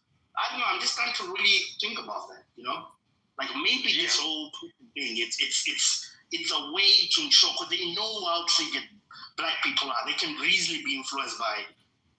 Sadly, I'm just saying, and I know people use it against us by words. You know, not saying it wasn't racist. I don't want to deal with that. I want to deal with the fact that they know that they said controversial things towards this community. And if we keep pumping that, and we'll make Trump say, I'll put it at hate speech if you insult Charlie Clerk. That would just, everybody's against hate speech. Everybody's against it. No, I'm saying, didn't you hear what Trump said about people who are taking Charlie Clerk? Yeah, I heard all of that. I saw Pam Bondi trying to use hate speech language. Here's the weird thing, right? In South Africa, there's this organization, they're called Afroforum. They're the ones that went to the US talking about genocide and whatnot. They actually said they would actually add to that policy on any guest South Africans if they talk shit about Charlie Clerk. You know what I mean? Like, to me now, I'm kind of like seeing a thread now. Like, okay, so yeah, I get it that you're ally, but like, why are you pushing it that hard way? You want to arrest South Africans for talking bad about Charlie Clerk? I'm not saying I would. I'm just saying in general, it's almost like a way like, I want to do it. And he makes a video about it. He doesn't do it. He says, I'm going to do this. So people know that this is going to happen. So to me, it's almost like a big distraction on all sides. It's like, let me distract you with this and this and this, and not make you focus on all the things that did not make sense during his passing. September the 10th. Just before September the 11th. Yeah, you think that's a coincidence? So I'm trying to say, somebody playing games, bro. Trust me. Somebody playing games. I do got to run. I think the weirdest good. What about the birthday of George Floyd and this guy, Charlie? Apparently it's the same date. No, I got I gotta run or something. I said I gotta run. But it was good having a conversation, though. I'll be around in a couple of hours in the bench, so we can continue the conversation. Then, but I do gotta run right now, though.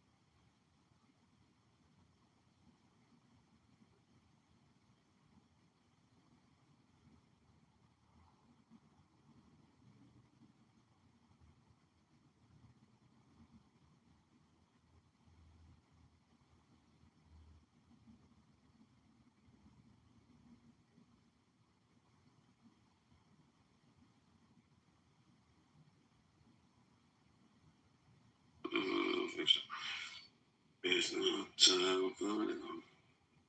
Oh no, I just popped that up like exactly when you least expect it. I tried to get that. I had such good jokes and all. Now it's all going to waste again when nobody has nothing to say. What are you doing, meditating or pitching or what everybody is doing at the same time? Anyway, hello, I heard you with the right ear and very nice sound, very good attitude and such. I had this kind of fan.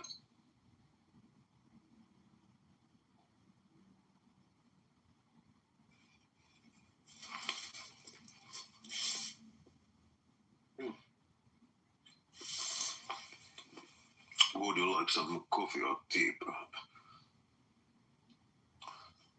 If you don't mind, when you're coming, could you bring some beer with you, especially if you're coming from your side, you got some cool safety.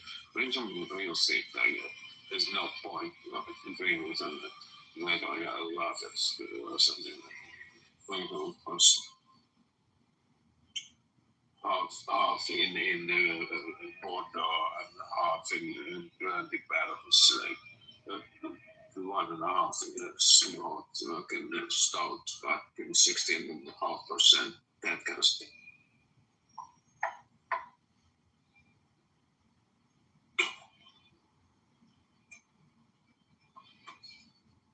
We got some good stuff in USA. But in USA, you can actually get the stuff. It's not like the price is not completely the same compared to the beer chips. I like it. Yeah, I know it. My dad, this is yeah.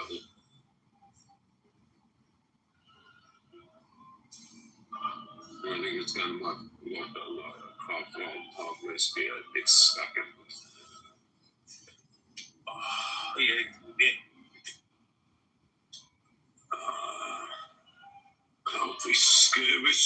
Whiskey, my dear.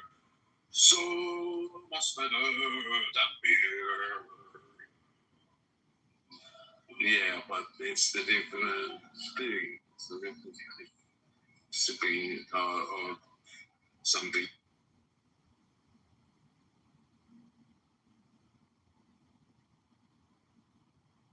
Hey, have a good meditation. I don't want to use any scan doctors to put the negative influence.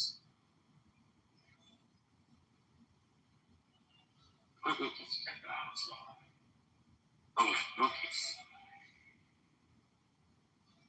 Who's that? He went so. Is that little tragic? Yeah. Oh God, that feels so tragic. Took the fucking death rate. How many? Not very much.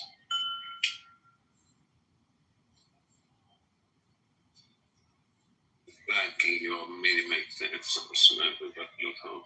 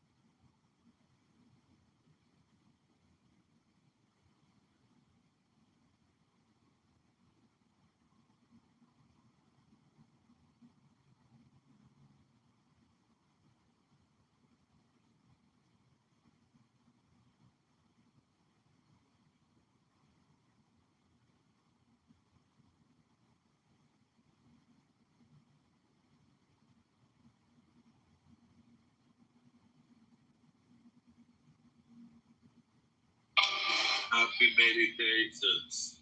Remember to put your phone away so you can see your phone.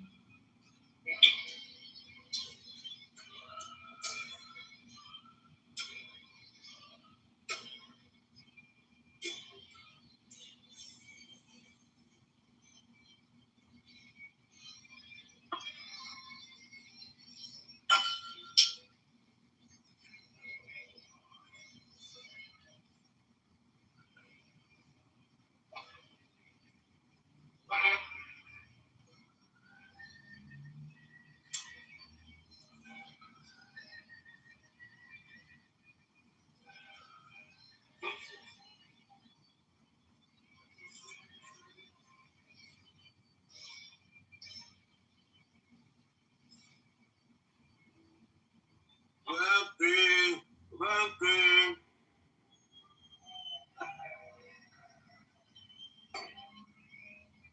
Hey yo, hey.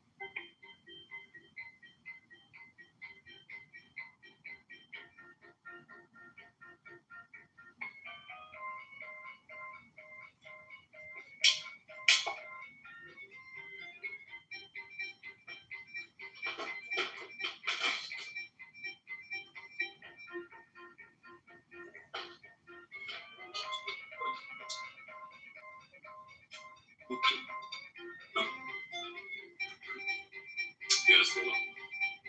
Yes, hello. Hello, my name's Hello, my name's Hello, my name's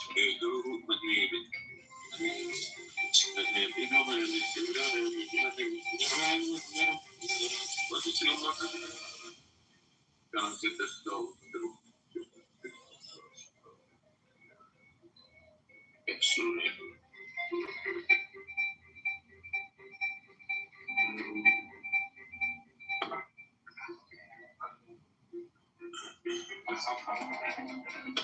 Hey, that's nice. Also, I feel like a girl. You think like big catfish. And it's stuff. I think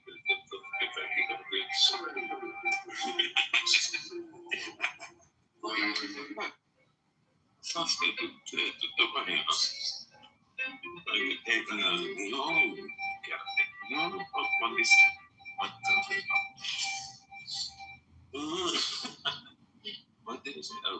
Oh, shoot, so many things you want. Nobody can be fucking everybody at the same time. Still. I don't know that you kind of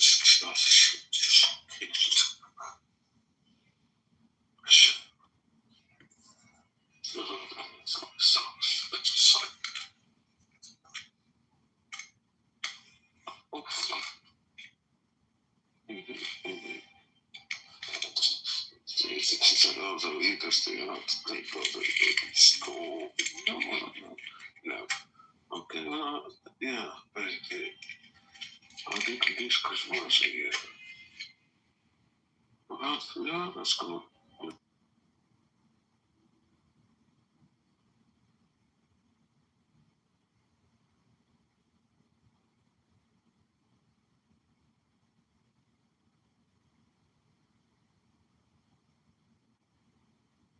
Good morning, Nathan. Good morning, Sheila. Oh, hey, Carolyn. I thought you were asleep. No, I'm getting ready for work.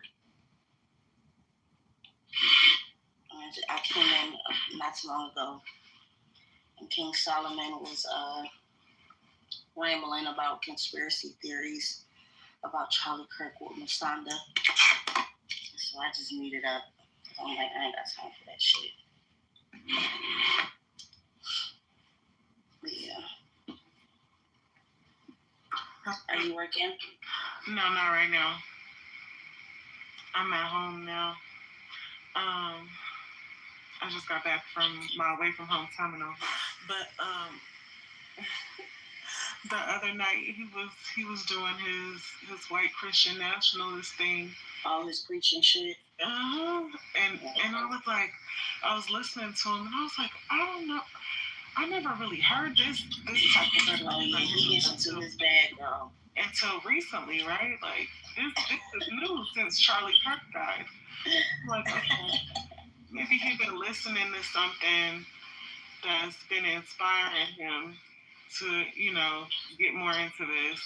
And I even had told him, like, he knew a lot about the founding fathers and this type of stuff like that. I never heard. I'm surprised you didn't know about the founding fathers. I'm surprised you didn't know about, like, Thomas Jefferson, and even have the Jefferson Bible. That's what I think you had talked to. I don't know. I never really paid attention to that. That's what a lot of deists. Well, Thomas Jefferson was a deist. The DEIST, and pretty much they just don't believe in anything supernatural. And that's in the Bible. So they believe that the Bible was allegorical, and that a lot of, like, the things that actual Christians believe, like the resurrection and, the miracles performed, that they're all metaphors versus, like, them actually happening. Yeah. So he was going off. He was on his little. He was reading his little script. Oh yeah, like this many of the founding fathers was Christian, and you had to profess this and that to be in office, and blah blah blah blah. I'm like, okay, here we go. But the thing was, we wasn't even talking about what we was talking about, but he kind of like shoehorned that shit in there to go off on his preaching. I'm like, oh my god, so he about to do this again. And then Andrew was in here. Andrew bitch ass was in here, and he was like. And Andrew was like, oh, I'm going to play a clip of Charlie Kirk.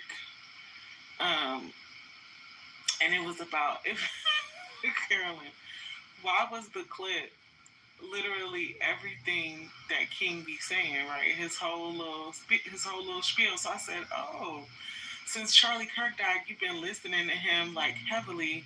And it's funny because, I forgot his name, but this guy that we used to hang out with on the conservative side of Clubhouse, he kept calling King Charlemagne Kirk. I'm fucking dying. He was calling King Charlemagne Kirk. Charlemagne. Charlemagne Kirk. Charlemagne, yeah. That shit was so funny, and I didn't realize he was calling him that because he was literally like reading Charlie Kirk shit off like a script. Yeah, King, I think is a little sleep deprived. I think because he's been tripping lately with the preaching, and somebody called him a Nigerian white supremacist. Oh, he's very. I think it's only been this bad since Charlie Kirk died. Like he really been in this bag, like you said, like for the past week or two. I had to check him. I'm like, I don't know why. It's getting weird. Yeah, I don't know why people like you and Dr. Umar Johnson think that y'all have like this code on the Black community as to what we should do, how we should respond, how should we react. Like Black people aren't a monolith, and the fact that you are a Christian man aligning with somebody just because they say they're Christians. Girl, there's people who are pedophiles that say they're Christians. Rapists who say they're Christians. Is that he's spewing this white Christian nationalist shit. When Trump was running, it was, oh, Trump MAGA.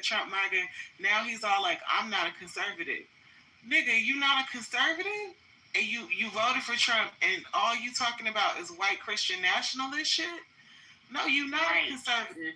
You are far right, all conservative. Yeah, and I was on Andrew ass too because, first of all, Andrew has the most liberal doctrine in the Christianity faith. Exactly. Universalism. All that shit he's spewing about. The shit he says about trans people. First of all, he's pro-trans, number one. But then you talk about slavery was not immoral. That's not what Universalists will say. He's saying that Jim Crow was good for the blacks. That's not what Universalists will say. So he's a walking contradiction. I don't trust these white Christians no more. I don't. Yeah. Because this incident has shown me that a bunch of white people think a certain way, like white people that I didn't expect to think how they like. Ashley shocked me with this shit. Oh no, yeah, Ashley been turning it up, honey. I couldn't. That shocked me, Carolyn. I couldn't believe it. I had to like mute up on a couple times on her because I'm like, she always getting crashed out on, and I don't want to crash out on her. But she was being so dishonest. She was being so I don't know. I think that we always give her that benefit of the doubt, like, oh, she don't know better. But I think she might. I think she do. And she not like I said, I think. No, I'm not giving her a pass. Oh no, I'm not either because it's the blacks. It's the blacks, like the people in my PTR that's crying over this nigga, and the white Christians. That's just, I'm done and I'm over it, and I can't take no more of them. I can't take no more of the blacks. That's crying over Charlie Kirk, and the white Christians who are fucking up his ass. Like I'm not doing it. I just took a back seat after a while because the Charlie Kirk conversation in chillism has been running for going on 72 hours. Yeah. And I've already refuted a lot of talking points that came. A whole bunch of new faces and voices. I've done, listen, ML done debunk Samoa. I done debunk Samoa and King Solomon and Andrew. Sasha debunked fucking King Solomon. It's just... I packed up fucking Andrew yesterday. Yeah, the nigga went all the way around the world, brought up scripture, and it's weird shit, just to ignore the comments that was made about what he said. That shit was like, I wouldn't even never engage with Andrew no more, especially with him having a being, because he don't address what you're talking about. And you're not gonna take me on the biggest red herring tangent in the world ever again. He's not doing that shit to me ever again. So he got it. And even him and Sasha had to come at his neck too, because Sasha being trans and like people looking at Sasha all crazy in these conversations. She had to check Andrew too. Like, Andrew, like, what are you talking about? But that's what I'm saying. I think a lot of times people are performative, right? Until like shit like this happen and their true colors really come out. Because you think the motherfuckers when they tell us that the assassin is left wing, we need to tell them about Andrew, who loves the trans and also has conservative rhetoric when it comes to white Christian nationalism, like what he's been talking about. But he agreed with the trans ideology. So you like look at how fucking confusing and all over the place Andrew is. You can't fucking tell me that just because somebody have conservative values that they can't support the LGBT community, because Andrew is one of them. And there's a lot of conservative, quote unquote, right-wing people who are, and I said this a couple days ago, who are trans. No, they're not. I'm like, yo, have y'all not seen Julie? They literally have a Julie right now on YouTube called Conservative Trans versus Liberal Trans. Literally. Like, I think it's become more of a spectrum now versus like you either all the way over here or you all the way over there. No, and that's what I'm trying to tell people. Don't realize that like the loudest voices for both parties is the people that's far left and far right. So the normal ass liberals and the normal ass conservatives, our voices don't fucking get heard, right? Like hijacked.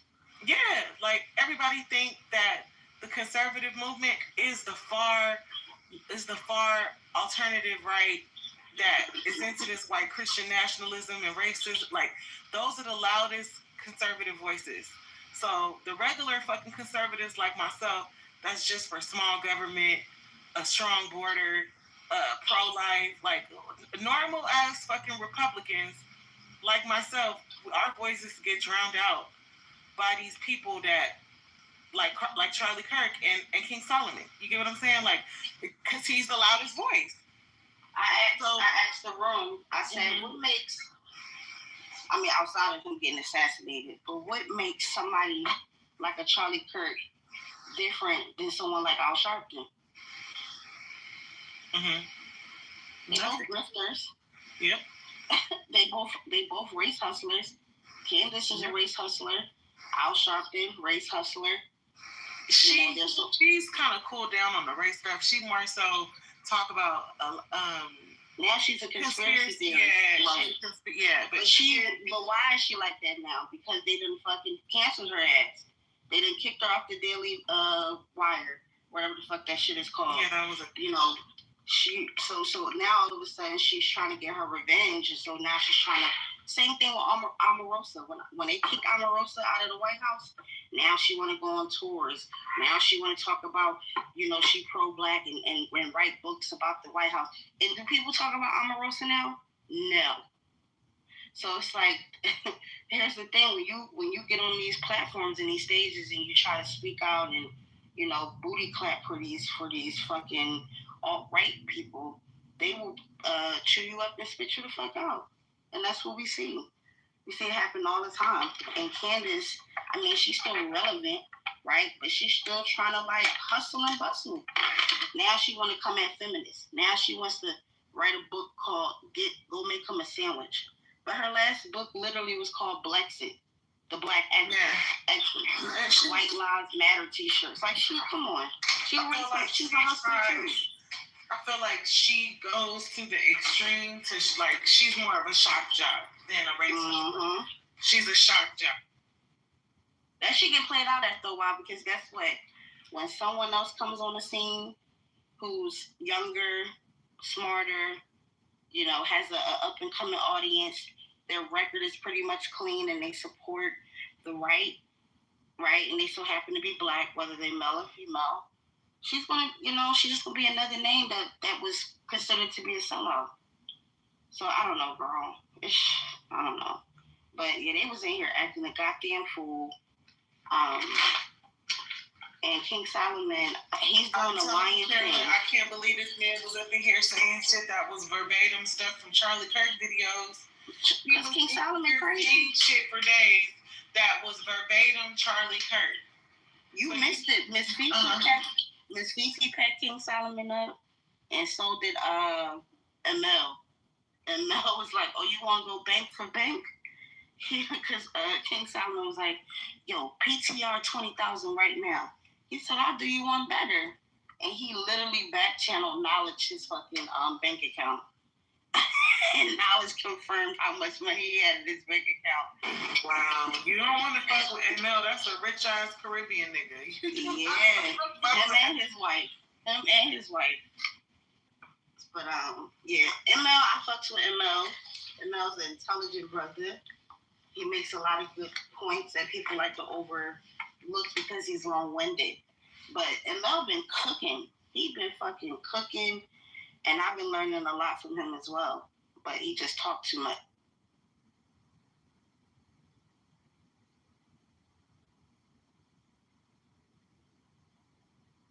But yeah, it's been an interesting few couple of days. I mean, Charlie Kirk is not gonna not be talked about after this. I'm still getting fucking news articles on my algorithm about the damn shit, but I will say this. I am along the lines of conspiracy. I think that there's a lot not being said by the FBI that intentionally is not being put out there. But that's just my theory. I don't know. See, and y'all all owe everybody else because they was calling him stupid. And I know, like, he was saying shit like he probably believed he was alive and shit. But sometimes, I wasn't too sure about that part. But I'll never like think that it's not possible that the government is on some bullshit.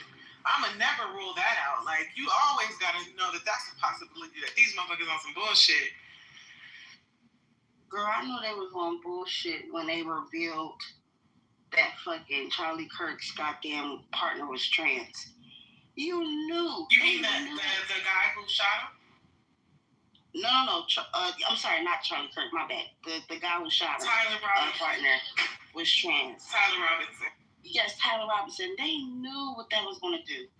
They not to say that, they're just reporting, but to report that right away when there's other pieces of evidence that needs to be, communicated to the public that I know that y'all holding on to. Like, come on now. And then them dumbass text messages that was released that really didn't say much. I didn't see them. What did they say? The guy basically just confirmed that he was gonna, unalive him. Pretty much. And I think the text messages were towards his friend. He reached out to his friend, I think, the night before. But girl, it looks very similar to what's the guy, Tyler Perry's text messages with that gay man. It just looks very encrypted, very much, what the fuck is this? Nothing too crazy. It looked like it's been altered. It looked like it definitely been altered, but. And you would think the government got enough money, or whoever got enough money to actually make it look good, like. Yeah, it looked absolutely altered, for sure.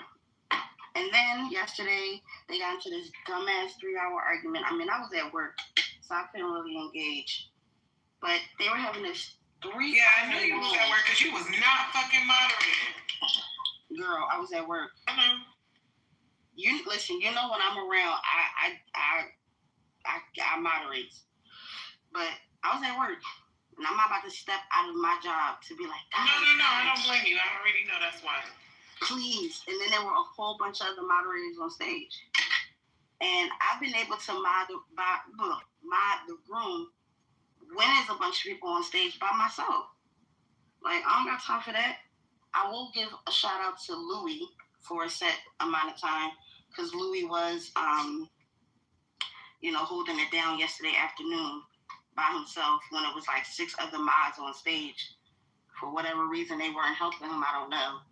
But he held it down during the afternoon. But they had a long, drawn-out conversation about whether or not slavery is immoral. That killed me. That was hard to listen to at work. And what else they talked about yesterday? Oh, yeah, they spent like 6 hours talking about the definition of grifting. That was annoying. So, yeah, girl.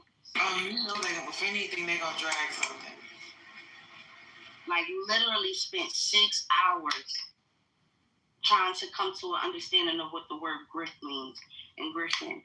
And then this new character, Gold Poppy, he's another motherfucking main character, or think he got main character energy, and he be, oh my gosh, he just be talking so fucking much, and nobody like. I agree. And when we get too many of those in here at the same time together, like if you get Concrete, I've said this before, if you get Concrete, Samoa, King Solomon in the room together, nobody's going to be able to talk with them. Andrew and King Solomon needs to drop and I'm not going to lie, I'm going to say this to Louis too. Louis sometimes do it too. He does. When Louis, you gotta drop the line. Engaged in a fucking debate, a disagreement, a debate, or whatever discourse with somebody, he cannot moderate his own conversation. He can't. Neither can Andrew. When I was trying to talk to Andrew never went on mute. And actually, he was doing it before he was talking to me, and he was talking to somebody else. And I was like, can you go on mute while the person is talking?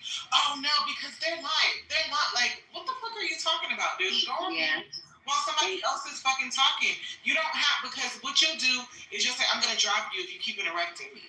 But then when the other person is talking, you're allowed to interrupt them the whole fucking time. The whole time.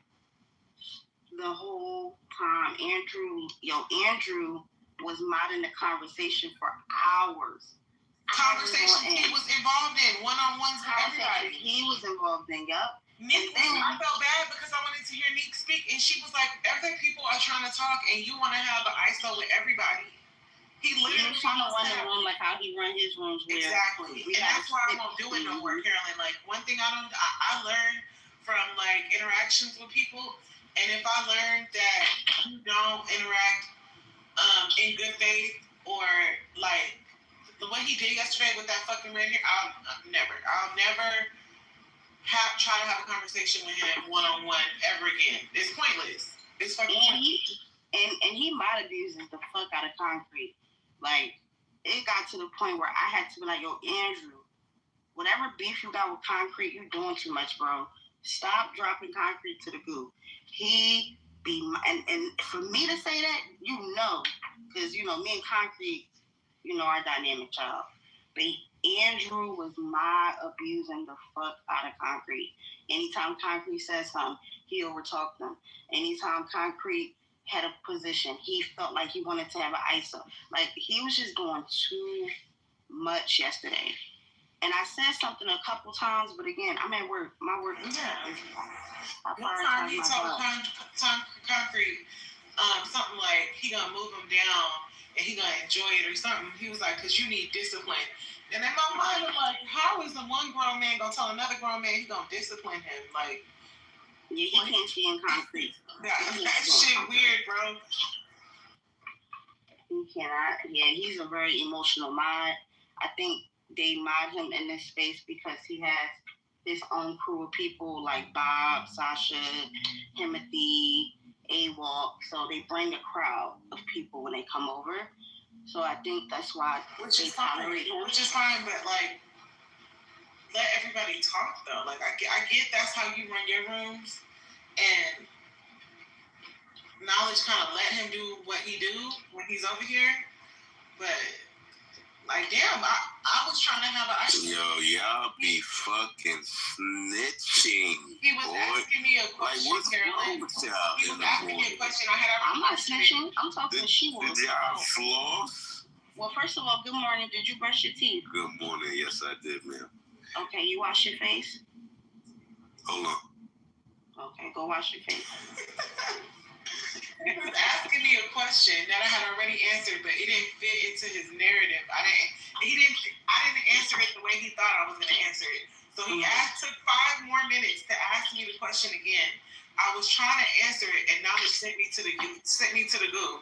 Like, what? Oh, I was on a kicking spree. He basically, Andrew was like, move anybody who interrupts me. He was literally talking to me and asking me a question. I'm trying to answer it. And you get dropped. Yeah.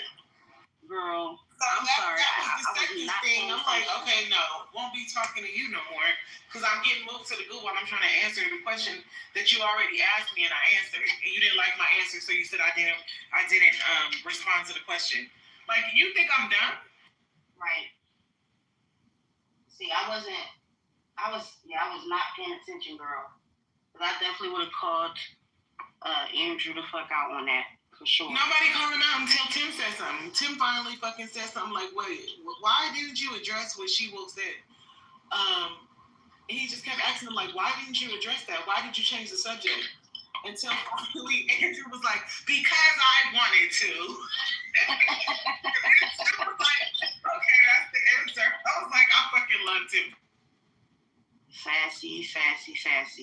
Because I wanted to. Yeah, he's a mess. And then you know what's crazy? Andrew is not good at flushing out his points or his ideologies. He just likes to regurgitate rhetoric that he's heard from previous people. because I knew Andrew since season 1. I remember when Andrew used to get beat the fuck up in Hebrew Israelite rooms. I mean, they used to. Wait, Carolyn, I'm sorry. I tried. Do you know who Joe is? Y'all were all one of like the biggest Hebrew Israelites on the app. Okay, he like the leader of Sons of Thunder of one of the camps, right? Okay. So I pinged Joe in here because I know Joe will pack Andrew the fuck up, right? I know Andrew's scared of Joe. He don't even fucking go in their rooms like that no more. And if they go in his rooms, I think he'll pick them out like immediately. He's scared of Joe. So I pinged Joe in. I'm like, okay, this bitch ass nigga, he done brought up scripture. We talking about what he said about slavery. I got his motherfucking ass. I'm gonna ping Joe in here to pack him the fuck up. I thought for a split second, I wasn't looking at my screen. I thought I heard for a split second Joe's voice say, and he was talking about the law or something, and you know Hebrew Israelites is big on the law. I thought I'm almost sure I heard Joe's voice say, and what law is that? And by the time I looked at the screen to try to figure out who said it, I didn't see Joe. I didn't see Joe on the stage, but in my mind I said maybe that was gold. But I know Joel Yasharalah's voice. I know Yahweh's voice. And it sounded just like him. And I'm like, I know he didn't kick out Joel that fucking quick. I know he didn't, but I didn't see it. So I had to tell myself that it must have been gold who said it. He used to get, I used to see him, and I'm like, because he had the same PTR from season 1. Andrew has never changed his PTR. And I used to feel so bad for him. I'm like, yo, why they treating this white man like this? But then it got to a point where I'm like, he likes this shit because he keep coming in here every single day to get packed up. Every single day. To the point where he started creating his own little spaces. He used to hang out with the Calvinists on the app. You know that room, Ask a Christian? I don't know if you know about that room. But it's a bunch of Calvinists over there who are also white nationalists who pretend that they're the true Christians, but they're really just a bunch of racist white people. I used to fucking pack their dumb ass up too with the Calvinist rhetoric when I used to be a Christian. But anyway, yeah, Knowledge. Good morning, Knowledge. Good morning, Miss Fifi. Good morning, AK. Good morning, Ann. We're just recapping what happened yesterday and all of the crazy, chaotic shit that went on in the room. And how, what's his name, King Solomon be trying to preach. And it's all shit from Charlie Kirk video. Right. She was just discovered that none of his ideas came from him. But the funny part is, Andrew the one who put him on blast. Andrew he literally let him say his whole little shit. And then he said, I'm going to play a clip from Charlie Kirk. And the clip from Charlie Kirk was everything Solomon just said. Everything he just said. And I was like, wow. Good morning to the room. I'm sorry. I'm just getting ready. Good morning.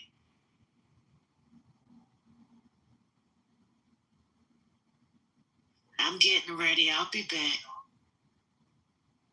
I'm getting ready to, Miss Fifi. I'm running a little late. So I'm going to have to go to Starbucks. I normally pack my breakfast and lunch. But I ain't got time. So I'm going to have to go to Starbucks.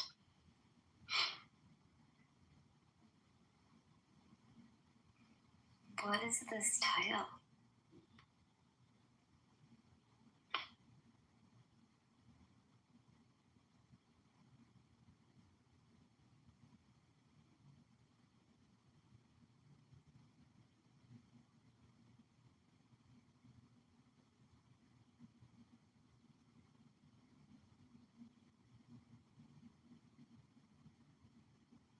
I'll say this. I think just reflecting on some of the talking points that I've listened to the past few days, I think some of the worst arguments came from Ashley, came from Samoa, Andrew, King Solomon. I'm full on Ashley right now. I'm really hurt. Like, Yeah, King Solomon. Who else had some of the worst arguments I've heard so far? And I want to be unbiased, so I'm trying to think of somebody that's actually, who is conservative and on the right, who actually made a good argument. So I don't seem like I'm being biased, even though I'm not a leftist or on the right. Who on the right made good arguments? I'm trying to think. Not even Monica. Monica, I don't know. Monica wasn't really that good either. Yeah, I can't think of who made good arguments from the right. Nobody. But I'll tell you who made poor arguments on the left. Who made poor arguments on the left? Luca. I think Luca made poor arguments.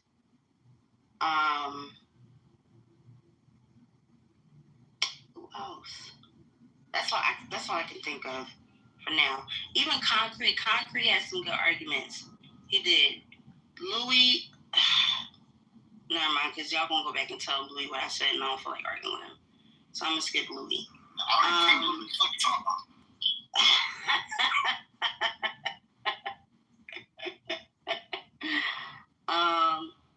Who made strong arguments? ML, I think so far, ML has made the most strongest arguments so far that I've heard in the past couple of days. ML been cooking niggas. I think Matt does a great job at highlighting the irony. I'm not gonna lie, Carolyn. Dr. Articulate been cooking niggas.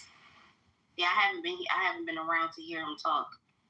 I think Matt does a good job at highlighting the irony between Charlie Kirk's death and his statements around the Second Amendment. I think when it comes to gun laws and gun rights and the Second Amendment and statistics, ML has been dominating that space with his talking points. White nationalism and debunking that, I think Concrete has been doing a great job with pointing out the hypocrisy from people like Andrew. Who else?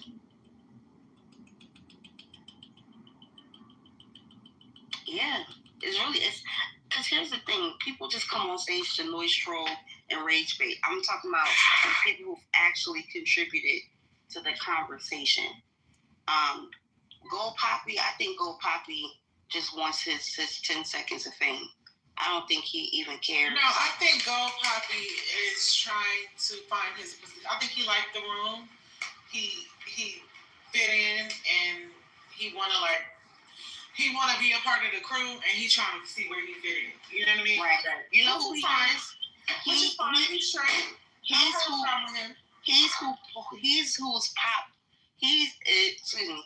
who Pop was supposed to be. What we thought Pops was going to be, that's who Gold Poppy is. He's a better version of Pops. Correct. Yes. I do like Gold Poppy. He has good takes on stuff. When he come in, I don't know if the nigga be high off some good weed or whatever, but when he come in, hella, I don't know, just on 10. I just want to bring it to a 6 or a 7. But I like Gold Poppy. AK do the same shit. AK will come into the room. Yo.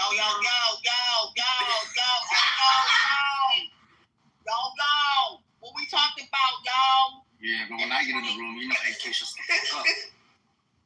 Then he get mad when we yo, can you just read the room for a second? Man, so I can't get in the conversation. I get in the conversation. It's yo, bro, relax. This nigga was trying to turn up on fucking Sugar Belly yesterday over a conversation over dick. I'm like, AK, you do know we talking about dicks right now, right? You sure you want to swivel your way into this conversation? No, I want to debate. No, I want to debate her talking point, yo. But the difference is that's really just AK. Go Poppy be doing too much. Like he don't always act like that. But maybe we don't know him that well, yet. We don't know him yet, so. I just think he's just trying to fit in. And he does. He does. The thing is that he does, and he don't have to try that hard. Right. Like you fit in here, bro. A little bit. Just be quiet for a little bit. Yeah, it's called what we call it. Let the mic breathe. Just let the mic breathe. Let's hear from other voices. Even if, and I know Nathan is anti this, but like, even if you think a nigga is retarded, stupid, or doesn't make good talking points, they shouldn't be exempt from being able to share their voice or their opinion. Even if you think it's stupid, even if you think what they saying is cringy and off. I mean, we give niggas like Mark space in his room all the time. And I don't even think a lot of the shit that Mark says is coherent. But we give space for it. So it's like, let's not pick and choose who get to get to say something. Anyway, speaking of bad talking points, you know who's been making a lot of them, like back to back to back? Bro, my man CEO. That was a good give back from yesterday. No, it was good job. No CEO. You gotta get your give back from Louis. That's what you need. CEO does a lot too. He'll make a point, you'll refute his point, and then he'll double back and say, well, that's not what I really mean. Well, I wasn't really saying it like that. I mean, I don't think you understood what I was actually trying to say. It's like, no, we did, and you were wrong. Yeah, that doesn't sound right. You know what, Carol? If I do that, call me out the next time I do it. Catch me in it, all right? If that's what I do. I will. You know I will. Because it won't happen. Thanks for playing. Did you tell her to text you? No. Catch me. Catch me. Oh, okay. Okay. You just trying to make things go sideways. Say, Carolyn, I know you don't got CEO phone number. Oh, hell no. That man is married. But, yeah, I call CEO doing that a couple times. For sure. But, Knowledge, while you here, I was telling Sheila, man, there was a lot of moderators minding the conversation yesterday, bro. Bro, it was bad. It was bad, bro. Oh, man, it was bad. I felt like I was there in real time, and I was like, oh, my God. I was at work. I couldn't. I know Knowledge not talking. He helped him do it. You looped me down for him. Yes. Oh, you're talking about when Andrew was talking. No, Andrew asked for help. Andrew said, anybody who speaks, can you please get them? So he asked you to help him out abuse people? For that one portion, yes, because everybody was jumping him. The entire room was jumping him in that portion. That's not the one that I'm talking about. But Andrew, not Andrew, but Knowledge, that's the problem.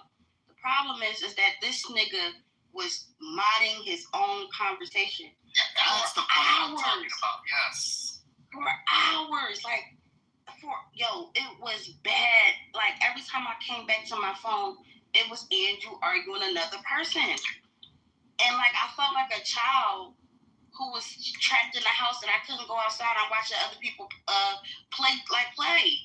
It's like, Dad, can I get a turn? Like, what the hell? I don't know. He is really, really bad at, like, just playing the background. Especially when it's, ideologies that he doesn't agree with. Like, he always got to get in there. And it was bad. Andrew I think he just might be used to that style of modding from God Talks. That's what I was assuming. Mm-hmm. Because he was a man. Do you think you notice it more because you mod, or because I'm like whitewater, like we've been under Andrew as a mod for a minute.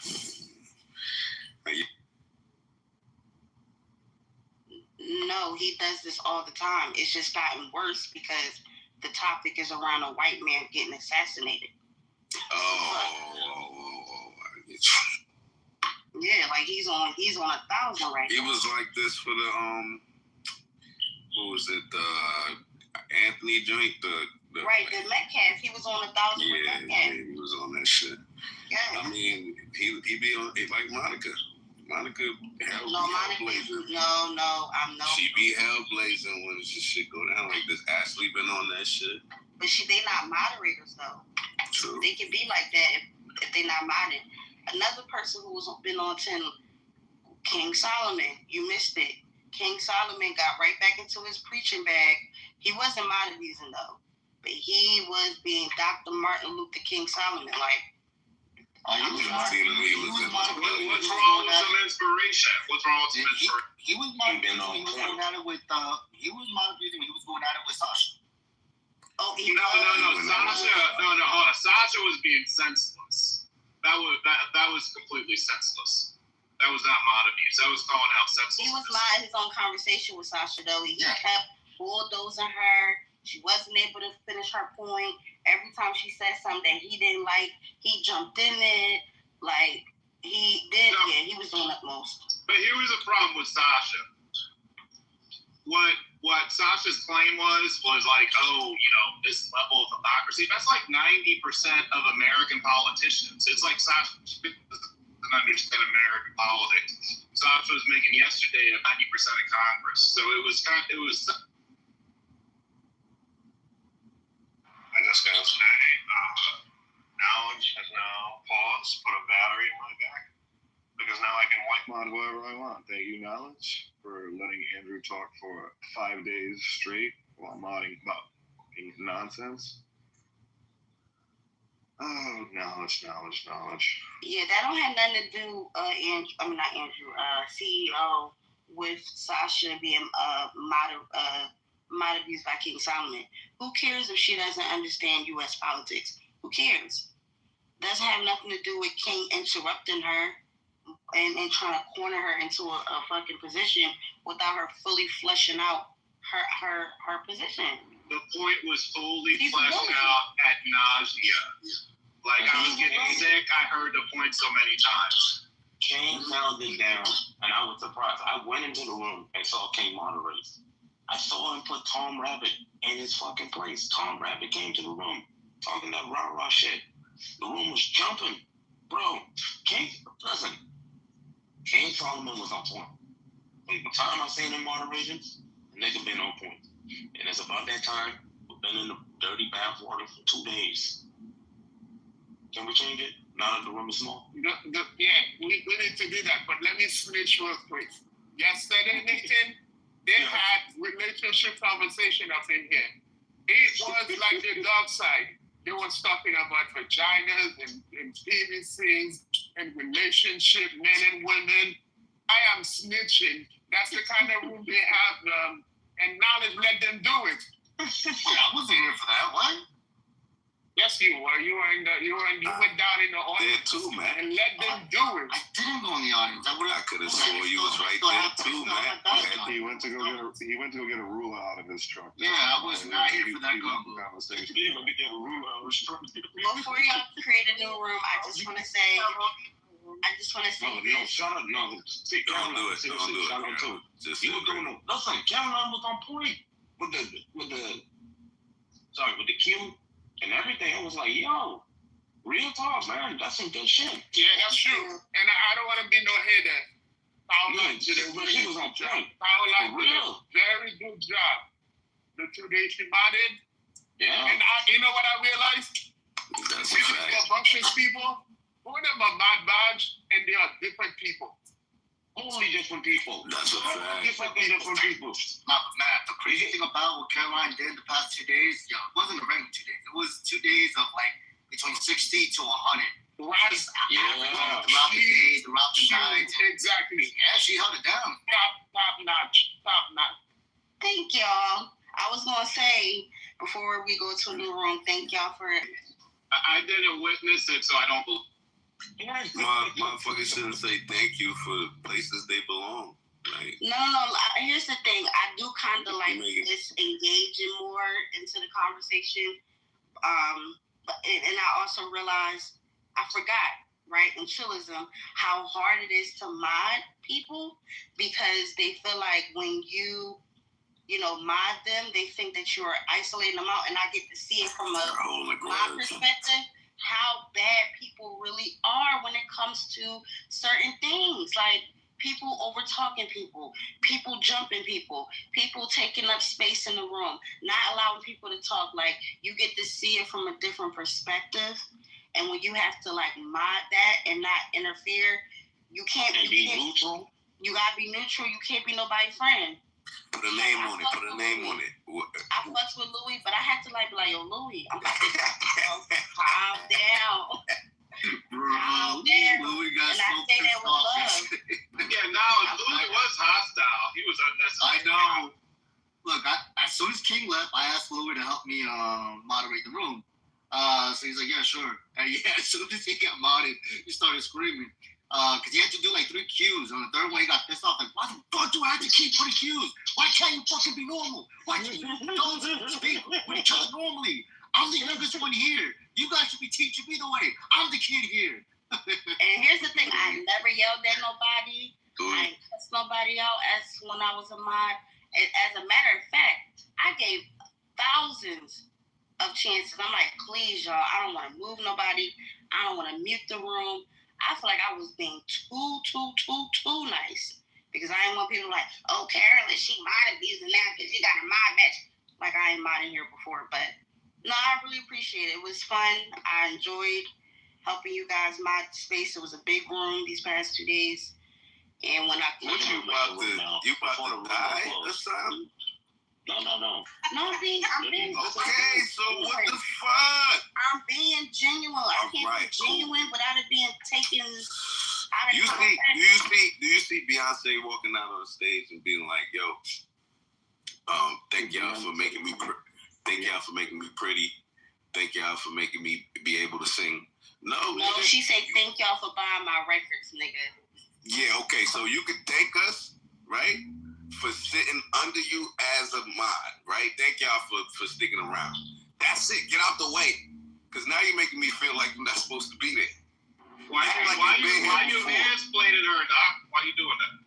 Yo, you particularly, right, have been shining through, has been shining through as polished shit on this stage. And I want you to know that I've been noticing, right? You have some great ways. But when you wake up in the morning and you're feeling cruddy, you come on this fucking app and you fucking pick and you jab and you snitch. And I don't like it. Let Carol. I feel great, man. You tripping. I feel great. You tripping. No, I'm proud. I'm happy for you, bro. I'm just troubled. No, this is. I'm just being respectful because again, I don't like being bonquisha on y'all niggas. I don't. But I have to do it. But you just said that you miss. Like you want. There's a new room open right now, and that's you waiting for you. Bro. You got a bunch of people in there already, and it's Feedback Fridays. I can't really hear them. The Feedback Fridays is a new room.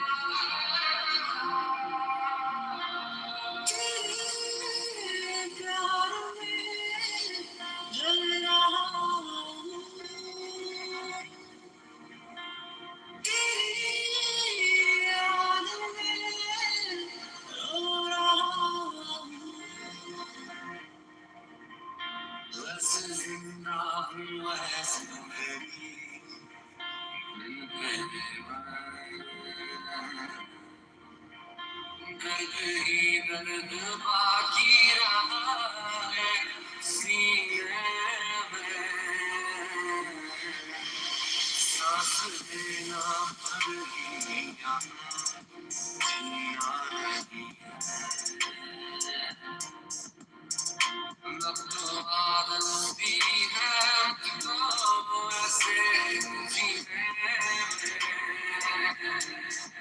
गिरता रहूं दर बदर मिलता नहीं तेरा निशान होके जुदा अब मैं जिया तू है कहाँ मैं कहाँ तेरी आँखों में रहता हूँ तुझे पता ना चले तेरे हर पल में गुजरा हूँ तुझे पता ना चले करे तो फिर क्या करे तेरे बिन कैसे जिए आँखों में प्याली है बोलो कहाँ कहाँ फिर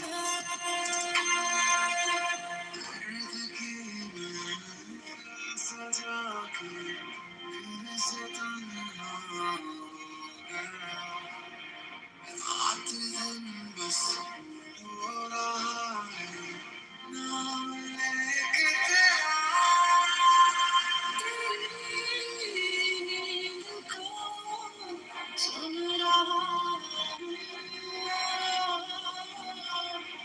तेरे ख्वाबों में सो गया वफा तो हम भी हैं तुम भी हो हमें पता ना चले जुदाई का मुझे गम भी है कोई ऐसी खता ना करे करे तो फिर क्या करे तेरे बिन कैसे जिए आँखों में प्याली है बोलो कहाँ कहाँ फिरे सांस लेना भर ही जीना नहीं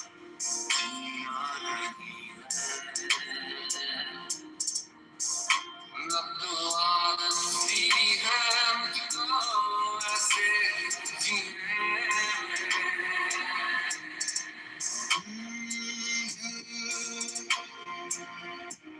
संभल जा जरा फिर मोहब्बत करने चला है तू यही रुक जा जरा फिर मोहब्बत ये कैसी रातें हो बरसाने भीगी भीगी यादें भीगी भीगी यादें तेरे प्यार में जले रहा हूँ तेरी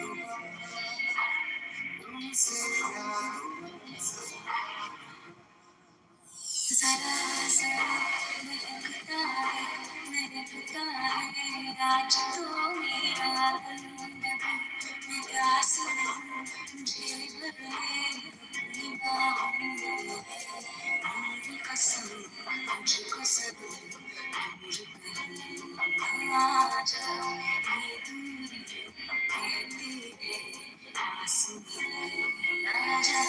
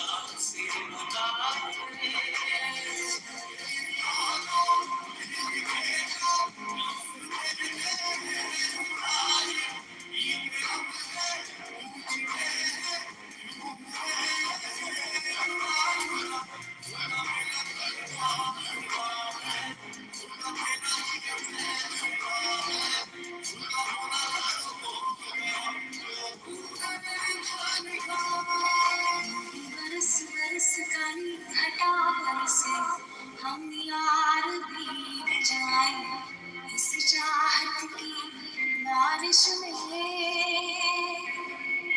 मेरी खुली खुली लटों को सुलझाए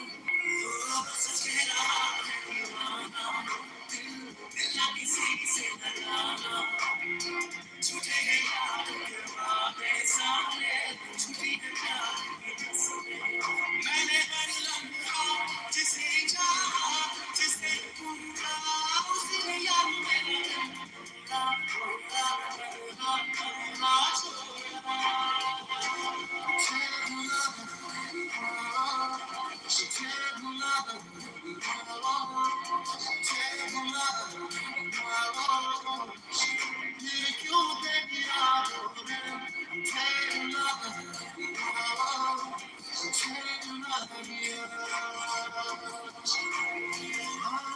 छोड़ा मेरे सपनों में बैठा हूँ तेरी बाहों में सिर्फ तू मुझे चाहे इतना असर हो मेरी आँखों में तू कह दे हंस के तो मैं हंसूं मर के भी ना भूलूं मैं तेरी कसम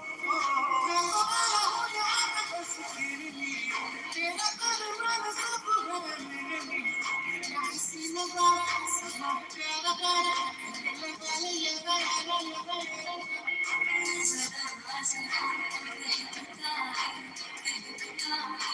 आज तो मेरा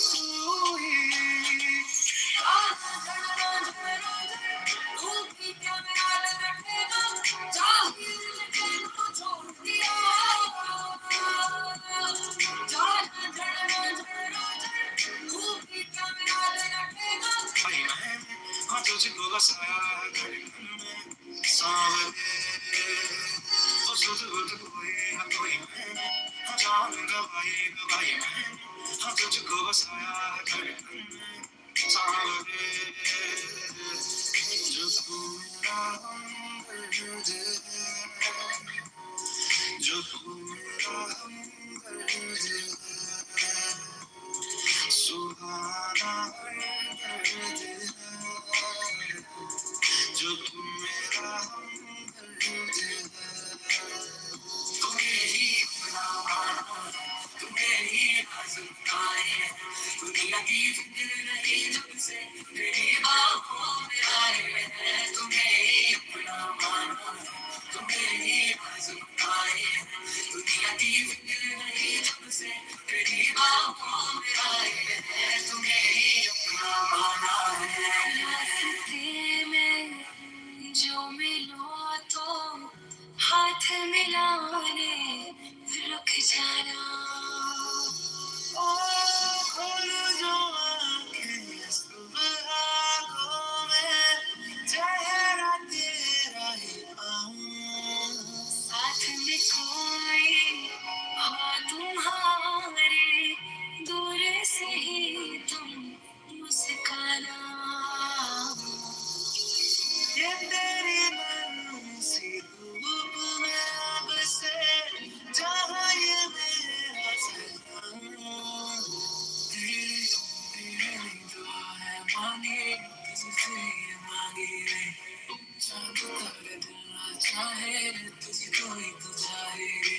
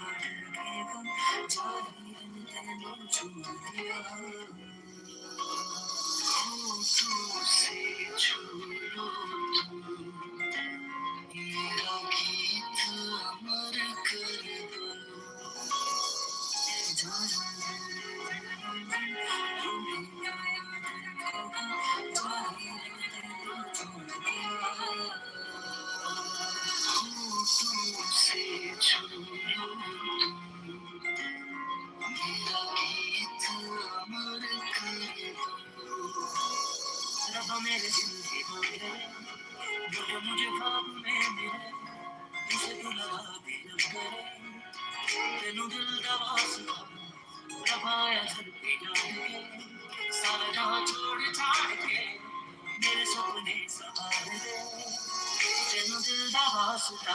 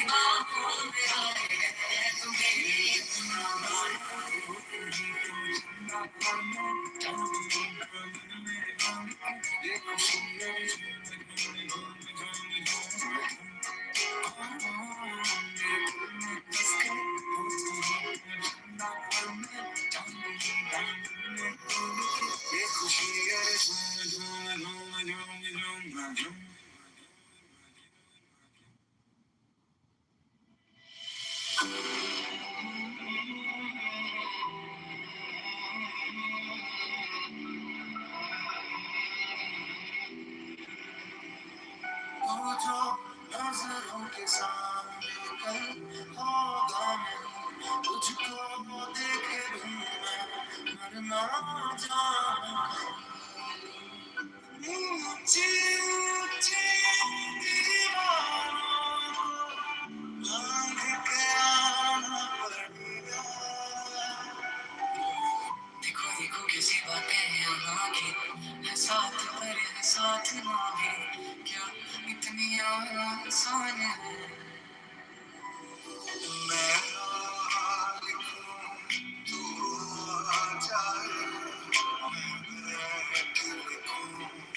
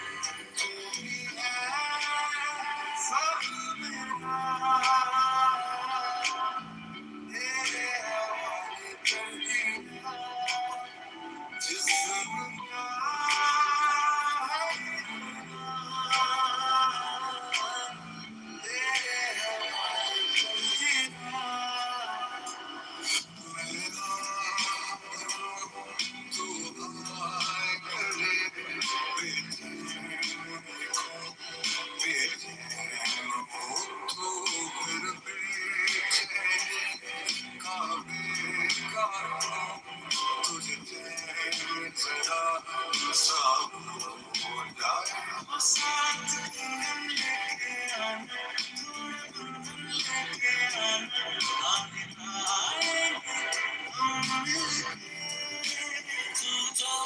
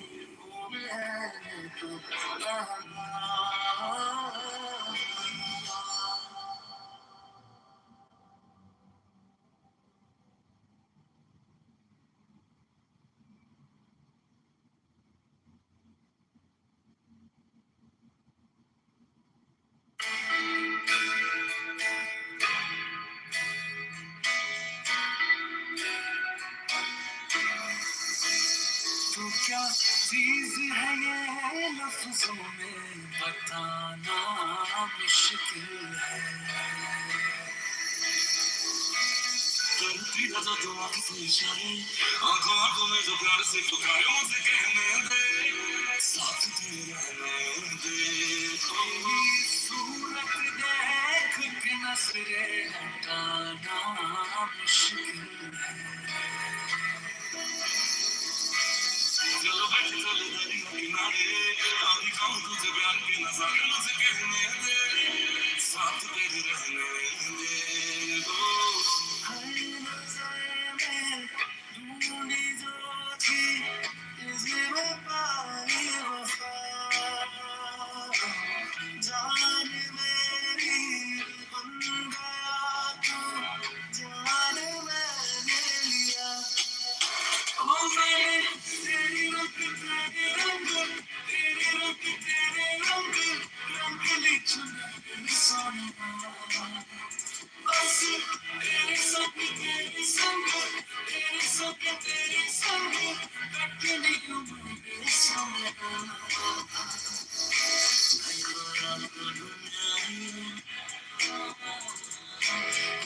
से एक ख्वाब कि तुझसे मुझे बुलाया आँखों से मेरे सामने जाना चलो भी साफ साफ कहता हूँ इतनी सी बात है मुझे तुझसे प्यार है यूं लगी तुम के साथ कहता हूँ इतनी सी बात है मुझे तुझसे प्यार है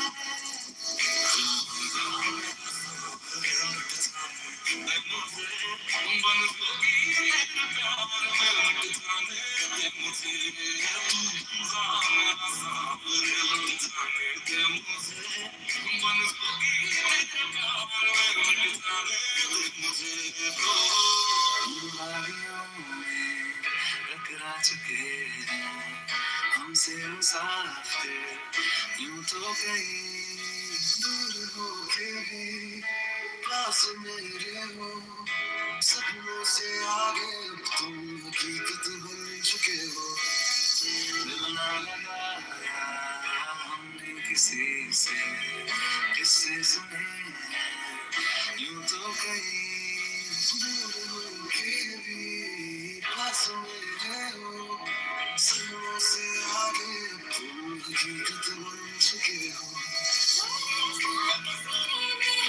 जैसे मैं और तुम अब दोनों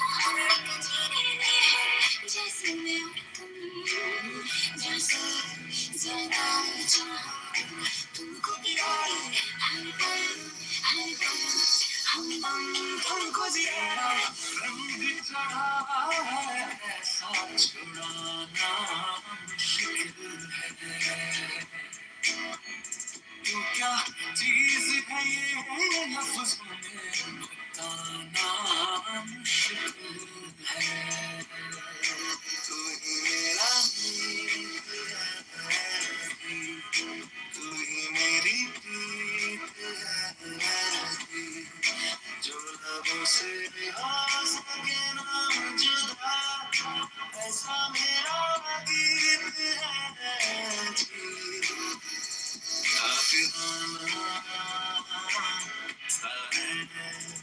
इश्क है क्या है ऐसे तुम मिले हो ऐसे तुम मिले हो जैसे मिल रही हो इतनी से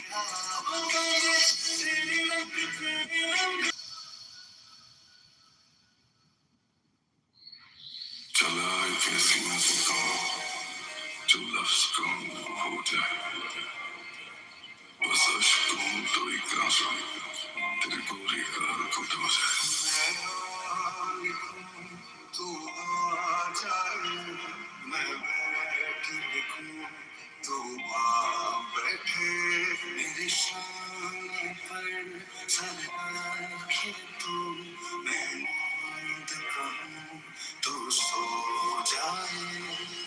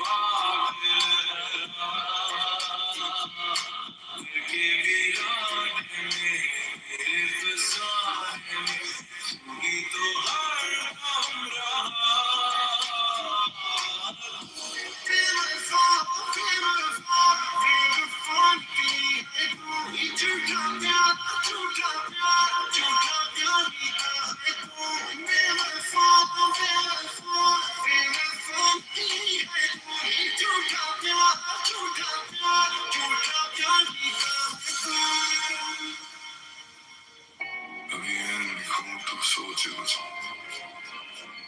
फिर शीन लिखूं तेरी नींद में जब काफ लिखूं तुझे कुछ कुछ हो मैं इश्क लिखूं तुझे हो जाए मैं इश्क लिखूं तुझे हो जाए मैं इश्क लिखूं तुझे हो जाए जिक्र तुम्हारा करता नहीं हूँ चाहे रहूं महफिल में फिक्र करे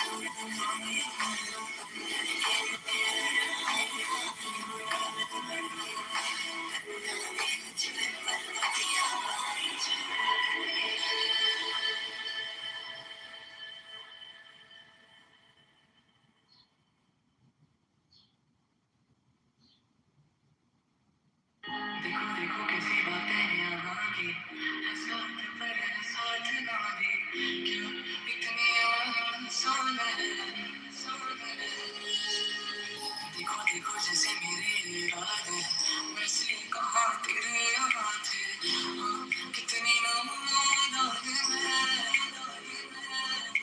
तुझ में खुदा में कोई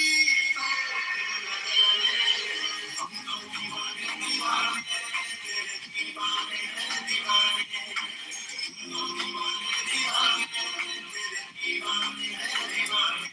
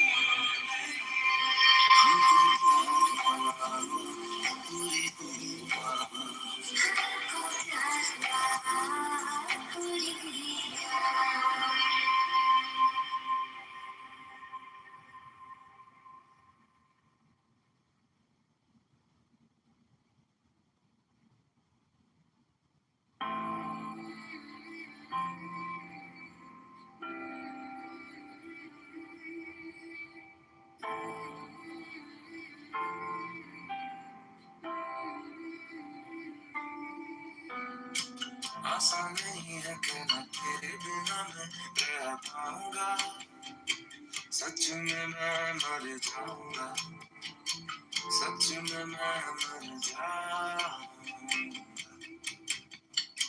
एक पल की दूरी तुझसे नहीं मैं सह पाऊंगा तेरे बिना रुक जाऊंगा तेरे बिना रुक जाऊंगा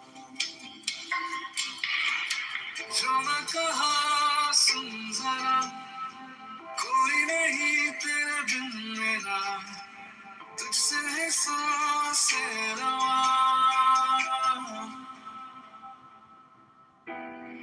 तू है तो दिन बन गया तेरे बिना छिन गया तुझसे सलामत है जहां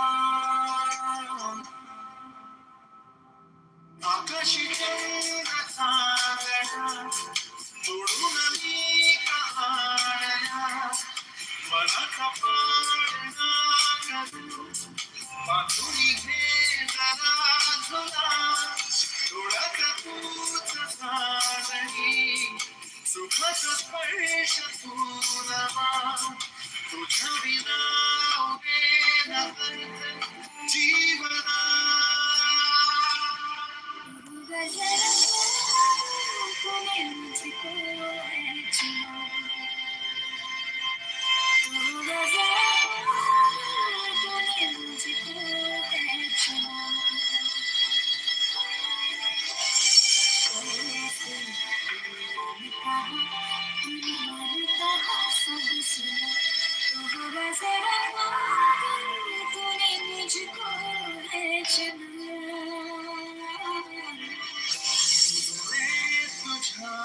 सुने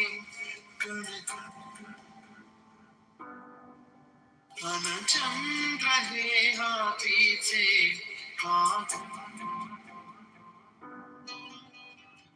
ले जब जिंदगी से रात सफर थे उठिया पहाड़ों पे सफरी दा करवे हंस दिया शाम हो खेलती शहर में नाल नाल तेरा होवे पहाड़ के सर मेरे बात पे करूं तेरी बारी है संग तेरे होवे दूर मेरी बारी है लोला गम ही फिरूं मेरी बारी है तो आगे आगे चलता पीछे पीछे रहूं मैं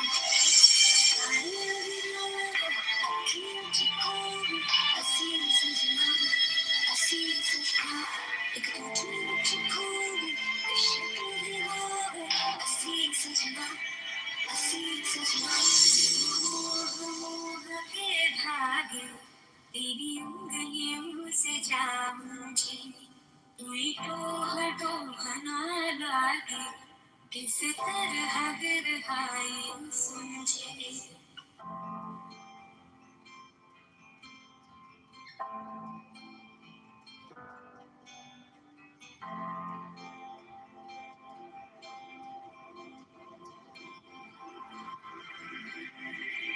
आसान नहीं है कहना तेरे बिना मैं रह पाऊंगा सच में मैं मर जाऊंगा सच में मैं मर जाऊंगा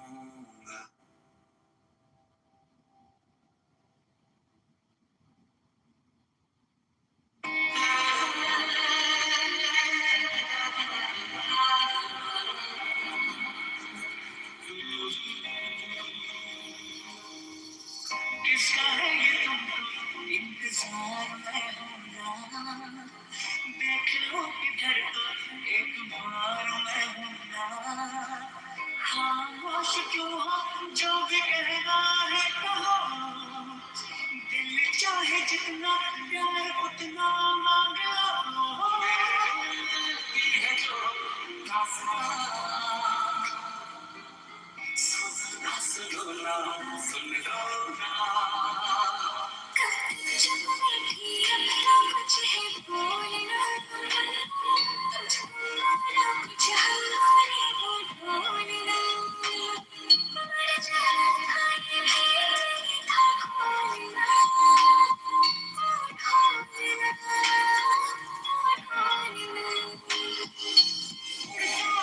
फिरूं इन हवाओं में कहीं या मैं झुल जाऊं इन खताओं में कहीं कर दूं आसमान ज़मीं कहो यारो क्या करूं क्या नहीं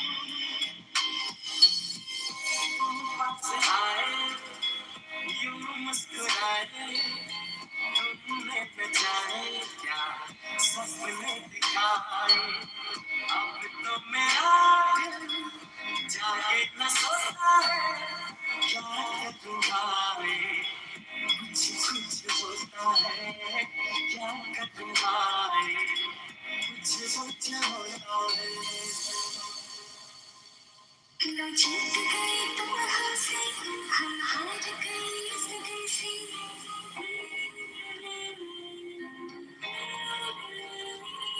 लो जीत गए तुम हमसे हम हार गए इस दिल से आया है आज लबों पे ये प्यार बड़ी मुश्किल से तुम पकड़ता मैं सच कहता मांगते हो मुझसे जाना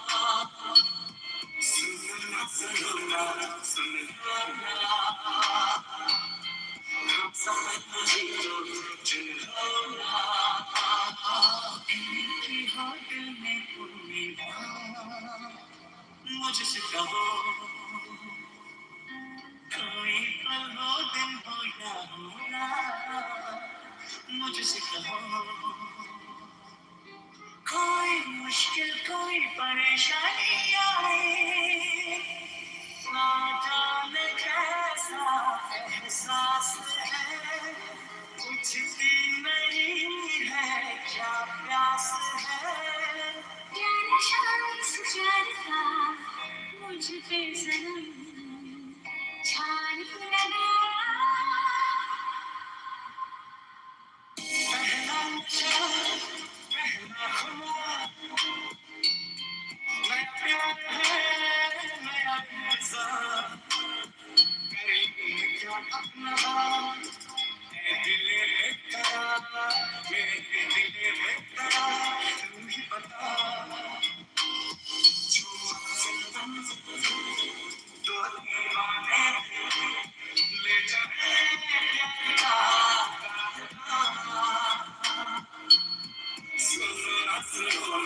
सुन लो हम सब जी तो चल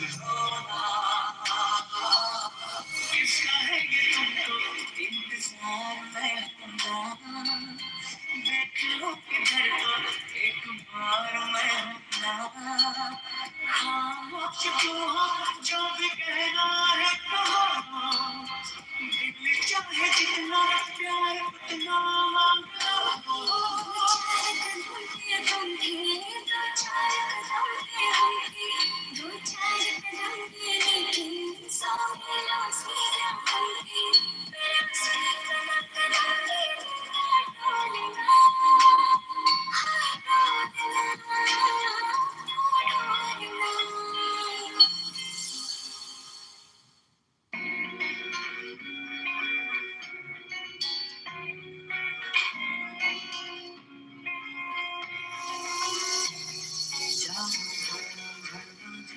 तू भी क्या याद रखेगा जाहिर में तेनू छुड़िया कच्चे तो सारा खाने लगते ने उजाले तेरे बिना मेरे माहिया तू भी क्या याद रखेगा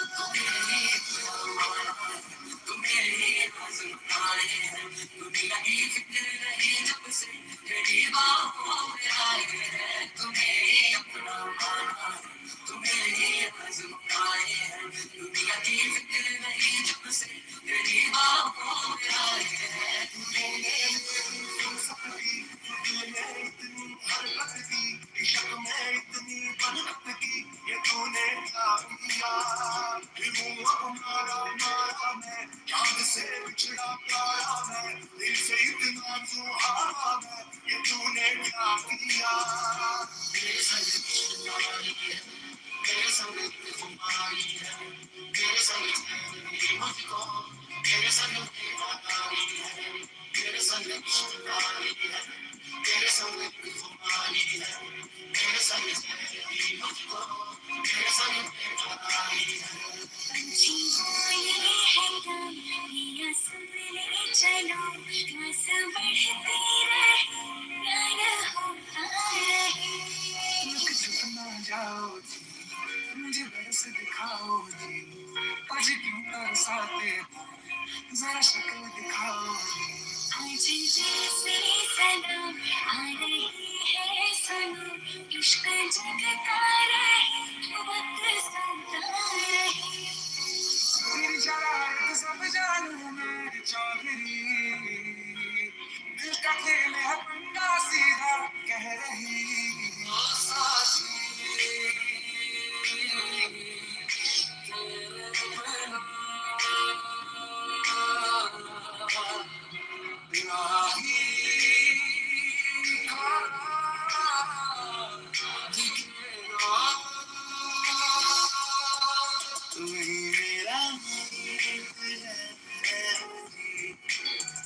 मेरी प्रीत है जो लबों से हो सके ना जुदा ऐसा मेरा गीत है जी मेरे दिल में बस गए हो तुम्हीं को जिंदा और मैं चांदनी दामन में बांध के ये खुशी है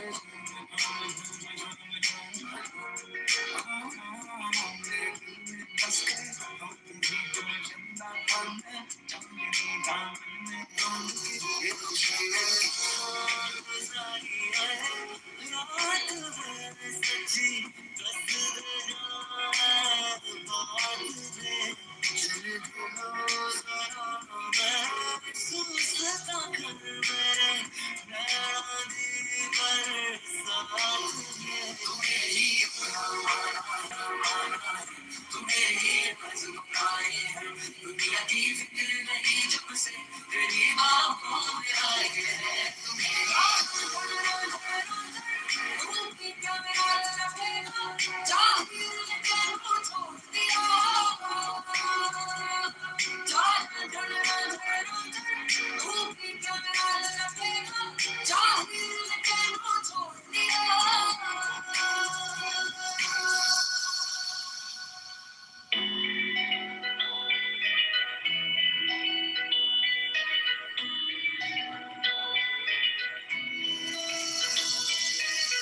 कोरे से पन्ने जैसे ये दिल ने कोई गजल पाई हैरान हूँ कि कुछ भी न मांगो कभी मैं जो तुम मेरे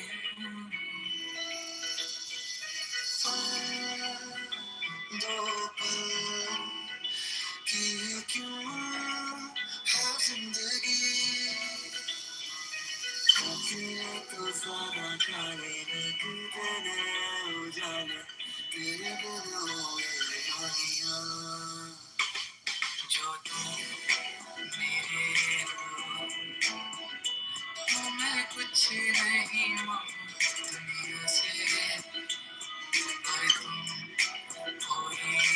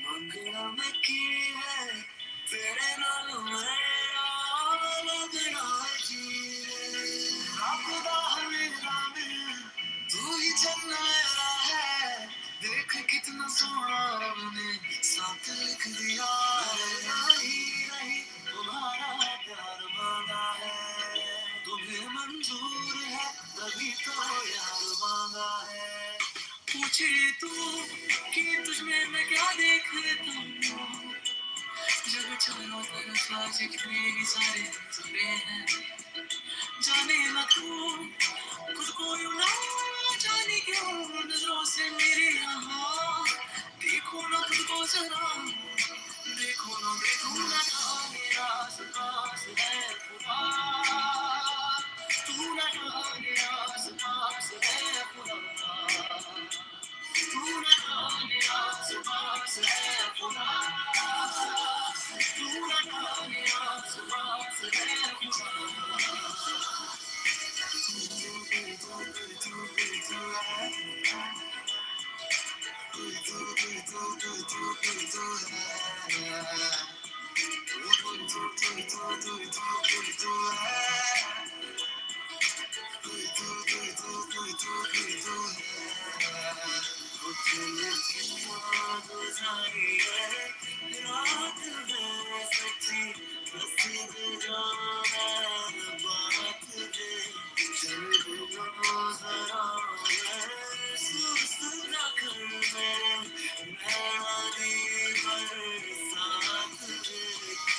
तेरी मुस्कुराहटें हैं ताकत मेरी मुझे कोई नहीं से उम्मीद मिली दर्द है जो तेरे तू कर दे उनको मेरे तेरी हर दुआ तू पर हकीकत निगाह चाहे करे कोई सितम ये जहां में ही है सदा हिफाजत मेरी मुझसे हुआ सके ना जुदा ऐसा मेरा गीत है जी छोड़िया ना मेरा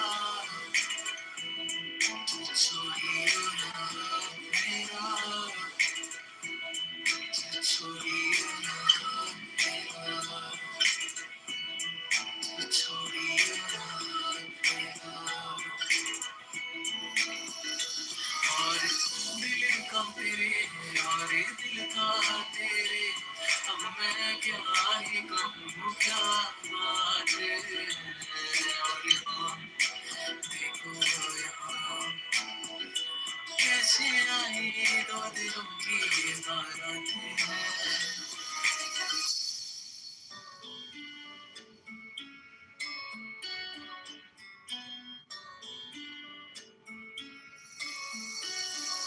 चाहे अखियां चुरा ले पर दिल से ओ बेबा मैनू दूर ना करी फलक से मैं सितारे तोड़ के जमीन पे लाऊंगा इजाजत दे जहां भी हो तेरी खुशी ले आऊंगा पास आया बड़ी मुश्किल से ओ बेबा मैनू दूर ना करी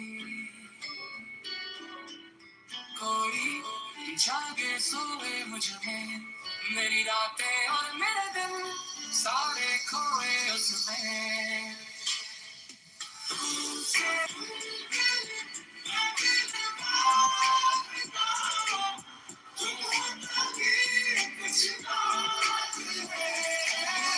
सलाम चढ़ा के तेरी राह में शाम सजा के रब तुझको मान लिया जब तेरे संग इश्क हुआ तेरे नाम से नाम जुड़ा के तेरी राह में शाम सजा के रब तुझको मान लिया जब तेरे संग इश्क हुआ बादल बादल बिछड़ते पैदल पैदल पड़ते ज़मीन पे कदम क्यों नहीं हम नशे में हम नशे में हम नशे में तो नहीं हम नशे में हम नशे में हम नशे में तो नहीं इश्क धड़का है ओ इश्क धड़का है इश्क धड़का है तुझसे मिलके ओ बेबा मैनू दूर ना करी बस आया हूँ बड़ी मुश्किल से ओ बेबा मैनू दूर ना करी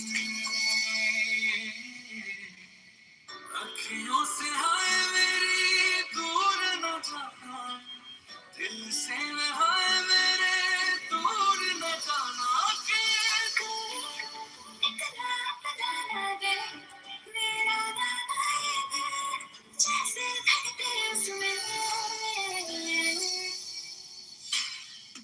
कोई तू हर जगह आजकल क्यों है तू ही तू हर जगह आजकल क्यों है रास्ते हर दफा सिर्फ तेरा पता मुझसे पूछे भला क्यों है तुमसे दिलों में धूप की तुमसे सियाह रात है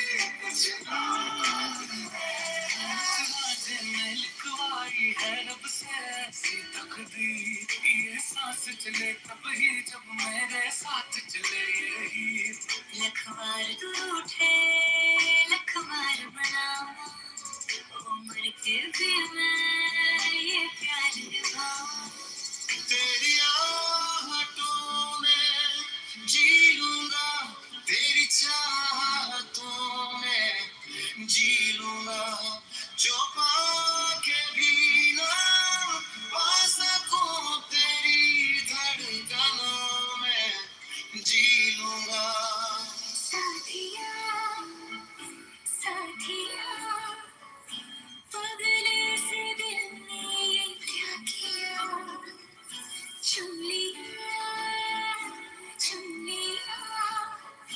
तुझको दीवाने ने चुम लिया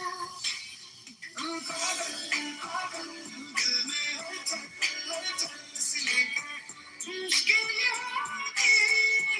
क्यों नहीं हम नशे में क्यों नहीं हम नशे में क्यों नहीं मुझे तो कोई तो तेरा नाम मुझे तो कोई तो तेरा नाम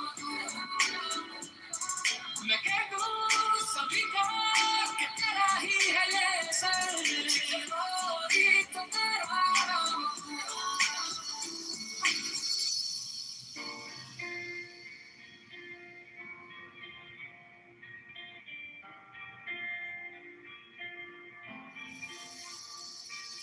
मैंने चाहा तुझे मेरी खता नहीं मेरी खता है कि तुझे पता नहीं जो भी हो चाहे वजह तेरे जाने की जो भी हो चाहे वजह तेरे जाने की मैंने चाहा तुझे मेरी खता नहीं मेरी खता है कि तुझे पता नहीं मैं दुआ मांगू तेरे लौट आने की मैं दुआ मांगू तेरे लौट आने की सवेरों का मेरे तू सूरज लगे तू मेरा कोई ना के भी कुछ लगे अपना भला पिया अपना भला पिया दिल के महल में शहर तू बसा ले मैं तेरा रास्ता देखूंगा मैं तेरा रास्ता देखूंगा मैं तेरा रास्ता देखूंगा मैं तेरा रास्ता देखूंगा मैं तेरा रास्ता देखूंगा मैं तेरा रास्ता देखूंगा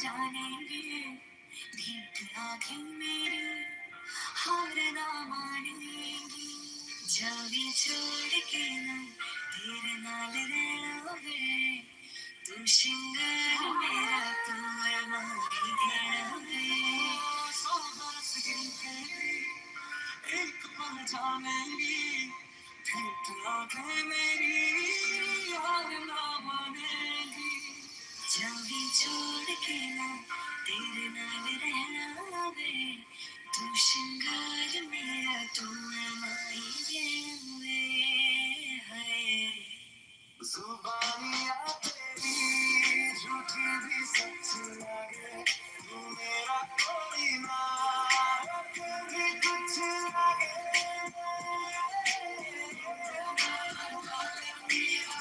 अपना बना ले पिया अपना बना ले मुझे अपना बना ले पिया कैसे तू सोना तेरे इश्क में जागे मैनू जगी होना ना मैं अपना किसी और का ऐसा मेरे खुदा क्यों है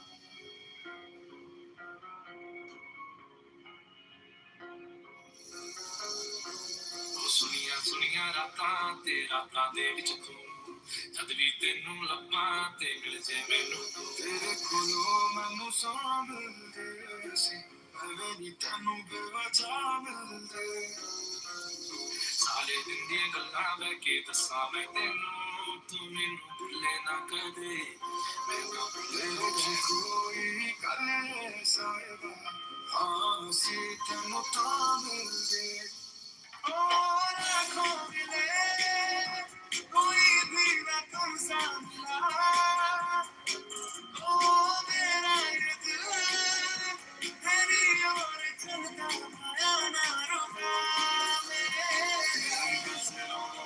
तेरे सपने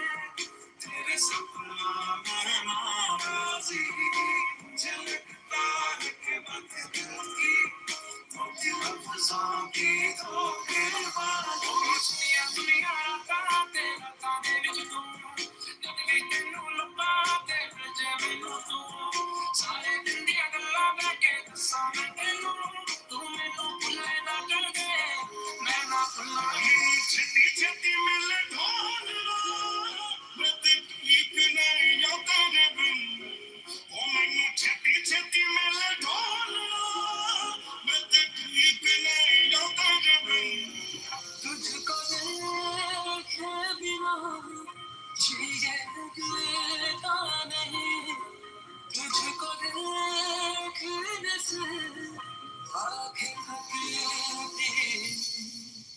ये मोह के भागे तेरी उंगलियों से जाऊंगी कोई टोह ना की किस तरह दिल हमें समझे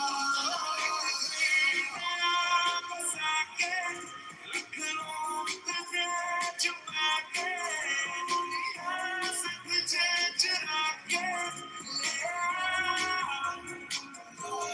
पागला तेरे पीछे पागल पागला तेरे पीछे पागल पागला तेरे पीछे पागल पागला तेरे पीछे पागल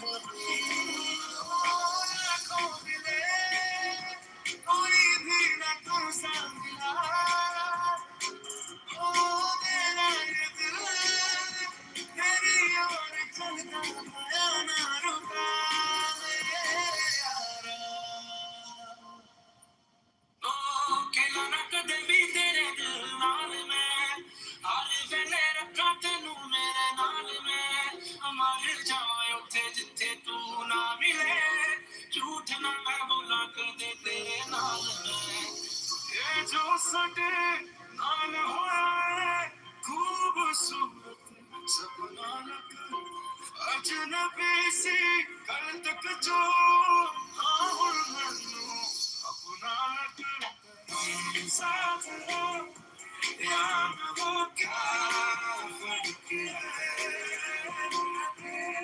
जिंदगी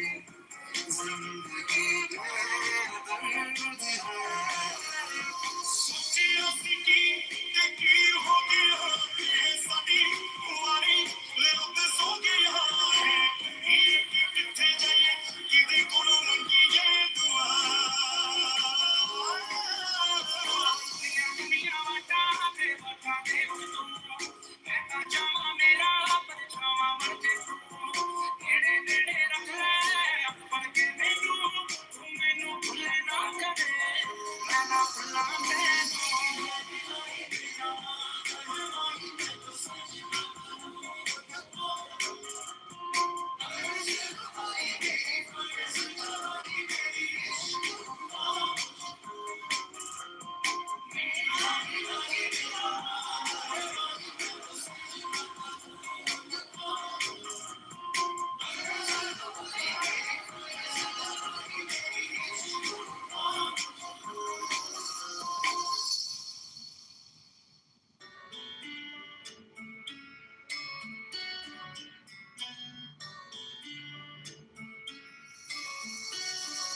चाहे अखियां चुरा ले पर दिल से ओ बेबा मैनू दूर ना करी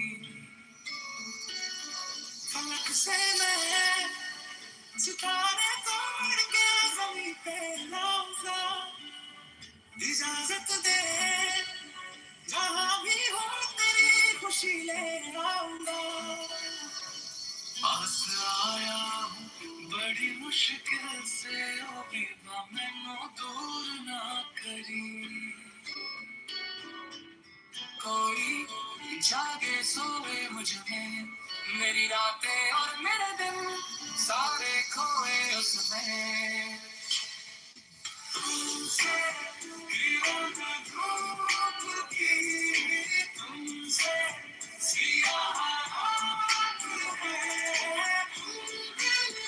अभी बात बताओ तुम कभी कुछ बात है नाम से नाम चढ़ा के तेरी राहों में शाम सजा के रब तुझको मान लिया जब तेरे संग इश्क हुआ तेरे नाम से नाम चढ़ा के तेरी राहों में शाम सजा के रब तुझको मान लिया जब तेरे संग इश्क हुआ बादल बादल पे चलते पैदल पैदल है बढ़ते ज़मीन पे कदम क्यों नहीं हम नशे में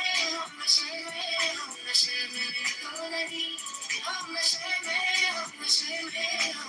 में तो नहीं इश्क धड़का है ओ इश्क धड़का है इश्क धड़का है तुझसे मिलके ओ बेबा मैनू दूर ना करी पास आया हूँ बड़ी मुश्किल से ओ बेबा मैनू दूर ना करी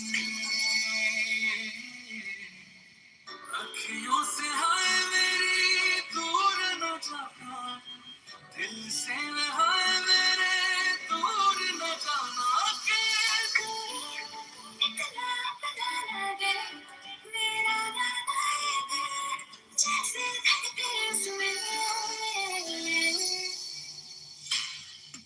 कोई तो हर जगह आजकल क्यों है तू ही तू हर जगह आजकल क्यों है रास्ते हर दफा सिर्फ तेरा पता मुझसे पूछे भला क्यों है तुमसे गिरों में धूप की तुमसे सियाह रात है अभी बात बताओ तुम कभी कुछ बात है की है रब से ऐसी तकदीर, ये सांस चले तब ही जब मेरे साथ चले यही। लख बार तू रूठे लख बार मनावा, उम्र के भी मैं ये प्यार निभाऊं। तेरी आहटों में जी लूंगा, तेरी चाहतों में जी लूंगा, जो पाके भी ना पा सकूं तेरी धड़कनों में जी लूंगा। साथिया साथिया दिल में हर चक्कर से लेके मुश्किल यादें हो क्यों नहीं, हम नशे में हम नशे में हम नशे में तो नहीं, हम नशे में हम नशे में हम नशे में तो नहीं। मुझे जो कोई तो तेरा नाम पूरा, मुझे जो कोई तो तेरा नाम पूरा, मैं कह दूं सभी का कि तेरा ही है ये सर, मुझे जो कोई तो तेरा नाम पूरा।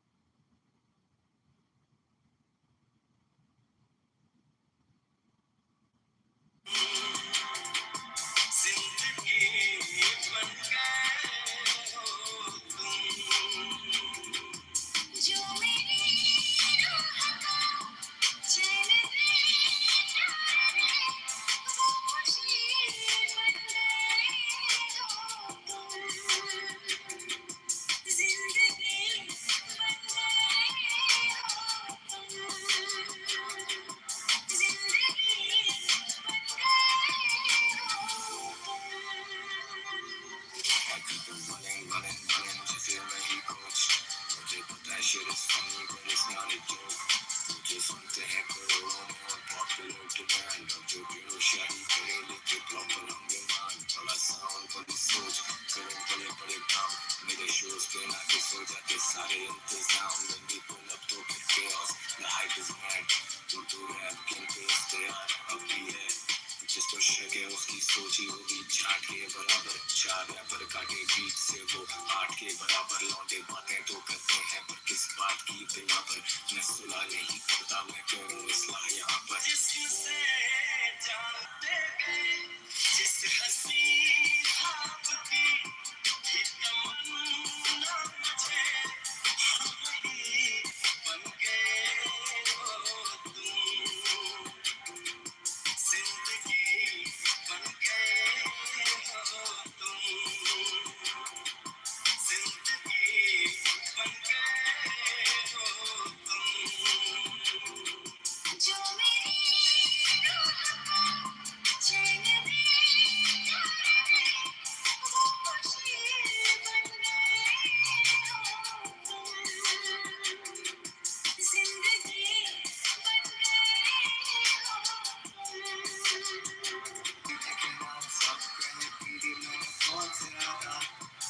पूरी दुनिया मेरे हाथ में है, लेकिन तेरा हाथ ना वो हाथ में तो सब मिलो तो कुछ सुकून हो.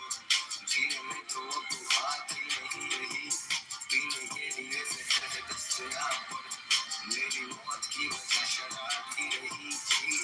आप बुरे थे मेरा नाम नहीं, गुफ्तगू बस आप जनाब तक ही रही.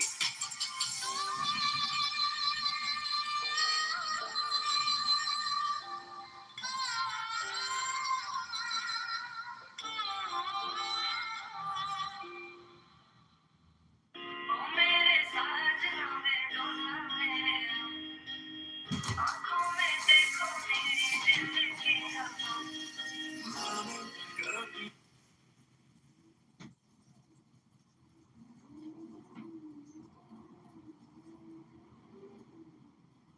Seconds before you talk. Guys. 2-0. 30% woke and 70% in the dreaming world. Oh, okay. Well, we can subliminally tell you about Jesus while you continue to go back to sleeping. So go back to sleep. We will fill your mind with Jesus talk, and then you fully wake up. No, I have to have like coffee, and then I will be like, oh, okay. It will pull me out from the dreaming world. That's great. We will allow you to do that. Let's see. We've killed all the other conversations, but they were conversations I didn't want to have. Well, I know, yes. Enforcement thing. I know that you guys talking about bots. What make it bigger? About what? Bots. Oh. Yeah. Are we? We were. Oh. Yeah, you were. I'm not sure we were. Yeah, that's what I can recall. No, we weren't necessarily talking about butts. We were talking about like surgery. That just happened to be the particular place that it was occurring. What do you want to talk about, Nate? I honestly don't know. I can tell you. I don't want to talk about cosmetic surgery anymore. I'll tell you that. Well, we had the 4 horsemen. We've had, what was the other thing? We've had whatever Sebastian was saying. I don't remember. Yeah, I don't know.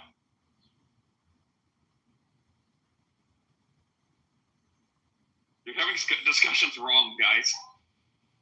All right, here's a question for you guys. So, Isaiah 53 is one of the great chapters, really maybe the greatest chapter in the Bible about the substitutionary atonement. But if you're familiar with Psalm 53, one of the things that was kind of new to me is that passage really does begin at the end of chapter 52, and they call it one of the servant songs of Isaiah, and it has stanzas in this Hebrew poetry where the first stanza is actually the last 3 verses of chapter 52. And then you've got 4 more stanzas of 3 verses. Of course, the verses were added later, but the stanzas in the chapter 53. And so, that, surely he hath borne our griefs, carried our sorrows. He was wounded for our transgressions. So I was just going to ask, in that familiar chapter, what are some of your favorite points that maybe have hit home to you in the past from Isaiah 53? Anybody got By his stripes we are healed. There's no immediately on that one. Yeah. See, now that's interesting because, some of the NAR people will take that to mean, you should be physically healed of everything. So there's some, that's crazy. You have to address that when you talk. Well, it gets right back into like what Machi was talking about, like, oh, well, it's definitely like literal, and I'm like, okay, well, show me, dude can't, of course not. It's just, when it says like there's not going to be any more luminaries, that's not talking about physical, like the sun physically goes out. That's literally talking about like there will be no more kings on the earth because the only king left is Jesus. Like that's the point of that, is that luminaries are another part of like Hebrew language for kings. So like it's just, if you don't know the Old Testament and you don't know the actual like language of the Old Testament, then you get thoroughly confused about these things and how the figurative language is used in the New Testament. And so we use literal, historical, grammatical, but we have to know something about how the author would have been writing figurative language. It's the whole point of the grammatical part. And so that's where these guys get tripped up. And I think that's where, like, so relating it back to what you were saying, Pastor Mark, it's like that's where the NAR gets tripped up, is they're taking this as a physical, literal healing. And look, there is physical, literal healing in the atonement. That is part of it, but it is far more that we are spiritually healed. So. Right. And then you have to look at context too. So he was wounded for our transgressions. And then it goes on and says, by his stripes we are healed. So it's healing us from our transgressions, healing us from our sins is the idea there. And yes, there are other places in the Bible that we can pray for physical healing. But yeah, I mean, you look at context first, and then like you said, Chris, you look at other parts of Scripture and understand the progress of revelation as it's being revealed to us. So yeah, that guy with the afro yesterday, I was listening, and he was taking that Old Testament passage, but he wasn't understanding it in light of the rest of Scripture that was revealed after that. Mm-hmm. So, yeah, that's a lot of it comes back to, well, like you used to say, Chris, you have to learn how to read, but then also hermeneutics and just understanding how to understand literature that is been written over a span of time, and yet all under the inspiration of God the whole time. Mm-hmm. Chris, in being all things to all people to share the gospel, do you think you could just assign yourself a tribe of Israel? Ooh. And the next time an Israelite shows up, you could speak to them from that angle and then end up presenting why, you as an Israelite who can totally trace up your made up heritage back to one of the tribes, has seen the light, and Jesus, the way Christians understand it, is truly the way, and you have the right answers, as one of them, as like the tribe of Judah, because no one ever wants to be the tribe of Benjamin. Interesting. Yeah, maybe. I don't know. I'll have to think about it. Yeah, so my mother passed away, but she was Jewish, so I'm half Jewish, so I don't know what tribe she was in those. Doesn't matter, pick one. I wonder if like the real Jewish people get mad and offended at the Hebrew Israelites are trying to co-opt the fact that, say, they're Israelites when they right. That's a good question. Jewish. How do they say Christians are anti-Semitic by saying we're spiritual Israel, but they don't say the Hebrew Israelites are anti-Semitic by literally saying they are the real Jews. Like, how do they? Hold on, they do say that. That's not something that the Jewish community is not saying. Oh, okay. There was a hilarious room on here recently between actual Jewish Israelis and Hebrew Israelites, and it was the dumbest thing I've ever heard in my life. The dumbest thing? The dumbest.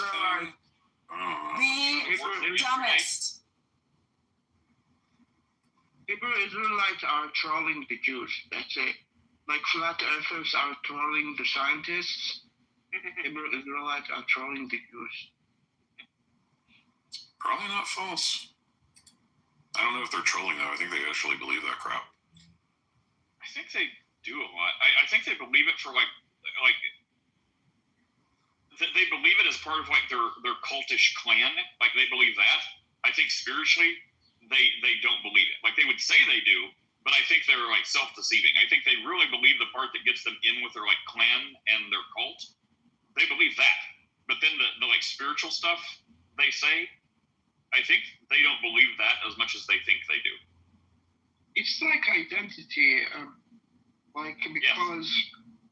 because like in the past they faced like discrimination and devaluing from like racism, especially the African Americans, that they faced like slavery and discrimination in a way that they want to reclaim dignity, and they pick the best civilizations to associate themselves with, just to, unfortunately, like what happened to them is that it was dehumanizing, and then they want now to like reclaim that kind of dignity, and then they will pick the best civilization. So they are the real ancient Egyptians, they are the real Hebrew Israelite, the real Christians, they're Rastafarian. Like, this is how it's like, unfortunately, it's because of this.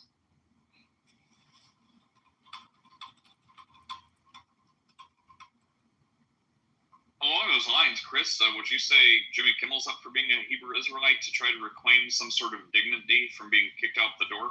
Would you say there's a parallel there? Yeah, probably. I mean, I figured it. I saw that on the news that he was kicked out, and I was like so surprised. I thought, I mean, not surprised in a bad way, but surprised that the media would go against the less conservative side like that. I was just shocked by that. I think they're reading the tea leaves. I think they're because the other media is going after ABC and Disney now for doing it because they're not in the spotlight.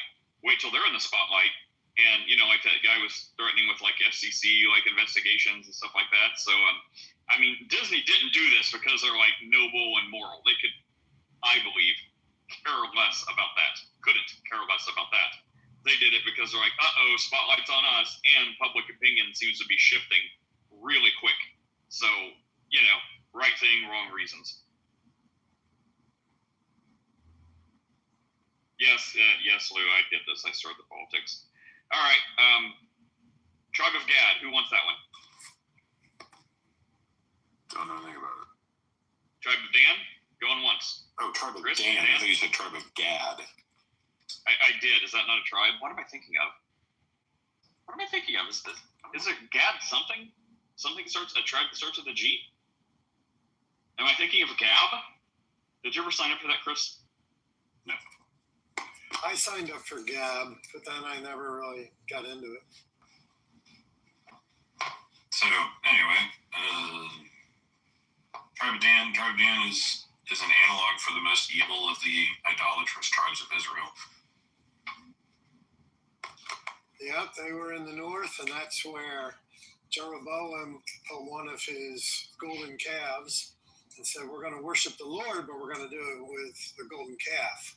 We're going to worship the Lord, but we're going to worship him in the way that the world worships. I mean, we need a little more information about the question. I mean, like, Tribe of Dan was evil. Yeah, Gad, Chris, I was right. Like, how did that confuse you? Like, Tribe of Gad, right? Gad, that is a thing. I'm not crazy. No, I knew you were right. That's one of the 12 tribes. It's just one of the ones. But how was Chris confused? He was thinking of Egad. I just don't. Yeah, there's confusion as to what the actual different tribes are. To be honest. Okay, so I'm not crazy, at least for this reason. Okay, great. So yeah, I know my 12 tribes, or at least 3 or 4 of them. Yeah, that is an interesting study of the tribes because you have the 12 sons of Jacob. One of those is Joseph, but then Joseph has 2 kids, and both of those are tribes, Ephraim and Manasseh. So think about all that, it gets kind of interesting. I have a question. Does anyone know this? Why do they translate some names, like I guess Yeshua to Jesus? Why do they translate some names in the Bible to things that I guess make it easier or correlate to different languages like English or Spanish, Jesus or whatever? But then other names, they're like, nah. And then some people will say, well, because it's easier so you can pronounce it. But then they'll leave some of the most complicated names seemingly untranslated. And it's like, well, why are you translating some to kind of make it blend in the language of the people reading it more? But then other names, it's like, nah, we're not translating that. Be confused. Or after they translate it, it's still very long and confusing, like Zerubbabel or something. Yeah, Nate, what? Yeah, so it is a question. Maybe it will derail it all. But it's like what the Bible says about the soul. You're very hard to hear. What the Bible say about the soul? Specifically, or I mean, it talks about quite a bit. Yeah, the nature of the soul, what the soul is. It's eternal. It's going to live on.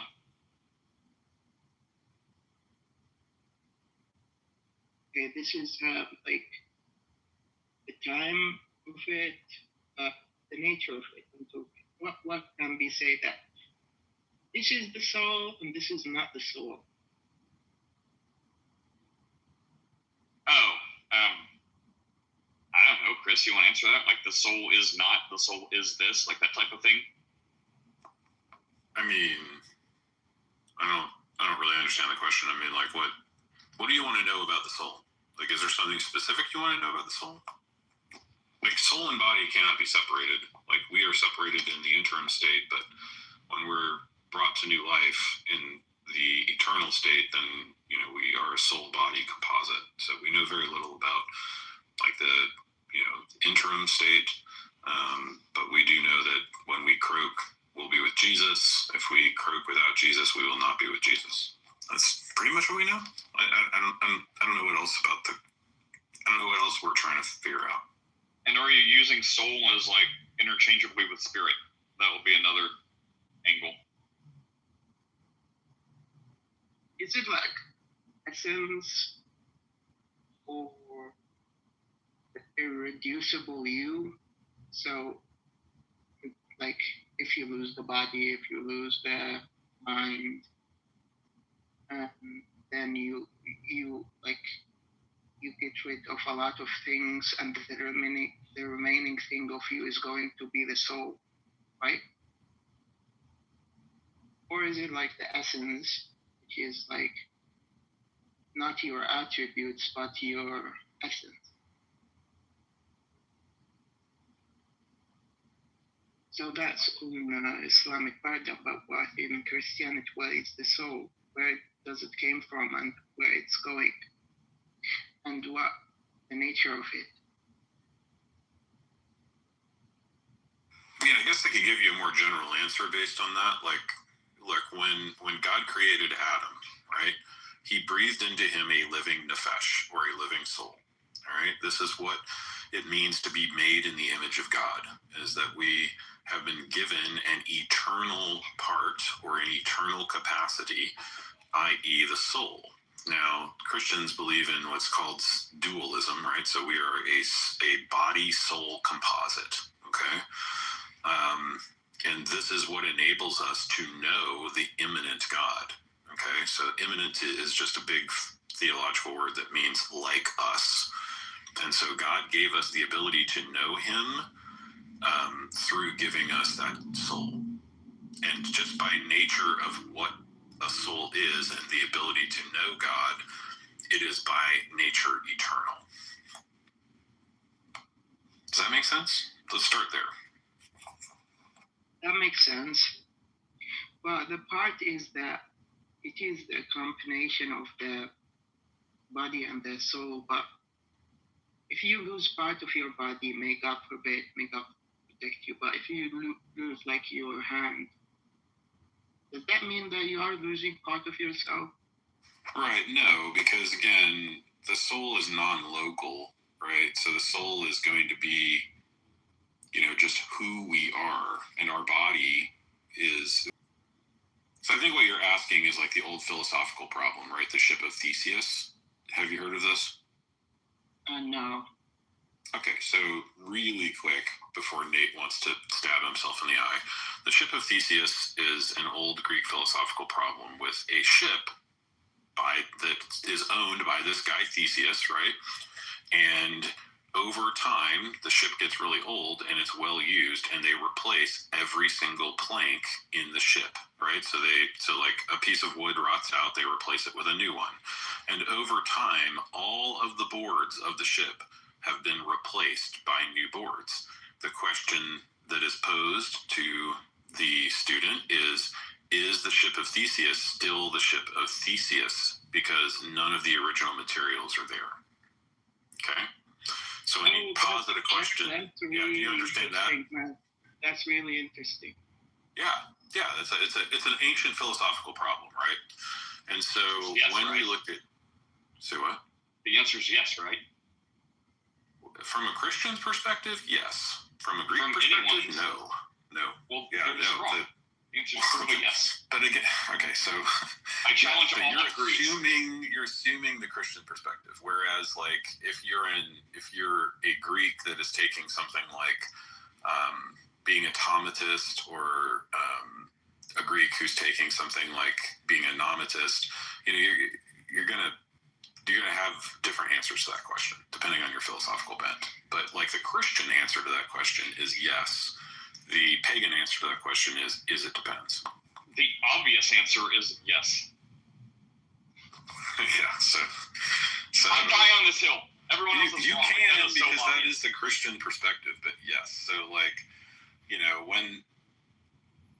so Ocean, just think about that a little bit and look up the ship of Theseus and the discussion surrounding it, because I think that you'll find. Can you give me the spelling of it? Sorry? The spelling. Oh, spell it. Theseus. There you go. But isn't this solved by, okay, so we know in the human body, right? The longest life that a cell has, I think, like the longest living cells in our body are 7 years. So every 7 years, we have completely new cells than we did the year prior, everywhere. Brain, hair, eyelashes, eyeballs, hands, tendons, bones, like all of it. So don't we also have a ship of Theseus problem? Like, clearly we're still us, right? Yeah. So now, Steph, here's where we're going to pivot, and now you're going to want to stab your eyeball out with an ice pick. Are you ready? No. Okay. Well, I'm going to tell you anyway.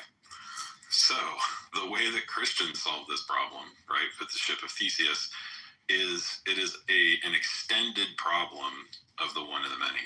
So the problem of the one and the many in philosophy is a pre-Socratic problem.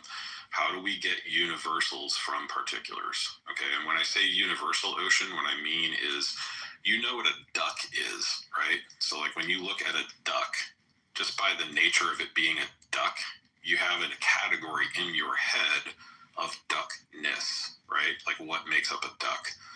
And so the ancients were kind of puzzled as to, well, how can we have these universal categories from just individual particulars without there being a universal category? So Plato solved this problem, right? So Plato solved this problem with his Platonic ideals. Like there's an ideal form somewhere floating out there of a duck, and all other ducks are going to be some version of this form of duckness. Okay, now that ultimately fails, and Socrates showed where Plato was off of his rocker, right? Or sorry, Aristotle did. So Aristotle would take a different view, and so this is just the evolution of Greek philosophy. Okay, these are just questions that human beings had. Now, the way that a Christian solves this is that the nature of reality itself is founded and grounded in the triune nature of God. So God is both a universal in his essence, right? So he is one God, but he is three particular persons. And so the grounding of reality for the Christian comes from the nature of the Trinity. I don't know. So ultimately it all goes back to that. That's very interesting. It's gonna die. It comes. You're breaking up. The one and the many. We can't hear you. You broke up. What was your question? Sorry. The Trinity then becomes like the Trinity is the perfect illustration of the one and the many, and that's how you get there. Yeah. Oh, okay. I've never heard that. That's. Yeah. Well, this is so. We've been talking about precept for a while, so this is the grounding of all precept is that the only worldview that can solve the philosophical problem of the one and the many, which is a real problem as to where you can get abstract universals from particulars, is only solved in the model of the Trinity and the triune God, because it has to be an ultimate. So like the Trinity is an ultimate, and so you have to be able to get ultimate unity and ultimate diversity.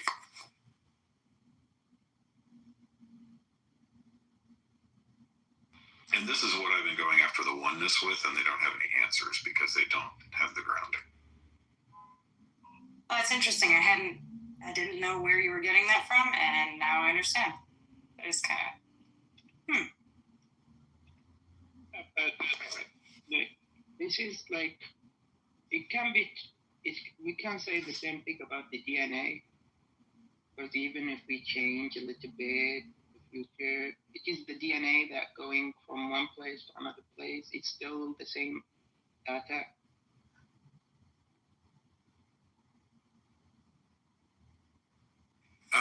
Explain your question a little more. I'm sorry. I'm genuinely trying to interact with you, Ocean. I just don't understand your question. Yeah. You did really well.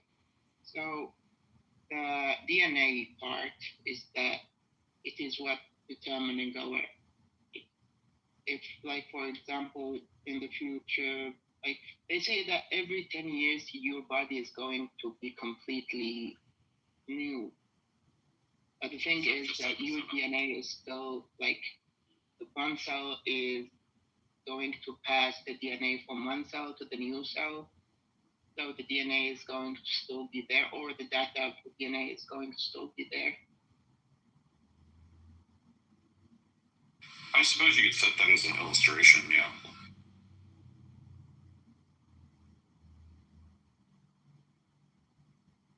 So you're saying then that the human body is not a real ship of Theseus? Yeah, I mean, apparently for the Greek people, they would say, no, that's not a real step after 7 years, or ocean after 10 years. But I'd say, no, that's why it's such an obvious, like, anyone that has a problem with that should be, as a Christian, I wouldn't recommend this, but as a Greek civilization, you know, the democracy should rule, they be thrown off the cliff, because that's dumb. Like, that's not a problem at all. It's like, well, every 7 years your DNA is replaced, so it's a new step. No, it's not. Off the cliff you go. Like, it's such an obvious non-problem. The answer is it's the same ship, it's the same step. Okay, but humans have a soul and ships don't have a soul. So there's one data point. Off the cliff. I'm not saying which stance I'm taking here. I'm saying that you're not. Hold on a second. For some reason, this app wants to delay me getting on here, or I can start talking. But yeah, I think that's part of the problem with any materialist too. How do you maintain identity through changeover? And you have many molecules making up the same individual, but it's, you know, I always think that's a materialist problem too. They have the multiple, but how do you unify?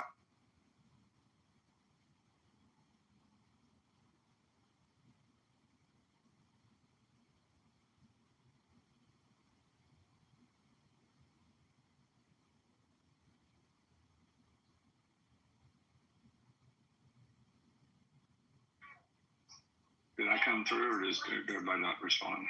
I'm sorry, man. I was doing something else. Can you repeat that, Regs?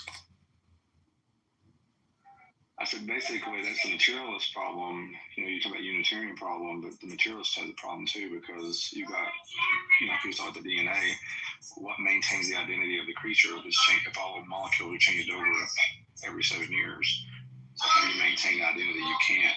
You just kind of by fiat say, oh, that's the same person, even though technically it's not. Right.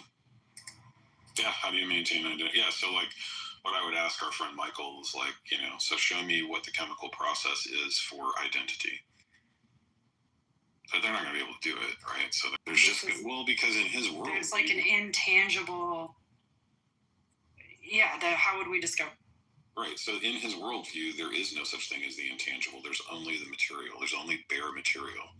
And so there must be, in his faith position, a way in which science will discover at some point, the chemical process of identity. Like he's just gonna die on that hill as a faith point and then call it science. But that's like demanding that we find the chemical process of logic. Yeah, like chemical process of love.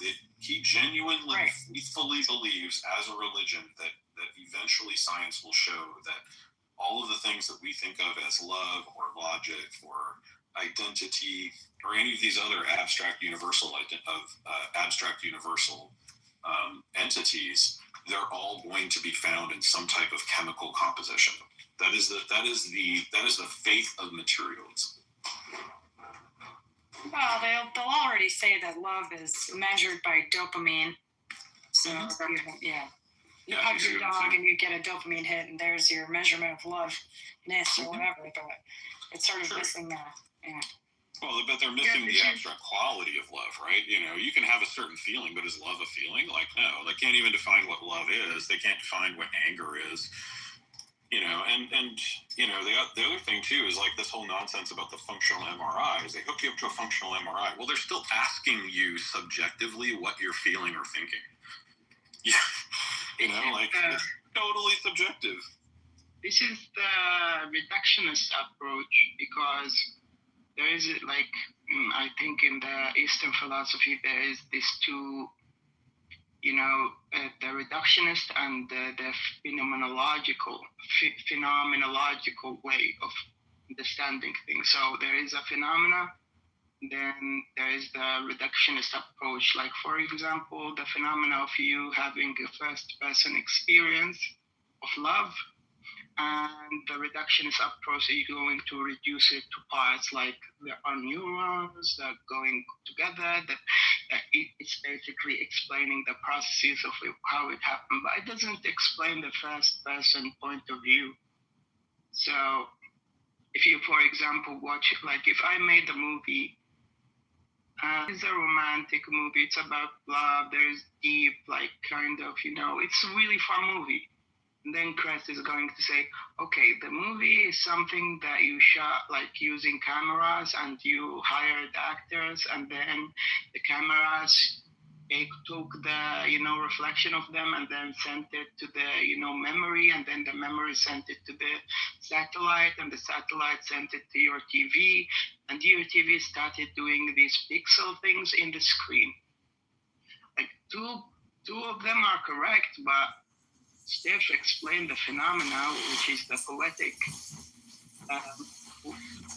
having an experience of watching the movie, but Chris explained the reduction, he reduced it to the materialistic phenomena. So essentially, we're hoping to live as nomads for about 12 months. When you get to Toronto, you get to chill with the Chinese out here. Yo, that's a fuck, fam. You could catch the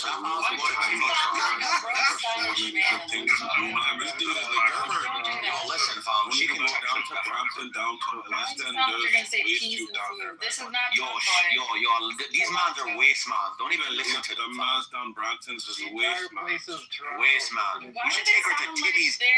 We should take her to Timmy's to get a burger, fam. Take her to Timmy's, get a burger and a chopped cheese, fam. You're gonna let man them. She could only get a chopped cheese in New York, but she wanna go to Spain, fam. Toronto is like the mall version of New York. It's like Oh, okay. Send them off. I was thinking about going next weekend. Wait, I was gonna say, have you visited? I mean, Toronto's high. I could see Mike go depending on how the country You don't goes. hear her talking? Damn. He does That's right, this all kid. the Talk to time. that nigga.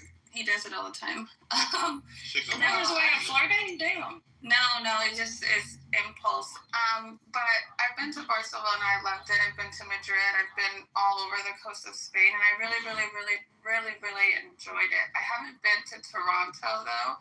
Thinking about going next weekend. No, Just don't to go. kind of see if this gives me That's the cool. same James, you don't need to even go to Toronto to go alone in when you come up here.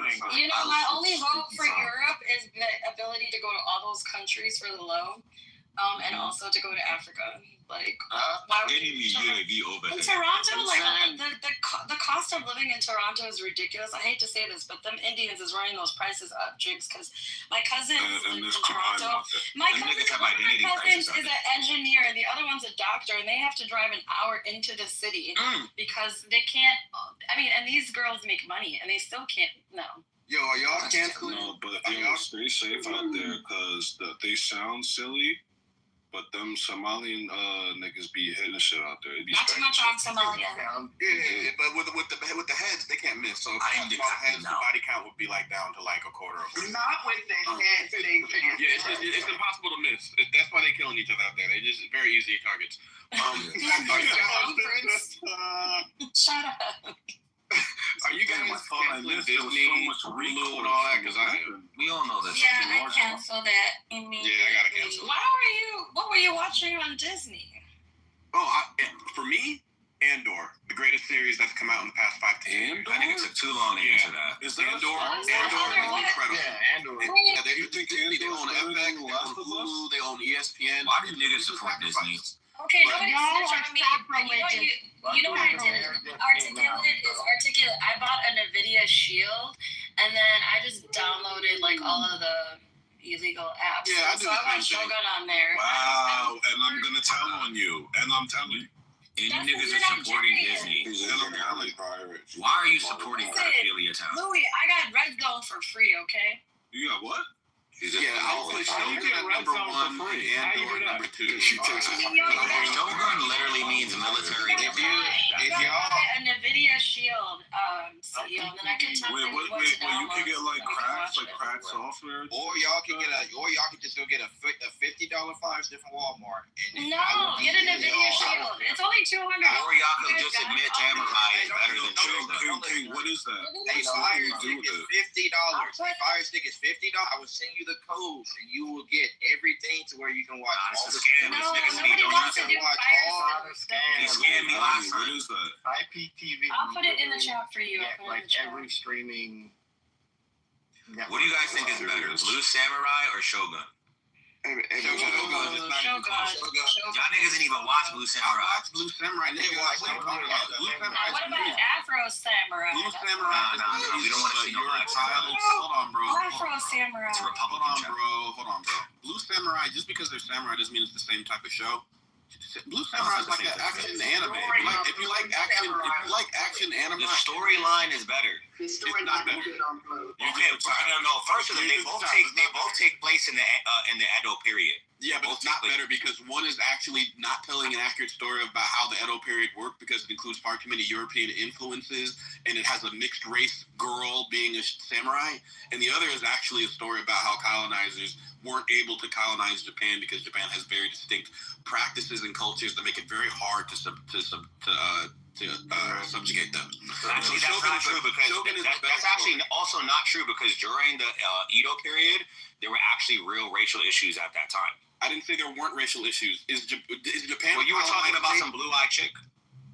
Yo, are you just trying to troll? Or are you trying to have a real conversation about this? Just let me know. Hey, Doctor, I'm trying to do both. I'm trying to have a real conversation first. As soon as you're done with that, like, what was the problem with Disney? Why are you guys canceling? Is it the Jimmy Kimmel? Because they canceled thing? Jimmy Kimmel. They bent to the state, to the government. They're firing. No, that's they're firing. I'm giving the answer. They're firing people based on pressure from the state. for no reason. Jimmy Kimmel never. You know what? You can get Disney Plus. Then you finish the thing, and then you can respond. I'm an American citizen, and I care about my rights. You don't have to care about your rights. I'll go right. The fact that you niggas even support Walt Disney is crazy. Can I ask you guys a question? Can I ask you guys a question? He hated niggas, first of all. Pardon me. Wait, I'm pardon me. after him real quick.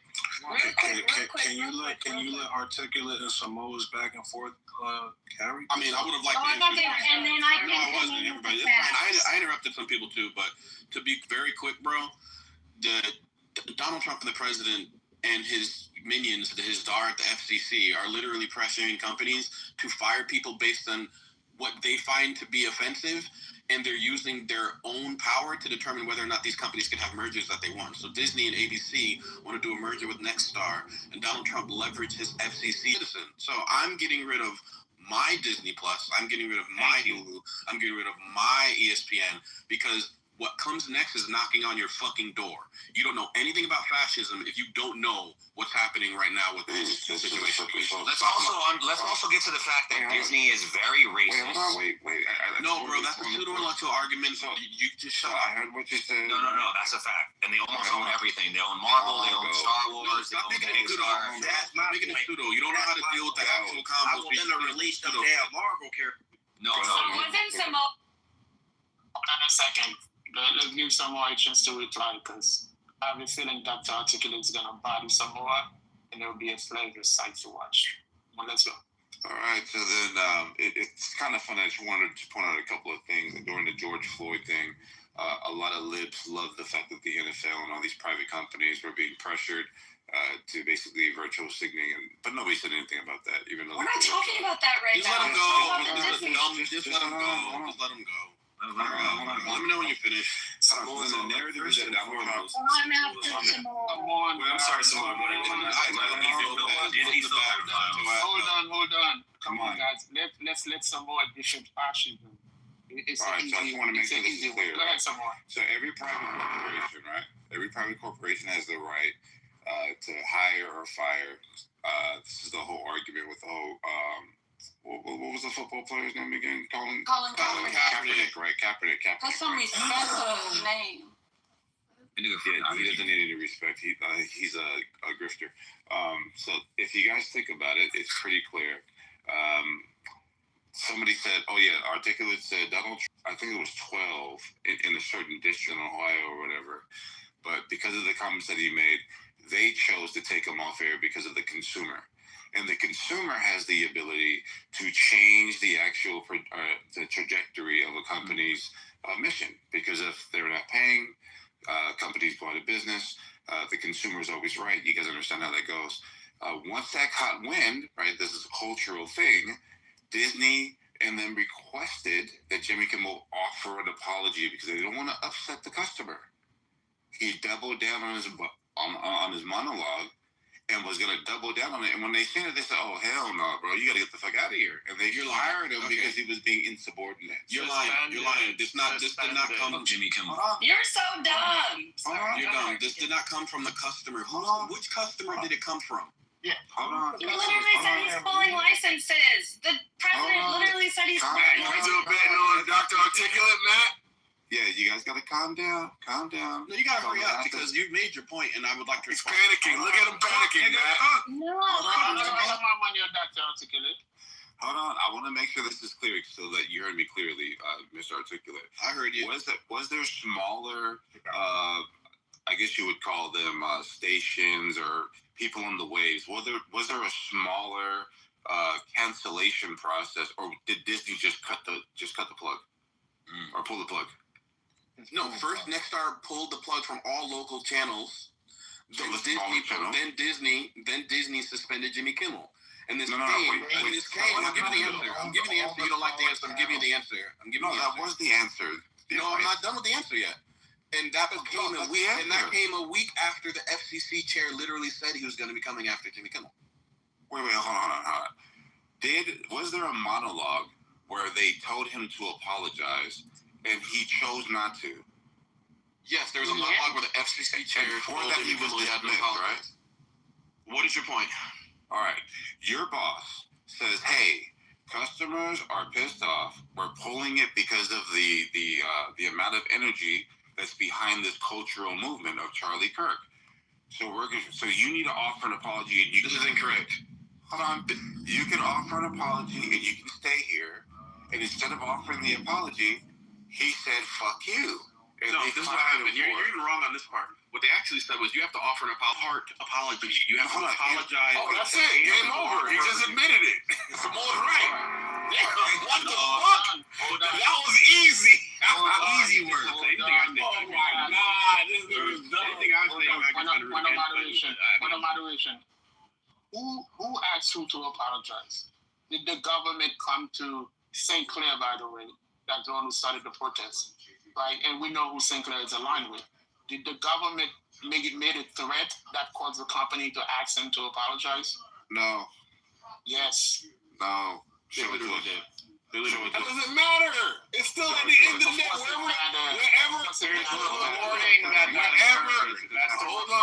on. Wherever is irrelevant is whether or not it was dictated by the boss. Don't know how Shut up, bro. Whether or not it was dictated. Pressure. He gonna panic. He gonna panic the whole way through, Matt. You cleared the space for him to go, bro. He's gonna do this the whole night, bro. Come on, man. Yo, Matt. Show it to us, bro. Fuck, man. I hate when these niggas, you know what's so crazy? So now we know Matt is here. We know Matt fucking argued for decorum. And we know he's not giving decorum now. Come on, man. Stop being fucking biased, man. No, I didn't ask him shit. I jumped in when Samoa was cooking him. And so now I'm landing. Matt jumped in. I'm jumping in. We're all gonna say our part, dumbass niggas. We're all gonna say our part. Yo, Matt, what are you doing, bro? Shit, bro. Your boy lost. Your boy already lost. He already admitted. Let me finish my point. He didn't. He wasn't in the air. You were in the air, Matt. And I went after you, Matt. You said who established the need for an apology. I said it's irrelevant who has caused the apology, right? It's irrelevant who asked for the apology. Just mute this nigga, man. Mute this nigga. That nigga wasn't in the air, Matt. You were in the air. So let's do it. Be fair, Matt. Be fair, Matt. Be fair, Matt. Tell this nigga to shut the fuck up, bro. Let him reply. You gotta let him reply. He will reply as soon as I'm done. Nope, Matt. As soon as I'm done. You're gonna have to put. He replied after you were done. If he replied after you were done. Answer your question, and now you don't want to let me say my point, right? You want it? No, nigga, no, fucking fairness, more than fucking preference, man. No, I know you. This is an L for you. You backed a fucking dumbass fighter, and the nigga lost. And no, fairness, man. Stand on business. Nope, I'm not saying shit. I'm not done. Nope, I'm not done. You know why? Because you letting a fucking brat ass weirdo get his way. Letting a faggot ass weirdo get. Not gonna do it. Not doing it. Not doing it, bro. You're gonna have to stand on business. Let him land. He wasn't in the air. I'm not letting niggas land. Not happening. Can you not ruin the Not happening. You're gonna have to be fair. Fucking move me, man. If you're not. I'm a fucking martyr for the truth. I'm not doing this bullshit. I'm not fucking acquiescing to niggas who lose fucking debates and they got moderators on their fucking side. Not happening. So be fair on what, man? Move me then, Matt. Because I'm not fucking letting this fucking weird ass faggot go just because that's your fucking fighter and the nigga lost. The nigga lost. He already fucking admitted that there was an apology requested and apology denied. Apology requested, apology denied. And I'm gonna get my fucking point uninterrupted. Not gonna let no faggot overtalk me. Nobody says that ever about Concrete. They go, Concrete, shut this down. They don't say, hey, Concrete, we want to hear more from you. They just wait your turn. I want to hear the chronology of this. Can we go through the timeline, please? Yeah, I want to hear it too. So we stopped at the apology, right? Samoa made the claim that one person made an apology and articulate. Go. Yeah, so the timeline actually starts at the beginning of the presidency, in which Trump at the suspension of Colbert. Donald Trump had pressure. No, he's diluting the argument. I'm not diluting the argument. I'm making the timeline. Let him go. Let him go. This is how it always works. So that had nothing to do with Disney. This nigga went all the way back to Colin Kaepernick, but I can't go back. Right, you went to Colin Kaepernick. No, I'm asking what her question was. You went to Colin Kaepernick, bro. I'm gonna go back 6 months. That's all. No, I didn't. Timeline. You did. You went back to Colin Kaepernick, bro. For what reason? Yeah, for what reason? I don't care. You got to do it, right? It wasn't this Okay, timeline. back to the timeline, please.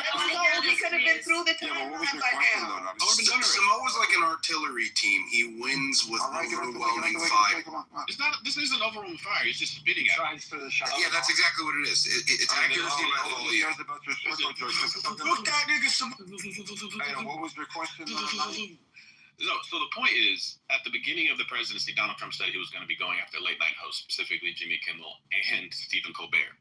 Paramount wanted to do a deal for a merger, and for a merger, you have to get permission from the FTC, right? Federal Trade Commission. The people who run those institutions are presidential appointees. And so the czars in these federal institutions literally can weigh on whether oligarchs from major media conglomerates can do business. And so on the Paramount deal, I mean, don't take it from me, a person who works in media, there's lots of pressure from the FTC on Stephen Colbert and how he talks about Trump. They had made the determination that even though he was getting good ratings, even though he was winning Emmys, even though he had lots of fans, that his show was quote unquote too costly. And they suspended him and said this would be his final year. It was shortly after that Donald Trump celebrated. You can argue that that Stephen Colbert was censored as well, but it's a little bit harder to do with that situation because they said it was cost. That's what the company said. So why do we bring it I'm not done. I'm not done, bro. No, but why did you bring it up? Why are you interrupting the timeline? Why are you interrupting the timeline? So you just parsed wait till it's done. Timeline. Wait till it's done, Samoa. I'm following. Let him go. Go ahead. Oh, this shit is horrible. Let him get there. If he had something better to do, he'd be doing it. Terrible to listen. Then Brendan Carr. So that was the FTC. Now Brendan Carr, the FCC chair, about 2 or 3 weeks ago said he was literally going to be coming after people, specifically for how they talk about the president. And then when Charlie Kirk died, he said he's definitely becoming out people who talk about Charlie Kirk. So he has like a political agenda. He's not going after people who talk about AOC. He's not going after people who talk about Jasmine Crockett or people who say leftists are terrorists. He's not doing any of that. But any type of what he considers to be offensive language or offensive comments regarding the beloved and mourned Charlie Kirk, he would be seeking punishment for them. You can look this up. He did that. A week later, Charlie Kirk. Fuck this fucking faggot. Yo, Matt, what the fuck, bro? Why you let this faggot fucking talk? And I was making my point. Down there. No, Knowledge trying to sabotage. Can't believe you did that, man. Get him out of here. Let this fucking.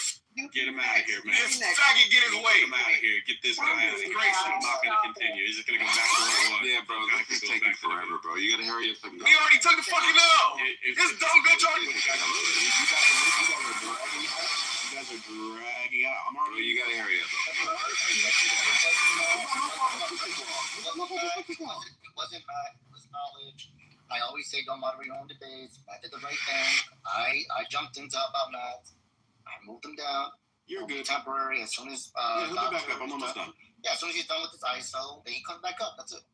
And so after the FCC chair, after the FCC chair says he's going to be coming after political opponents and threatens them, he comes after a political opponent and removes them.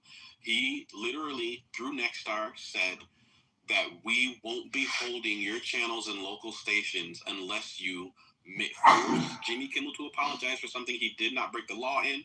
And there was no organic fan base to support opposing him on this thing. There was nobody said, hey, Jimmy Kimmel said this joke. We got to get him out of here. It was literally through institutions and government. So Trump pressured his FCC czar. The FCC czar pressured Nexstar. And Nexstar pressured ABC to avoid a merger. That is government pressure and censorship. There is a stated motive, stated intent, and actions from the government with leveraged power to silence an American citizen. Now, if you think they can do that to Jimmy Kimmel, then they can also do that to you. All right, They're already talking about coming after leftists. It's censorship. You don't know how your country works. All right, thank you. So I just want to point out a couple of things. So the first thing they showed themselves by saying, hey, you can't make the actual argument for Stephen Kirk because of the fact that there was an actual justification because of the viewing and the actual cash incentive. Yeah, it wasn't about a speech. It was about thank you. Move out the way. Thank you very much. Thank you. So because the company in that aspect, we can actually pair this with Jimmy. So the only reason why he brought it up was to poison the whale. That was pretty stupid. It was an amateur mistake. So now let's go to this part. He made a claim.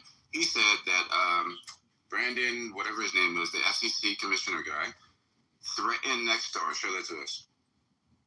I didn't say he threatened Nexstar. What? I didn't say that. I said he threatened. I said he threatened broadcasters. No, you have people that talk bad about Charlie Kirk who are going to be going after you. All right, reclaiming my time. All right, so just real quick, everybody heard what he said. He used the term Nexstar. He said Brandon put pressure on Nexstar, said that if you don't whatever for the local stations, and then they put pressure on ABC, and then ABC put pressure on, and then that's what you said. You said Trump twisted this guy's arm, that person twisted this person's arm, that person twisted this. I'm just going down the line. So Nexstar first, right? This was the publication, and then later on down the road, when Mr. Jimmy did not want to adhere to the customer's demands, Jimmy Kimmel said, fuck you guys. And for that, he was dismissed. If he would have told the line and said, you know what, I love my job, I love my $1 million salary, I want to go ahead and offer the apology because I offended the consumer, and just hold on, brother. Everybody on stage would understand that the consumer is always right because if a product that you're actually appreciative of or that you want to forgive them your money because you're always right. So the consumer says, hey, this is a very sensitive time. Culturally, that was offensive. Offer an apology. Business as usual. Let's move forward. He chose to sit in his little soapbox and say no. So for that, this company absolutely has the right to dismiss him for being insubordinate or to being inappropriate in his response and his respect to the consumer. He was insubordinate and dismissed for that. And companies should have the right to do that. You're not entitled to a job. Just saying. Yeah, so what actually happened? If you can't show us the evidence, you lost. Yeah, so you're making the argument the customer and the consumer complained about Jimmy Kimmel, when it in fact was like broadcasters and station partners like Nexstar. Nexstar complained about it. Was literally they were the ones called because of the statement of the people who go. The customer called them and complained about Jimmy Kimmel. Show evidence of that. Yeah, that's exactly what I mean, if that's true, show it. Yeah, that's the statement that was made. Yeah, show that. That's Nexstar's statement, bro. Oh, so Nexstar said it, and so that's what happened. Can you show anything otherwise? Can you show the Nexstar statement? I haven't seen it. Yes. All right, so I'll put in a link. So I'll ask you the question again. You're saying that Nexstar made a unilateral decision to just drop it because they didn't like it. I'm saying there is evidence that Nexstar pressured them to remove Kimmel. There's no evidence that there was a wave of customers saying, Nexstar, you must not carry Kimmel. Hold on. You're saying that your argument is that Your argument was... I'm giving you an argument. Your argument is that television viewers said what Jimmy Kimmel said was so offensive, we shouldn't carry it. And so if that's the case, there should be some evidence of a organic movement against Kimmel. Yeah, that's kind of crazy. Just show it. Is there a post? Is there a hashtag? Yeah, there's a statement. Hold on. It's just Nexstar saying it. Hold on. This is Nexstar saying this is what happened, and there's no evidence that happened. Hold on, bro. You're deflecting. I'm not deflecting. I'm responding to your statement that would come from Nexstar. Can I finish? Can we just read the statements? Because that would clear this whole thing up. Hey, CEO, right after this. Okay. So your argument was that Brandon Carr pressured Nexstar, and I asked you to show the evidence. You said that he's the one who told them to drop the show, right? Yes. And I'll provide the link. Just hold on. When you said, no, I didn't say that he actually told them, you're inferring that he did. It's the second paragraph in this link that I'm going to put in the chat that shows you it's from Brendan Carr and not organic voters, because this is what Nexstar and Sinclair said. In the second paragraph, the broadcasters Nexstar Media Group and Sinclair Inc. said they would no longer air new episodes of Kimmel's. We know what the monologue was. It was the